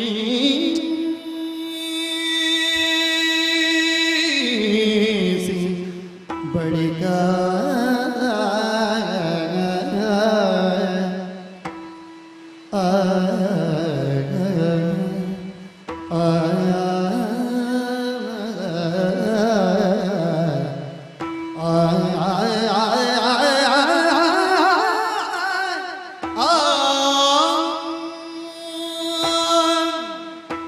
ನೀನಾಡಿದ ಮಾತೆ ನನ್ನ ಪತಿಯ ಆಜ್ಞೆ, ಅವರ ನಾಲಿಗೆಯಾಗಿ ನೀನು ಹೇಳಿದ್ದು ಅಂತ ತಿಳಿದೆ ಲಕ್ಷ್ಮಣ. ನನ್ನದೇನಿಲ್ಲಮ್ಮ, ಅವರು ಹೇಳಿದ್ದೇ ಇರುವುದು. ಗೊತ್ತಾಯ್ತು ಗೊತ್ತಾಯ್ತು. ನೀನೇ ನೀನಾಗಿ ಯಾವುದನ್ನೂ ಮಾಡುವುದಕ್ಕಿಲ್ಲ ಲಕ್ಷ್ಮಣ. ನಾನು ಅವರ ಬಳಿಗೆ ಹೋಗದೇ ಇದ್ರು ಇಲ್ಲಿಂದಲೇ ನನ್ನವರ ಪಾದಗಳಿಗೊಂದು ನಮಸ್ಕಾರ ಮನಸ್ಸಿನಲ್ಲಾದ್ರೂ ಮಾಡಬೇಕಲ್ಲ. ಸೀತಾಪತಿ ಅಲ್ಲ ಈ ಕ್ಷಣ ಅಂತ ಹೇಳಿದೆ ನೀನು. ಅಲ್ಲ, ಹಾಗೆ ಹೇಳಿದನು. ಜನಪತಿಯಾಗಿ ಅಂದೆ. ನಾವು ಹೀಗೆ ಹೇಳುವ, ಹೇಗೆ? ಜನಪತಿಯೂ ಅಲ್ಲ, ಸೀತಾಪತಿಯೂ ಅಲ್ಲ, ರಘುಪತಿ ಅಂತ. ಒಳ್ಳೇದು ಒಳ್ಳೇದು ಅಲ್ವೇ? ಒಳ್ಳೇದು. ಅಂದ್ರೆ ತನ್ನಲ್ಲಿ ಏನೂ ಇಲ್ಲದಿದ್ರು ತನ್ನ ಬಳಿಗೆ ಬಂದವರಿಗೆ ಕೊಡುವುದಕ್ಕಾಗಿ ಏನು ಮಾಡುವುದಕ್ಕೂ ಸಿದ್ಧನಾದವ ಅಂತೆ ರಘು. ತಾನು ಬರಿದಾದ್ರೂ ಬೇಡಿದವರನ್ನು ತುಂಬಿಸುವವ. ಹೌದು, ತನ್ನಲ್ಲಿ ಇಲ್ಲದಿದ್ರು ರಘುಪತಿಯ ಅಡಿಗೆ ಮನಸಾ ವಂದಿಸಿದವಳಿದ್ದೇನೆ. ಮಾತ್ರ ಅಲ್ಲ, ಹಿರಿಯರಿದ್ದಾರೆ, ಅವರಲ್ಲೆಲ್ಲ ಹೇಳಬೇಡುವ ಒಂದು ಮಾತು, ನಾನು ಕಾಡಿಗೆ ಹೋಗ್ತಾ ಇದ್ದೇನೆ ಅಂತ ಹೇಳಬೇಡುವ. ಆದೀತು ಆದೀತು ಆದೀತು. ಅಲ್ಲ, ಯಾರಾದ್ರೂ ತಡಿದ್ರೆ ಬೇಡ ಅಂದ್ರೆ ಉಳಿತೀಯಮ್ಮ. ಚೇಚೆ ಅಲ್ಲಪ್ಪ, ಉಳಿದಿಲ್ವೋ? ಆಹಾ, ಅಲ್ಲ, ಯಾರಾದ್ರೂ ಹಿರಿಯರು ಹೋಗುವಾಗ ಈ ಸ್ಥಿತಿಯಲ್ಲಿ ಹೋಗುದು ಬೇಡ ಸೀತಾ ಅಂದ್ರೆ ನೀ ಈ ಸ್ಥಿತಿಯಲ್ಲಿ ಈ ಅಪೇಕ್ಷೆ ಹುಟ್ಟಿರುವಾಗ ಉಳಿದವರೀಗ ನನ್ನ ಗಂಡ ಹೋಗು ಅಂತ ಹೇಳಿದ್ದು ಗೊತ್ತಾದ್ರೆ ಉಳಿದವರು ಹೇಳಿಯಾರು ಹೋಗು ಹೋಗು ಬೇಗ ಹೋಗು ಅಂತ ಹೇಳಿ. ಹೌದು, ರಾಮ ಹೋಗು ಅಂತ ಹೇಳಿದವರನ್ನು ನಿಲ್ಲಿಸುವ ದಾರ್ಢ್ಯ ಇಲ್ಲಿ ಯಾರಿಗೂ ಇಲ್ಲ. ದಾರ್ಢ್ಯ ಅಂತಲ್ಲ, ಅದೊಂದು ಅಪೇಕ್ಷೆ ಅಲ್ವಾ. ಹೌದು ಹೌದು. ಹಾಗಾಗಿ ಹೋಗು ಅಂತ ಹೇಳಿಯಾರು. ಮತ್ತು ಅವರ ಕಾಲಿಗೆ ನಮಸ್ಕರಿಸುವಾಗ ಅವರು ಹೇಳಿದ್ದು ಅದನ್ನೇ, ನಿನ್ನ ಗಂಡನೇ ಹೋಗು ಅಂತ ಹೇಳಿದ್ರು, ಹಾಗಾದ್ರೆ ಬೇಗ ಹೋಗು ಅಂತ. ಕುಲದೇವರಾದಂತಹ ರಂಗನಾಥನಿಗೂ ಎರಗಿದವಳಿದ್ದೇನೆ. ಲಕ್ಷ್ಮಣ, ನಾವು ಕಳೆದ ಸಲ ನಾವೇ ನಾರುಡೆ ಹುಟ್ಟು ಹೋದ್ದು. ಹೌದು. ಮಾತ್ರ ಅಲ್ಲ, ಆಶ್ರಮದಲ್ಲಿ ಸಿಕ್ಕಿದಂತಹ ಮುನಿವಧುಗಳು, ಮುನಿ ಸತಿಯರು ನನಗೇ ಬೇಕಾದ ಆಭರಣ ಕೊಟ್ಟದ್ದು ಬಿಟ್ಟರೆ ನಾವು ಅವರಿಗೆ ಕೊಟ್ಟದ್ದು ಏನಿಲ್ಲ ಅಲ್ವೇ. ಈ ಸಲ ನಾನು ಅಯೋಧ್ಯೆಯ ಸಾಮ್ರಾಜ್ಞಿ ಅಲ್ವಾ, ಅದಕ್ಕೆ ಸಮ್ರಾಟನಾದಂತಹ ರಘುರಾಮನ ಮಡದಿ. ಹಾಗಾಗಿ ಮುನಿಮದಿಗಳಿಗೆ ಕೊಡುವುದಕ್ಕೆ ಬೇಕಾದಂತಹ ಹೊಸಗೆಯನ್ನು, ಉಡುಗೆಯನ್ನು ನಾನು ಒಯ್ಯಬೇಕಲ್ಲ. ಒಳ್ಳೇದು ಒಳ್ಳೇದು. ಅಮ್ಮ, ನಿನಗಿದ್ದದ್ದು ತೆಗೆದುಕೋ. ಅಲ್ಲ, ಕೊಡ್ಲಿಕ್ಕಿದ್ದದ್ದು ಮಾತ್ರ ಅಲ್ಲ, ನಿನಗಿದ್ದದ್ದು ತೆಗೆದು. ನನಗೆ ಎಷ್ಟು ಬೇಕು, ನಾನೇನಲ್ಲಿ ವರ್ಷಗಟ್ಲೆ ನಿಲ್ತೇನಾ? ನೀನು ಕಣ್ಣೀರು ಹಾಕುವುದು, ಮಾತನಾಡುವುದು ನೋಡಿದ್ರೆ ನಾನು ಹೋದವಳು ಮತ್ತೆ ಬರುವುದಿಲ್ಲ ಅನ್ನೋ ಹಾಗೆ ಮಾತಾಡ್ತೀನಿ. ನಾನಲ್ಲಿ ಹೋಗುದಪ್ಪ, ಮುನಿಮದುಗಳನ್ನು ನೋಡುವುದು, ಸ್ನಾನ ಮಾಡುವುದು, ಮಾತಾಡುವುದು, ಸಾಕೇತದ ಪರಿವಾರ ಹೇಗೆ ಅಂದ್ರೆ ಉಳಿದವರಿಗಾಗಿಯೇ ಬದುಕುತ್ತಾರೆ, ತಮಗೆ ಬೇಕಾದ್ದನ್ನು ಬಿಟ್ಟು ಕಳೀತಾರೆ. ಅದಕ್ಕೆ ಹೇಳಿದೆ ಅಷ್ಟೇ. ಇಲ್ಲ ಇಲ್ಲ, ನನಗೆ ಬೇಕಾದ್ದು ತಿಳಿಬೇಡ. ನನಗೆ ಬೇಕಾದ್ದು ಒಂದೇ, ಅದು ಯಾವಾಗಲೂ ನನ್ನಲ್ಲೇ ಇರ್ತದೆ. ನೋಡಿದ್ಯಾ, ದಾಸದಾಸಿಯರು ನಾನು ಹೊರಡುವಾಗ ಕಣ್ಣಂಚಲಿ ನೀರು ಕಾಣ್ತಾ ಉಂಟವರ. ಹೌದಮ್ಮ, ತುಂಬು ಗರ್ಭಿಣಿಯಾದ ನೀನು ಹಾಗೆ ನಡೆದು ಕಾಡಿನತ್ತ ಸಾಗುವುದು ಅಂತ ನೋಡುವಾಗ ಕಾರಣ ಇಲ್ಲದೆ ಮಿಡಿಯುತ್ತದೆ ಅಲ್ಲ ಮನಸ್ಸು. ನನಗೆ ನಗು ಬರುವುದು. ಈ ರೀತಿಯಾಗಿ ಒಂದು ಅಪೇಕ್ಷೆಯನ್ನು ಪೂರೈಸುವುದಕ್ಕೆ ಹೊರಡುವಾಗ ಇಷ್ಟೆಲ್ಲ ಚಿಂತೆ, ಇಷ್ಟೆಲ್ಲ ಆತಂಕ ಯಾಕೆ ಇವರಿಗೆಲ್ಲ ಅಂತ. ಹಾಗಾಗಿ ಪರಿಜನರನ್ನೆಲ್ಲ ಸಂತೈಸಿದವಳಿದ್ದೇನೆ. ಅವರನ್ನು ನೋಡುವಾಗ ನಿನಗೆ ಹಾಗೆ ಕಾಣ್ತದೆ, ನಮಗೆಲ್ಲ ಒಟ್ಟಿಗೆ ಒಂದೇ ಕಾಣ್ತದೆ. ಇವಳಿಗೆ ಯಾಕೆ ಹೀಗೆಲ್ಲ ಈಗ ಅಂತ ಅಲ್ಲ. ಆದ್ರೆ ಬೇಕು ಅಂತ ಹೇಳಿದವಳು ನೀನಾಗಿರುವಾಗ ನಾನೇನು ಹೇಳುವುದಕ್ಕೆ? ಹುಟ್ಟಿದ ಮೇಲೆ ಮತ್ತೆ ಅದನ್ನು ಬೇಡ ಅಂತ ಹೇಳುವುದಕ್ಕಾದೀತ? ಅಲ್ಲ, ನಿನ್ನ ಅಣ್ಣಾದ್ರೂ ಅದನ್ನು ಒಪ್ಪುವುದಕ್ಕುಂಟ? ನನ್ನ ಮನಸ್ಸಿನಲ್ಲಿ ಅಪೇಕ್ಷೆ ಹುಟ್ಟಿದ್ದ ಹೌದಲ್ಲ ಇದು. ನಾನು ಕೊಂಡೋಗುವುದಕ್ಕೆ ಸಿದ್ಧ ಮಾಡಿದ್ದನ್ನು ನೀನು ತಕೊಂಡೋಗುದ, ನಾನೇ ತಕೊಂಡೋಗಬೇಕಾ? ನಾ ರಥಕ್ಕೆ ನಾ ತುಂಬಿಸ್ತೇನಮ್ಮ, ಕೊಡುವುದು ನೀನೇ ಅಲ್ವೋ? ಕೊಡುವುದು ನಾನೇ, ತೆಕೊಂಡು ಹೋಗುದು ನೀನು ರಥದವರೆಗೆ. ಆದೀತಮ್ಮ, ಹೀಗ ಬಾ. ನಿಧಾನ, ಧಾವಂತ ಬೇಡ, ಹೇಗೂ ಕಾಡಿಗೆ ಅಲ್ವೋ. ನಿಧಾನ ಬಾ, ನಿಧಾನ.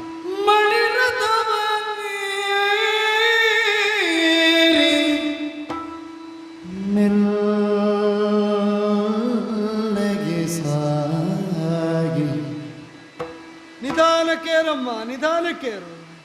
ಮೆಲ್ಲಗೆ ಸಾಗಿ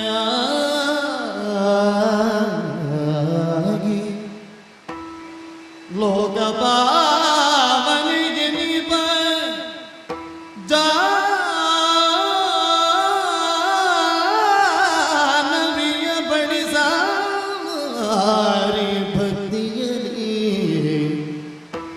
ಲೋಕಪಾವನಿಗೆ ನೀಪ ಜಾನವಿಯ ಬಡಿಸಾರಿ ಭಕ್ತಿಯಲಿ ಮಣಿದು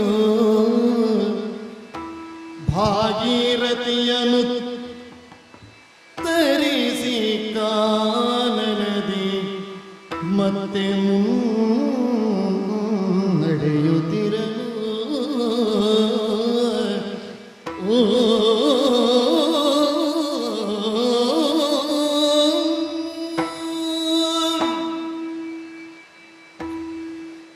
ಲಕ್ಷ್ಮಣ, ಅಮ್ಮ. ರಥವನ್ನು ಏರಿದ್ದೇವೆ. ನಿಧಾನವಾಗಿ ರಥ ಅಯೋಧ್ಯೆಯನ್ನು ಬಿಟ್ಟು ಮುಂದೆ ಮುಂದೆ ಮುಂದೆ ಮುಂದೆ ಬಂತು. ಗಂಗಾ ತೀರದ ತನಕ ಬಂದೆವಲ್ಲಮ್ಮ. ಇದು ಹಳೇ ದಾರಿ ಅಲ್ವಾ? ಅದೇ ದಾರಿ ಇದು. ನೀನು ಅದೇ ದಾರಿಯಲ್ಲಿ ಮರಳಬೇಕು ಅಂತ ಹಂಬಲಿಸಿದ್ದಲ್ವಾ? ಅದೇ ದಾರಿಯಲ್ಲಿ ಹೋಗಬೇಕು ಅಂತ ಒಂದು ಅಪೇಕ್ಷೆ ಇತ್ತು ನನಗೆ. ಗಂಗಾ ನದಿಯ ಬಳಿಗೆ ಬಂದೆವು, ಜಾಹ್ನವಿ. ಮತ್ತೆ ಮತ್ತೆ ಈ ತಾಯಿಯನ್ನು ನೋಡುವಾಗ ಸಂತೋಷ ಆಗೋದು. ಯಾಕೆ ಗೊತ್ತೇ? ಕಳೆದ ಸಲ ಕೊಡುವುದಕ್ಕೆ ಏನೂ ಇರ್ಲಿಲ್ವಲ್ಲ. ಕೇವಲ ನದಿಯನ್ನು ನೋಡಿದ್ದು, ನದಿಯನ್ನು ಉತ್ತರಿಸಿದ್ದು ಮಾತ್ರ. ಈ ಸಲ ಹಾಗಲ್ಲ. ಕಂಡೆ, ನಮ್ಮ ವಂಶದ ಪುರುಷರನ್ನು, ಮೂಲ ಪುರುಷರನ್ನು ಉದ್ಧರಿಸುವುದಕ್ಕಾಗಿಯೇ ನಮ್ಮ ವಂಶದವರೇ ಭಗೀರಥ ಪ್ರಯತ್ನದಿಂದ, ಈಗ ಅದಕ್ಕೆ ಹೆಸರೇ ಭಗೀರಥ ಪ್ರಯತ್ನ ಅಂತ ಅಲ್ವಾ? ಹೌದು ಹೌದು. ಎಷ್ಟು ಕಷ್ಟ ಬರಲಿ, ಎಷ್ಟು ಸಂಕಟ ಬರಲಿ, ಎಷ್ಟು ನೋವು ಬರಲಿ, ತಲೆಮಾರು ಉರುಳಿ ಹೋದ್ರೂ ಸರಿ, ಆಗುವುದು ಹಾಗೇ ಆಗಬೇಕು ಅಂತ ಹೇಳುವ ಹಠ. ಹೌದಮ್ಮ, ತಪಸ್ಸು ಮಾಡಿದ್ರೆ ಸಿಗುತ್ತಾಳೆ ಅಂತ ಇದ್ದವರು ಭರವಸೆ ಕೊಟ್ಟವರಿಗಾಗಿ ಎಷ್ಟು ತಪಸ್ಸು ಮಾಡಬಹುದು ನೋಡಿ. ಹೌದು ಹೌದೌದು. ಯಾರನ್ನೆಲ್ಲ ಪ್ರತ್ಯಕ್ಷೀಕರಿಸಿಕೊಳ್ಬೇಕು. ಗಂಗೆ ಬಂದ್ರೆ ಸಾಲದು, ಆಮೇಲೆ ಪರಮೇಶ್ವರ ದೇವರು ಬರಬೇಕು.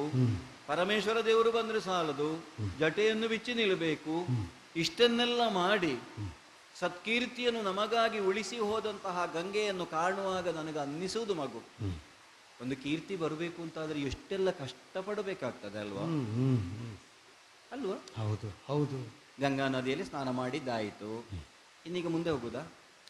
ದಾಟುವುದಕ್ಕೆ ಬೇಕಾದ ದೋಣಿಗೆ ವ್ಯವಸ್ಥೆ ಮಾಡಿದ್ದೇನೆ. ಅದೇ ಹೌದು, ನಾವಿಕ ಸಿದ್ಧನಾಗಿ ನಿಂತಿದ್ದಾನೆ. ರಥ ಸಹಿತವಾಗಿಯೇ ನಾವು ನದಿಯನ್ನು ಉತ್ತರಿಸಿ ಅದೀತು. ಅದೋ ನದಿಯ ಈ ದಂಡೆಗೆ ಬಂದು ಇಳಿದ ಮೇಲೆ ಮತ್ತೆ ರಥ ಏರಿಸಿ, ಆದೀತು. ಮತ್ತೆ ರಥ ಏರು, ಸರಿ, ತಂದ ಸುವಸ್ತುಗಳನ್ನು ಕೂಡಿಕೊಂಡು ನಿಧಾನಕ್ಕೆ ಮುಂದುವರಿಯುವ. ಮುಂದೆ ಹೋಗುವ, ಮುಂದೆ ಹೋಗುವ.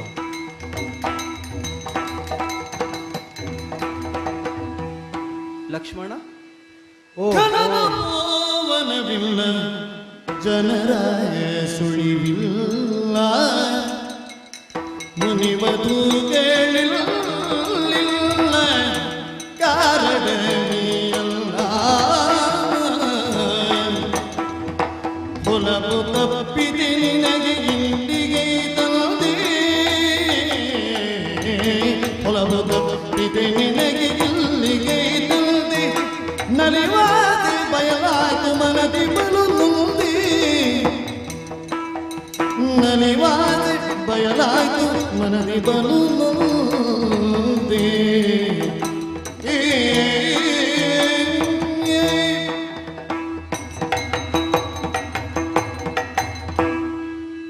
ಲಕ್ಷ್ಮಣ, ಅಮ್ಮ ಅಮ್ಮ, ಯಾವ ದಾರಿಯಲ್ಲಿ ಹೋಗ್ತಾ ಇದ್ದೇನೆ ಅನ್ನುವಂತಹ ಪರಿವೇ ಉಂಟಲ್ಲ ನಿನಗೆ? ಹೌದಮ್ಮ, ದಾರಿಯಲ್ಲಿ ಹೋಗ್ತಾ ಇದ್ದೇವೆ. ಅಲ್ಲ, ಎಷ್ಟು ಋಷಿಗಳ ಆಶ್ರಮ, ಯಾವುದೆಲ್ಲ ತೀರ್ಥಕ್ಷೇತ್ರಗಳು ಎಲ್ಲ ಕಳೆದು ಮತ್ತು ನೀನು ಮುಂದೆ ಮುಂದೆ ಮುಂದೆ ಮುಂದೆ ಸಾಗುತ್ತಾ ಇದ್ದಿ ರಥವನ್ನು. ಹೌದಮ್ಮ, ಇನ್ನು ಸ್ವಲ್ಪ ಹೋಗ್ಲಿಕ್ಕುಂಟು. ನಾನು ಹೇಳಿದ್ದೇನು, ಮುನಿವಧುಗಳನ್ನು ನೋಡಬೇಕು, ಪುಣ್ಯಾಶ್ರಮದಲ್ಲಿ ಇರಬೇಕು ಅಂತ ನಾನು ಆಡಿದ್ದು. ನೀನು ನೋಡಿದ್ಯಾ? ಇಲ್ಲಿ ಮುನಿವಧುಗಳ ಬದಲಾಗಿ ಕ್ರೂರ ಮೃಗಗಳು. ಇಲ್ಲ, ನಾವು ದಾಟಿ ಸ್ವಲ್ಪ ಮುಂದೆ ಹೋಗಿ, ಹೋಮ ಧೂಮದ ಬದಲಾಗಿ ದಟ್ಟವಾದಂತಹ ಕತ್ತಲು. ಯಾಕಂದ್ರೆ ಮರ ಬೆಳೆದದ್ದು ಹಾಗುಂಟು, ಸರಿಯಾಗಿ ನಡೆಯುವುದಕ್ಕೆ ದಾರಿ ಕಾಣುವುದಿಲ್ಲ. ನಿನಗೆ ದಾರಿ ತಪ್ಪಿತು ಅಂತ ನಾನು ಯಾಕೆ ಹೇಳಬೇಕು?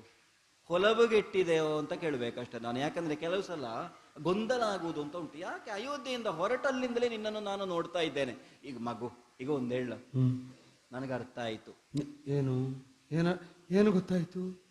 ಬಿಟ್ಟದ್ದು ಅಂತ. ಬಿಟ್ಟಿರಬೇಕು ಅಂತ ನಿನಗೆ ದುಃಖ ಅಲ್ವಾ? ಹೇಗೆ ಗೊತ್ತಾಯ್ತು? ಅಯ್ಯೋ, ನಿನ್ನ ವಿಷಯ ನನಗೆ ಗೊತ್ತಾಗದಿದ್ದೀತಾ? ಅಮ್ಮ, ನೀನು ಏನು ಹೇಳ್ತಾ ಇದ್ದಿ? ಅದೇ ನಿನ್ನ ಅಣ್ಣನನ್ನು ಒಂದೆರಡು ದಿನ ಬಿಟ್ಟಿರಬೇಕು ಅಂತಲ್ವ ನಿನಗೆ ದುಃಖ ಈಗ? ಅದಕ್ಕಾಗಿ ಅಲ್ವ ನೀನು ಹೀಗೆ ಕಣ್ಣೀರು ಸುರಿಸು. ನಾನೇ ಬಿಟ್ಟಿರ್ತೇನೆ ಅಂತ ಈ ಸ್ಥಿತಿಯಲ್ಲಿ ನಿನಗೀಗ ಒಮ್ಮೆ ನನ್ನನ್ನು ಅದಕ್ಕೆ ಬೇಕಾಗಿ ಇಷ್ಟು ಕಣ್ಣೀರು ಹಾಕುದ ಲಕ್ಷ್ಮಣ ನೀನು? ಇದು ಅಮುನಿ ಆಶ್ರಮ ಎಲ್ಲ ಇದ್ದಲ್ಲಿಗೆ ಕರ್ಕೊಂಡು ಹೋಗು. ಆದಷ್ಟು ಬೇಗ ಅವರಲ್ಲಿ ಮಾತನಾಡಿ, ನನಗೂ ಹಾಗೆ ಅನ್ನಿಸ್ತದೆ ಈಗ, ಆದಷ್ಟು ಬೇಗ ಅವರನ್ನು ನೋಡಬೇಕು ಅಂತ ಅನ್ನಿಸ್ತಾ ಉಂಟು. ಅದ ಹಾಗೆ ಅಲ್ವಾ? ಅಲ್ಲಿರುವಾಗ ಇಲ್ಲಿಗೆ ಬರುವ ಅಂತ, ಇಲ್ಲಿರುವಾಗ ಅಲ್ಲಿಗೆ ಹೋಗುವ ಅಂತ. ಈಗ ಇಲ್ಲಿರುವುದನ್ನೆಲ್ಲ ನೋಡಿ ಕೊಡುವುದನ್ನೆಲ್ಲ ಕೊಟ್ಟು ಮತ್ತೆ ನಾವು ಅದೇ ಗಂಗಾ ನದಿಯನ್ನು ಉತ್ತರಿಸಿ ಅದೇ ದೋಣಿಯಲ್ಲಿ ದಾಟಿ ಅದೇ ನನ್ನವರ ಮುಖವನ್ನು ನೋಡುವ. ನಿನಗೂ ನೋಡ್ಲಿಕ್ಕಾಗ್ತದೆ. ಬೇಗ ಮುನಿ ಆಶ್ರಮ ಇದ್ದಲ್ಲಿ ಕರ್ಕೊಂಡು ಹಾ ಹಾ ಹಾ ಹಾ ಅಯ್ಯೋ ಅಯ್ಯೋ ಹೇಳಿದರೆ ಪವಿಪಾತ ತಾಳುವೇಳೆ ಮಾತ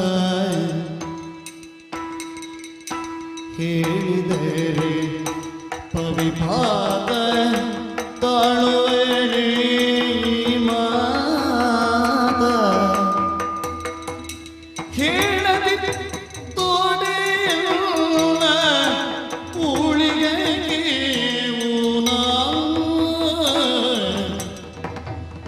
ಅಣ್ಣನಾಟಿಯವರುಳು ಎನ್ನ ಬಿಗಿದಿಗುವುದಲ್ಲ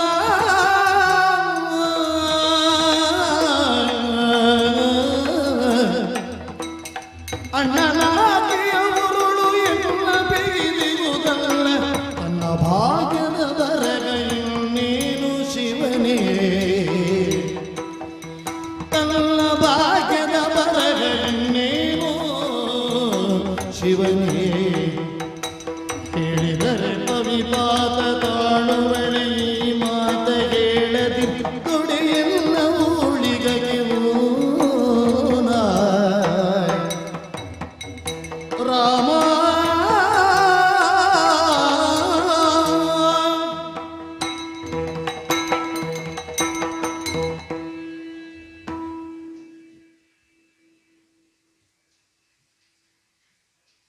ತಿಳಿಯದೇ ಇರುವುದು ಎಷ್ಟು ಸುಖವನ್ನು ಕೊಡ್ತದೆ ಅಂತ ಅಮ್ಮನನ್ನು ನೋಡುವಾಗ ಗೊತ್ತಾಗ್ತದೆ.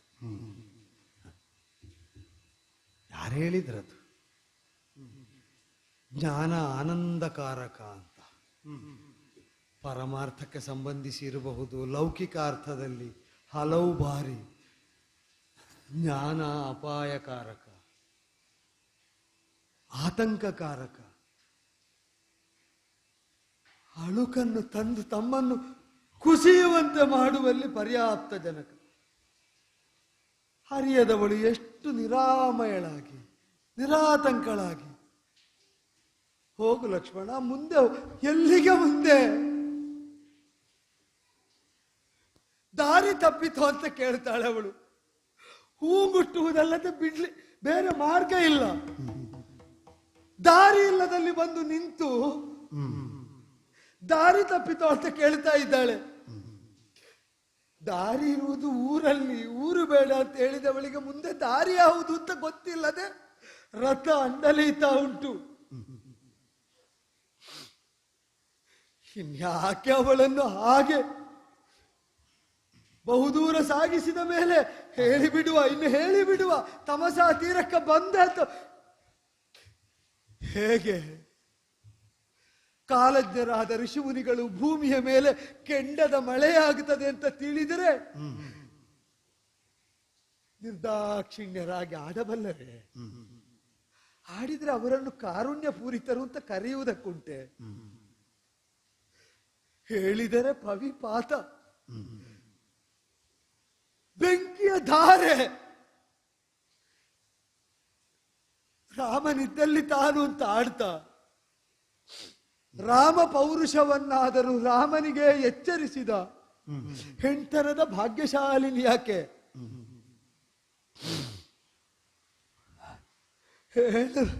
ಅವಳಿಗೆ ನೋವಾಗ್ತದೆ ಅಂತ ಹೇಳದಿದ್ದರೆ ಹೊರಿಸಿದ ಊಳಿಗಕ್ಕೆ ಊನ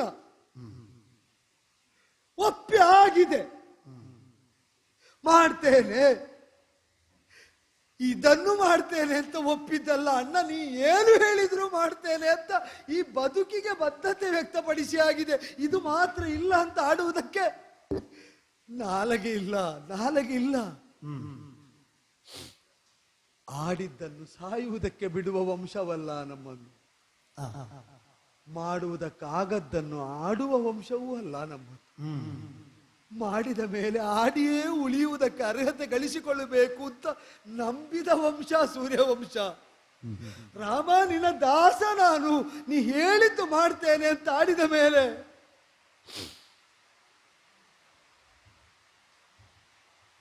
ಛಾಯೆಯಂತೆ ಅನುಸರಿಸಿ ಬಂದವಳನ್ನು ಕಾಯಕ್ಕೆ ಹೊಂದಿಸುವುದಾದರೂ ಸಹ್ಯ ಕರ್ಮ, ಪ್ರಿಯ ಕರ್ಮವೇ. ಕಾಯದಿಂದ ಬೇರ್ಪಡಿಸಿ ಆ ಛಾಯೆ ಹೇಗಿರ್ತದೆ ಅಂತ ನೋಡುವುದಕ್ಕೂ ಉಳಿಯದೆ ನಾವು ದೂರ ನಡೆಯುವಂತಹ ಕರ್ಮ ಇಲ್ಲ ಇಲ್ಲ ಇಲ್ಲ, ನನ್ನಿಂದ ಆಗುವುದಕ್ಕಿಲ್ಲ.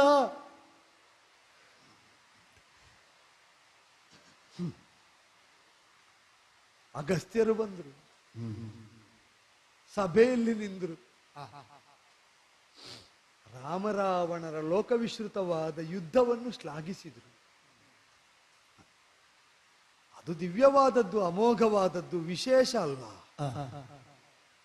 ಅದ್ಭುತ ವಿಕ್ರಮ, ಸಮಗ್ರ ಸಾಮರದಲ್ಲಿ ಇಂದ್ರಾರಿ ಲಕ್ಷ್ಮಣರ ವಿಕ್ರಮ, ಲೋಕೋತ್ತರವಾದದ್ದು. ಆ ವ್ರತನಿಷ್ಠೆ, ಅಪರಾಕ್ರಮ ಇಲ್ಲ. ಆ ಮನುಷ್ಯ ಪ್ರವೃತ್ತಿಗೆ ಆ ದೋಷ ಉಂಟು. ಎಷ್ಟು ನಿರ್ಮಮತೆ ಬೇಕು ಅಂದರೂ ಎಲ್ಲ ಬಿಟ್ಟವರು ಹೊಗಳಿದಾಗ ತನ್ನಷ್ಟಕ್ಕೆ ಉಬ್ಬಿ ಹೋಗುತ್ತದೆ ಅಂತರಂಗ. ಆ ರಾಮ ಸೇವಾ ದುರಂಧರ ನೆನೆಸಿದೆ. ಆ ಅಗಸ್ತ್ಯರು ಹೊಗಳಿದ್ರು. ಆಗ ನಾನೇ ಮಾಡಿದ ಪ್ರತಿಜ್ಞೆ ಮರ್ತೆ. ಧರ್ಮಾತ್ಮ ಸತ್ಯಸಂಧಶ್ಚ ರಾಮೋದ ದಾಶರಥಿರ್ಯದಿ ಪೌರುಷೇ ಚಾಪ್ರತಿದ್ವಂದ್ವ. ಪೌರುಷದಲ್ಲಿ ಪ್ರತಿಯೋಗಿಯೊಬ್ಬ ಇಲ್ಲದ ಸ್ಥಿತಿಯಲ್ಲಿದ್ದವನು ರಾಘವ ಹೌದಾದರೆ ಇದು ಕೊಂದು ಕಳೆಯಲಿ ಅಂತ ಮಾಡಿದ ಪ್ರತಿಜ್ಞೆ ಮರೆತೆ. ಹೇಳಿದ ಅಗಸ್ತ್ಯರಲ್ವೋ. ಈಗ ಗೊತ್ತಾಗ್ತದೆ, ಸೀತಾ ಪ್ರಾಪ್ತಿಯಲ್ಲಿ ಪಾಪಿಯಾದಂತಹ ಇಂದ್ರಾರಿಯನ್ನು ಕೊಲ್ಲುವಷ್ಟು ಮಾತ್ರ ಲಕ್ಷ್ಮಣನ ಸತ್ವ ಇದ್ದದ್ದು. ಹೊಂದಬೇಕಾದ ಸೀತಾ ಮಾತೆಯನ್ನು ಉಳಿಸಿಕೊಳ್ಳುವಷ್ಟು ಪುಣ್ಯ ಮಾಡದೆ ಹೋದನಲ್ಲ, ವ್ರತ ಆಚರಿಸದೆ ಹೋದ್ರಲ್ಲ. ಅಯ್ಯೋ ಅಯ್ಯೋ ದೇವರೇ, ಭವಿಷ್ಯ ಎಂಥದ್ದು? ಅವಳದ್ದಲ್ಲ, ಅವಳದ್ದೇನು ಅಂತ ಚಿಂತಿಸುವುದಕ್ಕೆ ಈ ಜೀವ ಉಸಿರಾಡಬೇಕಲ್ಲ. ಭಾಗ್ಯವೇ ಭಾಗ್ಯವೇ, ಇದನ್ನು ಭಾಗ್ಯ ಅಂತಲೇ ಹೇಳಬೇಕು, ದೌರ್ಭಾಗ್ಯ ಅಂತ ಅಳಿಬೇಕು.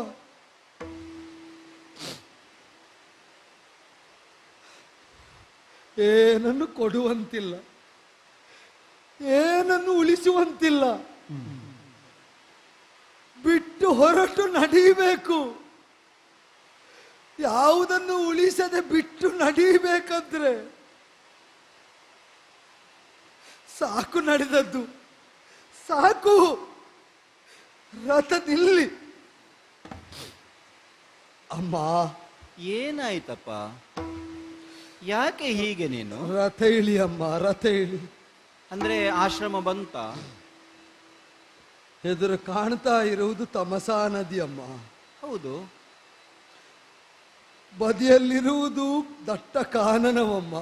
ಅದೇ ದಟ್ಟವಾದ ಕಾನನ, ಮುನಿಯಾಶ್ರಮ ಅಲ್ಲ. ಅದರ ಸಮೀಪದಲ್ಲೆಲ್ಲೋ ವಾಲ್ಮೀಕಿಯ ಮೊದಲಾದ ಋಷಿಗಳ ಆಶ್ರಮ ಉಂಟು ಅಂತ ಹೇಳುವುದು ಕೇಳಿದ್ದೇನಮ್ಮ. ಆದರೆ ಲಕ್ಷ್ಮಣ, ಓ ಅಲ್ಲಿಂದ ಬರುವಾಗ ನನಗೆ ಆಯಾಸವಾಗ್ತದೆ ಅಂತ ರಥ ಏರಿಸಿ ಮಣಿಮಯ ರಥದಲ್ಲಿ ಕರೆತಂದವ. ಈಗ ಇಲ್ಲಿಗೆ ಬಂದ ಮೇಲೆ ಅರಸಿ ಅರಸಿ ಅಂತ ಹೇಳಿದ್ರೆ ನಾನು ಎಲ್ಲಿಂತ ಅರಸೋದು? ಅಲ್ಲಿಗೆ ನೀನು ಕರ್ಕೊಂಡು ಹೋಗಬೇಡ್ವಾ? ಅಮ್ಮ ಕ್ಷಮಿಸಮ್ಮ, ಕ್ಷಮಿಸು. ಕಣ್ಣನೀರಲಿಂದು ತನ್ನ ಭಾಗ್ಯವ ಹಳಿದು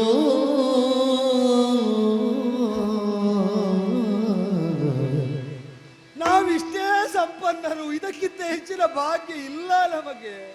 ಬಣ್ಣದು ಬೇಡ ನನ್ನನ ನದಿಯ ಜನಕನಂದನೆ ಕೇಳು ಜನರ ನಿಂದೆಗೆ ಬೆದರಿ ಬೆದರಿ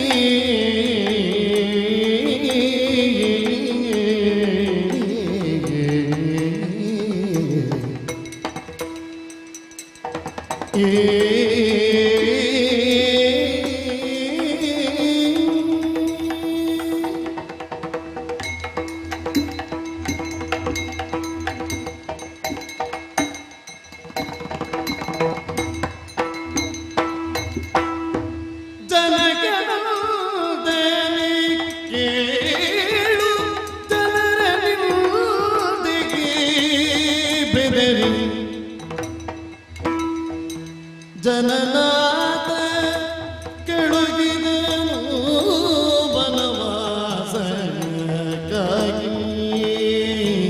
ಜನನಾಥ ಕೆಳುಗಿದನು ವನವಾಸಕ್ಕಾಗಿ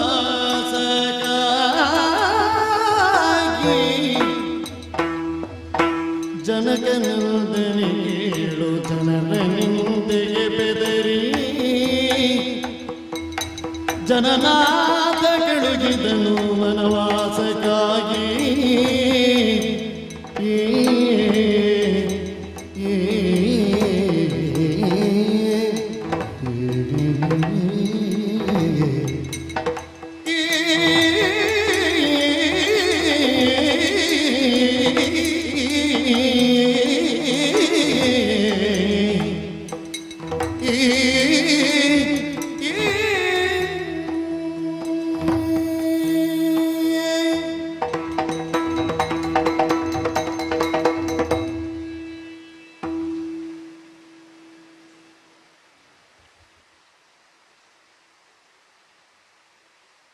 ಅಮ್ಮ ಕ್ಷಮಿಸು. ಯಾಕೆ ಅಂತ ನಾನೇ ಅಪೇಕ್ಷಿಸಿದ್ದು ಕಾಡಿಗೆ ಬರಬೇಕು ಅಂತ, ಅದಕ್ಕೆ ನೀನು ಯಾಕಪ್ಪ ಕ್ಷಮೆ ಕೇಳಬೇಕು? ನಾನೇ ಒಪ್ಪಿದ್ದು ನಿನ್ನನ್ನು ಕಾಡಿಗೆ ತರ್ತೇನೆ ಅಂತ. ಅದೇ ಸರಿ, ಅದಕ್ಕೆ ಕ್ಷಮಿಸು ಅಂದೆ. ನಾನು ಬಯಸಿದ್ದು, ನಿನ್ನ ಅಣ್ಣ ನಿನಗೆ ಆಜ್ಞೆ ಮಾಡಿದ್ದು. ತಂದು ಬಿಡುವುದಕ್ಕಾಗಿ ನಾ ಬಂದು ನಿಂತದ್ದು. ಸರಿ, ಏನಾಯ್ತು? ಮುನಿಗಳ ಆಶ್ರಮದಲ್ಲಿ ಬಿಡುವುದಕ್ಕಮ್ಮ. ಅಂದ್ರೆ ನೀನು ತಂದದ್ದೇ ಬಿಡುವುದಕ್ಕೆ. ಅದೇ ಗೊತ್ತಾಯ್ತು. ಅಂದ್ರೆ ನಾನೊಂದು 2-3 ದಿನ ಇಲ್ಲಿ ಇರಬೇಕು, ನೀನೊಮ್ಮೆ ಅಯೋಧ್ಯೆಗೆ ಹೋಗಿ ಮತ್ತೆ ಬರ್ತೀಯಂತಲ್ಲ. ನನ್ನ ಕರ್ಮವೇ ಬಿಟ್ಟು ನಡೆಯುವುದಕ್ಕಮ್ಮ. ಏನಾಡ್ತಾ ಇದ್ದೀನಿ? ಸಾಕೇತದ ಸೌಭಾಗ್ಯ ದೇವತೆಗೆ ಸಿಂಹಾಸನದಲ್ಲಿ ಸ್ಥಾನ ಇಲ್ಲಂತೆ. ಸ್ವರ್ಣಮಯವಾದ ಜಿಂಕೆಯನ್ನು ಹಂಬಲಿಸಿ ಲಂಕೆಯಲ್ಲಿ ಅಲ್ಪಕಾಲವಾದರೂ ಪರಾಧೀನಳಾಗಿ ಉಳಿದದ್ದಕ್ಕಾಗಿ ಜನನಾಥನಿಗೆ ಜನಗಳ ಅಭಿಮತವನ್ನು ಮೀರಿ ನಿನ್ನನ್ನು ವಾಮಭಾಗದಲ್ಲಿ ಕುಳ್ಳಿರಿಸುವುದಕ್ಕಾಗದೇ ಇದ್ದದ್ದರಿಂದ ಬಿಟ್ಟು ಕಳೆದಿದ್ದಾನೆ. ಇಲ್ಲಿ ಬಿಟ್ಟು ಹೋಗುವುದಕ್ಕೆ ಬಂದದ್ದು. ಮನ್ನಿಸು ತಾಯೇ, ಮನ್ನಿಸು. ಏನು? ಹೌದಮ್ಮ, ಹೌದು ಹೌದು ಹೌದು. ಸೀತೆಯನ್ನು ರಾಮ ಪರಿತ್ಯಜಿಸಿದನಮ್ಮ.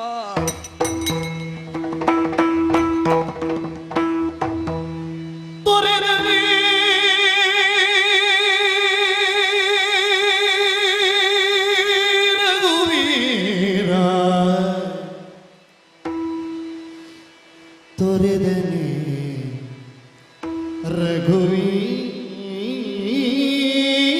ರಘುವೀರಾಯನ್ನ ಇಂದಿನ ದಿನದಿ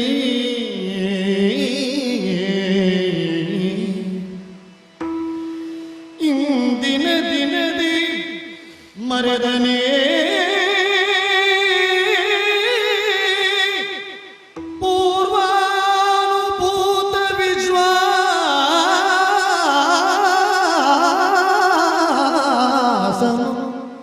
ಮರಿದನೆ ಪೂರ್ವಾನುಭೂತ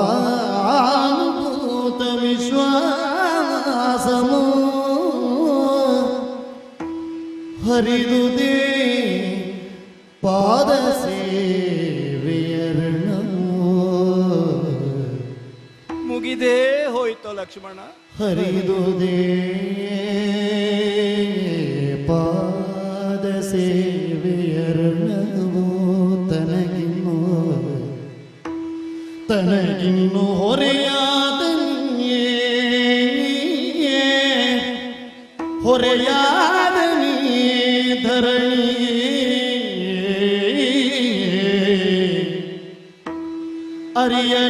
ಅರಿಯರೇನಿದನೆಲ್ಲ ಭರತಾದಿ ಸೋದರ ಅರಿಯರೇನಿದನೆಲ್ಲ ಭರತ ಸರಿ ಎಂದರೆ ಸರಿ ಎಂದರೆ ಸರಿ ಎಂದರೆ ಏನಿದ ಸುಮಂತ್ರಾದಿ ಮಂತ್ರಿಗಳು ಕರುಣಾಳು ರಾಜೇಂದ್ರ ನಿದ್ದಪನೇ ಕರುಣಾಳು ರಾಜೇಂದ್ರ ನಿದ್ದಪನೇ ಕೀರ್ತಿ ಸತಿಗರಸಿಯಳ ತನು ಬಲಿಯನು ತನು ಬಲಿಯನು ತನು ಬಲಿಯನು ತೊರೆದನೇ ರಘುವೀರ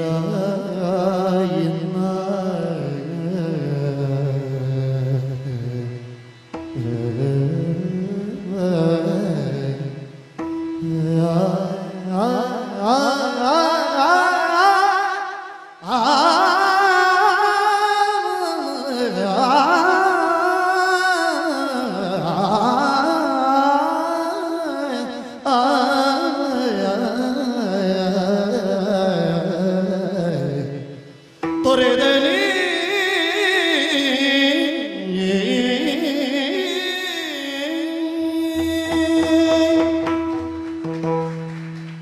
ಲಕ್ಷ್ಮಣ, ಅಮ್ಮ, ಕನಸಿನಲ್ಲೋ ನನಸಿನಲ್ಲೋ ನೀನು ಆಡ್ತಾ ಇರುವುದು? ಇದು ಕನಸಾದರೆ ಎಷ್ಟು ಒಳ್ಳೆಯದಾಗಿತ್ತಮ್ಮ. ಇಲ್ಲ, ನನ್ನ ಮನಸ್ಸು ಇನ್ನೂ ಇದನ್ನು ಒಪ್ಪುವುದಿಲ್ಲ ಲಕ್ಷ್ಮಣ. ಹೇಗೆ ಸಾಧ್ಯ ಇದನ್ನು ಒಪ್ಪಿಕೊಳ್ಳಿಕ್ಕೆ ನಾನು?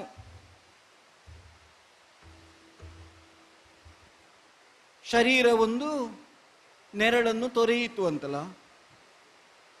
ಸಹಚರಿಯಾಗಿ ನಿನ್ನ ಜೊತೆಯಾಗಿ ಸದಾ ಬರ್ತೇನೆ ಅಂತ ಹೇಳಿದ ನನ್ನನ್ನು ರಘುವೀರ ತೊರೆದ.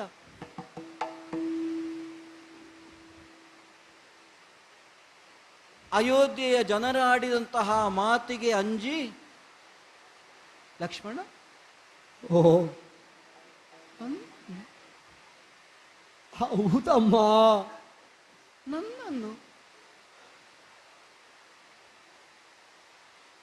ಇಲ್ಲ, ನಾನಿನ್ನು ಮುಂದೆ ಭೂಜಾತೆಯಲ್ಲ, ನಾನು ಭೂಭಾರಕಳಾದೆ. ಧರಣಿಗೆ ನಾನು ಹೊರೆಯಾಗಿ ಹೋದೆ.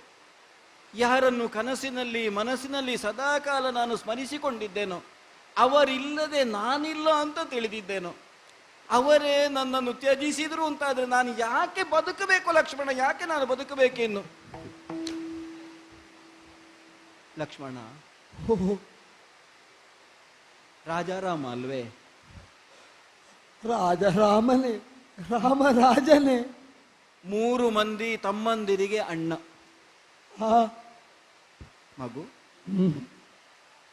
ಭರತನಾಗಲಿ ನೀನಾಗಲಿ ಇಂತಹ ಒಂದು ಸ್ಥಿತಿಯಲ್ಲಿ ಅತ್ತಿಗೆಯನ್ನು ತ್ಯಜಿಸುವುದು ತರವಲ್ಲ ಅಂತ ಹೇಳಲಿಲ್ವೇನೋ?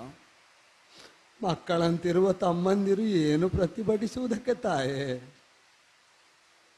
ಸುಮಂತ್ರರಿದ್ದಾರೆ, ಆ, ಕುಲಗುರುಗಳಾದಂತಹ ವಸಿಷ್ಠರಿದ್ದಾರೆ. ಆ, ಧರ್ಮ ಪತ್ನಿಯನ್ನು ಹೀಗೆ ತ್ಯಜಿಸಬಾರದು ಅಂತ ಹೇಳಲಿಲ್ವೇ? ಧರ್ಮ ತ್ಯಜಿಸಬಾರದು ಅಂತ ಹೇಳಿದ್ರಂತೆ, ಅದಕ್ಕೆ ತ್ಯಜಿಸಿದ್ರಂತೆ. ಮಗು, ಏಕಪತ್ನಿ ವ್ರತ. ಕೀರ್ತಿ ಕಾಮಿನಿಯನ್ನು ವರಿಸುವುದಕ್ಕೆ ಬೇಕಾಗಿ ಕೈ ಹಿಡಿದ ಪತ್ನಿಯನ್ನು ಬಲಿ ಕೊಟ್ರಲ್ವೇ?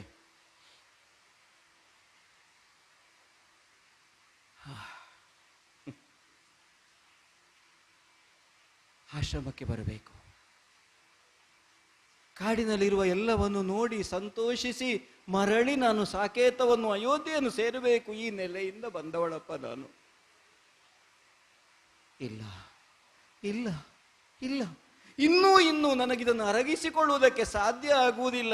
ಏನು ಹೇಳಲಿ ನಾನು, ಏನು ಹೇಳಲಿ? ಎಷ್ಟು ಬೇಡಿದರೇನು ಜಗದೀಶಗಿ ದುಷ್ಟಿಯಾದೆನು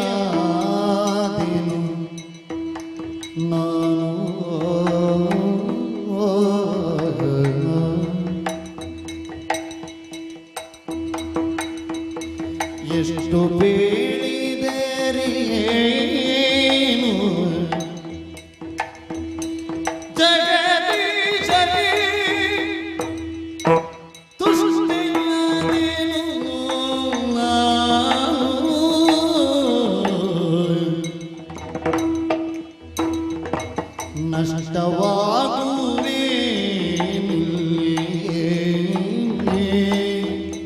ಸಂತಸದಿಂದ ಸೃಷ್ಟೀಚ ಬಾಳಿರಲಿ ಎಷ್ಟು ಬೇಡಿದರೇನು ಜಗದೇ ಜಗೇ ದುಷ್ಟಿಯಾದೆನು ನಾನು.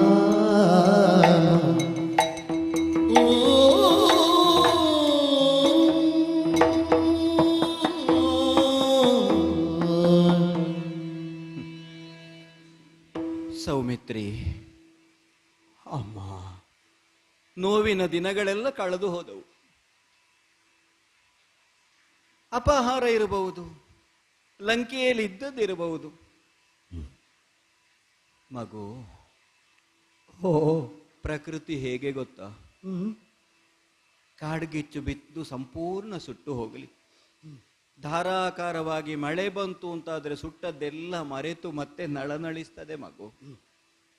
ಜೀವನದಲ್ಲಿ ಅನುಭವಿಸಿದಂತಹ ಕಷ್ಟವನ್ನೆಲ್ಲ ಮರೆತು ಮರಳಿ ಅಯೋಧ್ಯೆಗೆ ಬಂದು ನಮ್ಮವರ ಪಟ್ಟದ ಅರಸಿಯಾಗಿ ಸುಖವಾಗಿ ಬಾಳುತ್ತೇನೆ. ಜೀವನದಲ್ಲಿ ಇನ್ನು ನೋವಿಲ್ಲ, ಏನಿದ್ರೂ ನಲಿವೇ ಅನ್ನುವಂತಹ ಭಾವದಲ್ಲಿ ಇರುವ ಕಾಲದಲ್ಲೇ ಸೂರ್ಯ ವಂಶಕ್ಕೆ ಮತ್ತೆ ಬೆಳಕನ್ನು ಅರ್ಥಾತ್ ಕುಡಿಗಳನ್ನು ಕೊಡುವಂತಹ ಒಂದು ಸುಯೋಗ ಲಭಿಸಿತು. ಲಕ್ಷ್ಮಣ, ಮಕ್ಕಳ ಜೊತೆಯಾಗಿ, ಗಂಡನ ಜೊತೆಯಾಗಿ, ಹಿರಿಯರ ಜೊತೆಯಾಗಿ ನಲಿಯುವಂತಹ ಒಂದು ಸುವರ್ಣ ಸಂದರ್ಭ ಈ ಸೀತೆಗೆ ಲಭಿಸಿತು ಅಂತ ನಾನು ತಿಳ್ಕೊಂಡಿದ್ದೆ. ಇಲ್ಲ, ಕಾಡಿಗೆ ಬಂದು ನಾನು ಎಷ್ಟನ್ನು ನಿನ್ನ ಮುಂಭಾಗದಲ್ಲಿ ಆಡಿದರೇನು, ಅಳಲಿದರೇನು.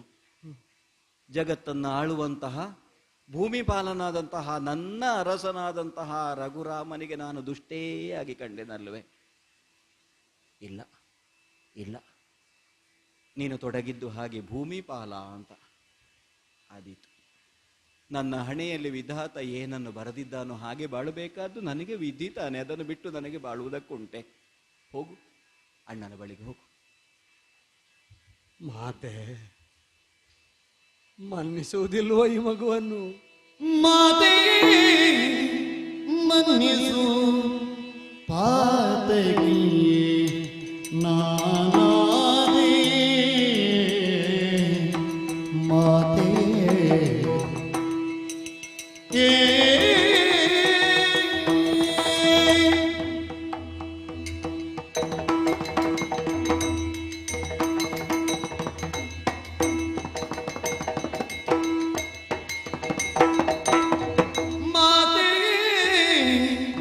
ಮನ್ನಿಸು ಪಾತಕಿ ನಾನಾದಿ ಖಾದವ ಕೈದೇನೆಂದು ಖಾದವ ಕೈದೇನೆಂದು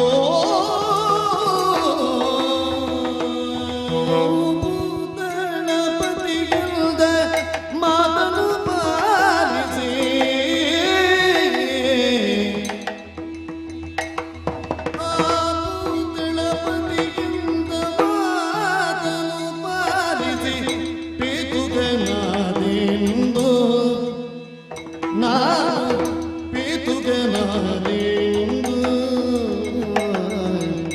ಮಾತೆ ಮನ್ನಿಸು ಪಾತಕಿ ನಾನಾದೆ ಖಾದವಗೈದೇನೆಂದು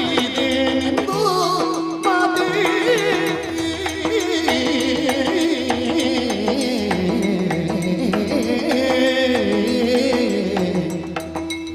ಮನ್ನಿಸು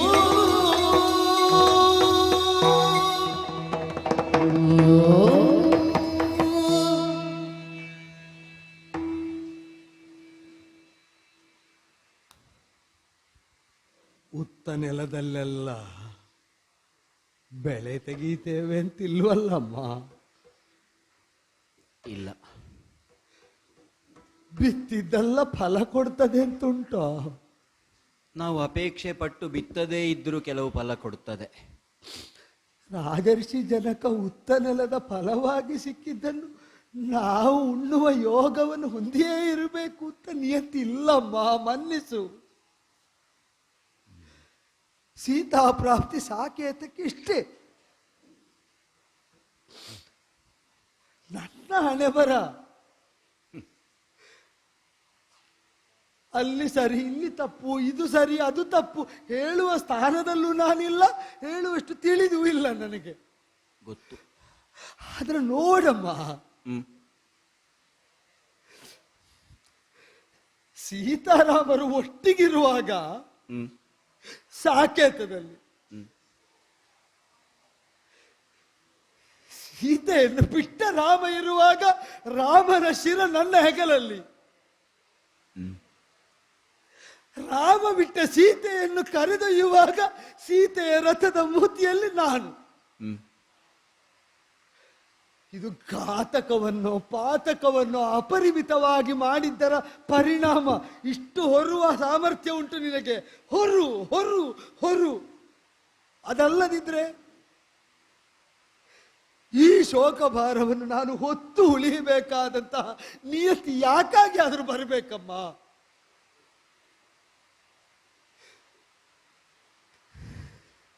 ಮಾತೆ ಅಂತ ಬಾಯಿ ತುಂಬಿ ಮನ ತುಂಬಿ ಕರೆದಿದ್ದೇನೆ. ನಿನ್ನ ಶೋಕಕ್ಕೆ ಪ್ರತಿಯಾಗಿ ಒಂದು ಮಾತುಂಟು ನನ್ನಲ್ಲಿ ಇಲ್ಲ. ನೋಡಬೇಕು, ಕೇಳಬೇಕು, ಅನುಭವಿಸಬೇಕು, ಮೂಕನಾಗಬೇಕು, ಇಷ್ಟೇ ನನಗಿರುವ ಬದ್ಧತೆ.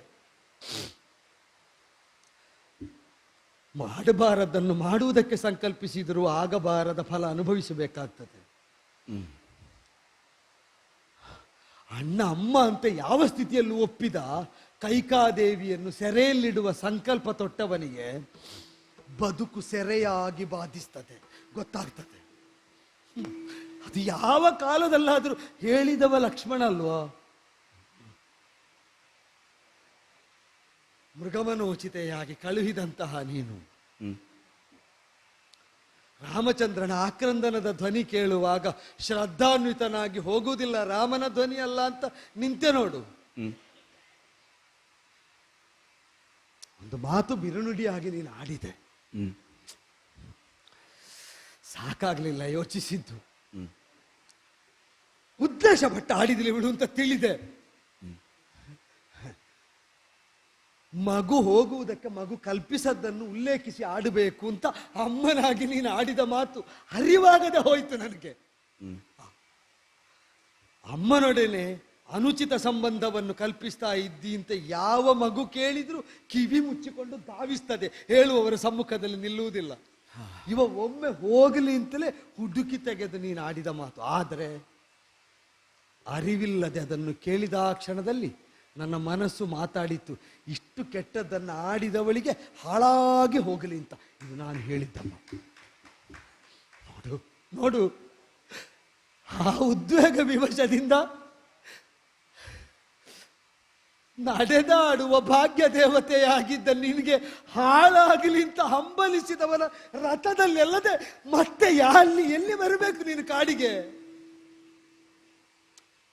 ಕ್ಷಮಿಸು ತಾಯೇ, ಬಿಟ್ಟದ್ದಕ್ಕೆ ಮಾತ್ರ ಅಲ್ಲ, ತಪ್ಪಿ ಆದರೂ ಹಾಗಾಗಲಿ ಅಂತ ಹಂಬಲಿಸಿದ್ದಕ್ಕೆ, ತಾಯಿಯ ಸ್ಥಾನದಲ್ಲಿದ್ದವರಿಗೆ ಅನುಚಿತವಾದದ್ದನ್ನು ಕಲ್ಪಿಸಿ ಮಾಡಕೊಡುವುದಕ್ಕೆ ಮುನ್ನಡೆಯುವ ಸಂಕಲ್ಪ ತೊಟ್ಟದ್ದಕ್ಕೆ ಕಾಲು ಹಿಡಿಯುತ್ತೇನೆ. ಕ್ಷಮಿಸು ಕ್ಷಮಿಸು.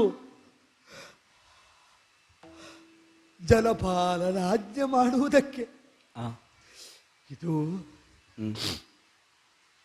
ರಾಮನ ತಪ್ಪಿಲ್ಲಮ್ಮ. ಯಾಕೆಂದ್ರೆ ಇಷ್ಟೆಲ್ಲ ದುರಿತ ಭರಿತವಾದ ಬದುಕು ಹೊಂದಿದ ಲಕ್ಷ್ಮಣನಿಗೆ ಇಷ್ಟೆಲ್ಲ ಅನುಭವಿಸುವಂತ ಹಣೆ ಬರ ಇರುವಾಗ ಅದಕ್ಕೆ ಪೂರಕವಾಗಿ ರಾಮನು ಆಜ್ಞೆ ಮಾಡಬೇಡುವ. ಇದೆಲ್ಲ ಅನುಭವಕ್ಕೆ ಬರಬೇಕಾದ್ದು ಆಗಲೇಬೇಕಿತ್ತು, ಆಯ್ತಷ್ಟೇ. ಯಾಕೆ ಅಂದ್ರೆ ಅಮ್ಮ, ರಾಮಪೀಠದಿಂದ ಕೆಳಗಿಳಿದರೆ ಸಾಕೇತದಲ್ಲಿ ಇದ್ರು ನೀನು ಸಹಿಸ್ತೀಯೋ? ಚೇಚೆ, ನೀನು ಜೊತೆಗಿದ್ರೆ ಪೀಠದಲ್ಲಿ ರಾಮನನ್ನು ಪ್ರಜೆಗಳು ಸಹಿಸುವುದಿಲ್ಲ. ರಾಮ ಏನು ಮಾಡಬೇಕಮ್ಮ? ಅಮ್ಮ, ತಿಳಿಯದೆ ಅಮ್ಮನಿಗೆ ಹಾಳಾಗಲಿ ಅಂತ ಹಂಬಲಿಸಿದ ಮಗುವಿಗೆ ದೊರೆತ ಶಿಕ್ಷೆಯ ಅನುಭವದಿಂದ ಹೇಳುತ್ತೇನೆ. ಏನು? ಬಿಟ್ಟ ರಾಮನನ್ನು ಮನದಿಂದಲಾದರೂ ದೂರಬೇಡ, ಇನ್ನೂ ದುರಿತ ಭಯಂಕರ ಆಗ್ತದೆ ಭವಿಷ್ಯದಲ್ಲಿ.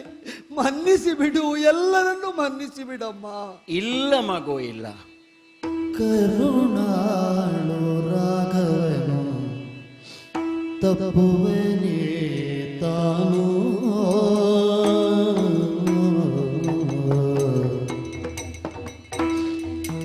ಕರುಣಾಳು ರಾಘವನು ತಪ್ಪುವನೇ ತಾನು ತರುಣಿ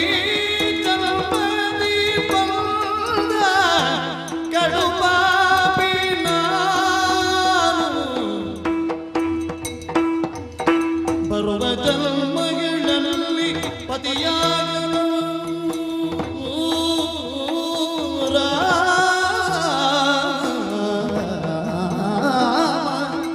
ಬರುವ ಜನ್ಮಗಳಲ್ಲಿ ಪತಿಯಾಗಲು ಮಿರಗ ದುರಿಸೋಗಿರಿನೆಂದು ಬೇಡುವೇನೋ ಕರುಣಾಳು ರಾಘವನು ತಪ್ಪುವನೇ ತಾನು ರಾಮ ತಪ್ಪುವನೇ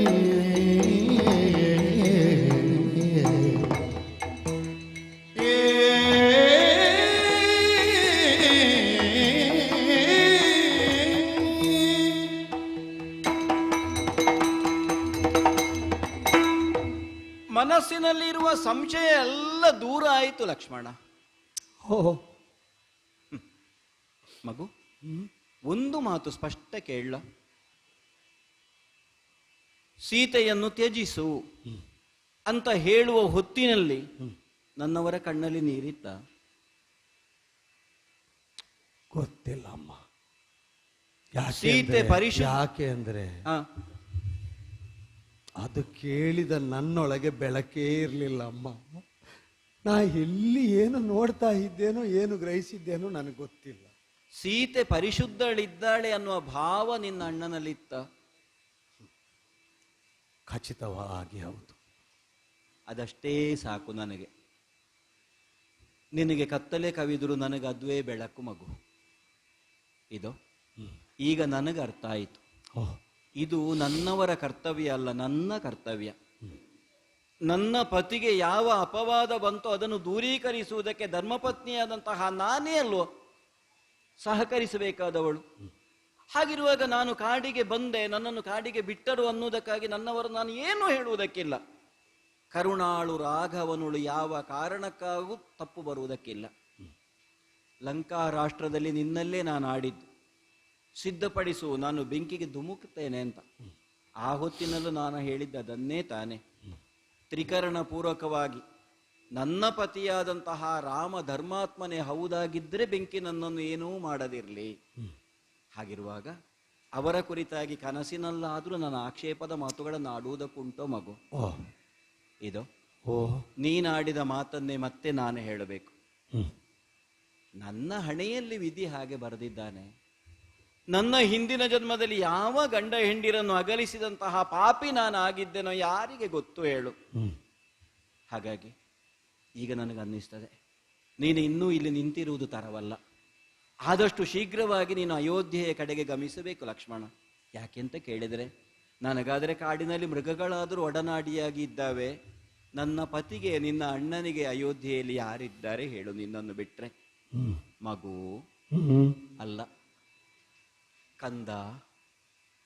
ಅಮ್ಮ, ನನ್ನ ಕಿವಿಯಲ್ಲಿ ಈಗಲೂ ಕೇಳ್ತಾ ಇರುವುದದೇ. ಬಾಲಕ, ನಿನ್ನ ಭಾವವೇನಯ್ಯ ಅಂತ ನಾನು ಕೇಳುವಾಗ ನಿನ್ನ ಕಿವಿಗಳೆರಡನ್ನೂ ಮುಚ್ಚಿದಂತಹ ನೀನು ಕಿವಿಯನ್ನು ತೆರೆದು ಮತ್ತೆ ಆಡಿದ್ದದನ್ನು.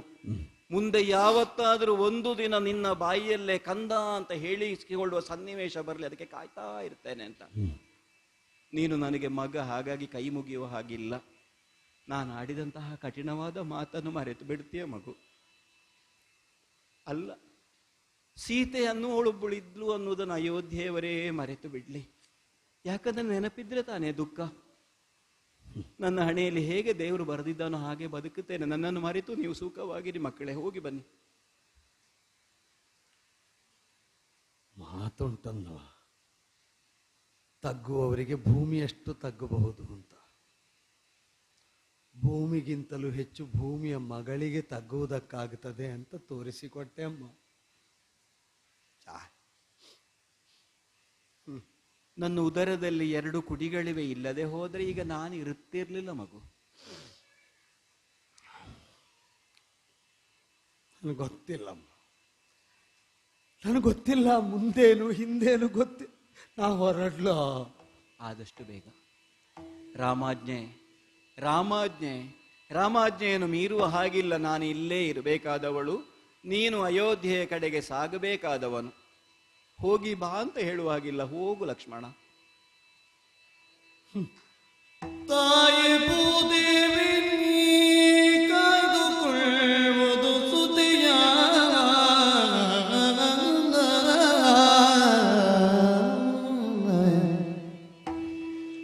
ನೋಯದಂತಿ ಮನದಿ ಪೋಪೆದ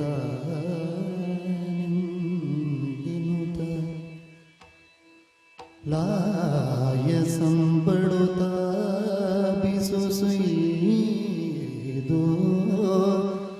ತೆರಳುತ್ತ ಮರಳುತ್ತ ತೆರಳುತ್ತ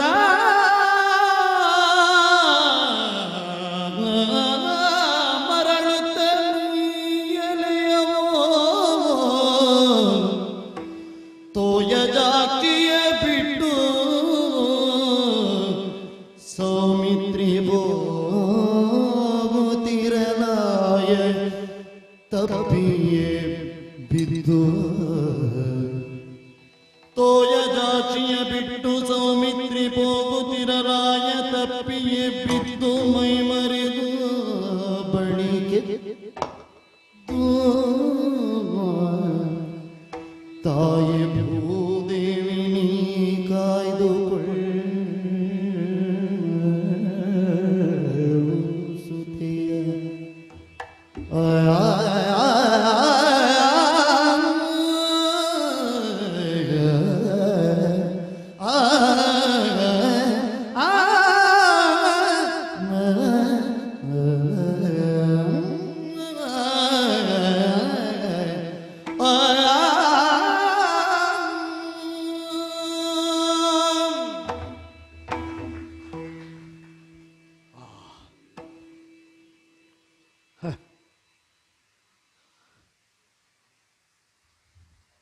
ಯಾಕೆ ಹೀಗಾಗ್ತದೋ ಗೊತ್ತಿಲ್ಲ.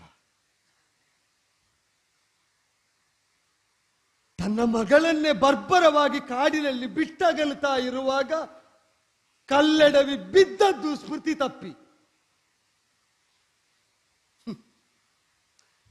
ಈ ಕಲ್ಲಿಗಿಷ್ಟು ಮೃದುತ್ವ ಯಾಕಮ್ಮ? ಅದು ನನ್ನ ಹಣೆಯಿಂದ ರಕ್ತ ಒಸರುವಾಗ ಮಾಡ್ತದೆ, ಬಿದ್ದು ಒಡೆದು ಸಾಯುವಾಗ ಮಾಡುವುದಿಲ್ವಲ್ಲ. ಏನಾಡುತ್ತಾ ಇದ್ದೆ ಲಕ್ಷ್ಮಣ? ತಪ್ಪು ಮಾಡಿದಂತಹ ಲಕ್ಷ್ಮಣ ತನ್ನ ಮಗಳನ್ನು ಗರ್ಭಿಣಿಯಾಗಿರುವಾಗ ಕಾಡಿನಲ್ಲಿ ಬಿಟ್ಟು ಹೋಗ್ತಾನೆ ಎಂಬ ಭಾವ ಭೂಮಿಗಿದ್ದದ್ದಿದ್ರೆ ಬಿದ್ದ ನನ್ನ ಹಣೆ ಒಡೆದು ಹೋಗ್ತಿತ್ತು, ಸತ್ತು ಬೀಳ್ತಿದ್ದೆ. ಇಲ್ಲ, ಅದು ಮೃದುವಾಗುತ್ತದೆ ಲಕ್ಷ್ಮಣನಲ್ಲಿ. ಇವ ಅನುಭವಿಸುವುದಕ್ಕಿನ್ನೂ ಉಂಟು ಅಂತ.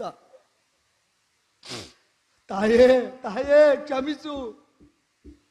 ಸರ್ವಂ ಸಹೆಯಾದಂತಹ ನೀನು ಎಲ್ಲವನ್ನು ಸಹಿಸುವವಳಾದ್ದರಿಂದ ನಿನ್ನ ಮಗಳ ವಿಯೋಗದ ಈ ವಿಷಾದದ ಕಣ್ಣೀರು ನಿನ್ನ ಮೇಲೇ ಬೀಳ್ತದೆ. ಕ್ಷಮಿಸು ಕ್ಷಮಿಸು.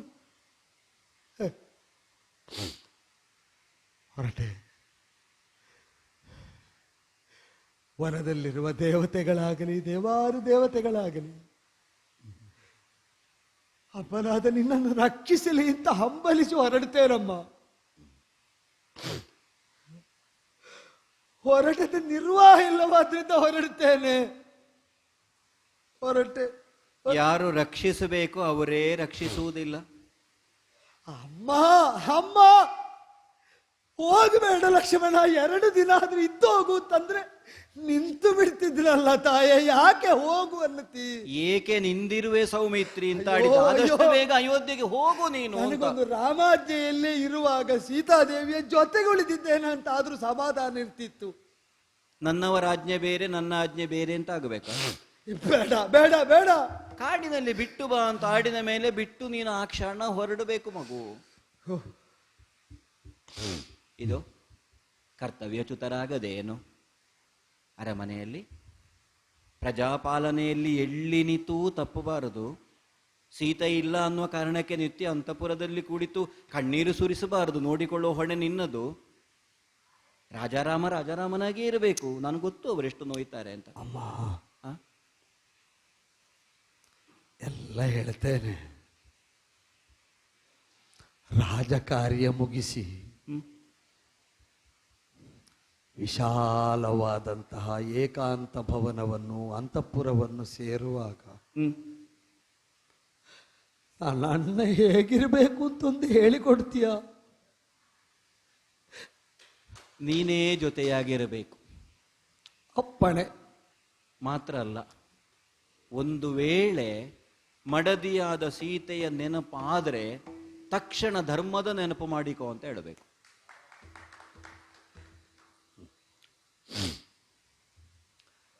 ಅವ ಮಲಗುತ್ತಾನಾದರೆ ಹಾಸಾಗುವುದಕ್ಕೂ ಸಿದ್ಧಮ್ಮ.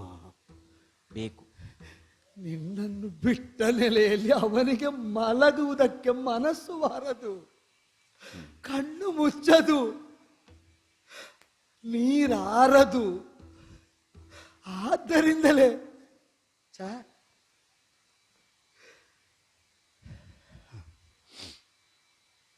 ಶೇಷಾಯುಷ್ಯದಲ್ಲಿ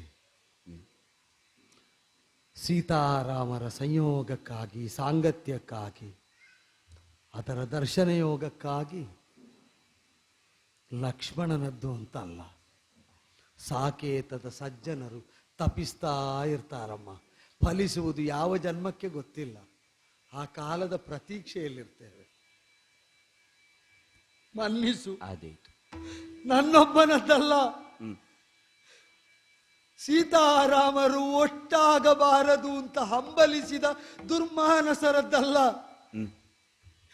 ಬೇರ್ಪಡಬಾರದ ದಾಂಪತ್ಯವದು ಲೋಕಮಂಗಳಕಾರಕ ಅಂತ ಹಂಬಲಿಸಿ ಒಪ್ಪಿ ಅನುಸರಿಸಿದ ಸರ್ವ ಸಜ್ಜನರ ಮನಸ್ಸು ನಿನಗೆ ಮಣೀತದೆ. ಕ್ಷಮೆ ಕೇಳ್ತಾ ಮನ್ನಿಸು ತಾಯೇ, ಮನ್ನಿಸಿ ಬಿಡು ಹೊರಟೆ. ಮಗು, ಭೂಪುತ್ರಿ ನಾನು. ಹೌದು. ಕ್ಷಮಯ.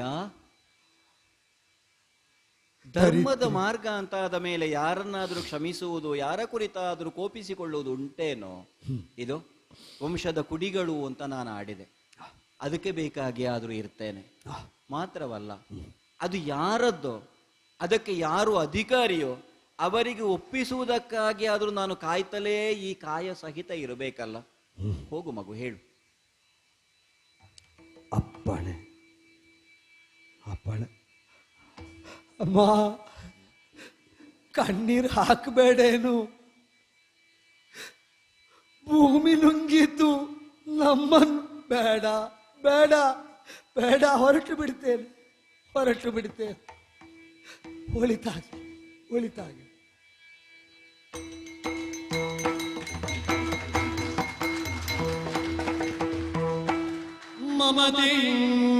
ಮಮತೆಯಿಂದಣ್ಣನನು ನೋಡಿ ಲಕ್ಷ್ಮಣನ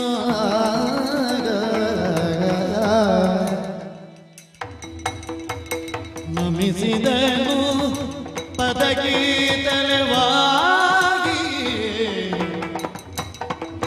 ವಿಮಲ ಸಿಂಹಾಸನಕ್ಕೆ ಮಣಿದು ಸಭಿಕರಿಗರಿಗೆ ಸಮರಸದಿ ನಡೆತನದ ತಿರುಗಿ ಲಕ್ಷ್ಮಣ.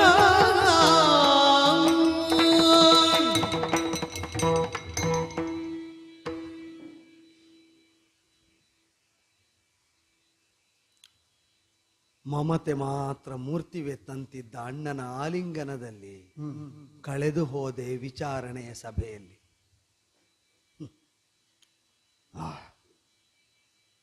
ಎಲ್ಲ ಆರಂಭಕ್ಕೊಂದು ಮುಕ್ತಾಯ ಉಂಟು. ಮತ್ತೆ ಪುತ್ರಕಾಮೇಷ್ಟಿಯ ಫಲರೂಪರಾಗಿ ಉದಿಸಿ ನಿಂತವಲ್ಲಿ ರಾಮಾನುಜನೆನಿಸಿದವನ ಬದುಕಿಗೂ ಒಂದು ಮುಕ್ತಾಯ ಇಲ್ಲದಿರ್ತದ. ಆದರೂ ಔದಾರ್ಯ ನೋಡಿ. ಸೀತೆಯನ್ನಾದರೂ ಬಿಟ್ಟಿರ್ತೇನೆ ಅಂತ ನನ್ನ ಕೈಗೆ ಆ ಕಾರ್ಯವನ್ನೊಪ್ಪಿಸಿ ಕಾಡಿಗೆ ಕಳಿಸಿಕೊಟ್ಟವನು. ಮರಳಿ ಕುಶಲವರನ್ನು ತಂದು ವಾಲ್ಮೀಕಿ ಮುನಿಗಳು ಒಪ್ಪಿಸಿದ ಮೇಲೆ ಪ್ರತಿಜ್ಞಾಪೂರ್ವಕವಾಗಿ ಸೇರಿಕೊಳ್ಳಿ ಅಂದಾಗ ರಾಮಚಾರಿತ್ರಕ್ಕೆ ಕಳಂಕವಾಗ ಬಯಸಿದ ಸೀತಾದೇವಿ ಧರ್ಮಾರ್ಥ ಕಾಮಗಳಲ್ಲಿ ಬಿಟ್ಟಗಲದಿದ್ರೆ ನನ್ನ ಅಮ್ಮನ ಒಡಲು ನನಗೆ ಸ್ಥಳ ಕೊಡಬೇಕು ಅಂತ ಕೇಳಿದಾಗ ಭೂಮಿ ಬಾಯಿ ತೆರೆದವಳನ್ನು ನುಂಗಿತು. ಸಾಕೇತವಾಸಿಗಳು ನಿಬ್ಬೆರಗಾಗಿ ಕಂಡ್ರು. ಹೊಂದ ಬಯಸಿದ ಸೀತೆಯನ್ನು ಭೂಮಿ ನುಂಗಿದ ಕಾಲದಲ್ಲಿ ಬ್ರಹ್ಮಾಂಡವನ್ನು ಸುಡುತ್ತೇನೆ ಅಂತ ಕೋದಂಡವನ್ನು ಜಯವಡೆದ ರಾಮನ ಭೀಕರತೆ ಸಾಕೇತವನ್ನು ನಡುಗಿಸಿತು.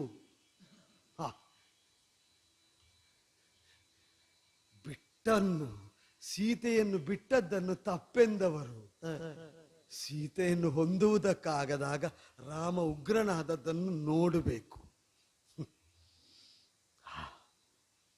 ಅವನೊಳಗೆ ಸೀತೆ ಹೇಗಿದ್ದಾಳೆ ಅಂತ ತೋರಿಸಿಕೊಡುವ ರೋಷ ಅದು.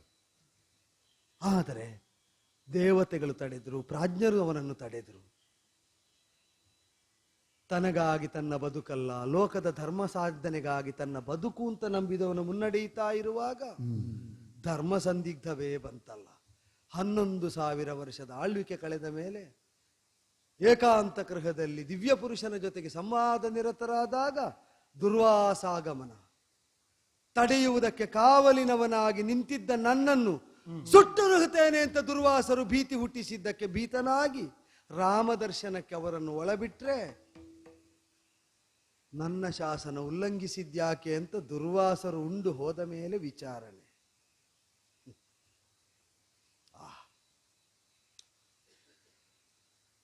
ನನ್ನ ಅಸಹಾಯಕತೆ ನಾಡಿದಾಗ ತ್ಯಾಗವೂ ವಧೆಯೂ ಸಜ್ಜನರಿಗೆ ಒಂದೇ ತೆರನಾದ ಶಿಕ್ಷೆ.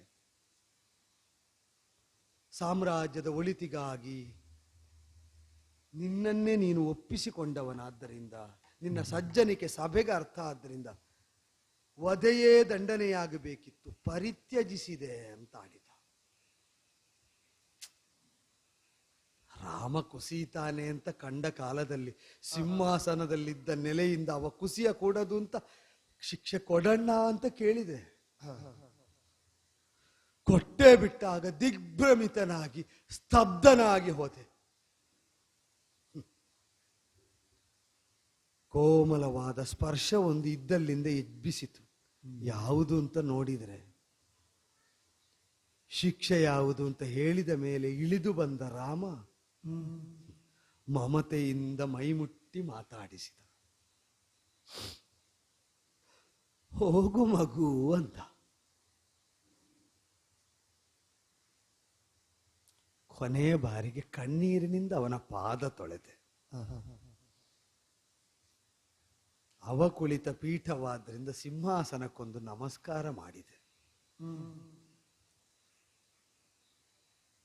ಸರ್ವಸ್ವವನ್ನು ಯಾರಿಗಾಗಿ ಅವನು ಬಿಟ್ಟನೋ ಆ ಅವನ ಮಹಾಪ್ರಜೆಗಳು ನನಗೂ ಪೂಜ್ಯರು ಅಂತ ನಮಿಸಿ ನಿಂತೆ.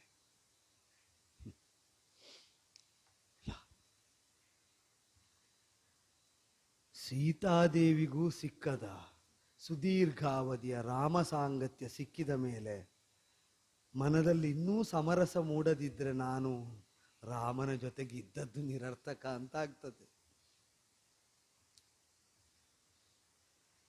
ಮಹಾಜನಗಳಲ್ಲಿ ಒಂದೇ ಪ್ರಾರ್ಥನೆ,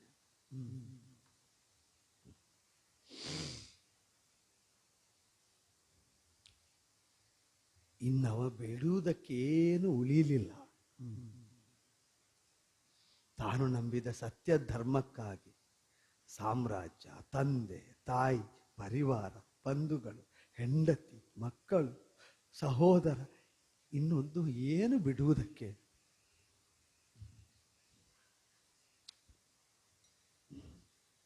ಎಲ್ಲವನ್ನು ಬಿಟ್ಟು ಕಳೆದದ್ದು ಯಾಕೆ ಅಂದರೆ ನಿಮಗಾಗಿ.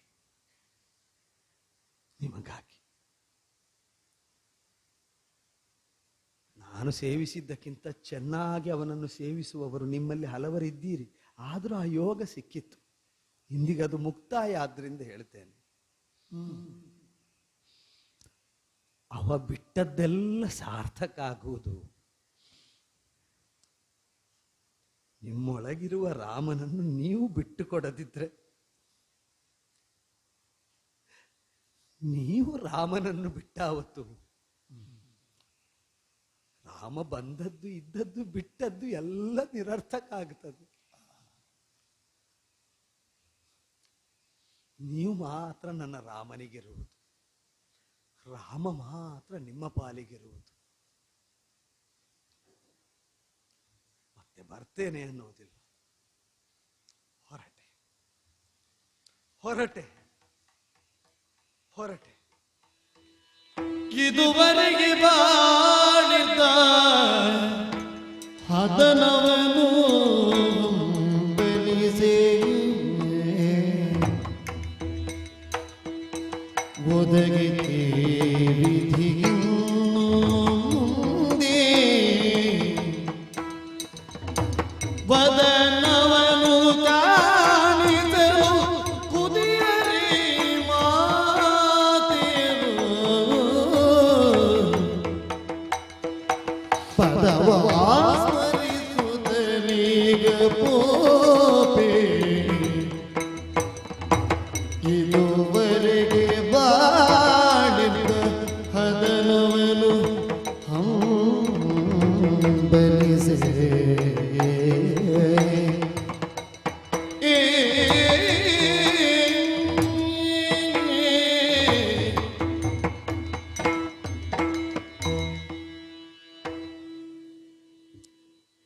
ಯಾರನ್ನು ನೋಡಬೇಕು ಅಂತ ಕಾಣುವುದಿಲ್ಲ. ಸಭೆ ಬಿಟ್ಟ ಅಗಲಿದ ಮೇಲೆ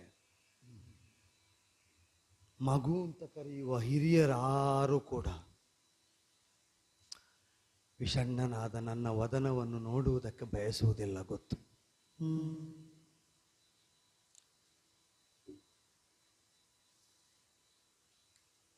ಕಿರಿಯರು ದಂಡ್ಯನಾದ ನನ್ನ ಮುಖ ನೋಡುವುದು ಯಾಕೆ?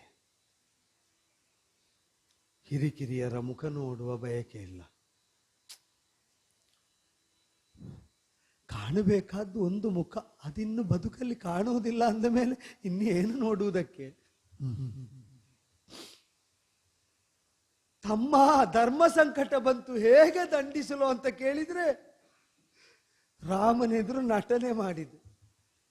ಸೋಜಿಗಾಯ್ತಣ್ಣ, ನೀನು ಧರ್ಮಕ್ಕಾಗಿ ಬದುಕು ಸವೆಸಿದವನು, ಎಲ್ಲವನ್ನು ಬಿಟ್ಟು ಕಳೆದವನು, ನಾನೊಬ್ಬ ದೊಡ್ಡದಾದನ, ದಂಡಿಸು ಕೊಡು ಅಂತ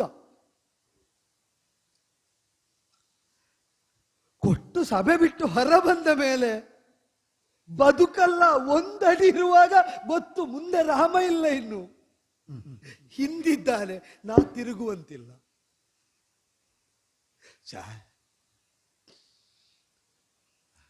ರಾಮ ಎಲ್ಲಿದ್ದಾನೆ ಅಂತ ಗೊತ್ತಿಲ್ಲದೆ ನಾವು ಹುಡುಕುವುದು ಬೇರೆ, ರಾಮ ಎಲ್ಲಿದ್ದಾನೆ ಅಂತ ಗೊತ್ತು ತಿರುಗದೆ ನಡೆದು ಸಾಗುವುದು ಬೇರೆ. ಶಿಕ್ಷೆ ಇದು, ಅದಕ್ಕಿಂತ ಸಾವು ಆಗುತ್ತಿತ್ತಲ್ಲ.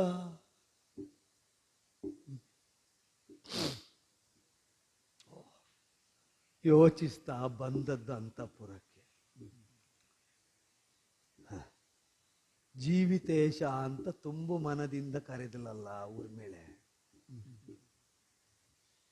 ಯಾಕೆ ಮುಖ ಬಾಡಿತು ಅಂತ ಆಡಿದರೆ ಯಥಾವತ್ತಾಗಿ ಪ್ರಕರಣವನ್ನ ಆಡಿದೆ.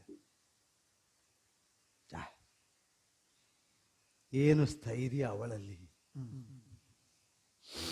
ಹೊಂದಬೇಕಾದವರನ್ನು ಬಿಟ್ಟು ಸ್ವಲ್ಪ ಕಾಲ ಇದ್ದ ಅಭ್ಯಾಸ ಆದರೆ ಆ ಸ್ಥೈರ್ಯ ಬರ್ತದೋ ಏನೋ. ನನ್ನನ್ನು ಬಿಟ್ಟು ಅವಳಿಗೆ ಅಭ್ಯಾಸ ಆದ್ರಿಂದ ಅವಳು ಸ್ಥಿರಳಿದ್ದಾಳೆ.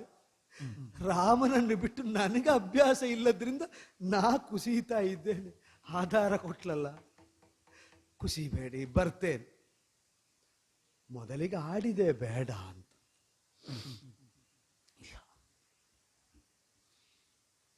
ತಾನು ಸೇರಬೇಕಾದ ನೆಲೆ ಯಾವುದು ಅಂತ ಸ್ವಯಂ ನಿರ್ಣಯಿಸುವಲ್ಲಿ ಪರ್ಯಾಪ್ತಳಾದ ಸೀತೆಯ ತಂಗಿಯಾಗಿ ಅವಳು ಆಡಿದ ಮಾತಿನ ದೃಢತೆ ಏನುಂಟು, ತಡೆಯುವುದಕ್ಕೆ ತೋರಲಿಲ್ಲ. ಅವಳ ದೃಢತೆಯನ್ನು ಮಾನಿಸಿ ಹೋದವನು ಮುಖ ತೋರಿಸಕೂಡದೆಂಬ ರಾಮಶಾಸನವನ್ನೊಪ್ಪಿ ಅದೇ ಅನುರಣಿಸ್ತಾ ಇರುವ ಸ್ಥಿತಿಯಲ್ಲಿ ವಸ್ತ್ರ, ಉತ್ತರೀಯ, ಆಭರಣ, ಪರಿವಾರ, ಸಂಬಂಧಗಳು ಎಲ್ಲವನ್ನು ಹಿಂದುಳಿಸಿ ಸರಯೂ ತೀರದಲ್ಲಿ ಬಂದು ದೃಢನಾಗಿ ಉಳಿದೆ. ದೃಢದಿ ಸರೆಯೋ ನದಿಯ ತಟದಲ್ಲಿ ಬಿಡದಿಯನು ನಿರ್ಮಿಸುತ್ತಲೇ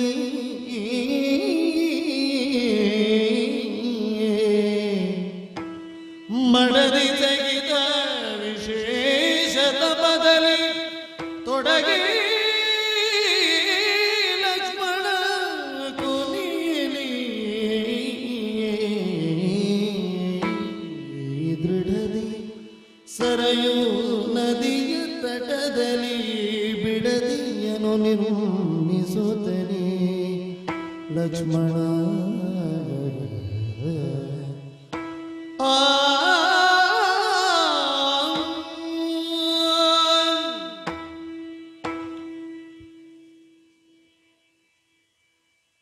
ಅಲ್ಪ ದಿನಗಳನ್ನು ಕಳೆದದ್ದು ಸರಯೂ ತೀರದಲ್ಲಿ ಆಶ್ರಮವಾಸಿಗಳಾಗಿ ಸತಿಪತಿಯರು ವಲ್ಕಲವನ್ನುಟ್ಟು ಕಳೆದು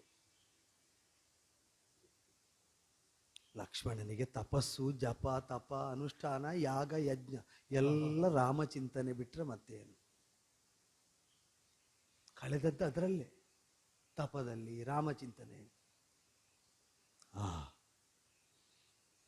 ಆದರೆ ಒಂದು ಹೊಳಹು ಬೆರಗೊಡೆಸಿತು. ನಾಗಾಸ್ತ್ರಕ್ಕೆ ಬದ್ಧರಾಗಿ ನಾನು ಅಣ್ಣನು ಬಿದ್ದ ವೇಳೆಯಲ್ಲಿ ಅಧೀರವಾದಂತಹ ಸೈನ್ಯಕ್ಕೆ ಅಭಯ ಕೊಡುವ ಚಿರಂಜೀವಿಯಾದ ವಿಭೀಷಣನ ಮಾತು, ಸತ್ಯ ಧರ್ಮಾಭಿರಕ್ತಾನಾಂ ನಾಸ್ತಿ ಮೃತ್ಯುಕೃತಂ ಭಯಂ. ನಾಗಾಸ್ತ್ರ ಬರಲಿ, ನೀರಲ್ಲಿ ಮುಳುಗಲಿ, ಗಾಳಿಯಲ್ಲಿ ತೇಲಿ, ಬೆಂಕಿಯನ್ನು ಹಾಯಲಿ, ಸತ್ಯ ಧರ್ಮಗಳಲ್ಲಿದ್ದರೆ ಮೃತ್ಯು ಭಯ ಇಲ್ಲ ಅಂತ.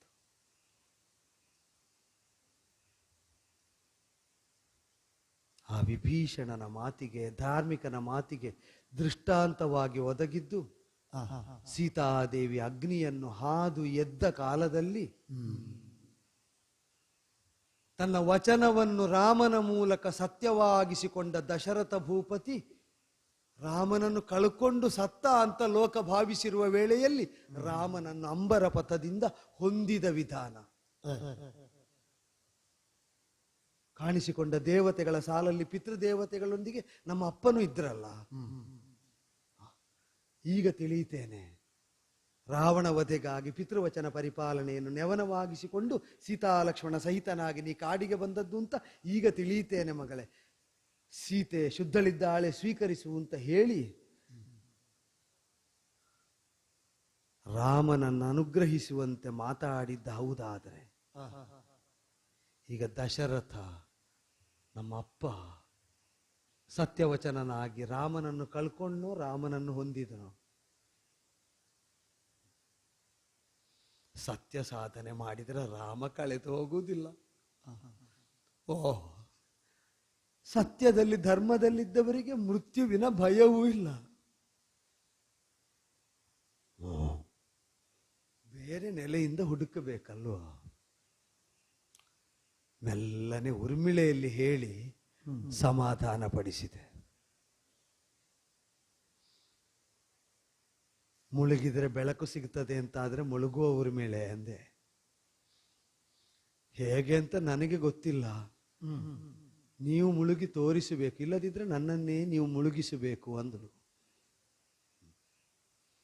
ನಾನೇ ಮುಳುಗಿ ಹೋಗುವುದಿಲ್ಲ ಅಂತ ದೃಢ ಇರುವಾಗ ಅವಳನ್ನು ಆವರಿಸಿಯೇ ಮುಳುಗುವ.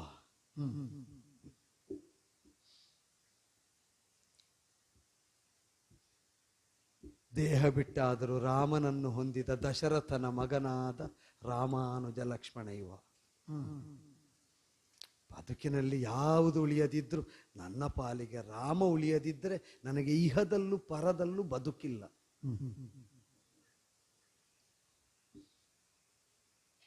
ಉಳಿಬೇಕಾದ್ದು ಉಳಿಯಲೇಬೇಕು. ಶೇಷ ರಾಮನನ್ನರಸಿ ಹೊರಟೆ. ರಾಮ ಸಿಕ್ಕದೆ ನಿಲ್ಲುವುದಿಲ್ಲ, ಯಾವ ರೂಪದಲ್ಲಾದರೂ. ರಾಮ ನೀನೇ ಬೇಕು. ರಾಮ ಮುಳುಗಿದಲ್ಲಿ ನನಗೆ ಬೆಳಕಾಗುತ್ತದೆ ಅಂತ ಸರಯುವಿನ ಒಡಲಿಗೆ ಇಳಿಯುತ್ತಾ ಇದ್ದೇನೆ. ಮೃತ್ಯುಕೃತ ಭಯ ಇಲ್ಲ, ಸಾಯ್ತೇನೆ, ದೇಹ ಹೋಗುತ್ತದೆ ಅಂತ ಭೀತಿ ಇಲ್ಲ. ಸತ್ಯ ಧರ್ಮದಲ್ಲಿದ್ದೇನಾದ್ದರಿಂದ ಸಿಕ್ಕುವುದು ರಾಮನೆಂಬ ಬೆಳಕು ಅಂತ ಅಚಲವಾದದ್ದರಿಂದ ಲಕ್ಷ್ಮಣನ ಪಾಲಿಗೆ ಶೇಷ ರಾಮನನ್ನು ಅರಸಿ ಹೊರಟೆ. ಶ್ರೀರಾಮ ಜಯ ರಾಮ, ಜಯ ಜಯ ರಾಮ, ಜಯ ಜಯ ರಾಮ.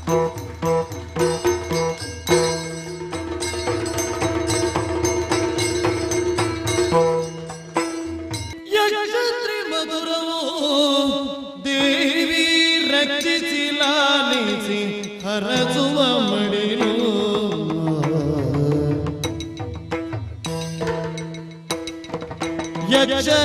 ಯಕ್ಷಗಾನವದುವೆ ನಮ್ಮ ಸಾಕ್ಷಿಯಾಗಿ ದಾರಿ ತೋರುವ ಬೆರಳಿ, ನಮ್ಮ ಸಾಕ್ಷಿಯಾಗಿ ದಾರಿ ತೋರುವ ಬೆರಳಿ.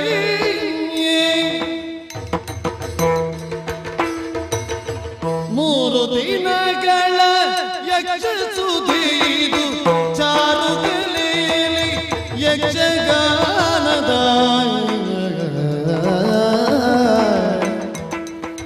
ತೇರ ನಿಳೆಯುವ ನಮ್ಮ ಬಳಗದ ಹಬ್ಬ ಸಂಭ್ರಮವು. ಮೂರು ದಿನಗಳ ಯಕ್ಷ ಸುಧೆಯಲು ಚಾರು ಕಲೆಯಲ್ಲಿ ಯಕ್ಷಗಾನದ ತೇರ ನಿಳೆಯುವ ನಮ್ಮ ಬಳಗದ ಹಬ್ಬ ಸಂಭ್ರಮವು. ಬಂದು ನಿಲ್ದೆವು ನಿನ್ನ ಅಡಿಯಲ್ಲಿ ಕುಂದು ಕೊರತೆಗಳೆಲ್ಲ ಕಳೆಯುತ್ತ.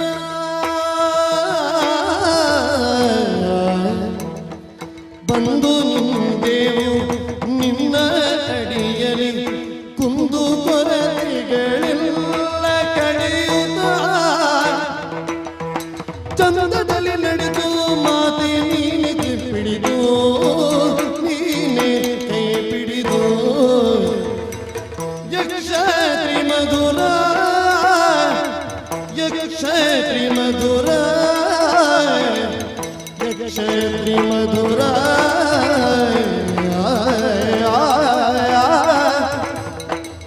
ಯಕ್ಷತ್ರಿ ಮಧುರ.